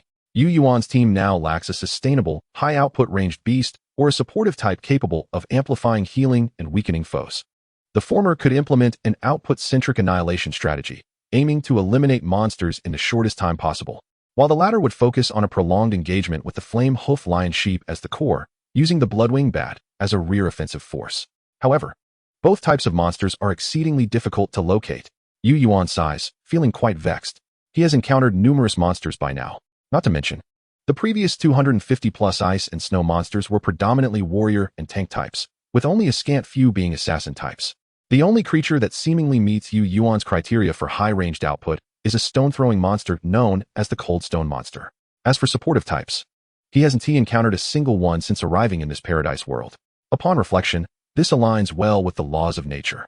Warrior and tank-type monsters are more adept at adapting to sudden crises, thus possessing a higher survival rate. Agile assassin-type monsters can often evade danger by avoiding direct confrontations. However, pure output types are exceedingly vulnerable once engaged in close combat. As for support types, that is an even more daunting prospect, unless they are conventionally protected by other monsters. Such frail beings are destined to be relentlessly bullied, with extinction a likely outcome over the long course of history. Alas, if all else fails, perhaps he should contract another warrior-type beast to alleviate some of the pressure on man. As he strokes the soft fur of the flame hoof lion sheep, he silently resolves to make a decision. Enthusiastic reminder, not a brother, but evolution. Can you focus a bit? That unfortunate mammoth is on the brink of death. The power within its blood will completely dissipate in no time. Just because you have a younger one, you're neglecting the elder, aren't you? Chapter 67. The Divine Transformation of the Mysterious Scaled Tiger. Upon witnessing the sudden enthusiastic reminder, Yu Yuan immediately turns his anxious gaze toward the bloodwing bat. The bloodwing bat, clinging to the ice-scaled armored mammoth, has swollen to the size of a basketball, likely due to excessive blood consumption. The circumstances surrounding monster evolution are often bizarre, a fact Yu Yuan has observed before, thus he paid it little heed. He hastens to the side of the ice-scaled armored mammoth and crouches to inspect it. Its breathing has become barely perceptible. When he reaches out to touch it, he finds that the skin beneath its fur has begun to lose heat, growing cold. The life of this armored mammoth hangs by a thread. The bloodwing bat's actions of consuming blood seem to have slowed as a result. What to do? Yu Yuan feels a surge of urgency. He rummages through his spatial bracelet, pondering, and retrieves a palm-sized blood-red stone. The Blood Dragon Bloodstone, a 3-star premium magical treasure, embodies the attributes of blood, fire, and dragon, which is fairly suitable for the bloodwing bat. As the bloodwing bat is in a state of slumber, Yu Yuan dares not rouse it. He reaches for the armored mammoth, locating the wound inflicted by the massive city crossbow near the neck artery. Closing his eyes, he resolutely inserts the Blood Dragon Bloodstone into the wound. The icy-scaled armored mammoth was immediately swept by a torrent of crimson vitality from the bloodstone of the red dragon, coursing through its body with a profound magical energy. However, due to the opposing attributes, while the blood affinity restored some of the mammoth's vitality, the fire attribute wreaked havoc within, further ravaging its veins and flesh. To describe its condition, it resembled a creature enduring 1,000 torturous cuts, while simultaneously having a miraculous healer administering acupuncture and medicine, desperately prolonging its life. The mammoth, which was on the brink of death, suddenly found its breathing becoming heavy and robust. If one listened closely, they could hear its agonized groans. It was clear that it would not succumb just yet. Observing the armored mammoth's slight recovery, Yu Yuan remained uneasy. A life suspended by a treasure was akin to a candle flickering in the wind, far from secure. He needed a backup blood reservoir to ensure the blood-winged bat could successfully evolve. Fortunately, he was aware of a potential alternative near his homestead. Before Yu Yuan could call out, the injured flamehorn sheep by the campfire slowly rose to its feet. A man. The contract forged a bond of understanding between them. Through this pact, Yu Yuan could grasp the thoughts of his beasts, and conversely, the beasts could perceive Yu Yuan's intentions. Bah! The flamehorn sheep fixed its resolute gaze upon Yu Yuan. It understood what he required, and it was bound to assist. As stipulated during their original contract, an agreement that was immutable. Let us depart. Confronted with such determination in its eyes, Yu Yuan found himself unable to utter a word of refusal. Silently, he donned his knight's armor, slung his steel battle axe across his back, and boldly dashed out from his home. The snow lay thick, 3 to 4 meters deep, already burying Yu Yuan's form. He had initially intended to conserve the flamehorn sheep's stamina, But upon exiting the confines of his abode and plunging into the snowy expanse, he lost all sense of direction. The flamehorn sheep approached from behind, lowered its head, and nudged him onto its back. Without uttering a word, it galloped southwest. The landscape was blanketed in white, apart from a few flying magical creatures and tree-climbing beasts. The entire forest was eerily silent. Racing along sturdy branches, in less than 10 minutes, Yu Yuan reached his destination. Is this it? Yu Yuan pondered with a hint of skepticism. He sought the very lake inhabited by the dragon-claw golden crocodiles. However, given the snow covering the ground, it was likely the lake had long since frozen over, concealed beneath a layer of snow, rendering it indistinguishable from its surroundings. Yet, that vast expanse of open ground could not lie. The forest was a haven for trees, and nowhere else would such a broad clearing exist. But where were the dragon-claw golden crocodiles? Elevated as he was, Yu Yuan saw nothing and began to feel anxious, imagining the worst. Could they be hiding beneath the ice? Not needing to breathe, just as he was meticulously searching for clues amidst the reflective snow, the flamehorn sheep suddenly lifted its head and gazed toward a specific direction. Without waiting for Yu Yuan's command, it began to sprint toward that very spot. A man? Have you discovered something? Clutching tightly to the flamehorn sheep's mane, Yu Yuan surveyed the surroundings. The flamehorn sheep bleated, signaling him to listen closely. Yu Yuan's hearing could not match its keen senses. Initially, he discerned nothing over the sound of the rushing wind. However, as they drew nearer, he caught the sound. A roar, a tiger's growl, accompanied by a faint aura of mental pressure that weighed heavily upon his heart. The Xianlin Suhu? The familiar sensation invigorated Yu Yuan's spirit. Although he had not located the dragon-claw golden crocodiles, the Xianlin Suhu could be a viable option as well. Yet, being of the ice attribute, would its power be augmented in this harsh, wintry calamity? A sense of unease gripped Yu Yuan. Minutes later, aside from the intermittent growls of the tiger, he heard other sounds. The crashing of trees? The surge of water? Yu Yuan contemplated, feeling an uncanny familiarity. Before long, the flamehorn sheep led him to the battlefield. On a flat expanse, the surrounding trees appeared to have been cleaved by some sharp blade, all severed cleanly. The ground was not blanketed by the usual thick layer of snow, but instead was a solid, condensed sheet of ice, reflecting the crimson aftermath of battle. The combatants were old foes. A single Xianlin Su faced an entire group of dragon-claw golden crocodiles. Was this creature courting death? Observing the scene from a distance, Yu Yuan quickly retrieved his binoculars, filled with doubt. The dragon-claw golden crocodile clan boasted nearly 20 blood-clawed crocodiles, and even Yu Yuan dared not provoke them. What gave the Xianlin Suhu the audacity to do so? However, the view through the binoculars revealed an unexpected turn of events. The Xianlin Su nonchalantly licked its bloodied claws, having already felled several blood-clawed crocodiles that now lay lifeless at its feet. In contrast, the dragon-claw golden crocodiles, accompanied by their remaining kin, hesitated, growling defiantly yet retreating step by step, seemingly wishing to flee. The Xianlin Suhu's demeanor appeared rather peculiar. Frowning, Yu Yuan scrutinized the Xianlin Suhu through the binoculars, astonished. Its dark scales shimmered with a faint blue glow. Upon closer inspection, it seemed intricate magical runes had been inscribed upon its scales, pulsating as if imbued with life. Particularly notable was the symbol atop the Xianlin Suhu's head. The kingly emblem had vanished, replaced by a perfect hexagonal snowflake, glimmering brilliantly in the reflection upon the ice. Creature, Xianlin Suhu, Ascended State. Qualification, Chief, Temporary. Level, 28, 22. Attribute, Ice. Skills, Manifestation of Winter Divine Power, Blue, Frigid Frost, Green, Shielding Xianlin, Green. Divine Might Tiger Roar, Green. Incredible Strength, White. Wind Chaser, White. Snow Tracking, White. Description, a fortunate fool who has fortuitously gained a fragment of winter divine power. Unaware of how to digest it, nurturing potential through divinity, yet perceives it as a bargaining chip for vengeance, a ground sovereign with strength, but lacking intellect. Chapter 68, Ascension versus Dragon Transformation. The Xianlin Su surveyed its adversaries with an air of leisure. Its sharp claws prodded at the carcass of a blood-clawed crocodile nearby, tearing off a tender piece of flesh, which it promptly devoured. The sound of its gnawing echoed like a taunt. Vivid crimson blood trickled from its jaws, adding an aura of sinister allure to the brazen Xianlin Su. The less intelligent blood-clawed crocodiles growled in protest, yet none dared approach. The dragon-claw golden crocodiles remained silent, subtly retreating and shielding the blood-clawed crocodiles behind them. Yu Yuan watched the Xianlin Suhu, still in a state of disbelief. The winter divine power, did it truly exist? He had long considered the proclamations in the announcements to be mere jest. After all, Yu Yuan had encountered certain taboo entities.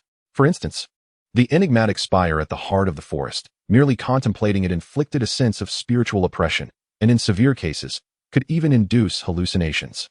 Furthermore, there was the wise spirit Treant, capable of observing Yu Yuan through nearby trees in unfathomable distant lands, even transmitting its power through the leaves. These forbidden beings wielded an alarming control over their power.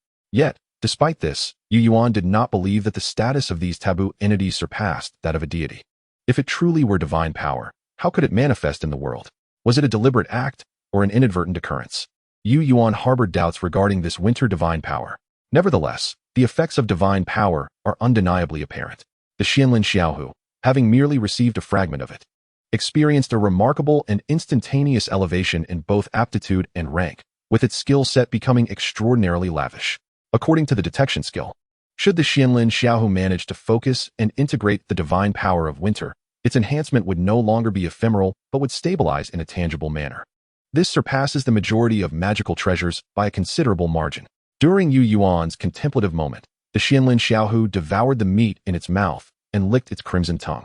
It gazed mockingly at its retreating adversary, reveling in its own prowess as it let out a resounding roar. The roar of the tiger resonated with an unnameable pressure that seemed to assert dominance over all beings. Even Yu Yuan, positioned several hundred meters away, felt an oppressive fear emanating from an entity of undeniable superiority. The nearby blood-clawed crocodiles were utterly overwhelmed. The lower-ranked among them collapsed to the ground, trembling in fear. Sensing the precariousness of the situation, the dragon-claw golden crocodile swiftly turned and fled. As it embraced the power of its dragon lineage, it ceased to belong to any mere grouping. It had become a true dragon. Its survival depended on these wretched subordinates delaying its enemies. What an honor for them. The dragon-claw golden crocodile sprinted towards Yu Yuan and his companions. Yu Yuan was taken aback, but soon comprehended its intentions. It sought to return to the lake and submerge itself beneath the waters. However, this was ultimately a desire fraught with impossibility. In the water, the dragon-claw golden crocodile could reign supreme, exhibiting unparalleled speed and strength. Yet on land, how could its short legs compete with the Xianlin Xiaohu, which possessed 2 acceleration skills? A dark shadow flashed like lightning, swiftly positioning itself behind the dragon-claw golden crocodile. A blast of freezing light erupted, striking the crocodile's thick tail.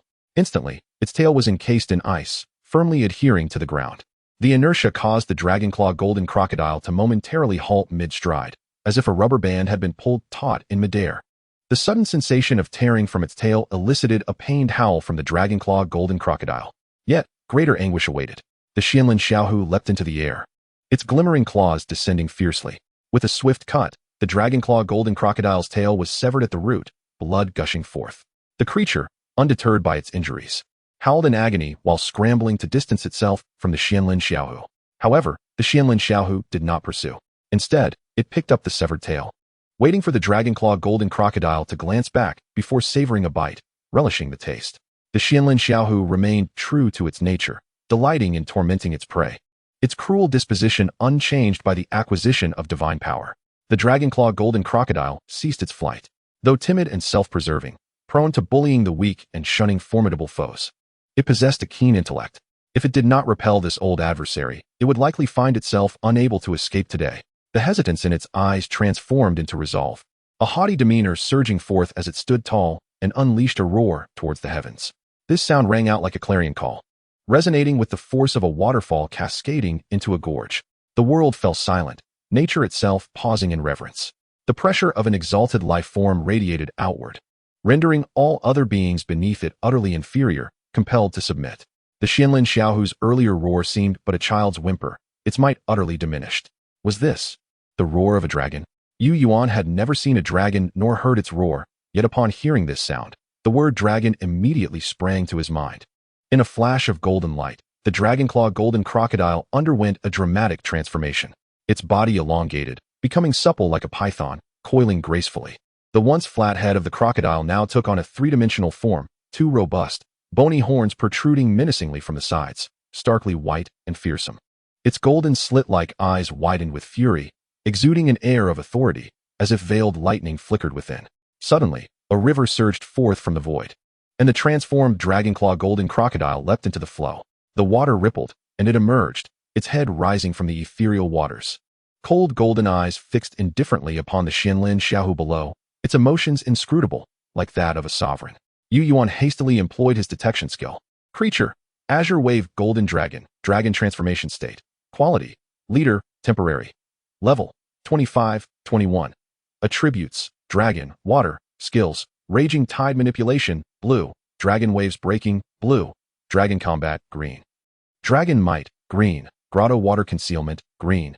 Description, a descendant of water attribute dragons compelled to awaken its draconic bloodline power. Pure dragon blood serves as its energy source. Once the dragon blood is exhausted, this fortunate dragon descendant will forever lose the opportunity to return to its origins. Goodness gracious, are dragons truly this formidable? It appears even more ferocious than that divine power of winter. Yu Yuan marveled.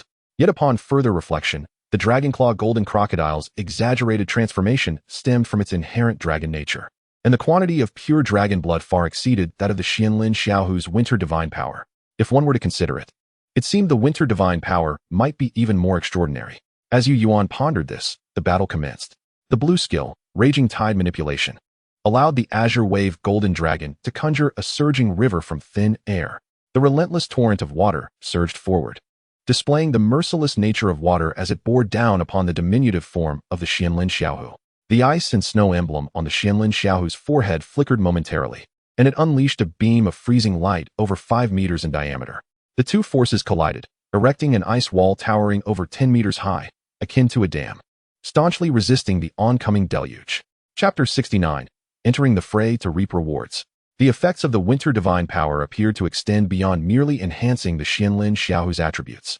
This formidable force seemed capable of significantly amplifying all ice attribute powers, enabling the Xianlin Xiaohu to withstand the overwhelming flood with its green skill, Raging Frost. For a brief, yet steadfast duration, the Azure Wave Golden Dragon maneuvered gracefully within the nearly 30-meter-wide river, aware of the cost of its transformation. It must conclude the battle swiftly. It ascended to the river's upper reaches, focusing intently on the ever-growing ice wall at its end. With a fierce dive, the Azure Wave Golden Dragon plunged into the current, flowing downstream. Each leap above the water's surface was accompanied by an enveloping surge of water. As it traversed 100 meters downstream, this water force coalesced into a massive, fearsome dragon head enveloping its form. From a distance, it appeared as if an ancient colossal dragon cleaved through the tumultuous waters, surging forth. The blue skill, Dragon Waves Breaking. The ethereal river spiraled through the sky, stretching over a kilometer. With each descent downstream, the potency of the skill amplified.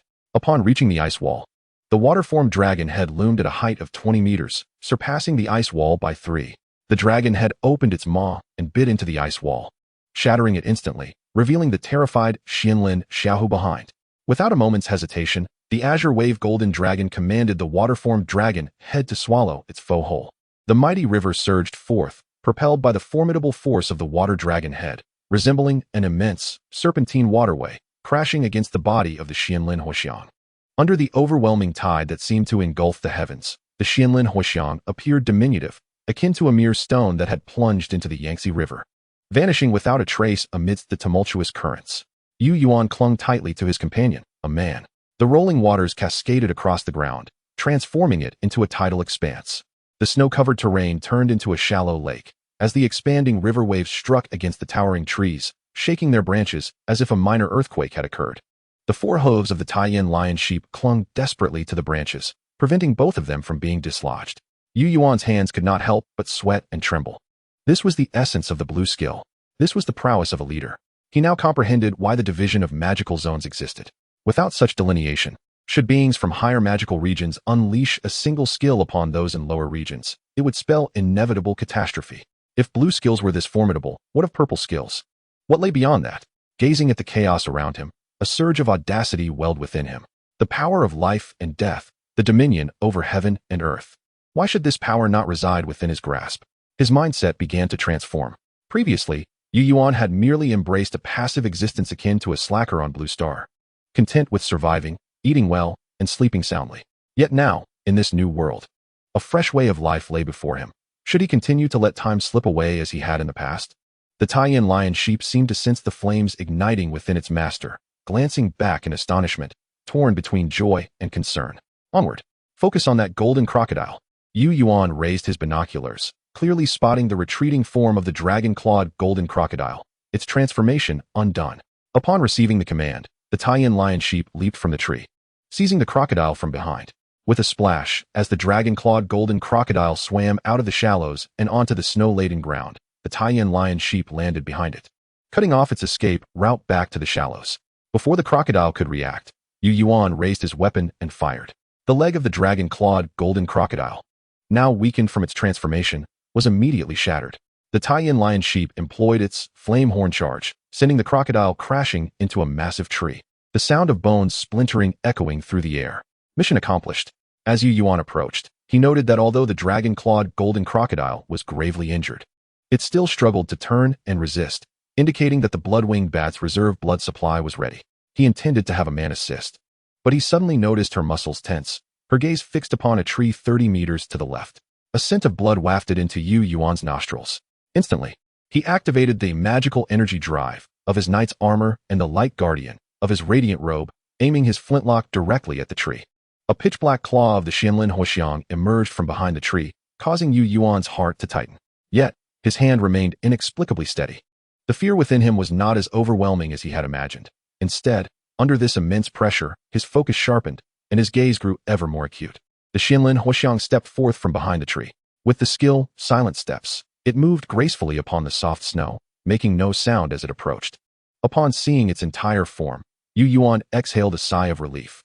Indeed, under the weight of such overwhelming aggression, even with the protection of the winter god's power, the Xianlin Huoxiang could not maintain its full stature. Its dark scales were shattered in places, flesh mangled, and oozing blood. The creature's form was slightly twisted, and from Yu Yuan's observations, its spine had likely suffered severe damage, with at least one vertebra dislocated. Its right front claw hung limply in the air, likely broken as well. Yu Yuan pondered the oddity of why such a severely injured creature would not flee.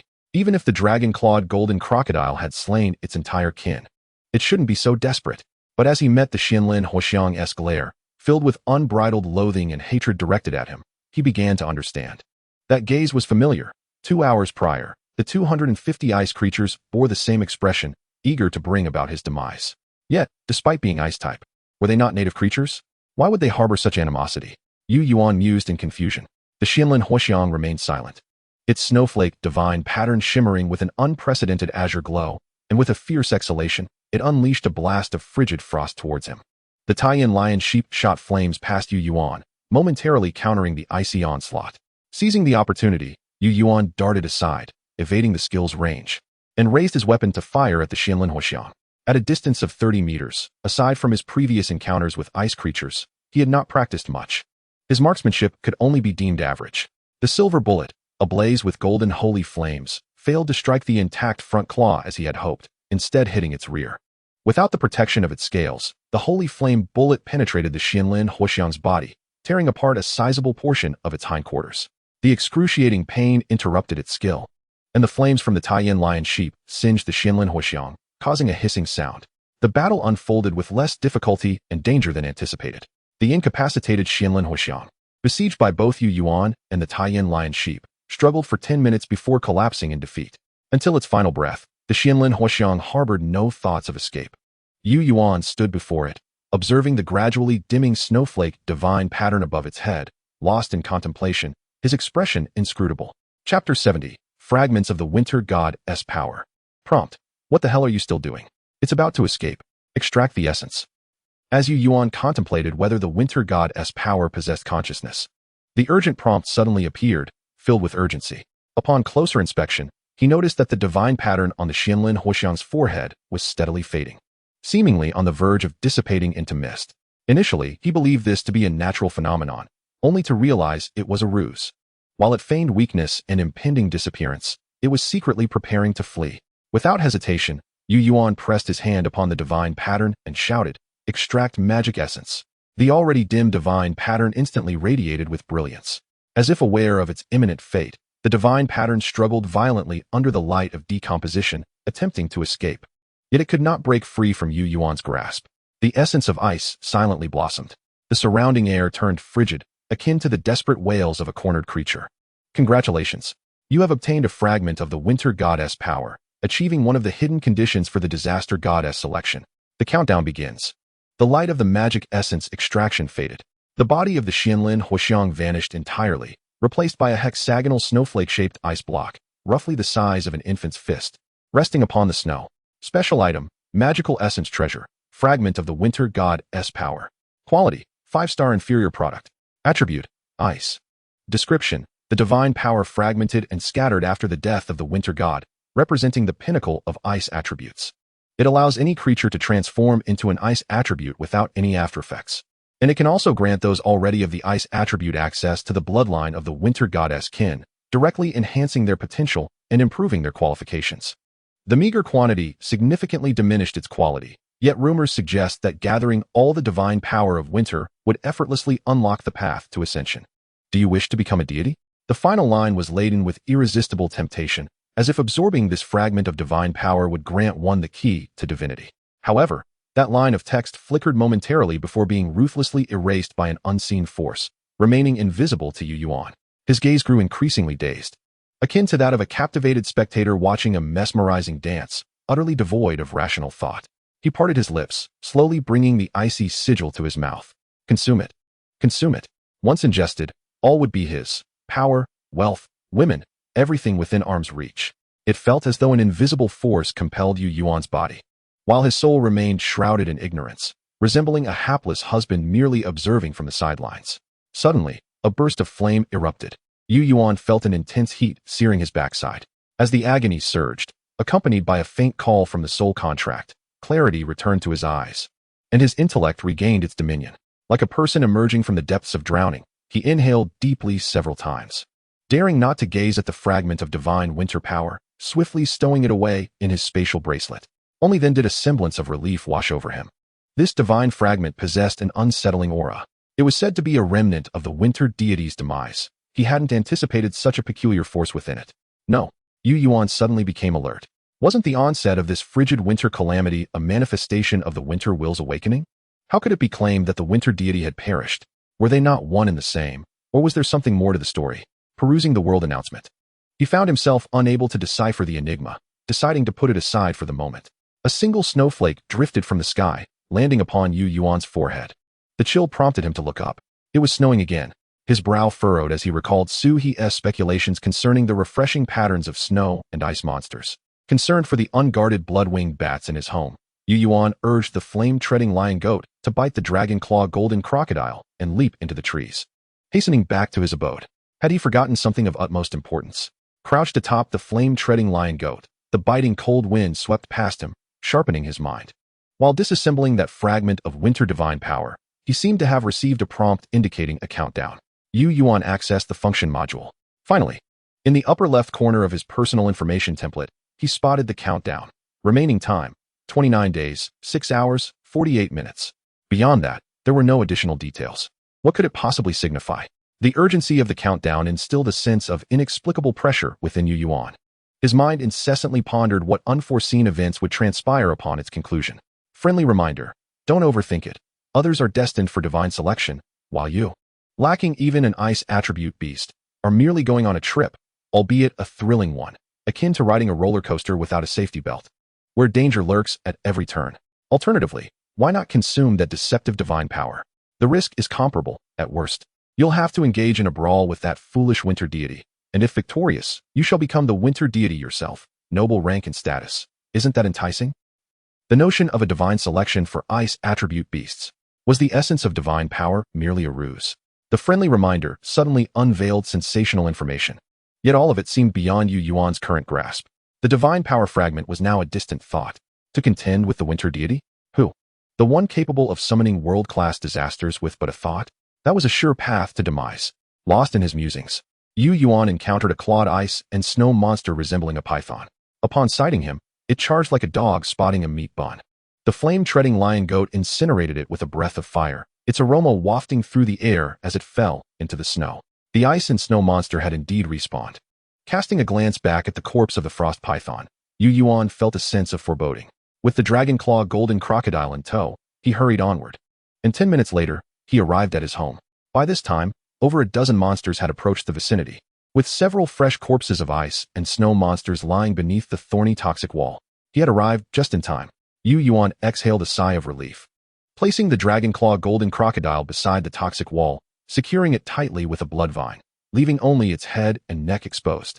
Then he turned to examine the blood-winged bat. It had now swollen to the size of a wheel, exceeding its original dimensions by more than 20-fold. Yuan felt a twinge of fear, wondering if the blood-winged bat might fail its evolution and explode like a water balloon. Suddenly, he noticed the bat's eyelids fluttering rapidly. Its sharp fangs, once clenched around the armored mammoth, slightly parted, as if searching for another target. Yuan promptly employed his probing skill. Discovering that the description of the ice-scaled armored mammoth had shifted from a creature to a material, indicating it had completely perished. Dressed in knightly armor, he hastily brought the dragon-claw golden crocodile closer, positioning it near the blood-winged bat's mouth. With a swift motion, its blood-stained fangs plunged into the crocodile's neck. The dragon-claw golden crocodile, which had previously struggled, instantly quieted down, seemingly relishing the process of being drained. Bang! A roar erupted from outside as the flame-treading lion goat encountered yet another formidable foe. Chapter 71, Sunflower Seed Oil. This snowfall was brief. Within an hour, over 30 ice and snow monsters had been vanquished by Yuan and the flame-treading lion goat. Yet, the battle had been far from easy. Yuan was merely an ordinary man, even with the contract granting him reverse energy replenishment and a slight enhancement to his physique. He could not yet contend with the monsters. The continuous toil and combat over 5 or 6 hours had thoroughly exhausted him. The once relatively lightweight knightly armor now felt as heavy as a mountain upon him. The flame-treading lion goat was likewise in a dire state, still recovering from previous injuries. It had just engaged in a fierce battle with a level 21 ice-toothed sea lion and now lay stiffly beside the campfire. However, there was a glimmer of good news. The frostbite remedy from Yi Sun had finally been concocted. Item: sunflower seed oil. Quality: 4-star good quality. Description: a clear oil extracted from the seeds of the leader-class monster. Sunflower, effective for rapidly restoring frostbite caused by ice attribute attacks from chief-level monsters and providing a temporary invigorating effect. This alchemical method is exceedingly crude, leading to substantial waste. Those fortunate enough to obtain this item are advised against emulating such practices. In his hand, Yuan held a glass vial, thick as a finger. Inside was a 10-centimeter high, pale yellow transparent solution, shimmering with a faint golden light. Merely touching it sent a warm current coursing through his body. Examining the description of this medicinal item, Yuan couldn't help but stifle a laugh. It seemed that this young girl, Yi Sun, truly lacked alchemical skills. She believed that alchemy merely involved adding already effective ingredients into the cauldron and simmering them to enhance their potency, resulting in the concoction she had produced. This certainly qualifies as a method of alchemy, albeit one suited only for materials of inferior quality. Higher-grade materials are inherently rich in magical essence, replete with various concealed effects. Her brutish approach not only obliterated those hidden characteristics, but also resulted in considerable waste. The fact that precious materials from a commander-level beast yielded merely a 4-star potion speaks volumes. To be candid, Yuan felt a twinge of sympathy for that creature known as the Sunflower Demon. One can only wonder how many sunflower seeds Yi Sun had plundered from it to concoct such a meager solution. After offering a brief expression of gratitude, Yuan administered the potion to the flame-hoofed lion goat. Rather than extravagantly applying it externally, he opted to place a few drops into its mouth. The results were immediate. Warm steam began to emanate from the goat, reminiscent of a sauna. Its previously frozen and rigid legs gradually softened, allowing it to stretch luxuriously. In an instant, the flame-hoofed lion goat was revitalized. For it, the wounds were trivial, as long as they did not involve tendons or vital organs that truly impeded physical movement. A modicum of pain and bleeding was inconsequential. However, frostbite was a different matter altogether. Beyond causing muscle necrosis, it genuinely hindered its agility and responsiveness, no matter how resilient it was. A body that could not move was akin to a machine rendered inoperative. Following the healing of its frostbite, the creature's inherent vitality began to manifest, working in tandem with the healing potion as its wounds rapidly scabbed and mended, showcasing the extraordinary resilience of magical beasts. With little else to occupy his time, Yuan observed the state of the bloodwing bat while perusing the chat and market. He seized every opportunity to recuperate, awaiting the next monster assault. Unbeknownst to him, he soon drifted into slumber once more. Ding ding ding. Amidst the chaotic darkness, Yuan wearily opened his eyes. That familiar yet foreign sound of ringing began to reverberate once again, oscillating left and right as if searching for his presence in the shadows. This time, he found that he could move his limbs.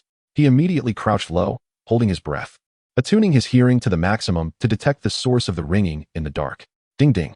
The sound of bells abruptly chimed to his left, not far off. The sound of wooden wheels began to rumble over the rough terrain. As it drew closer, he could even discern the clattering of hooves striking the ground. he had been discovered. Hearing the wheels advancing toward him, Yuan felt a tightening in his chest and decisively stood to flee. The wheels began to roll rapidly behind him, the ringing sounding like a death knell. No matter how swiftly he ran, that ringing remained persistently behind him, neither fast nor slow. Suddenly, a thought struck him, his gaze sharpened, and he abruptly halted in his tracks. Ding ding. The ringing ceased as well, seemingly retreating slightly. Sensing that it was too close, realizing this, Yuan took a step forward. Instantly, the bells and wheels retreated in response. Though he was uncertain of the reason, he made a swift decision to run toward the sound. However, as soon as he stepped forward, he felt the ground give way beneath him. The sensation of plummeting into an abyss jolted him awake. Meh. The flame-hoofed lion goat looked up at him innocently from across the way. Rising to his feet, Yuan noticed two distinct black mud prints on its belly, realizing he had inadvertently pushed off it. My apologies, he chuckled sheepishly, beginning to ponder the peculiar dream. Regardless of who or what had influenced his dream, it was evident that due to certain constraints, it was not yet time for their encounter. Whether it was a mere fright or a ritualistic endeavor, he could only speculate. Yuan touched the spatial bracelet, finding solace in the presence of the special item known as the Absolute Fair Arena. No matter what creature approached, he would ensure that his reputation for prowess and formidable techniques was not unfounded. By now, the night had deepened. Yuan glanced at the bloodwing bat, which had swollen to the size of a large iron pot, rendering its original bat shape unrecognizable. It appeared as nothing more than a massive crimson balloon. Absurd, yet seemingly without any abnormalities. Feeling slightly hungry, Yuan produced a chunk of fresh meat to roast over the campfire. As fortune would have it, heavy snow began to fall from the sky. Without needing any instruction from Yuan, the flame-hoofed lion goat, having healed significantly, scampered up to the rooftop. Alert and vigilant, Yuan skewered the meat beside the fire and, while munching on a piece of bread, followed suit up to the rooftop. The deep darkness of the forest echoed with the crunching of snow and the low growls of monsters.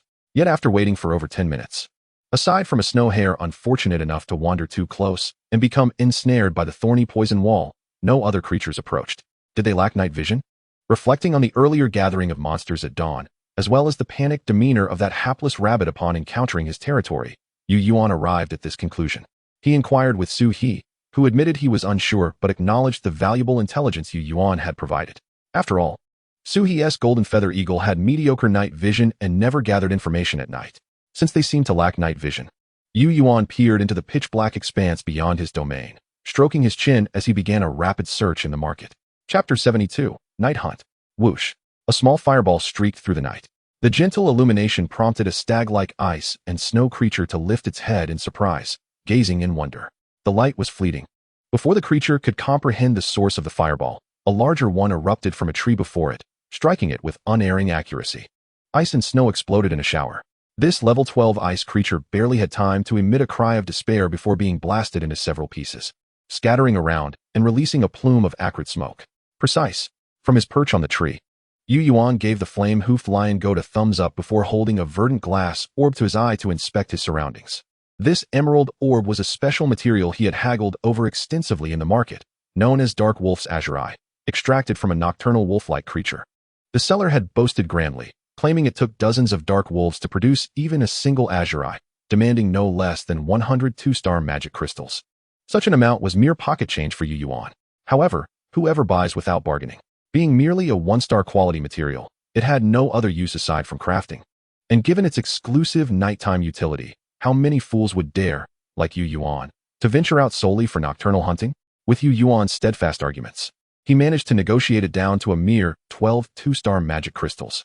With the aid of the Dark Wolf's Azure, the night transformed into a monochromatic photograph for Yuan. While details were obscured, he could at least ensure he would not collide with large objects such as trees, boulders, or moving monsters. Coupled with the inherent night vision of the flame-hoofed lion goat, they commenced their nocturnal hunt. No other magical beasts were detected. They continued onward, presumably still heading southwest. Yuan, perched high above, scanned the surroundings but found no other creatures, prompting him to signal the flame prowler to descend from the tree. With a soft thud, they landed in the snow, the flame prowler's paws sinking momentarily before stabilizing. As the snowfall persisted without relent, the accumulating snow on the ground did not thicken as Yuan had anticipated. Rather, it became increasingly compact. He and the flame prowler traversed the terrain, alternating between deep and shallow steps, striving to make as little noise as possible. The night vision of the ice and snow beasts was notoriously poor.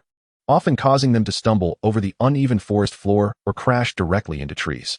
Such blunders would result in a cacophony of sounds, which allowed the flame prowler to discern their general location in the darkness. Once they approached, Yuan would accurately pinpoint their position, catching the ice and snow creatures completely off guard.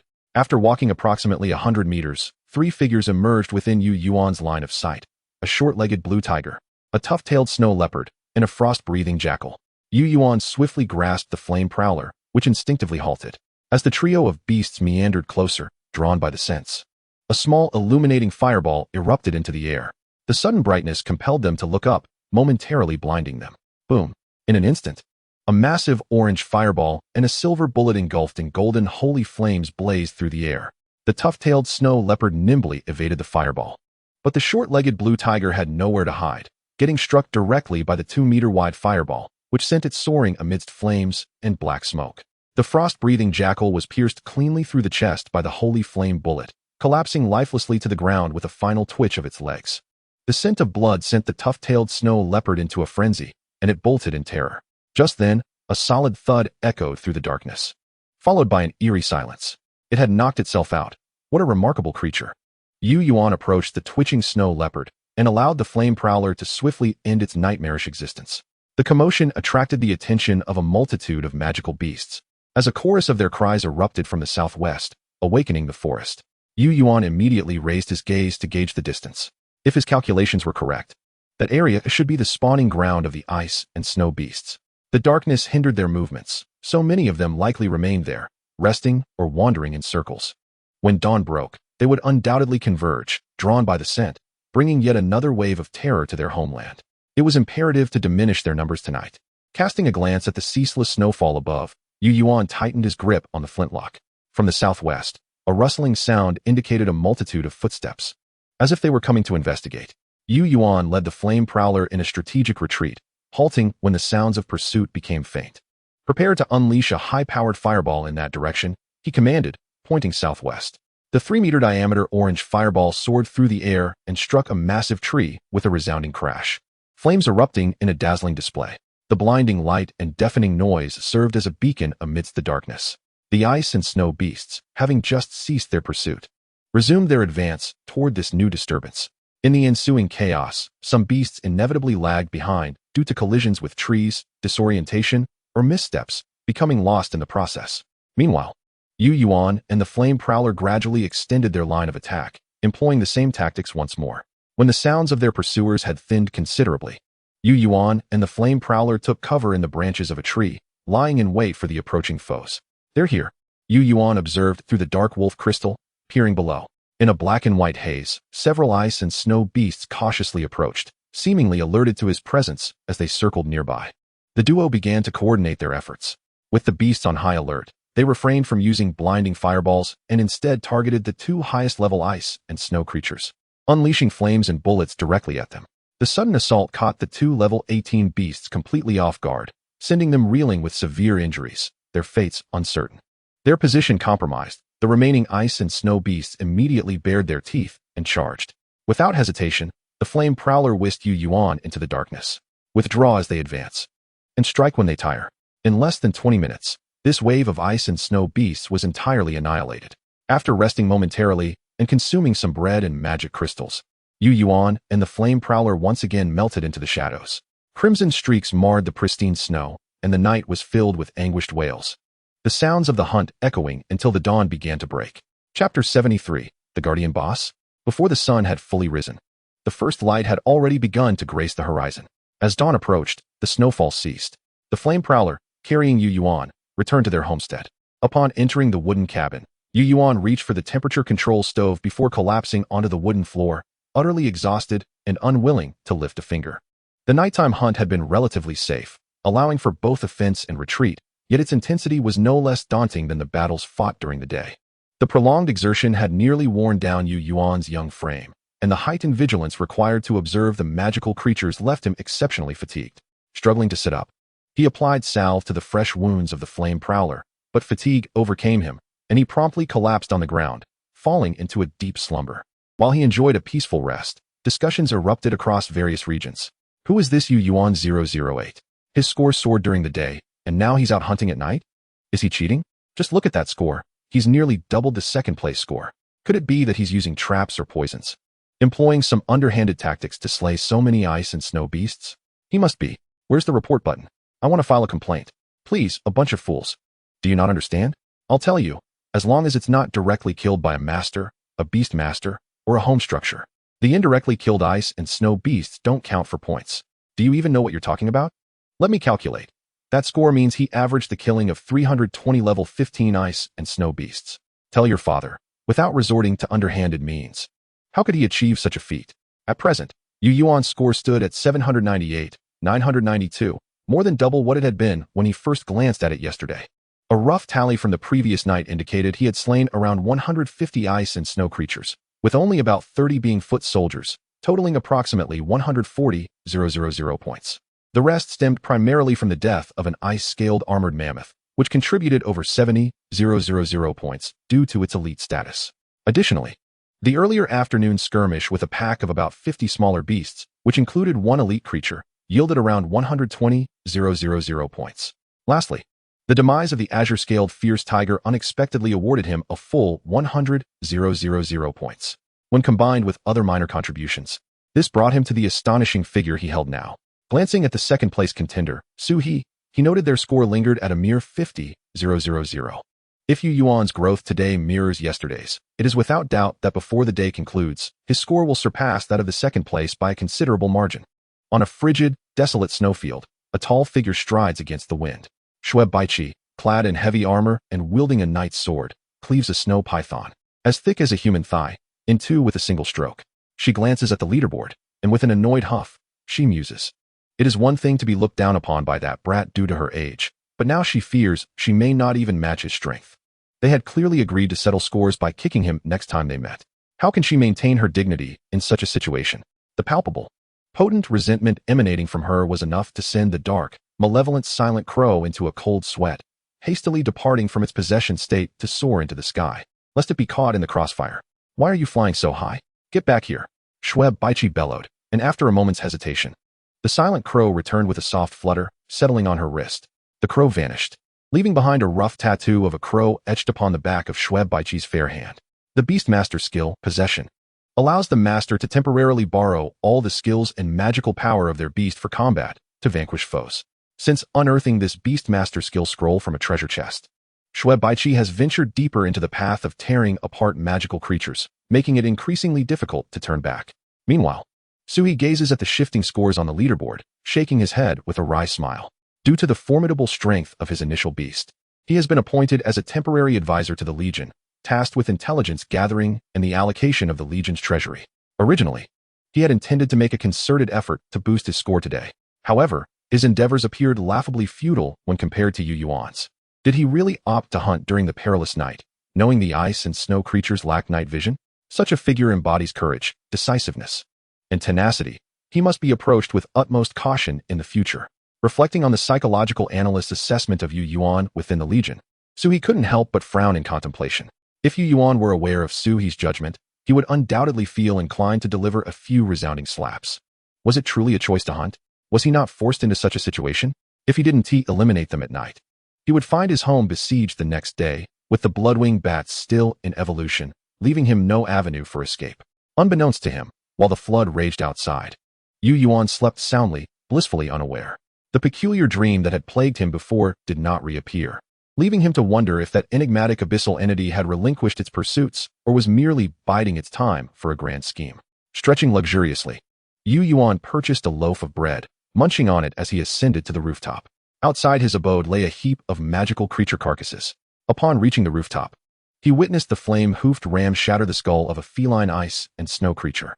This was within Yuan's expectations. Although he had slain over 100 ice and snow creatures the previous night, the nocturnal chaos had scattered many, making pursuit impossible. Daybreak would surely not bring calm. Nevertheless, this was sufficient. There was no need to rouse Yuan. The flame-hoofed ram, in tandem with the thorny poison wall, effectively dealt with the remaining stray creatures. Noticing the thorny poison wall appearing slightly taller, Yuan expressed a soft exclamation and investigated further. To his astonishment, the quality of the thorny poison wall had indeed improved, now boasting a 3-star rating. Overjoyed, Yu Yuan observed that the blood vines on the thorny poison wall had thickened significantly, and the blood spikes gleamed with a sharp, menacing light akin to iron caltrops. Descending to check on the bloodwing bat, he found its glossy, crimson form had grown to a diameter of 3 meters. According to the mental feedback from the contract, the bloodwing bat's consciousness was fluctuating, signaling that the final moments were drawing near. Calling for Amon, he mounted and directed it to gallop southwest. With no snowfall yet, and the ice and snow creatures nearly cleared out, he sought to locate the spawn point of the ice and snow creatures. If he could destroy it, it would be advantageous, as it was unlikely that snowfall would always coincide with nightfall. Racing forward, within 2,000 meters, Yu Yuan followed the traces of yesterday's battle and stumbled upon signs of mass movement from magical creatures. Following the traces of rubbed trees and footprints, he soon spotted a gleaming ice crystal standing proudly in a clearing. He retrieved his binoculars to investigate. Special item, lower magic zone portal of the winter god. Quality. Description: the will of the winter god compels its subordinates to seize dominion over the paradise territory, intending to expand its divine influence by opening an ice crystal portal for convenience. A formidable guardian protects the portal's safety. Challenging and defeating the guardian yields substantial points and the ability to destroy the portal. Note: challenges can be terminated at any time by departing from the portal, but may trigger unforeseen consequences. Chapter 74, The Frost Fawn. The ice crystal portal appeared as if it were isolated from the world. Centered around it, the surrounding snow gradually transformed into a smooth ice crystal, reflecting the pure blue sky above. As Yu Yuan stepped closer, a sudden chill enveloped him. He took out some sunflower seed oil to share with the flame-hoofed ram, feeling the warm energy that resisted the cold begin to manifest, allowing him to approach with confidence. The icy ground clearly reflected the silhouettes of the two. The only sound was their cautious footsteps, with silence reigning in all other respects.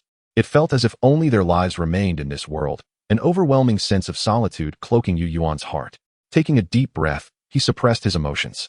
Standing before the 5-meter-high mysterious ice crystal with the flame-hoofed ram, he pondered how such a towering portal had managed to accommodate the armored mammoth. How perplexing. Yu Yuan's mind wandered into its usual banter. However, this could be a blessing in disguise. A colossal magical creature inherently possesses a combat advantage that surpasses its level. Thus, the armored mammoth poses a far greater threat to Yu Yuan's home than the other two creatures combined. Yu Yuan circled the ice crystal. When he returned to his original position, he did not notice the emergence of a hazy shadow beside his reflection on the ice surface. A gust of cold wind swept by. The flame-hoofed ram's mane billowed in the breeze, yet as it swept past Yu Yuan's back, it failed to disturb his clothing even slightly. It was as though something stood behind him, shielding him from the frigid wind. Humans possess a sixth sense. Even with eyes closed, the subtle pressure of a finger pointed at one's forehead feels undeniably real. Although nothing appeared amiss, his brain swiftly processed information, alerting him to the overlooked anomaly. A sudden jolt of alarm coursed through him. In a split second, Yu Yuan instinctively donned his knight's armor and attempted to roll aside to evade. Suddenly, an ice dagger materialized from the void, striking Yu Yuan squarely on the left shoulder. The ice dagger failed to breach the knight's armor. The assailant's level was not particularly high. Yet, the tremendous force propelled Yu Yuan directly towards the ice crystal portal. Splash! Like a pebble cast into a tranquil pond. The icy crystalline surface rippled momentarily before Yu Yuan's figure vanished from sight. The blazing lion sheep, consumed by fury, ignited flames beneath its feet, shattering the ice as its speed surged to an astonishing peak. It lunged at the ambushing creature, striking it with a single claw and forcibly dislodging it from its hidden stance. Before Yu Yuan stood a wolf-like entity, upright and clutching an icy dagger, scarcely reaching 1.5 meters in height. Its blue and white fur possessed an innate ability to blend seamlessly with the snowy terrain. Remarkably, after being struck by the blazing lion sheep, the creature did not perish. Instead, it staggered back yet managed to regain its footing, its wolfish mouth curving into a semblance of derisive mockery. The blazing lion sheep had no time to dwell on it. Pivoting swiftly, it vanished into the crystalline portal. For its purpose was no longer combat, but the safeguarding of its master. Yu Yuan was hurled into the icy mirror's depths. Gritting his teeth, he crouched upon the ground, surveying his surroundings. He found himself in a cavern entirely composed of glacial ice, a modest space of less than 1,000 square meters. The frigid air infiltrated his lungs, biting sharply, and despite the warmth from the blazing sunflower's oil, it felt as if daggers pierced his throat. However, this was not the most pressing concern. The most striking presence within the cavern was the colossal creature resting at its far end, a magnificent wild boar, towering at least 10 meters high, snoring thunderously in slumber. Its coarse, brown-gray bristles bristled with icy spikes, resembling blades protruding from its shoulders and joints. A frosty helmet adorned its head, akin to that of a mighty general. Yet, what captivated Yu Yuan's gaze were the two prominent tusks jutting from its mouth, emanating a mysterious azure glow. As the boar exhaled, the air transformed into a swirling mist of ice, dangerously billowing forth. Intimidated by the perilous aura exuding from the tusks, the blazing lion sheep stepped through the portal and appeared before Yu Yuan. The wild boar's eyes snapped open, and an overwhelming sense of dread washed over them, inducing a fleeting moment of terror even in the valiant lion sheep. Perhaps sensing their insignificance, the boar merely glanced at them before shifting its position and resuming its slumber. Yu Yuan took a deep breath to steady his racing heart and retrieved his binoculars, employing his detection skill from a distance. Creature, Frostfang Wild Boar. Quality, Elite General. Level, 30. Attributes, Ice Beast. Skills, Frostfang, Green. Divine Power, Green. Storm Summoning, Green. Ice Breath, Green. Unyielding as a Mountain, Green. Slow Aura, Green. Bite, Green. Frenzied Trample, Green. Description: the god of winter created 3 clans through divine might. The boar symbolizes courage and strength, known as Frostfang. The owl embodies adversity and pride, named Cloudcrest Coldwing. And humanity represents calmness and resilience, referred to as Winter's Iceborn. This is a purebred remnant of the ancient Winter clan, guarding the portals to thousands of lower demon realms. Due to the constraints of the rules, it can only exhibit peak elite level power. However, it is far more formidable than you can comprehend. Note: during catastrophic winters, if the gatekeeper creature is not killed or expelled, it will break free after the disaster, randomly appearing within the vicinity of a portal, thus forming a new demon realm. Exercise caution. The mere ordinary detection revealed a wealth of information that astonished Yu Yuan. Yet, there was no time for contemplation. After activating the detection skill, the Frostfang Wild Boar's eyes opened once more, this time with a fierce intensity. Its crimson gaze was filled with boundless fury, akin to an emperor outraged by a beggar's spittle, both repulsive and murderous. The detection skill had been discovered. Yu Yuan immediately recognized the gravity of the situation, unhesitatingly grasping the blazing lion sheep and leaping back into the crystalline portal. As they departed, a chilling gust swept through the spot they had just vacated. Ice spikes erupted violently, transforming a vast area into a frigid hell cloaked in swirling cold. Snorting in dissatisfaction with the chaos it had wrought, the Frostfang Wild Boar huffed indignantly and turned back to its slumber, the thunderous sound of its snores echoing as it awaited the next fool to enter, only to be expelled again. Chapter 75. Seizing the construction of a 3-star fortress. Emerging from the crystalline portal, Yu Yuan immediately spotted a diminutive, upright wolf-like creature standing nearby. Startled, he promptly employed his detection skill. Creature, Snowhide Werewolf. Quality, Elite. Level, 16. Attributes, Ice Blood. Skills, Snowhide Concealment, Green. Frostblade Transformation, White. Bloodlust, White. Description: a failed creation of the clan, while it possesses the ability to conceal itself in icy environments. Its bloodthirsty nature and lack of reproductive capability have led this race toward extinction. There was no need for Yu Yuan to intervene. The blazing lion sheep lunged forward, tearing the creature that had attempted to ambush its master into shreds in mere moments. Yu Yuan turned back to the crystalline portal. With anxious eyes, he observed a faint blue light beginning to shimmer on its surface. Suddenly, a massive beam of blue aurora erupted, shooting skyward and merging with a colossal aurora that spanned the heavens from north to south. Snow began to fall. Upon reappraising the crystalline structure, a new line of text appeared beneath the previous description. Challenge failed once. A snowstorm has commenced, with a time limit of 6 hours. The average level of ice and snow creatures is 3. Cursing under his breath, Yu Yuan lamented the ease with which the Snowhide Werewolf had perished. He yearned to dismember that creature. A snow-white avian, almost too swift to see, burst forth from the crystalline portal. Before Yu Yuan could activate his detection, another snow-spotted wildcat leaped out, lunging toward him. The blazing lion sheep unleashed its speed, colliding with the wildcat midair.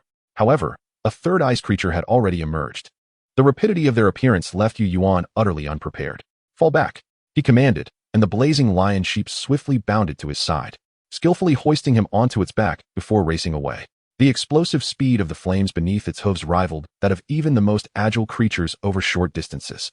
Within a minute or two, they had outpaced their pursuing ice monsters. Yet, the danger had not subsided. Looking up, Yu Yuan spotted a white avian soaring above the treetops, leisurely trailing them. It discharged a few symbolic bursts toward the sky. The radiant flames did not deter this aerial creature. leaving Yu Yuan with no choice but to grit his teeth and accept its scrutiny. Upon swiftly returning to the sanctuary, Yu Yuan immediately sent a message to Qianiba. He found himself lacking only a few materials for the construction of the 3-star fortress.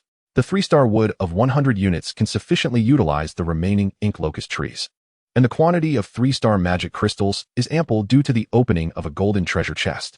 Currently, what he lacks predominantly are 3-star stone materials, a few 2-star auxiliary materials, and certain magical materials. My friend, it's not that I am reluctant, but this chilling calamity is truly dreadful. Very few venture out to gather materials, and it's nearly impossible to gather everything in a short time, Qian Yiba replied with evident difficulty. 2-star materials can occasionally be discovered on exposed ground, but the origins of 3-star materials are typically quite unique.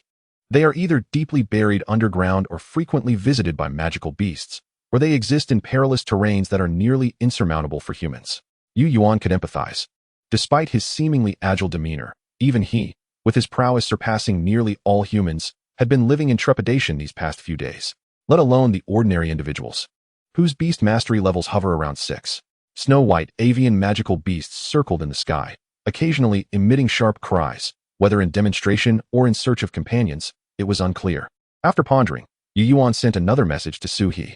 The team that had witnessed the 3-star tribal blueprints he presented would undoubtedly be consciously collecting or purchasing relevant materials, and their hopes were quite high. Brother Yu Yuan, we do have some materials and can sell them to you at no markup, but I would like to know why you are suddenly in such a hurry to upgrade to a 3-star home? Su He inquired through his message. Upon reading it, Yu Yuan exhaled in relief. A novelist's inclination often leads to thinking in complex and negative directions. He had initially feared that Su He and his team would seize the opportunity to raise prices or demand a low-price trade for the 3-star tribal blueprint. It seemed these individuals still possessed a modicum of integrity. Without further ado, Yu Yuan recounted his recent experiences in the ice crystal portal, which earned him Su He's repeated expressions of gratitude. The materials were promptly sent by Su He. They had limited 3-star stone materials on hand. So Yu Yuan traded a 2-star expansion Traveler-S backpack blueprint along with some practical 1-star blueprints for 50 units. He still had a 3-star 100-unit material generation package, with 50 units remaining, which would suffice to cover the rest. The 2-star materials were relatively abundant, and the combined efforts of Qianiba and Su He were sufficient. The main components for the magical materials comprised the 5 units of large purple crystals Yu Yuan had confiscated from the golden-scaled lizard, supplemented with some mithril ore, which completed the collection. Time was of the essence. Yu Yuan took out the 3-star fortress upgrade blueprint and invested all the materials, prompting the construction prompt for the 3-star home fortress to appear. Detected wall construction, should it merge with the fortress? Detected city defense machinery construction, should it merge with the fortress? 2 consecutive prompts sounded, referring to the thorny poison wall and the giant crossbow. Yu Yuan directly opted for the merge. Merging requires an additional 582 3-star magic crystals. Please proceed with payment. Cursing silently at the capitalist's demands for payment, Yu Yuan paid 11 4-star magic crystals and 32 3-star magic crystals, ensuring the blueprint did not profit a single extra cent. Once the payment was completed, construction of the fortress commenced immediately. The original 2-story building crumbled into debris, and soon after, a small castle covering approximately 3,000 square meters materialized before Yu Yuan, as if produced by a 3D printer. Surrounding it were walls made of blue stone, 50 meters long and 8 meters high. Each corner featured a heavily fortified watchtower, with the giant crossbow positioned in the southeast tower. The surface of the walls was entwined with crimson vines as thick as an adult's arm, twisting and writhing as if they were alive. The menacing thorns, resembling iron, reflected a sickly green toxic glow in the sunlight. The location where Yu Yuan stood was the main building, with a classical Western spire design. It stood around 15 meters tall and was divided into 3 levels, each spanning approximately 400 square meters. Each floor could accommodate rooms. Yu Yuan designated the first floor as a hall, reception area, and kitchen, while the second floor was subdivided into 8 rooms for bedrooms.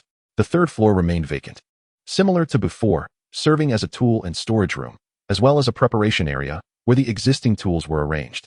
Yu Yuan gazed at his home, now enlarged nearly 30-fold, with joy evident on his face. Particularly, the thorny poison wall, having merged with the magic crystals and castle walls, expanded its area 4-fold, truly a worthwhile expenditure. A 5-meter-tall ice and snow magical creature resembling a giraffe emerged from the forest, staring in astonishment at the fortress that had risen before it, blinking fervently. Was it seeing things, or was its mind playing tricks? What could possibly rise to such heights in an instant? Chapter 76, The Avian Army. The announcement of the 3-star home arrived as expected. Universal announcement. A Blue Star individual has established a 3-star home fortress, marking a stable and rapid development phase for the Blue Star race in the Paradise world. Congratulations. As a reward, the characteristics of this home fortress are upgraded to blue characteristics, granting an additional random 4-star building blueprint related to attack or defense. The fortress ranking has commenced. The next ranked fortress may challenge the preceding one, with rankings locked at the month's end and rewards distributed to the top 10. Current fortress ranking, no. 1. Yuan 008's fortress, unnamed. Individuals lying beneath the snow in their homes immediately sat up in shock. What is happening? Why is it that while we were supposed to lie flat together, you are secretly advancing? Upon seeing the recipient of the fortress ranking, everyone suddenly understood. Yuan 008. The one who ventured out to hunt for points even at night, was indeed the champion of advancement. Who could possibly outpace him? Subsequently, the group comfortably lay back down. After reading the announcement, Yuan realized that the 3-star fortress could indeed be named, and he promptly named it Bloodvine Fortress. The name Yuan 008 vanished from the announcement ranking, replaced by Bloodvine Fortress. Although Yuan's alias appeared on the ranking for merely 10 fleeting seconds, it caught the attention of some keen observers. On a low mountain, in the midst of a catastrophic winter, where the cold was biting, only a thin layer of snow, about 20 centimeters thick, had fallen here. The trees on the low mountain had not entirely withered. Hints of green could still be discerned at the tips of the branches. Standing amidst the desolate, biting wind was a middle-aged man, dressed in a suit and tie, impeccably clean and meticulous, quietly gazing at a long river frozen over in the distance. Across the river lay a completely desolate forest, which seemed to harbor something of great significance to him. I never expected his growth to be so rapid. Is it luck, opportunity, or perhaps he has discovered a shortcut? The middle-aged man's indifferent voice rang out. Following this, a light chuckle escaped him. Keep striving, just a bit more effort. I admire those who toil, for in the end, their results shall become my gain. In any world, strength reigns supreme. Ha ha ha. Just as he laughed, a thin, dark root burst forth from the soil beneath the middle-aged man's feet, swiftly coiling around his neck. The suited man was instantly choked, his face turning a deep shade of red. At such a life-threatening moment, a normal person would struggle. Yet this middle-aged man remained remarkably calm, deftly retrieving a knife from his sleeve and slicing through his left palm. The glaring blood immediately flowed down, dripping onto the ground. The emaciated, obsidian roots of the eerie tree, akin to cats and dogs sensing a whiff of blood, immediately released the middle-aged man in a suit and lunged onto the snow-drenched ground, feasting upon the fresh crimson. Once they had licked up every drop of blood, they resumed their search for the man, but he had long since vanished without a trace. Did they require fresh blood again? At the foot of the low hill, the man in the suit stood, gazing upward, where numerous frail roots emerged from the earth, writhing like tentacles in a frenzied dance. He employed a probing technique on the low hill.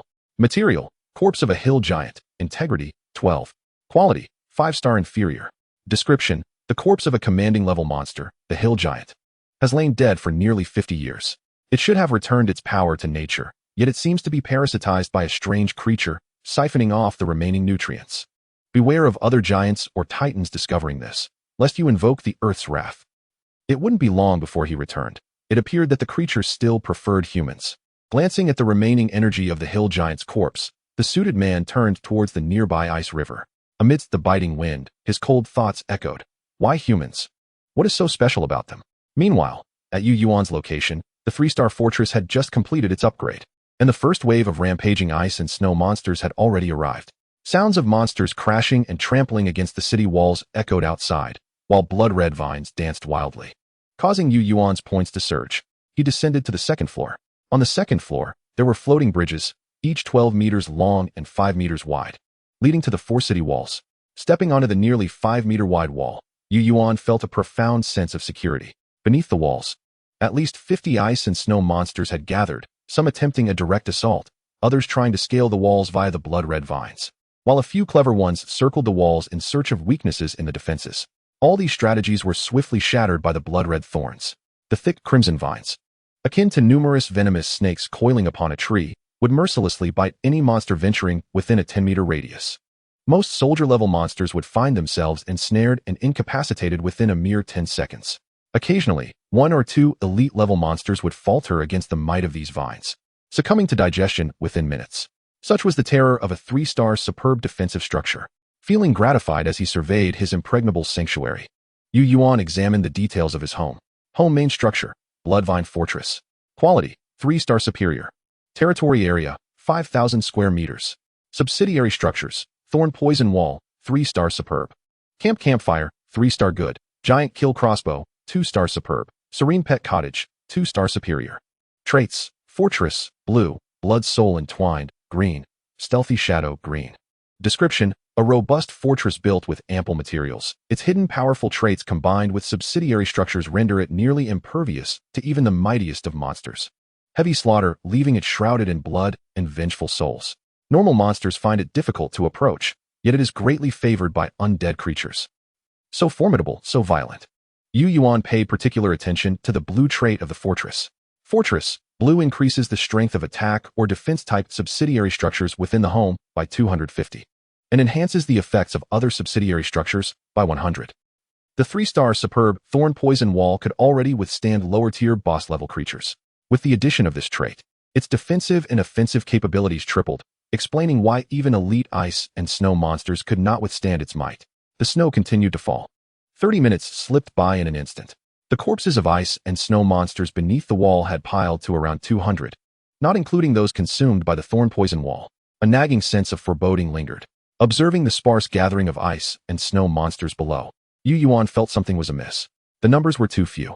Logically, during a 6-hour rampage, there shouldn't be so few monsters left outside, growling fiercely. At that moment, a shadow was cast from the sky. Yu Yuan looked up to see the snow-white bird that had followed him, still circling overhead. It seemed that no flying monsters were among those attacking this time. A spark of insight flashed in Yu Yuan's mind, almost as if in response to his suspicion. Hundreds of birds formed a shadow as they soared from the southwestern forest. Chapter 77, The Bloodwing Bat Emerges. Warm reminder. Haha, can't hold it in anymore. Finally notice the chill above your head. What good is size? What use is it? If you lack comprehensiveness, aren't you just a wax figure? Thankfully, this fortress holds strong. It should be able to withstand until that little fellow finishes evolving. The avian army darkened the sky.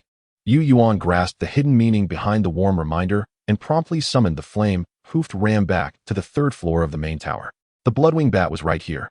The 3rd floor, designed as a defensive retreat, featured a winding and narrow staircase leading to the 2nd floor, with windows just slightly larger than a human head, a classic prison design. Placing a massive stone from his spatial bracelet at the staircase entrance, Yu Yuan sat beside the Bloodwing Bat, keeping a vigilant watch over the movements of the 16 windows surrounding him. Whoosh! A snow and ice monster resembling a vulture with a long neck thrust its head through a window. Its sharp beak lunged furiously at Yu Yuan, yet its body was firmly wedged outside, flapping its wings in vain. The flame-hoofed ram leaped forward, swiftly severing the bird's neck. The headless body, spraying blood, slid down the wall, staining the ground in crimson. Like a horn signaling the charge, a multitude of flying ice and snow monsters erupted into chaos. Like locusts amidst a drought, dozens of small grayish-white birds, akin to sparrows, darted through the narrow window into the 3rd floor room. The flame-hoofed ram unleashed its full fury. It utilized flames to repel those at a distance while explosively engaging those nearby.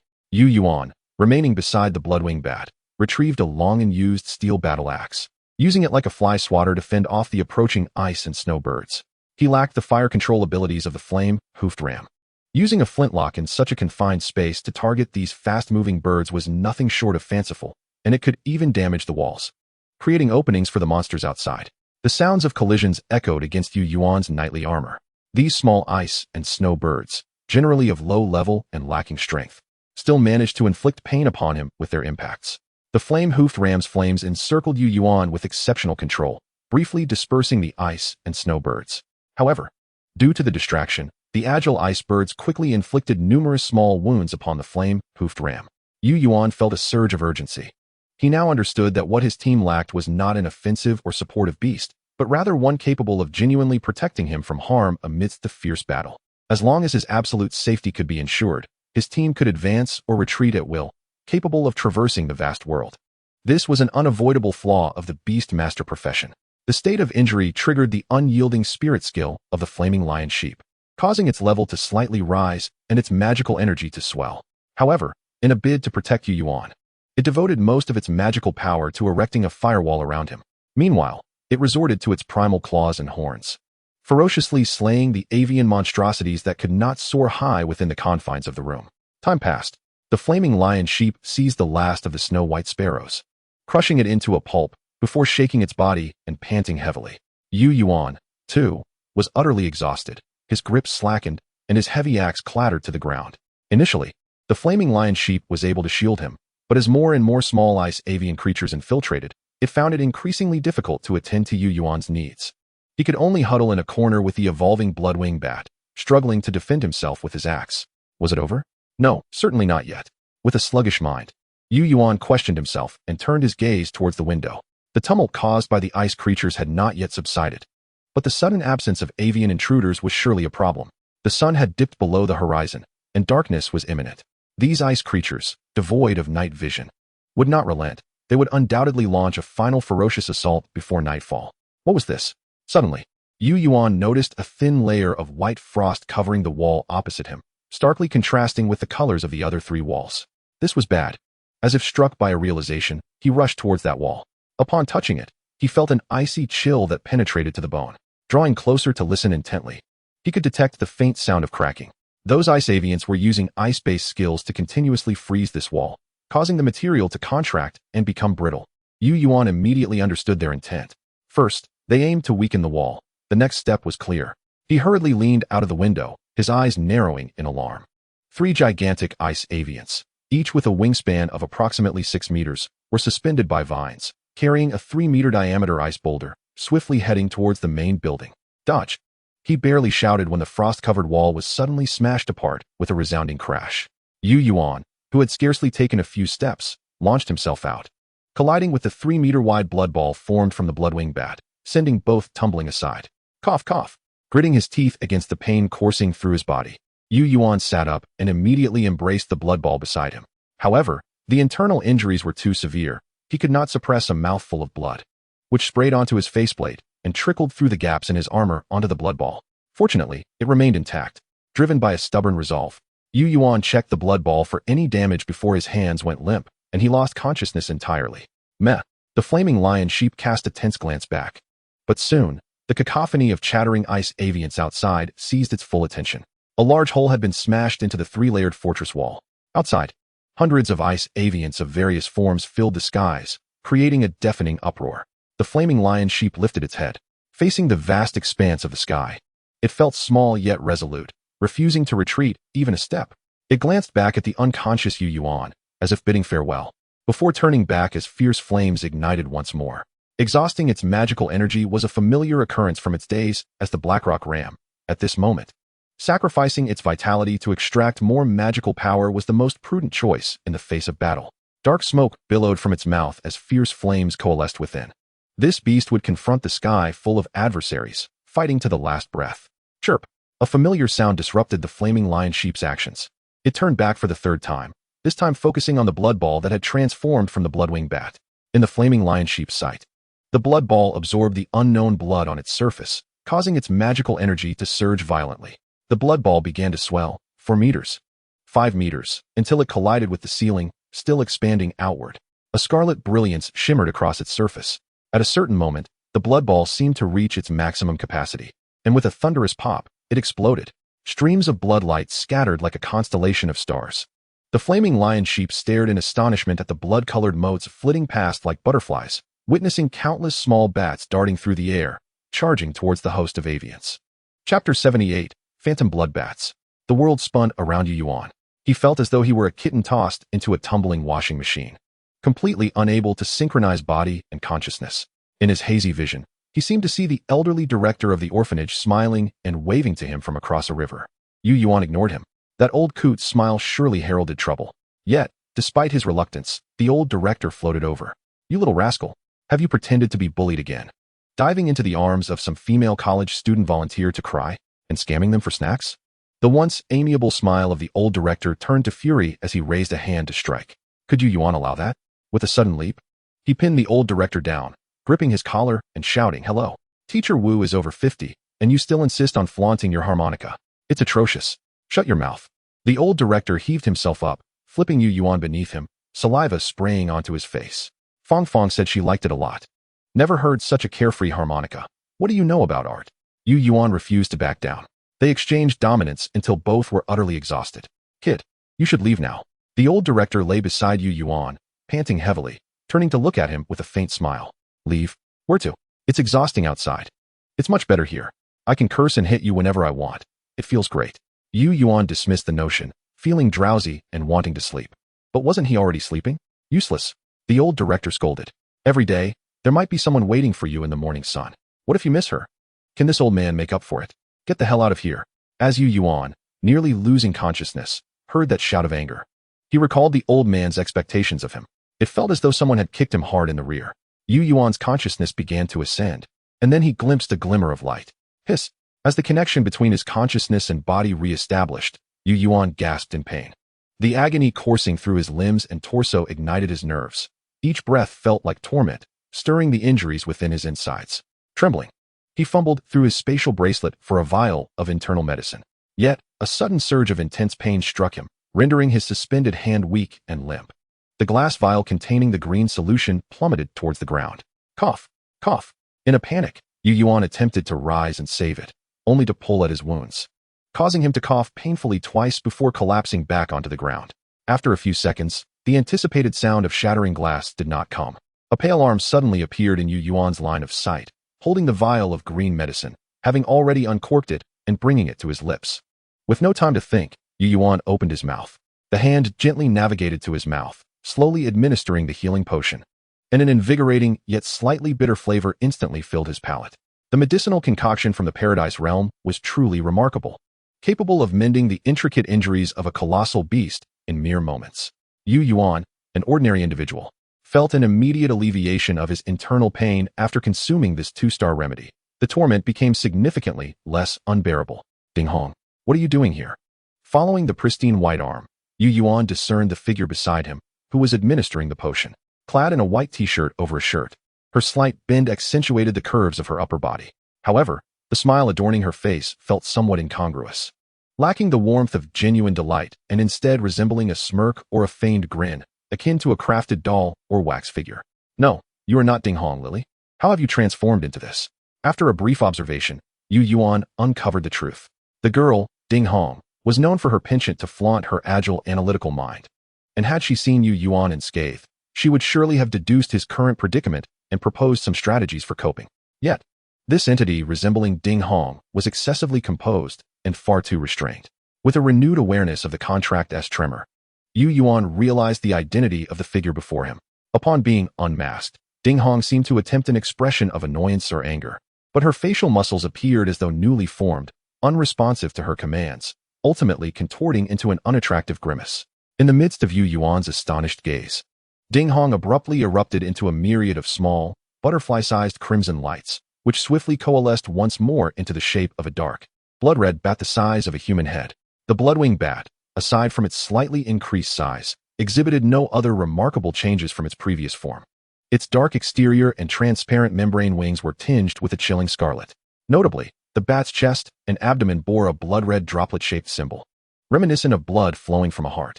It appeared that evolution had been successfully achieved.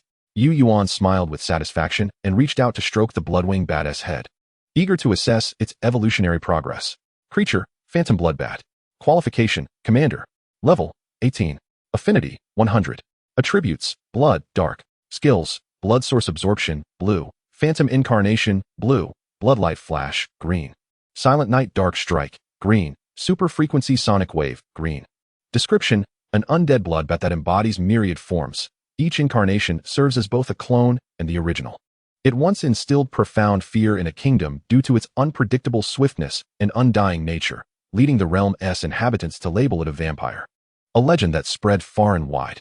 Rumors suggest a connection to a certain divine lineage. Yet this has never been substantiated as that lineage remains hidden from the worldly realm. Goodness, I've made a significant leap, Yu Yuan exclaimed, elated to the point of scarcely feeling any pain, as he sat up and enveloped Lily in a hearty embrace. He had anticipated this outcome to some extent, for the enthusiastic prompts had indicated that the bloodwing bat would acquire a blue skill upon evolution, and blue skills were typically reserved for creatures of at least commander qualification. The confirmation felt akin to receiving unexpected high scores on an entrance exam, as if he could gain admission to Tsinghua University, and the reality exceeded his expectations. The joy was ineffable. Upon examining the two blue skills, it was evident they were extraordinarily formidable. Blood source absorption allowed the bat to siphon the most valuable magical blood from enemies from a distance, converting it into nourishment for self-digestion, thereby enhancing its level and potential, while also possessing the ability to manipulate the blood flow within foes. Phantom Incarnation enabled the bat to transmute its energy, creating up to 1,000 clones, each capable of utilizing skills and possessing approximately 30% of the original's attack power. Most astonishingly, as long as not all clones were annihilated, the Phantom Blood Bat would remain alive. Even if a single clone managed to escape, it could eventually return in perfect form once it accumulated sufficient blood source magic. The thought of being ensnared by such an adversary was utterly terrifying. Chapter 79, Zhang Zhe's Warning. As Yu Yuan reveled in his triumph, the Phantom Blood Bat he embraced suddenly shifted form. The eerily grinning Ding Hong reappeared, equally exhilarated as she clung to Yu Yuan, playfully nuzzling against him like an enthusiastic puppy, as if she had long anticipated this moment. Yu Yuan promptly pushed her away. "Lily, why do you keep transforming into her?"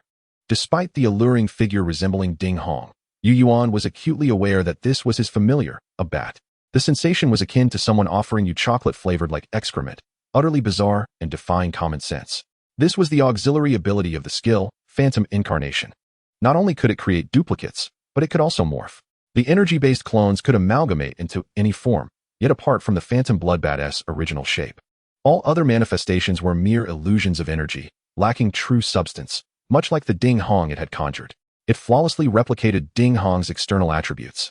Yet the intricate details within, organs, blood vessels, brain, and so forth, could not be so easily fabricated.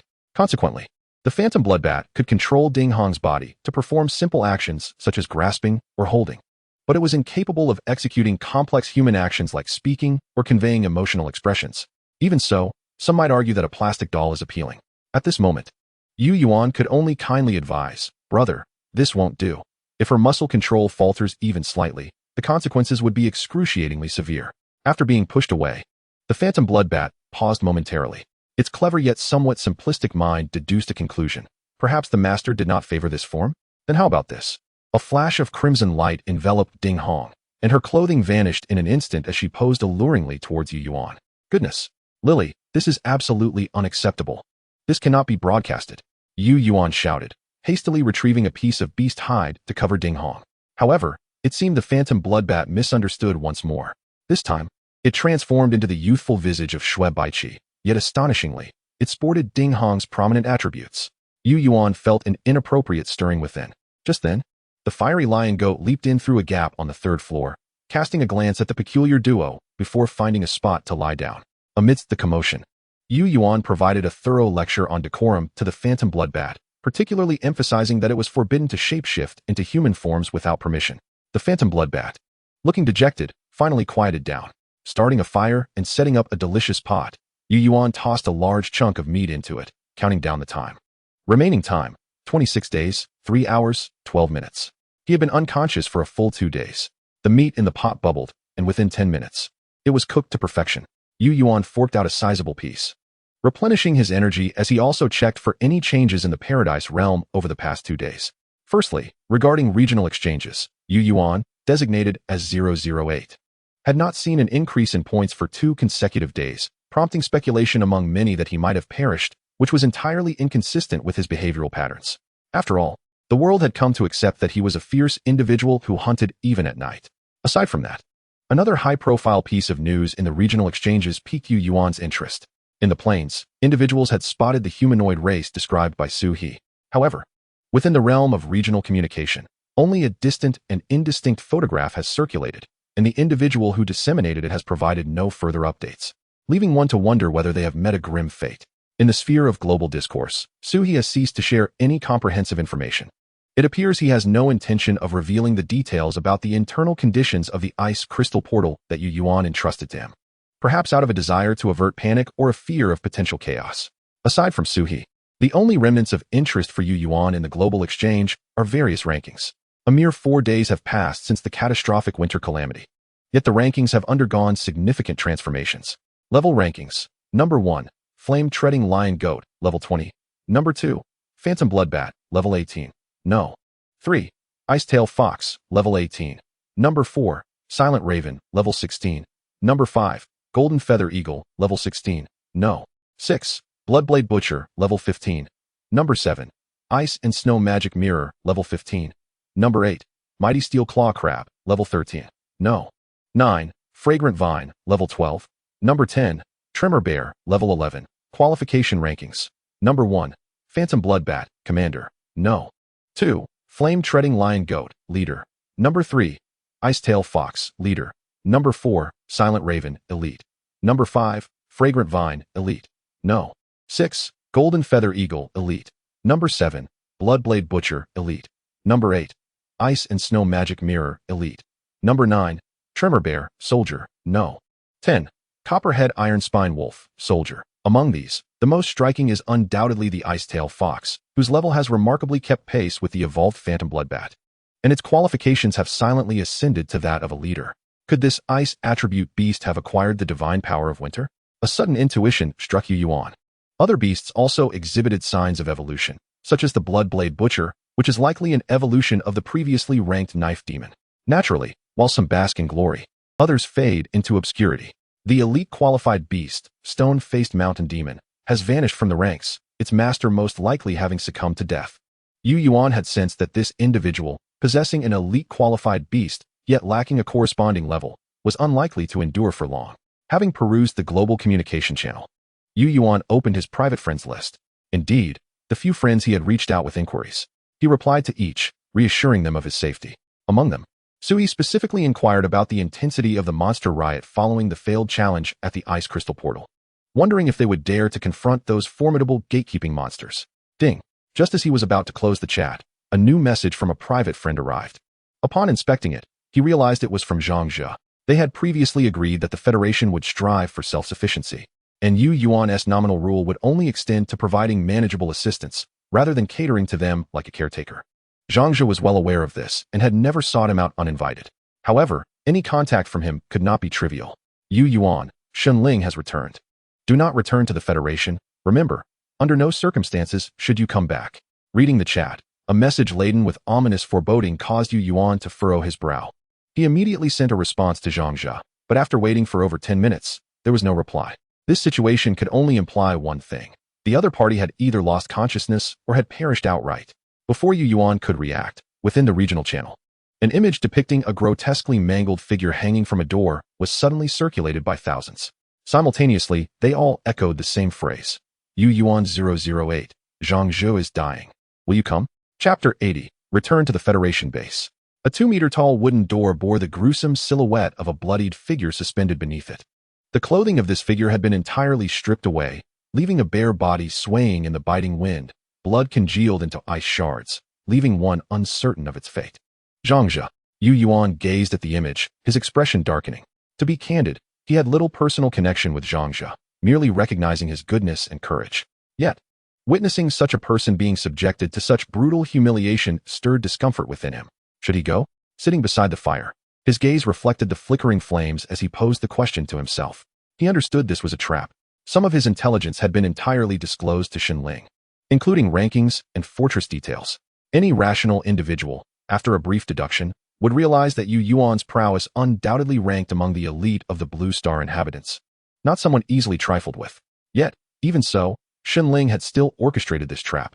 Was there some hidden advantage? Or perhaps concealed rules or special items? As Yuan weighed his options, thoughts of retreat began to creep in unbidden. He was a person endowed with an unfair advantage, with time eternally on his side. As long as he could avoid unforeseen circumstances, he could effortlessly ascend to unparalleled power and authority. It was as if clarity had dawned upon him. Yuan seized a bottle of water and drank deeply. Yet, halfway through, he suddenly crushed the plastic bottle in frustration and hurled it against the wall. Damn! Yuan was overwhelmed with regret, lamenting that the old man had always watched over him, and yet he had never learned to smoke or drink. At this moment, he genuinely felt that possessing a bottle of liquor and a pack of cigarettes would be a welcome form of solace. The numbness of intoxication would grant him peace of mind, and when time healed the wounds, everything would feel as if it had never transpired. Is avoidance truly effective? Especially when confronted with the helplessness of a world in flux, one could even deem it a form of survival wisdom. Yet, when one realizes they are evading, that very rational wisdom can turn against them, questioning, can you continue to escape? To hell with it. A man, follow me, Lily, stay hidden in the shadows. Yu Yuan cursed vehemently, rising to his feet and departing. If even an untested Shenling could compel him to evade, what would happen when he encountered beings like the god of winter? Would he not be reduced to begging for mercy? Only through experience can one discern what is a horse and what is a mule. After mounting the flame-treading lion goat, Yu Yuan set off towards the Federation base. The howling cold wind lashed at him like a whip, slicing through flesh like a knife. Battling against the biting snow and wind, Yu Yuan soon found himself standing several hundred meters away from the charred base. He took out his binoculars. In the distance, beneath the towering wooden door, a figure dangled precariously, swaying in the wind, twisting side to side. Upon closer inspection, he confirmed that it was indeed Zhang Jie. His chest still rose and fell. He was still alive. Having confirmed this, Yu Yuan rode the flame-treading lion goat boldly towards the Federation base. Upon reaching 100-meter distance, he suddenly halted. A figure atop a ladder, observing from the wooden enclosure, clearly spotted Yu Yuan and hurriedly descended to report within. Yu Yuan patted the neck of the flame-treading lion goat. A dense plume of black smoke billowed forth, and as it inhaled, a fierce flame began to brew deep within its throat. With a whoosh, a 2-meter-wide flame instantly cleared the snow from the path ahead. Halting just as it approached Zhang Jie, the snow melted, revealing a 2-meter-wide dirt road. Any traps or mechanisms concealed within could no longer hide. A group of members from the public association, who had just dashed to the entrance, were struck with terror upon witnessing the horrific flames erupting before them, causing them to halt in their tracks. The searing heat enveloped their astonished and frantic expressions, leaving them feeling not warm, but rather chilled to the bone. The sound of heavy footsteps echoed as Yu Yuan, clad in full armor, towered upon the fiery back of the flame lion goat. Each step he took instilling immense psychological pressure upon the group before him. Where was Shenling? As he approached within 5 meters of the gate, Yu Yuan cast a glance at Zhang Jie, before lowering his gaze to the throng behind. This group, numbering around 30, appeared well-dressed and flush with vitality. It struck him as peculiar. Only days ago, when he had departed, the majority of this base had been struggling even to procure a meal. Yet now, these 30 individuals seem to be thriving quite well. So, you must be Yu Yuan 008, seeking our president? He is not here, but if you have matters to discuss, you can speak with me, said a very familiar red-haired troublemaker, stepping forth from the crowd with a nonchalant grin. The moment he appeared, the previously anxious individuals transformed, suddenly emboldened, and began to hurl insults at Yu Yuan. You bastard, how dare you show your face here? You colluded with Zhang Jie to abscond with the public association's funds, leaving us to suffer on wild vegetables and tree roots. Do you have any idea how you've ruined my life? Because of you, that bitch Chai Lei won't even dance anymore, claiming she is your personal slave. Our president was kind enough to let us experience the good life, but that little bastard Zhang Jie killed him. This is all your fault. You better not think of leaving this time. Want to see the president? Do you even have the right? Yu Yuan had little interest in their unprovoked tirades. His primary concern was that Shenling was not present. What was his agenda? Puzzlement clouded his thoughts, yet it did not hinder his forthcoming actions. Bang! A gunshot rang out, severing the rope that bound Zhang Jie. Yu Yuan meticulously employed a cleansing spell to ensure Zhang Jie was free of any hidden dangers before pulling him closer. As a 2-star healing potion coursed through him, Zhang Jie's eyelids flickered, and he opened his eyes. Yu Yuan? Zhang Jie recognized the armored figure beside him, despite not having seen Yu Yuan in this form before. Yu Yuan nodded slightly, refraining from further conversation. Weren't you told not to come? Where is Shenling? Be careful of his beast. It can hide in shadows and strike unexpectedly. Zhang Jie struggled to sit up, glancing around in a panic. He is not here, Yu Yuan replied tersely. Not here. Is this your beast? Zhang Jie relaxed slightly upon seeing the imposing flame lion goat beside Yu Yuan, but his words faltered. Then, Yu Yuan received a private message from Zhang Jie. Yu Yuan, when Shenling returned, I immediately killed Chai Lei. Your bloodwing bat is too fast. The others who survived last time have no idea what your specific beast is, thinking you used some powerful item.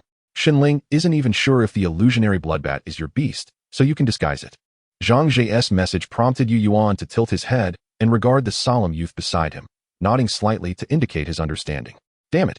Those 2 little red-haired punks think they can look down on us, right? Brothers, let him see our beasts. The red-haired troublemaker, Shao Jie, sneered and gestured, summoning a colossal creature standing 4 meters tall before Yu Yuan. Chapter 81, The Painful Stitching Beast. This was a bizarre beast, boasting a lion's head, a bull's body, leopard's claws, and a lizard's tail, a grotesque amalgamation of various monstrous traits. The seams where its parts were stitched together were evident, yet this patchwork creature moved with surprising agility, even emitting a low growl that instilled fear.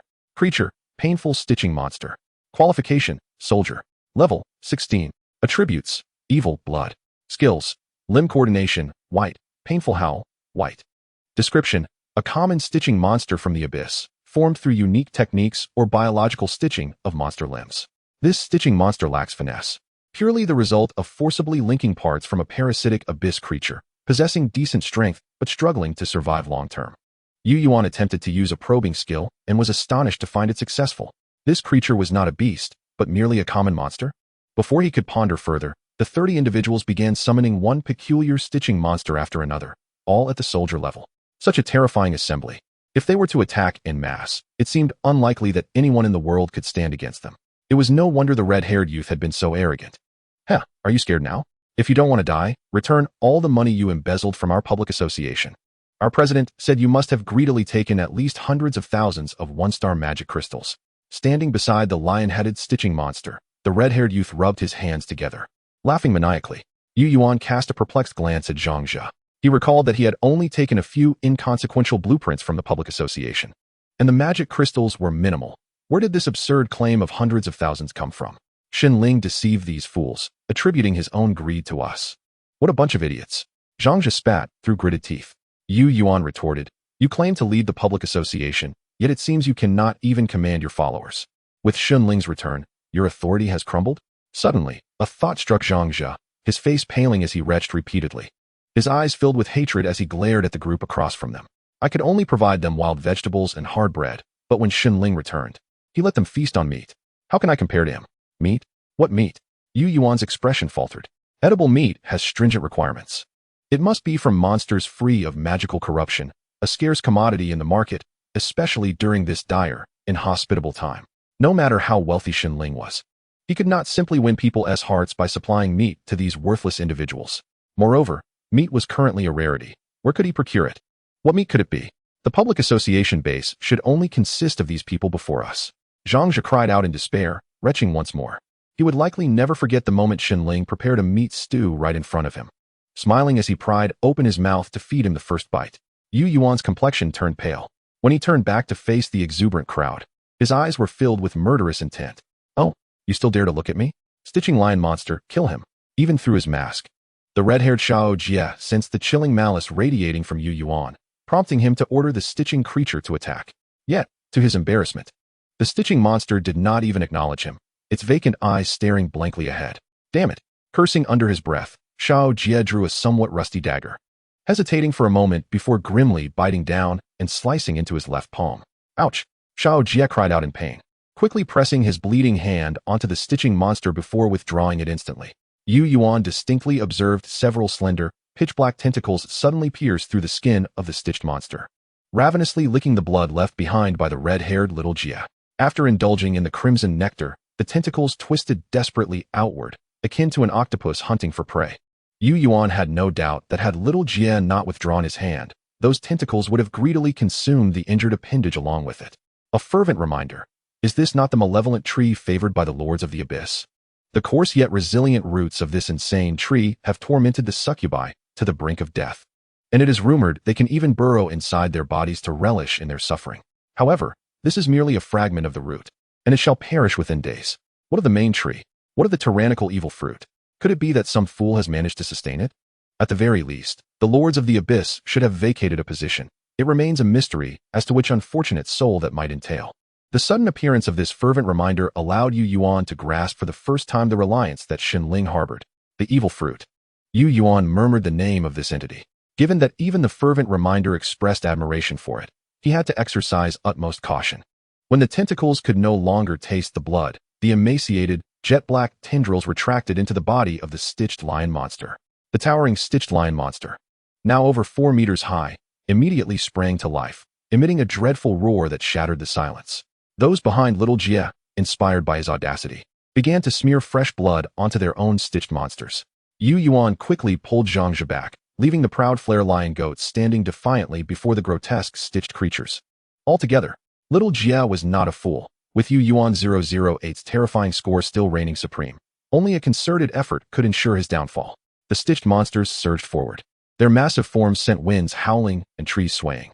The flare lion goat, unperturbed, inhaled deeply the searing heat, and a cloud of smoke enveloped the area. When it opened its mouth again, a beam of condensed flame shot forth, cleaving the foremost stitched lion monster in two. The subsequent dozen or so stitched monsters also suffered, losing limbs and torsos, their bodies flailing chaotically as they succumbed to defeat.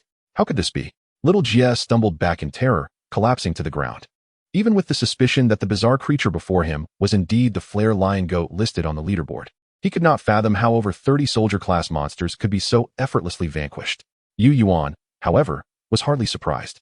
Compared to the fierce battles the flare lion goat had faced against the ice and snow beasts over the past few days, these 30-odd stitched monsters, whose combat capabilities were rather subpar, were truly insignificant. The battle was a one-sided massacre, and this scene was witnessed from several hundred meters away by an observer cloaked in shadow atop a tree. Dressed in an impeccably tailored suit, he appeared meticulously groomed. Standing in the darkness, he seemed to meld into it, his blurred figure nearly imperceptible unless scrutinized closely. Was it not the flare lion goat, but rather the phantom bloodbat? Not bad. It could barely qualify as my familiar. The middle-aged man in the suit chuckled softly, lowered his binoculars, and retreated deeper into the forest. The cold wind carried his murmurs. War, after all, is merely a contest of intelligence. Yuan 008. Nothing more. Chapter 82. The Mysterious Undead Creature. Fiery claws flickered amidst the throng of stitched monsters. Limbs flew chaotically, the acrid scent of charred flesh assaulting the senses. The outcome of this battle was already determined. Yuan, sensing a shift, suddenly turned to a tree several hundred meters away. What is it? Zhangzhe cautiously placed himself behind Yuan. Nothing. Yuan placed his hand on Zhangzhe's shoulder, shook his head, and cast one last glance before diverting his attention. What are your plans for after today? Yuan casually handed Zhangzhe a piece of bread and a bottle of water. Zhangzhe, pale and retching, accepted the bread, bit into it with closed eyes, and mumbled, "The Union has been dismantled, and my burdens have been lifted. I intend to return to my homeland and nurture my familiar first." Yuan looked at him with curiosity. "Your familiar is still alive?" Zhangzhe forced a smile and beckoned to an inconspicuous stone nearby, which promptly rolled over to his feet. Blue Ba, formerly known as the Blue Magnetic Stone. An electric rock attribute familiar, the stone is merely its body, while the electromagnetic energy is its true essence. Zhangzhe knelt to caress the stone, and a burst of blue electromagnetic sparks erupted. Then, as if suspended by magnetic forces, the stone floated in midair, nodding slightly, as if acknowledging Yuan. Initially, it was intended to escape when its body was shattered, yet this foolish companion remained here, neither capable of rescue nor willing to leave, perhaps hoping to accompany me to death. Cradling the electromagnetic stone in his arms, Zhangzhe gratefully regarded Yuan, saying, "I am deeply indebted to you for saving my life, not only mine, but also Blue Ba's. I shall repay you with my life for any command you may give." Yuan waved his hand dismissively. "There is no need. The tide of life is ever-changing, and the most fickle aspect is humanity. Today's heart of innocence may become tomorrow's betrayal." Yuan did not place faith in such promises. The reason for his rescue was not merely out of pity for a fellow human in distress, but rather his desire to shift his own mindset from a quest for stability to an embrace of knowledge and adventure. Gazing upon this youth, barely 18, Yuan resolved to find him a path and spoke leisurely. "Do you know Sui? In the near future, he will establish an offline team, and I could recommend you." "Really?" Zhangzhe asked, astonished. "Yes, await news upon your return," Yuan replied, lapsing into silence. Despite Zhangzhe's numerous attempts to inquire further, the cold demeanor of Yuan, which seemed to repel others, rendered him hesitant to speak. "It's snowing." Zhangzhe suddenly looked up, exhaling a cloud of warm breath. Yuan observed the swirling snowflakes, and with a thought, the concealed phantom bloodbats transformed into countless tiny bats, stealthily dispersing into the surroundings. "Your base must have encountered attacks from the ice and snow beasts, correct? From which direction did they come?" Yuan inquired. "Indeed, there have been a few. They all seem to come from the north," Zhangzhe replied, unaware of Yuan's intentions behind the question, yet he provided an accurate answer. "The north." As Yuan pondered, the phantom bloodbats responded in kind. "A multitude of monsters approaches from the north. We must leave," Yuan declared, summoning the flare lion goat from the fray. He hoisted Zhangzhe onto its back, and they took off running. At that moment, not only was Zhangzhe bewildered, but even the members of the Union, who had deemed themselves doomed, were left perplexed. "That guy is scared, we won." The triumphant little Jia raised his fist, loudly proclaiming the victory of the Union. However, before they could celebrate their triumph, a series of bestial roars erupted from the northern forest. Their expressions stiffened as they faced the snow beasts, whose visages twisted with malevolence, and moments later, the The base of the Union was filled with blood-curdling cries of terror. The ominous aura of the abyss would undoubtedly draw the ire of the ice and snow creatures. It was likely their first and last attendance in this lesson. Half an hour later, after escorting Zhangzhe back to his homeland, Yuan returned to his three-story fortress. Dozens of ice and snow creatures encircled his stronghold. Without needing to summon the flame lion goat, a mere flutter of the phantom bloodbat's wings upon Yuan's shoulder unleashed a swarm of hundreds of diminutive blood-red bats. They merely circled around the ice and snow creatures, siphoning away their life essence in crimson tendrils. Subsequently, there was a continuous sound of thudding as they collapsed to the ground. In Yuan's data panel, the ice and snow creatures that had their primal blood drained immediately suffered a decline of approximately 5 levels. And this was merely the most superficial form of damage. The diminishment of their potential, the degeneration of their innate abilities, and the dissipation of their life force. These hidden wounds were the most lethal to these creatures. Naturally, they would not have the opportunity to experience the aftermath. With their primal blood siphoned away, they fell into a state of extreme weakness, swiftly reaped of their lives by the phantom bloodbats. As the bloodbats returned to Lily's form, Yuan felt a notable surge in their vitality, which then gradually subsided. It seemed that the blood-draining skill was not omnipotent. At least, it could not immediately metabolize the essence of these blood sources. Contemplating the advantages and disadvantages of this skill, Yuan approached the lifeless bodies of the ice and snow creatures. A flash of golden light appeared. The golden-scaled lizard suddenly materialized before a wolf-headed ice creature, prying open its mouth to extract a sharp fang. "What audacity do you possess, bovine-headed creature?" Yuan roared. The phantom bloodbats immediately multiplied into hundreds of shadowy clones, racing toward the golden-scaled lizard. Yuan had anticipated that this timid and greedy creature would flee. Yet to his astonishment, it disdainfully regarded him and the approaching bloodbats, continuing its task of extracting teeth without a care. Lily, not one to be courteous, summoned the swarm of bloodbats to encircle the intruder. Just as the bloodbats were about to make contact with the golden-scaled lizard, a tattered gray cloth, resembling a cloak, materialized above it in an instant. The bloodbats passed through the golden-scaled lizard and the ragged cloak as if traversing a mirage, failing to touch their corporeal forms at all. What was happening? Both Yuan and his two beasts were taken aback, their minds clouded by confusion. Unfazed, Lily recalled the bloodbats and transformed herself into a blood scythe using her bloodlight flash skill, gliding past, yet again failing to make contact. The flame lion goat also attempted to unleash a fiery breath, but to no avail. Undead creature? Cautiously, Yuan employed his detection skill to unveil the nature of the tattered cloak. Chapter 83, The Wraith Shroud. Creature, Wraith Shroud. Quality, Elite. Level, 15. Attributes, Undead, Spatial. Skills, Teleportation, Green. Phantom Intangibility, Green. Soul Siphoning, White. Emotion Perception, White. Description: a powerful hero met an unjust end at the hands of the executioner's blade. Their body has decayed, their soul dispersed, yet the unwilling will lingers upon the gray robe worn at their execution, evolving into a unique undead creature. An undead creature? Yuan was initially perplexed, but then enlightenment struck. Such creatures are invariably linked to death. The greater the slaughter in an area, the more likely they are to congregate there. Unlike ordinary flesh and blood beings, they can only feed on the spiritual energy that emanates from deceased beings. Given the recent bloodshed within Yuan's territory, it was hardly surprising that such creatures would be drawn here. However, he had not anticipated that this mysterious undead being would ally itself with the golden-scaled lizard.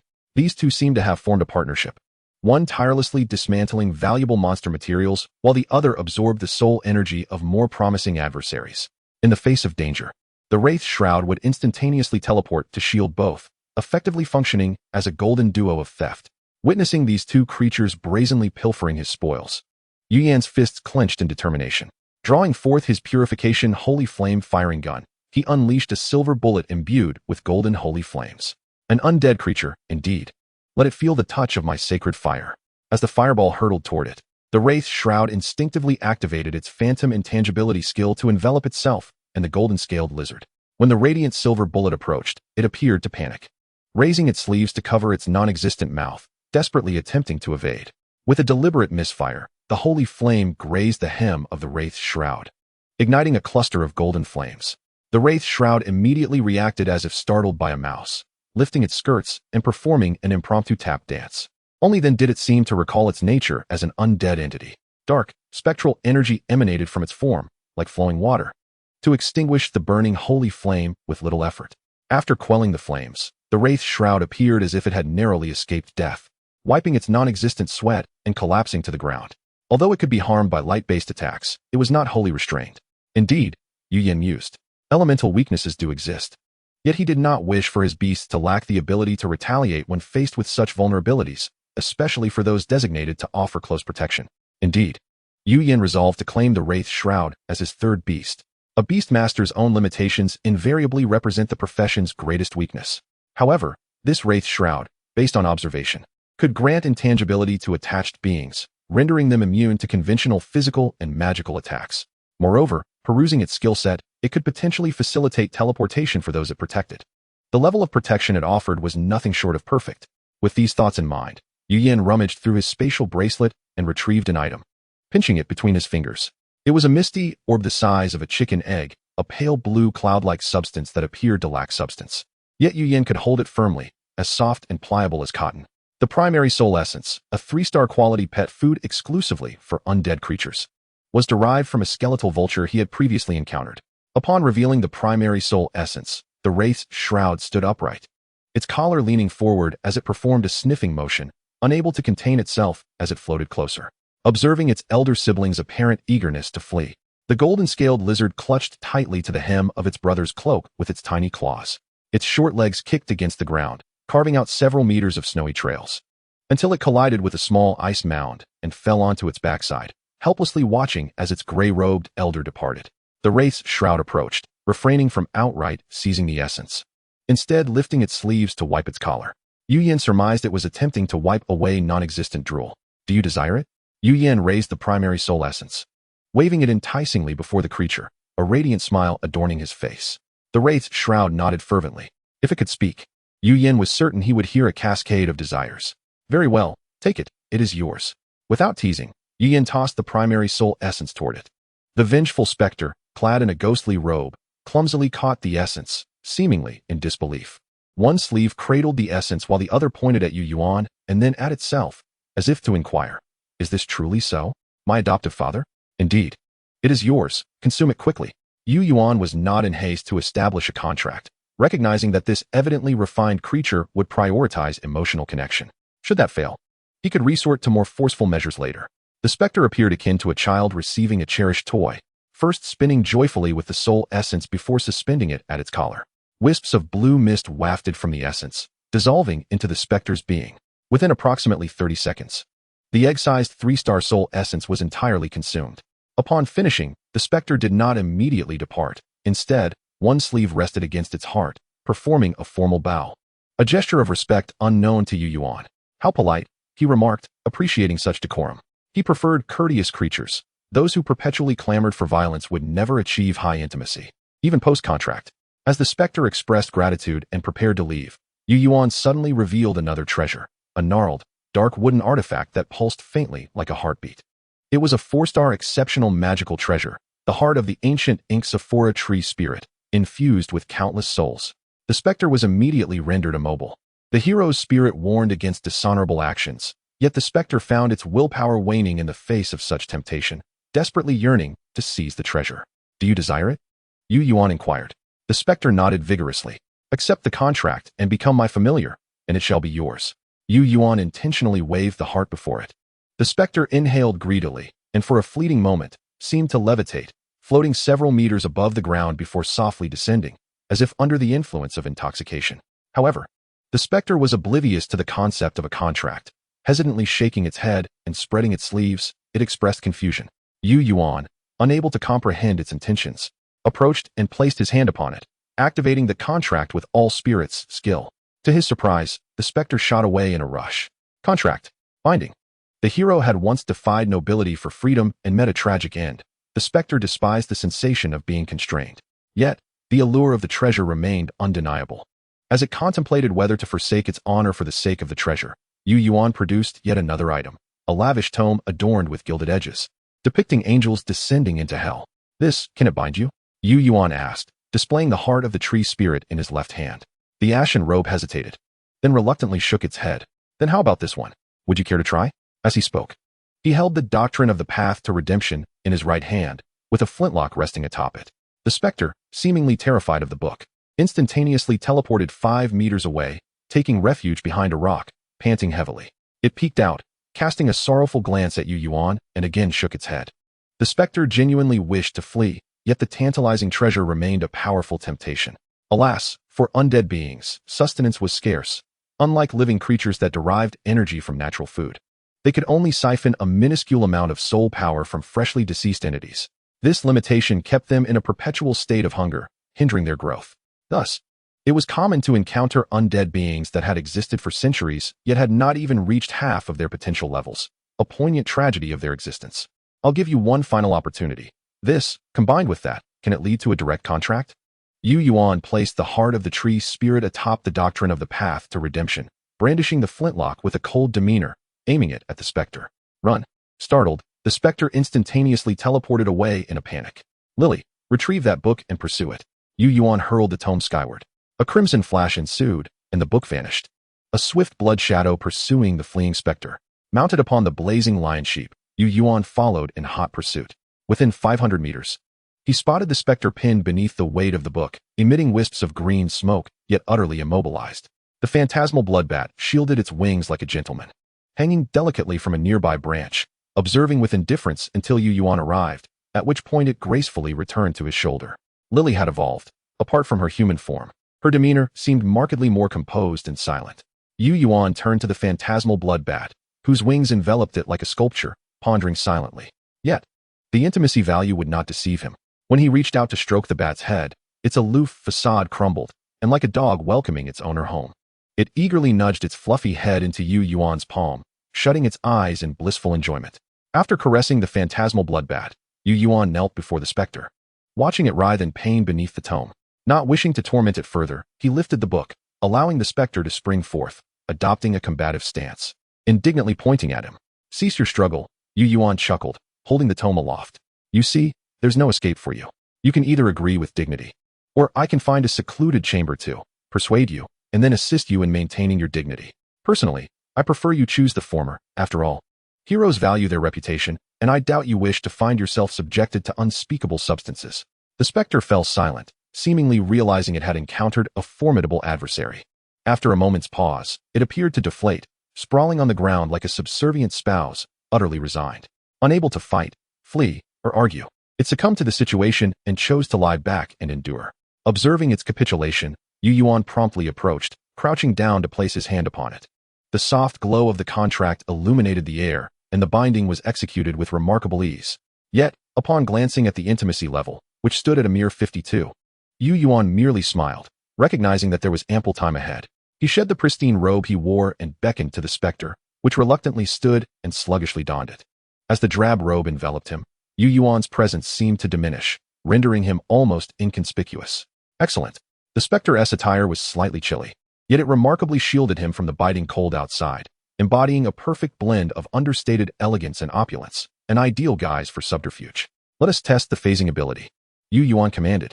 The specter's hem billowed slightly, an unseen energy enveloping Yu Yuan, transporting him to another realm.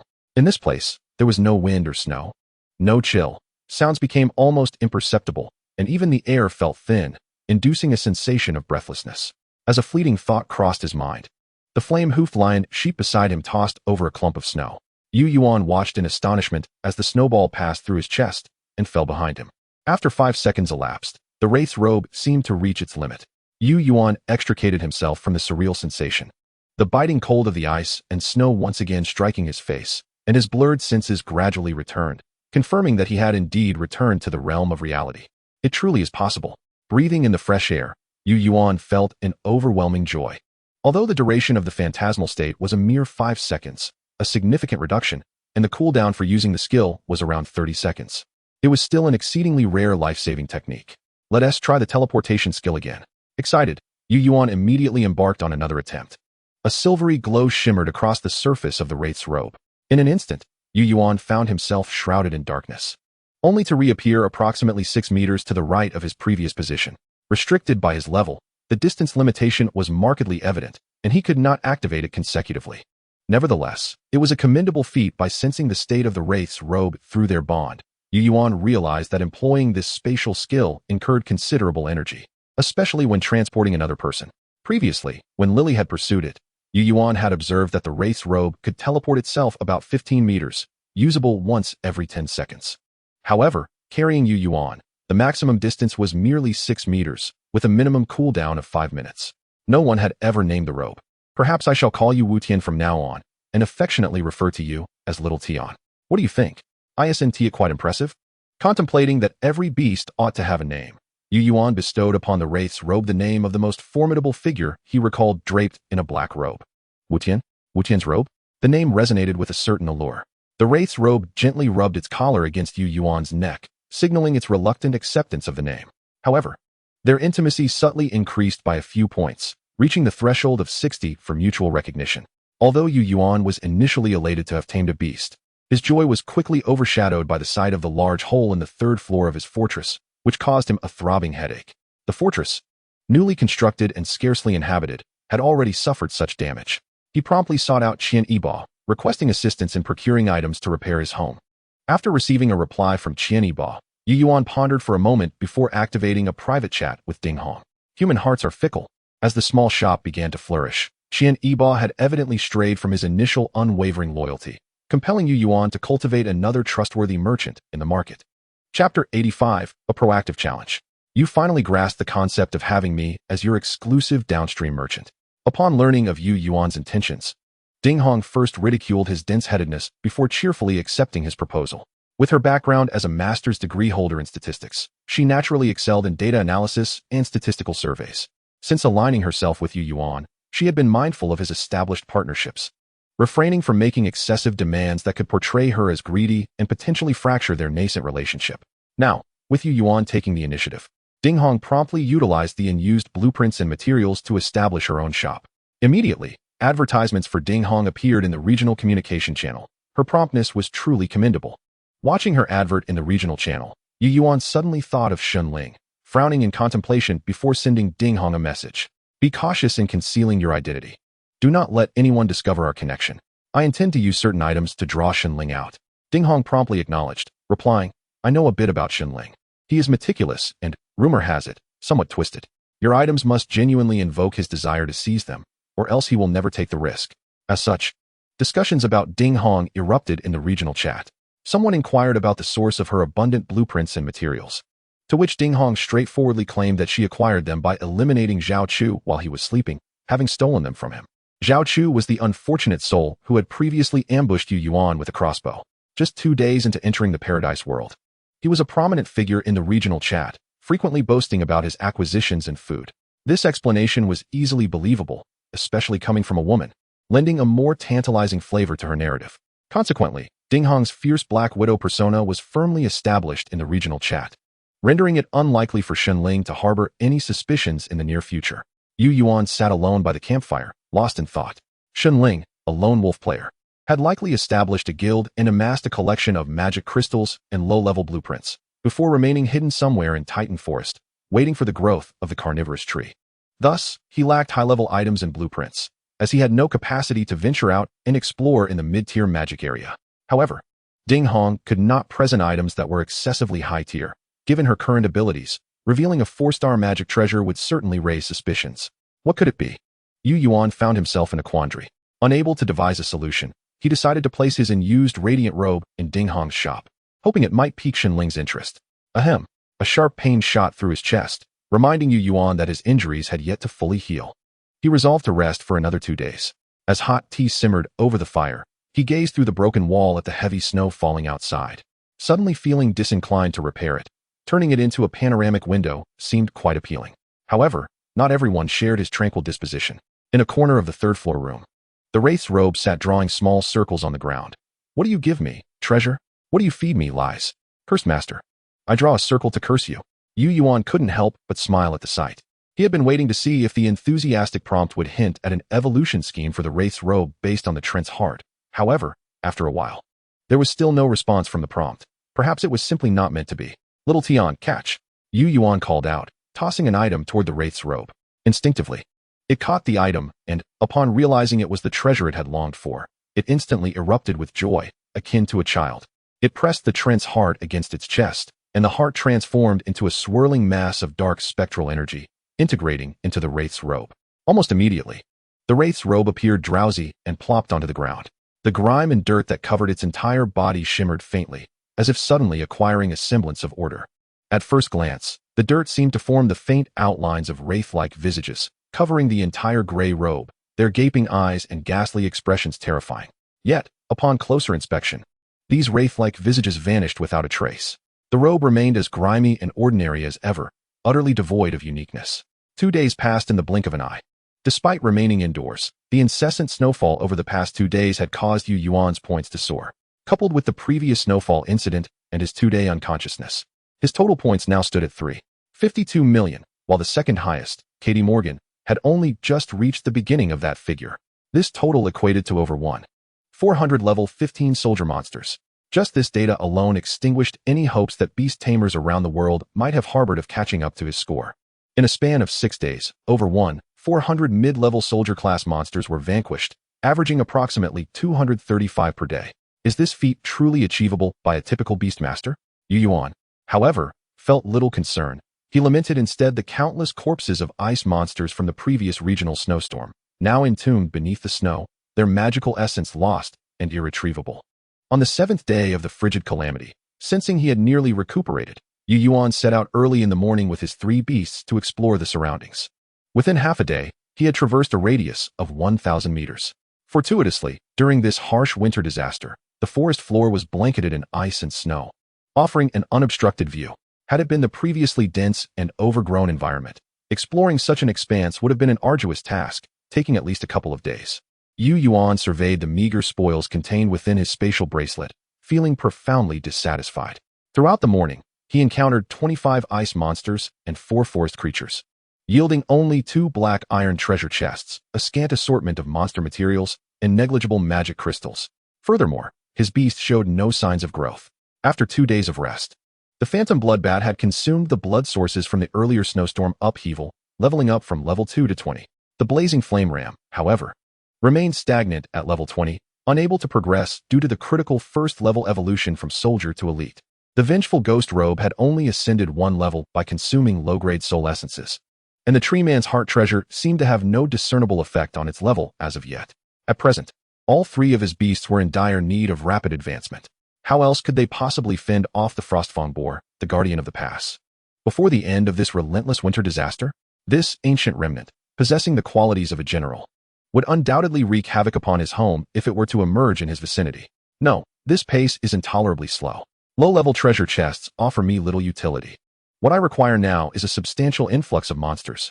Yu Yuan stowed away the worthless items obtained from the black iron treasure chests, his gaze sharpening with determination as he urged the blazing flame ram towards the southwest. 20 minutes later, he stood before the crystalline portal, its smooth surface aglow with an enigmatic blue light. If he wished to gather a multitude of monsters in a short period, this was the swiftest route. Taking a deep breath, clad only in the ghost robe, Yu Yuan stepped forward, vanishing into the shimmering depths.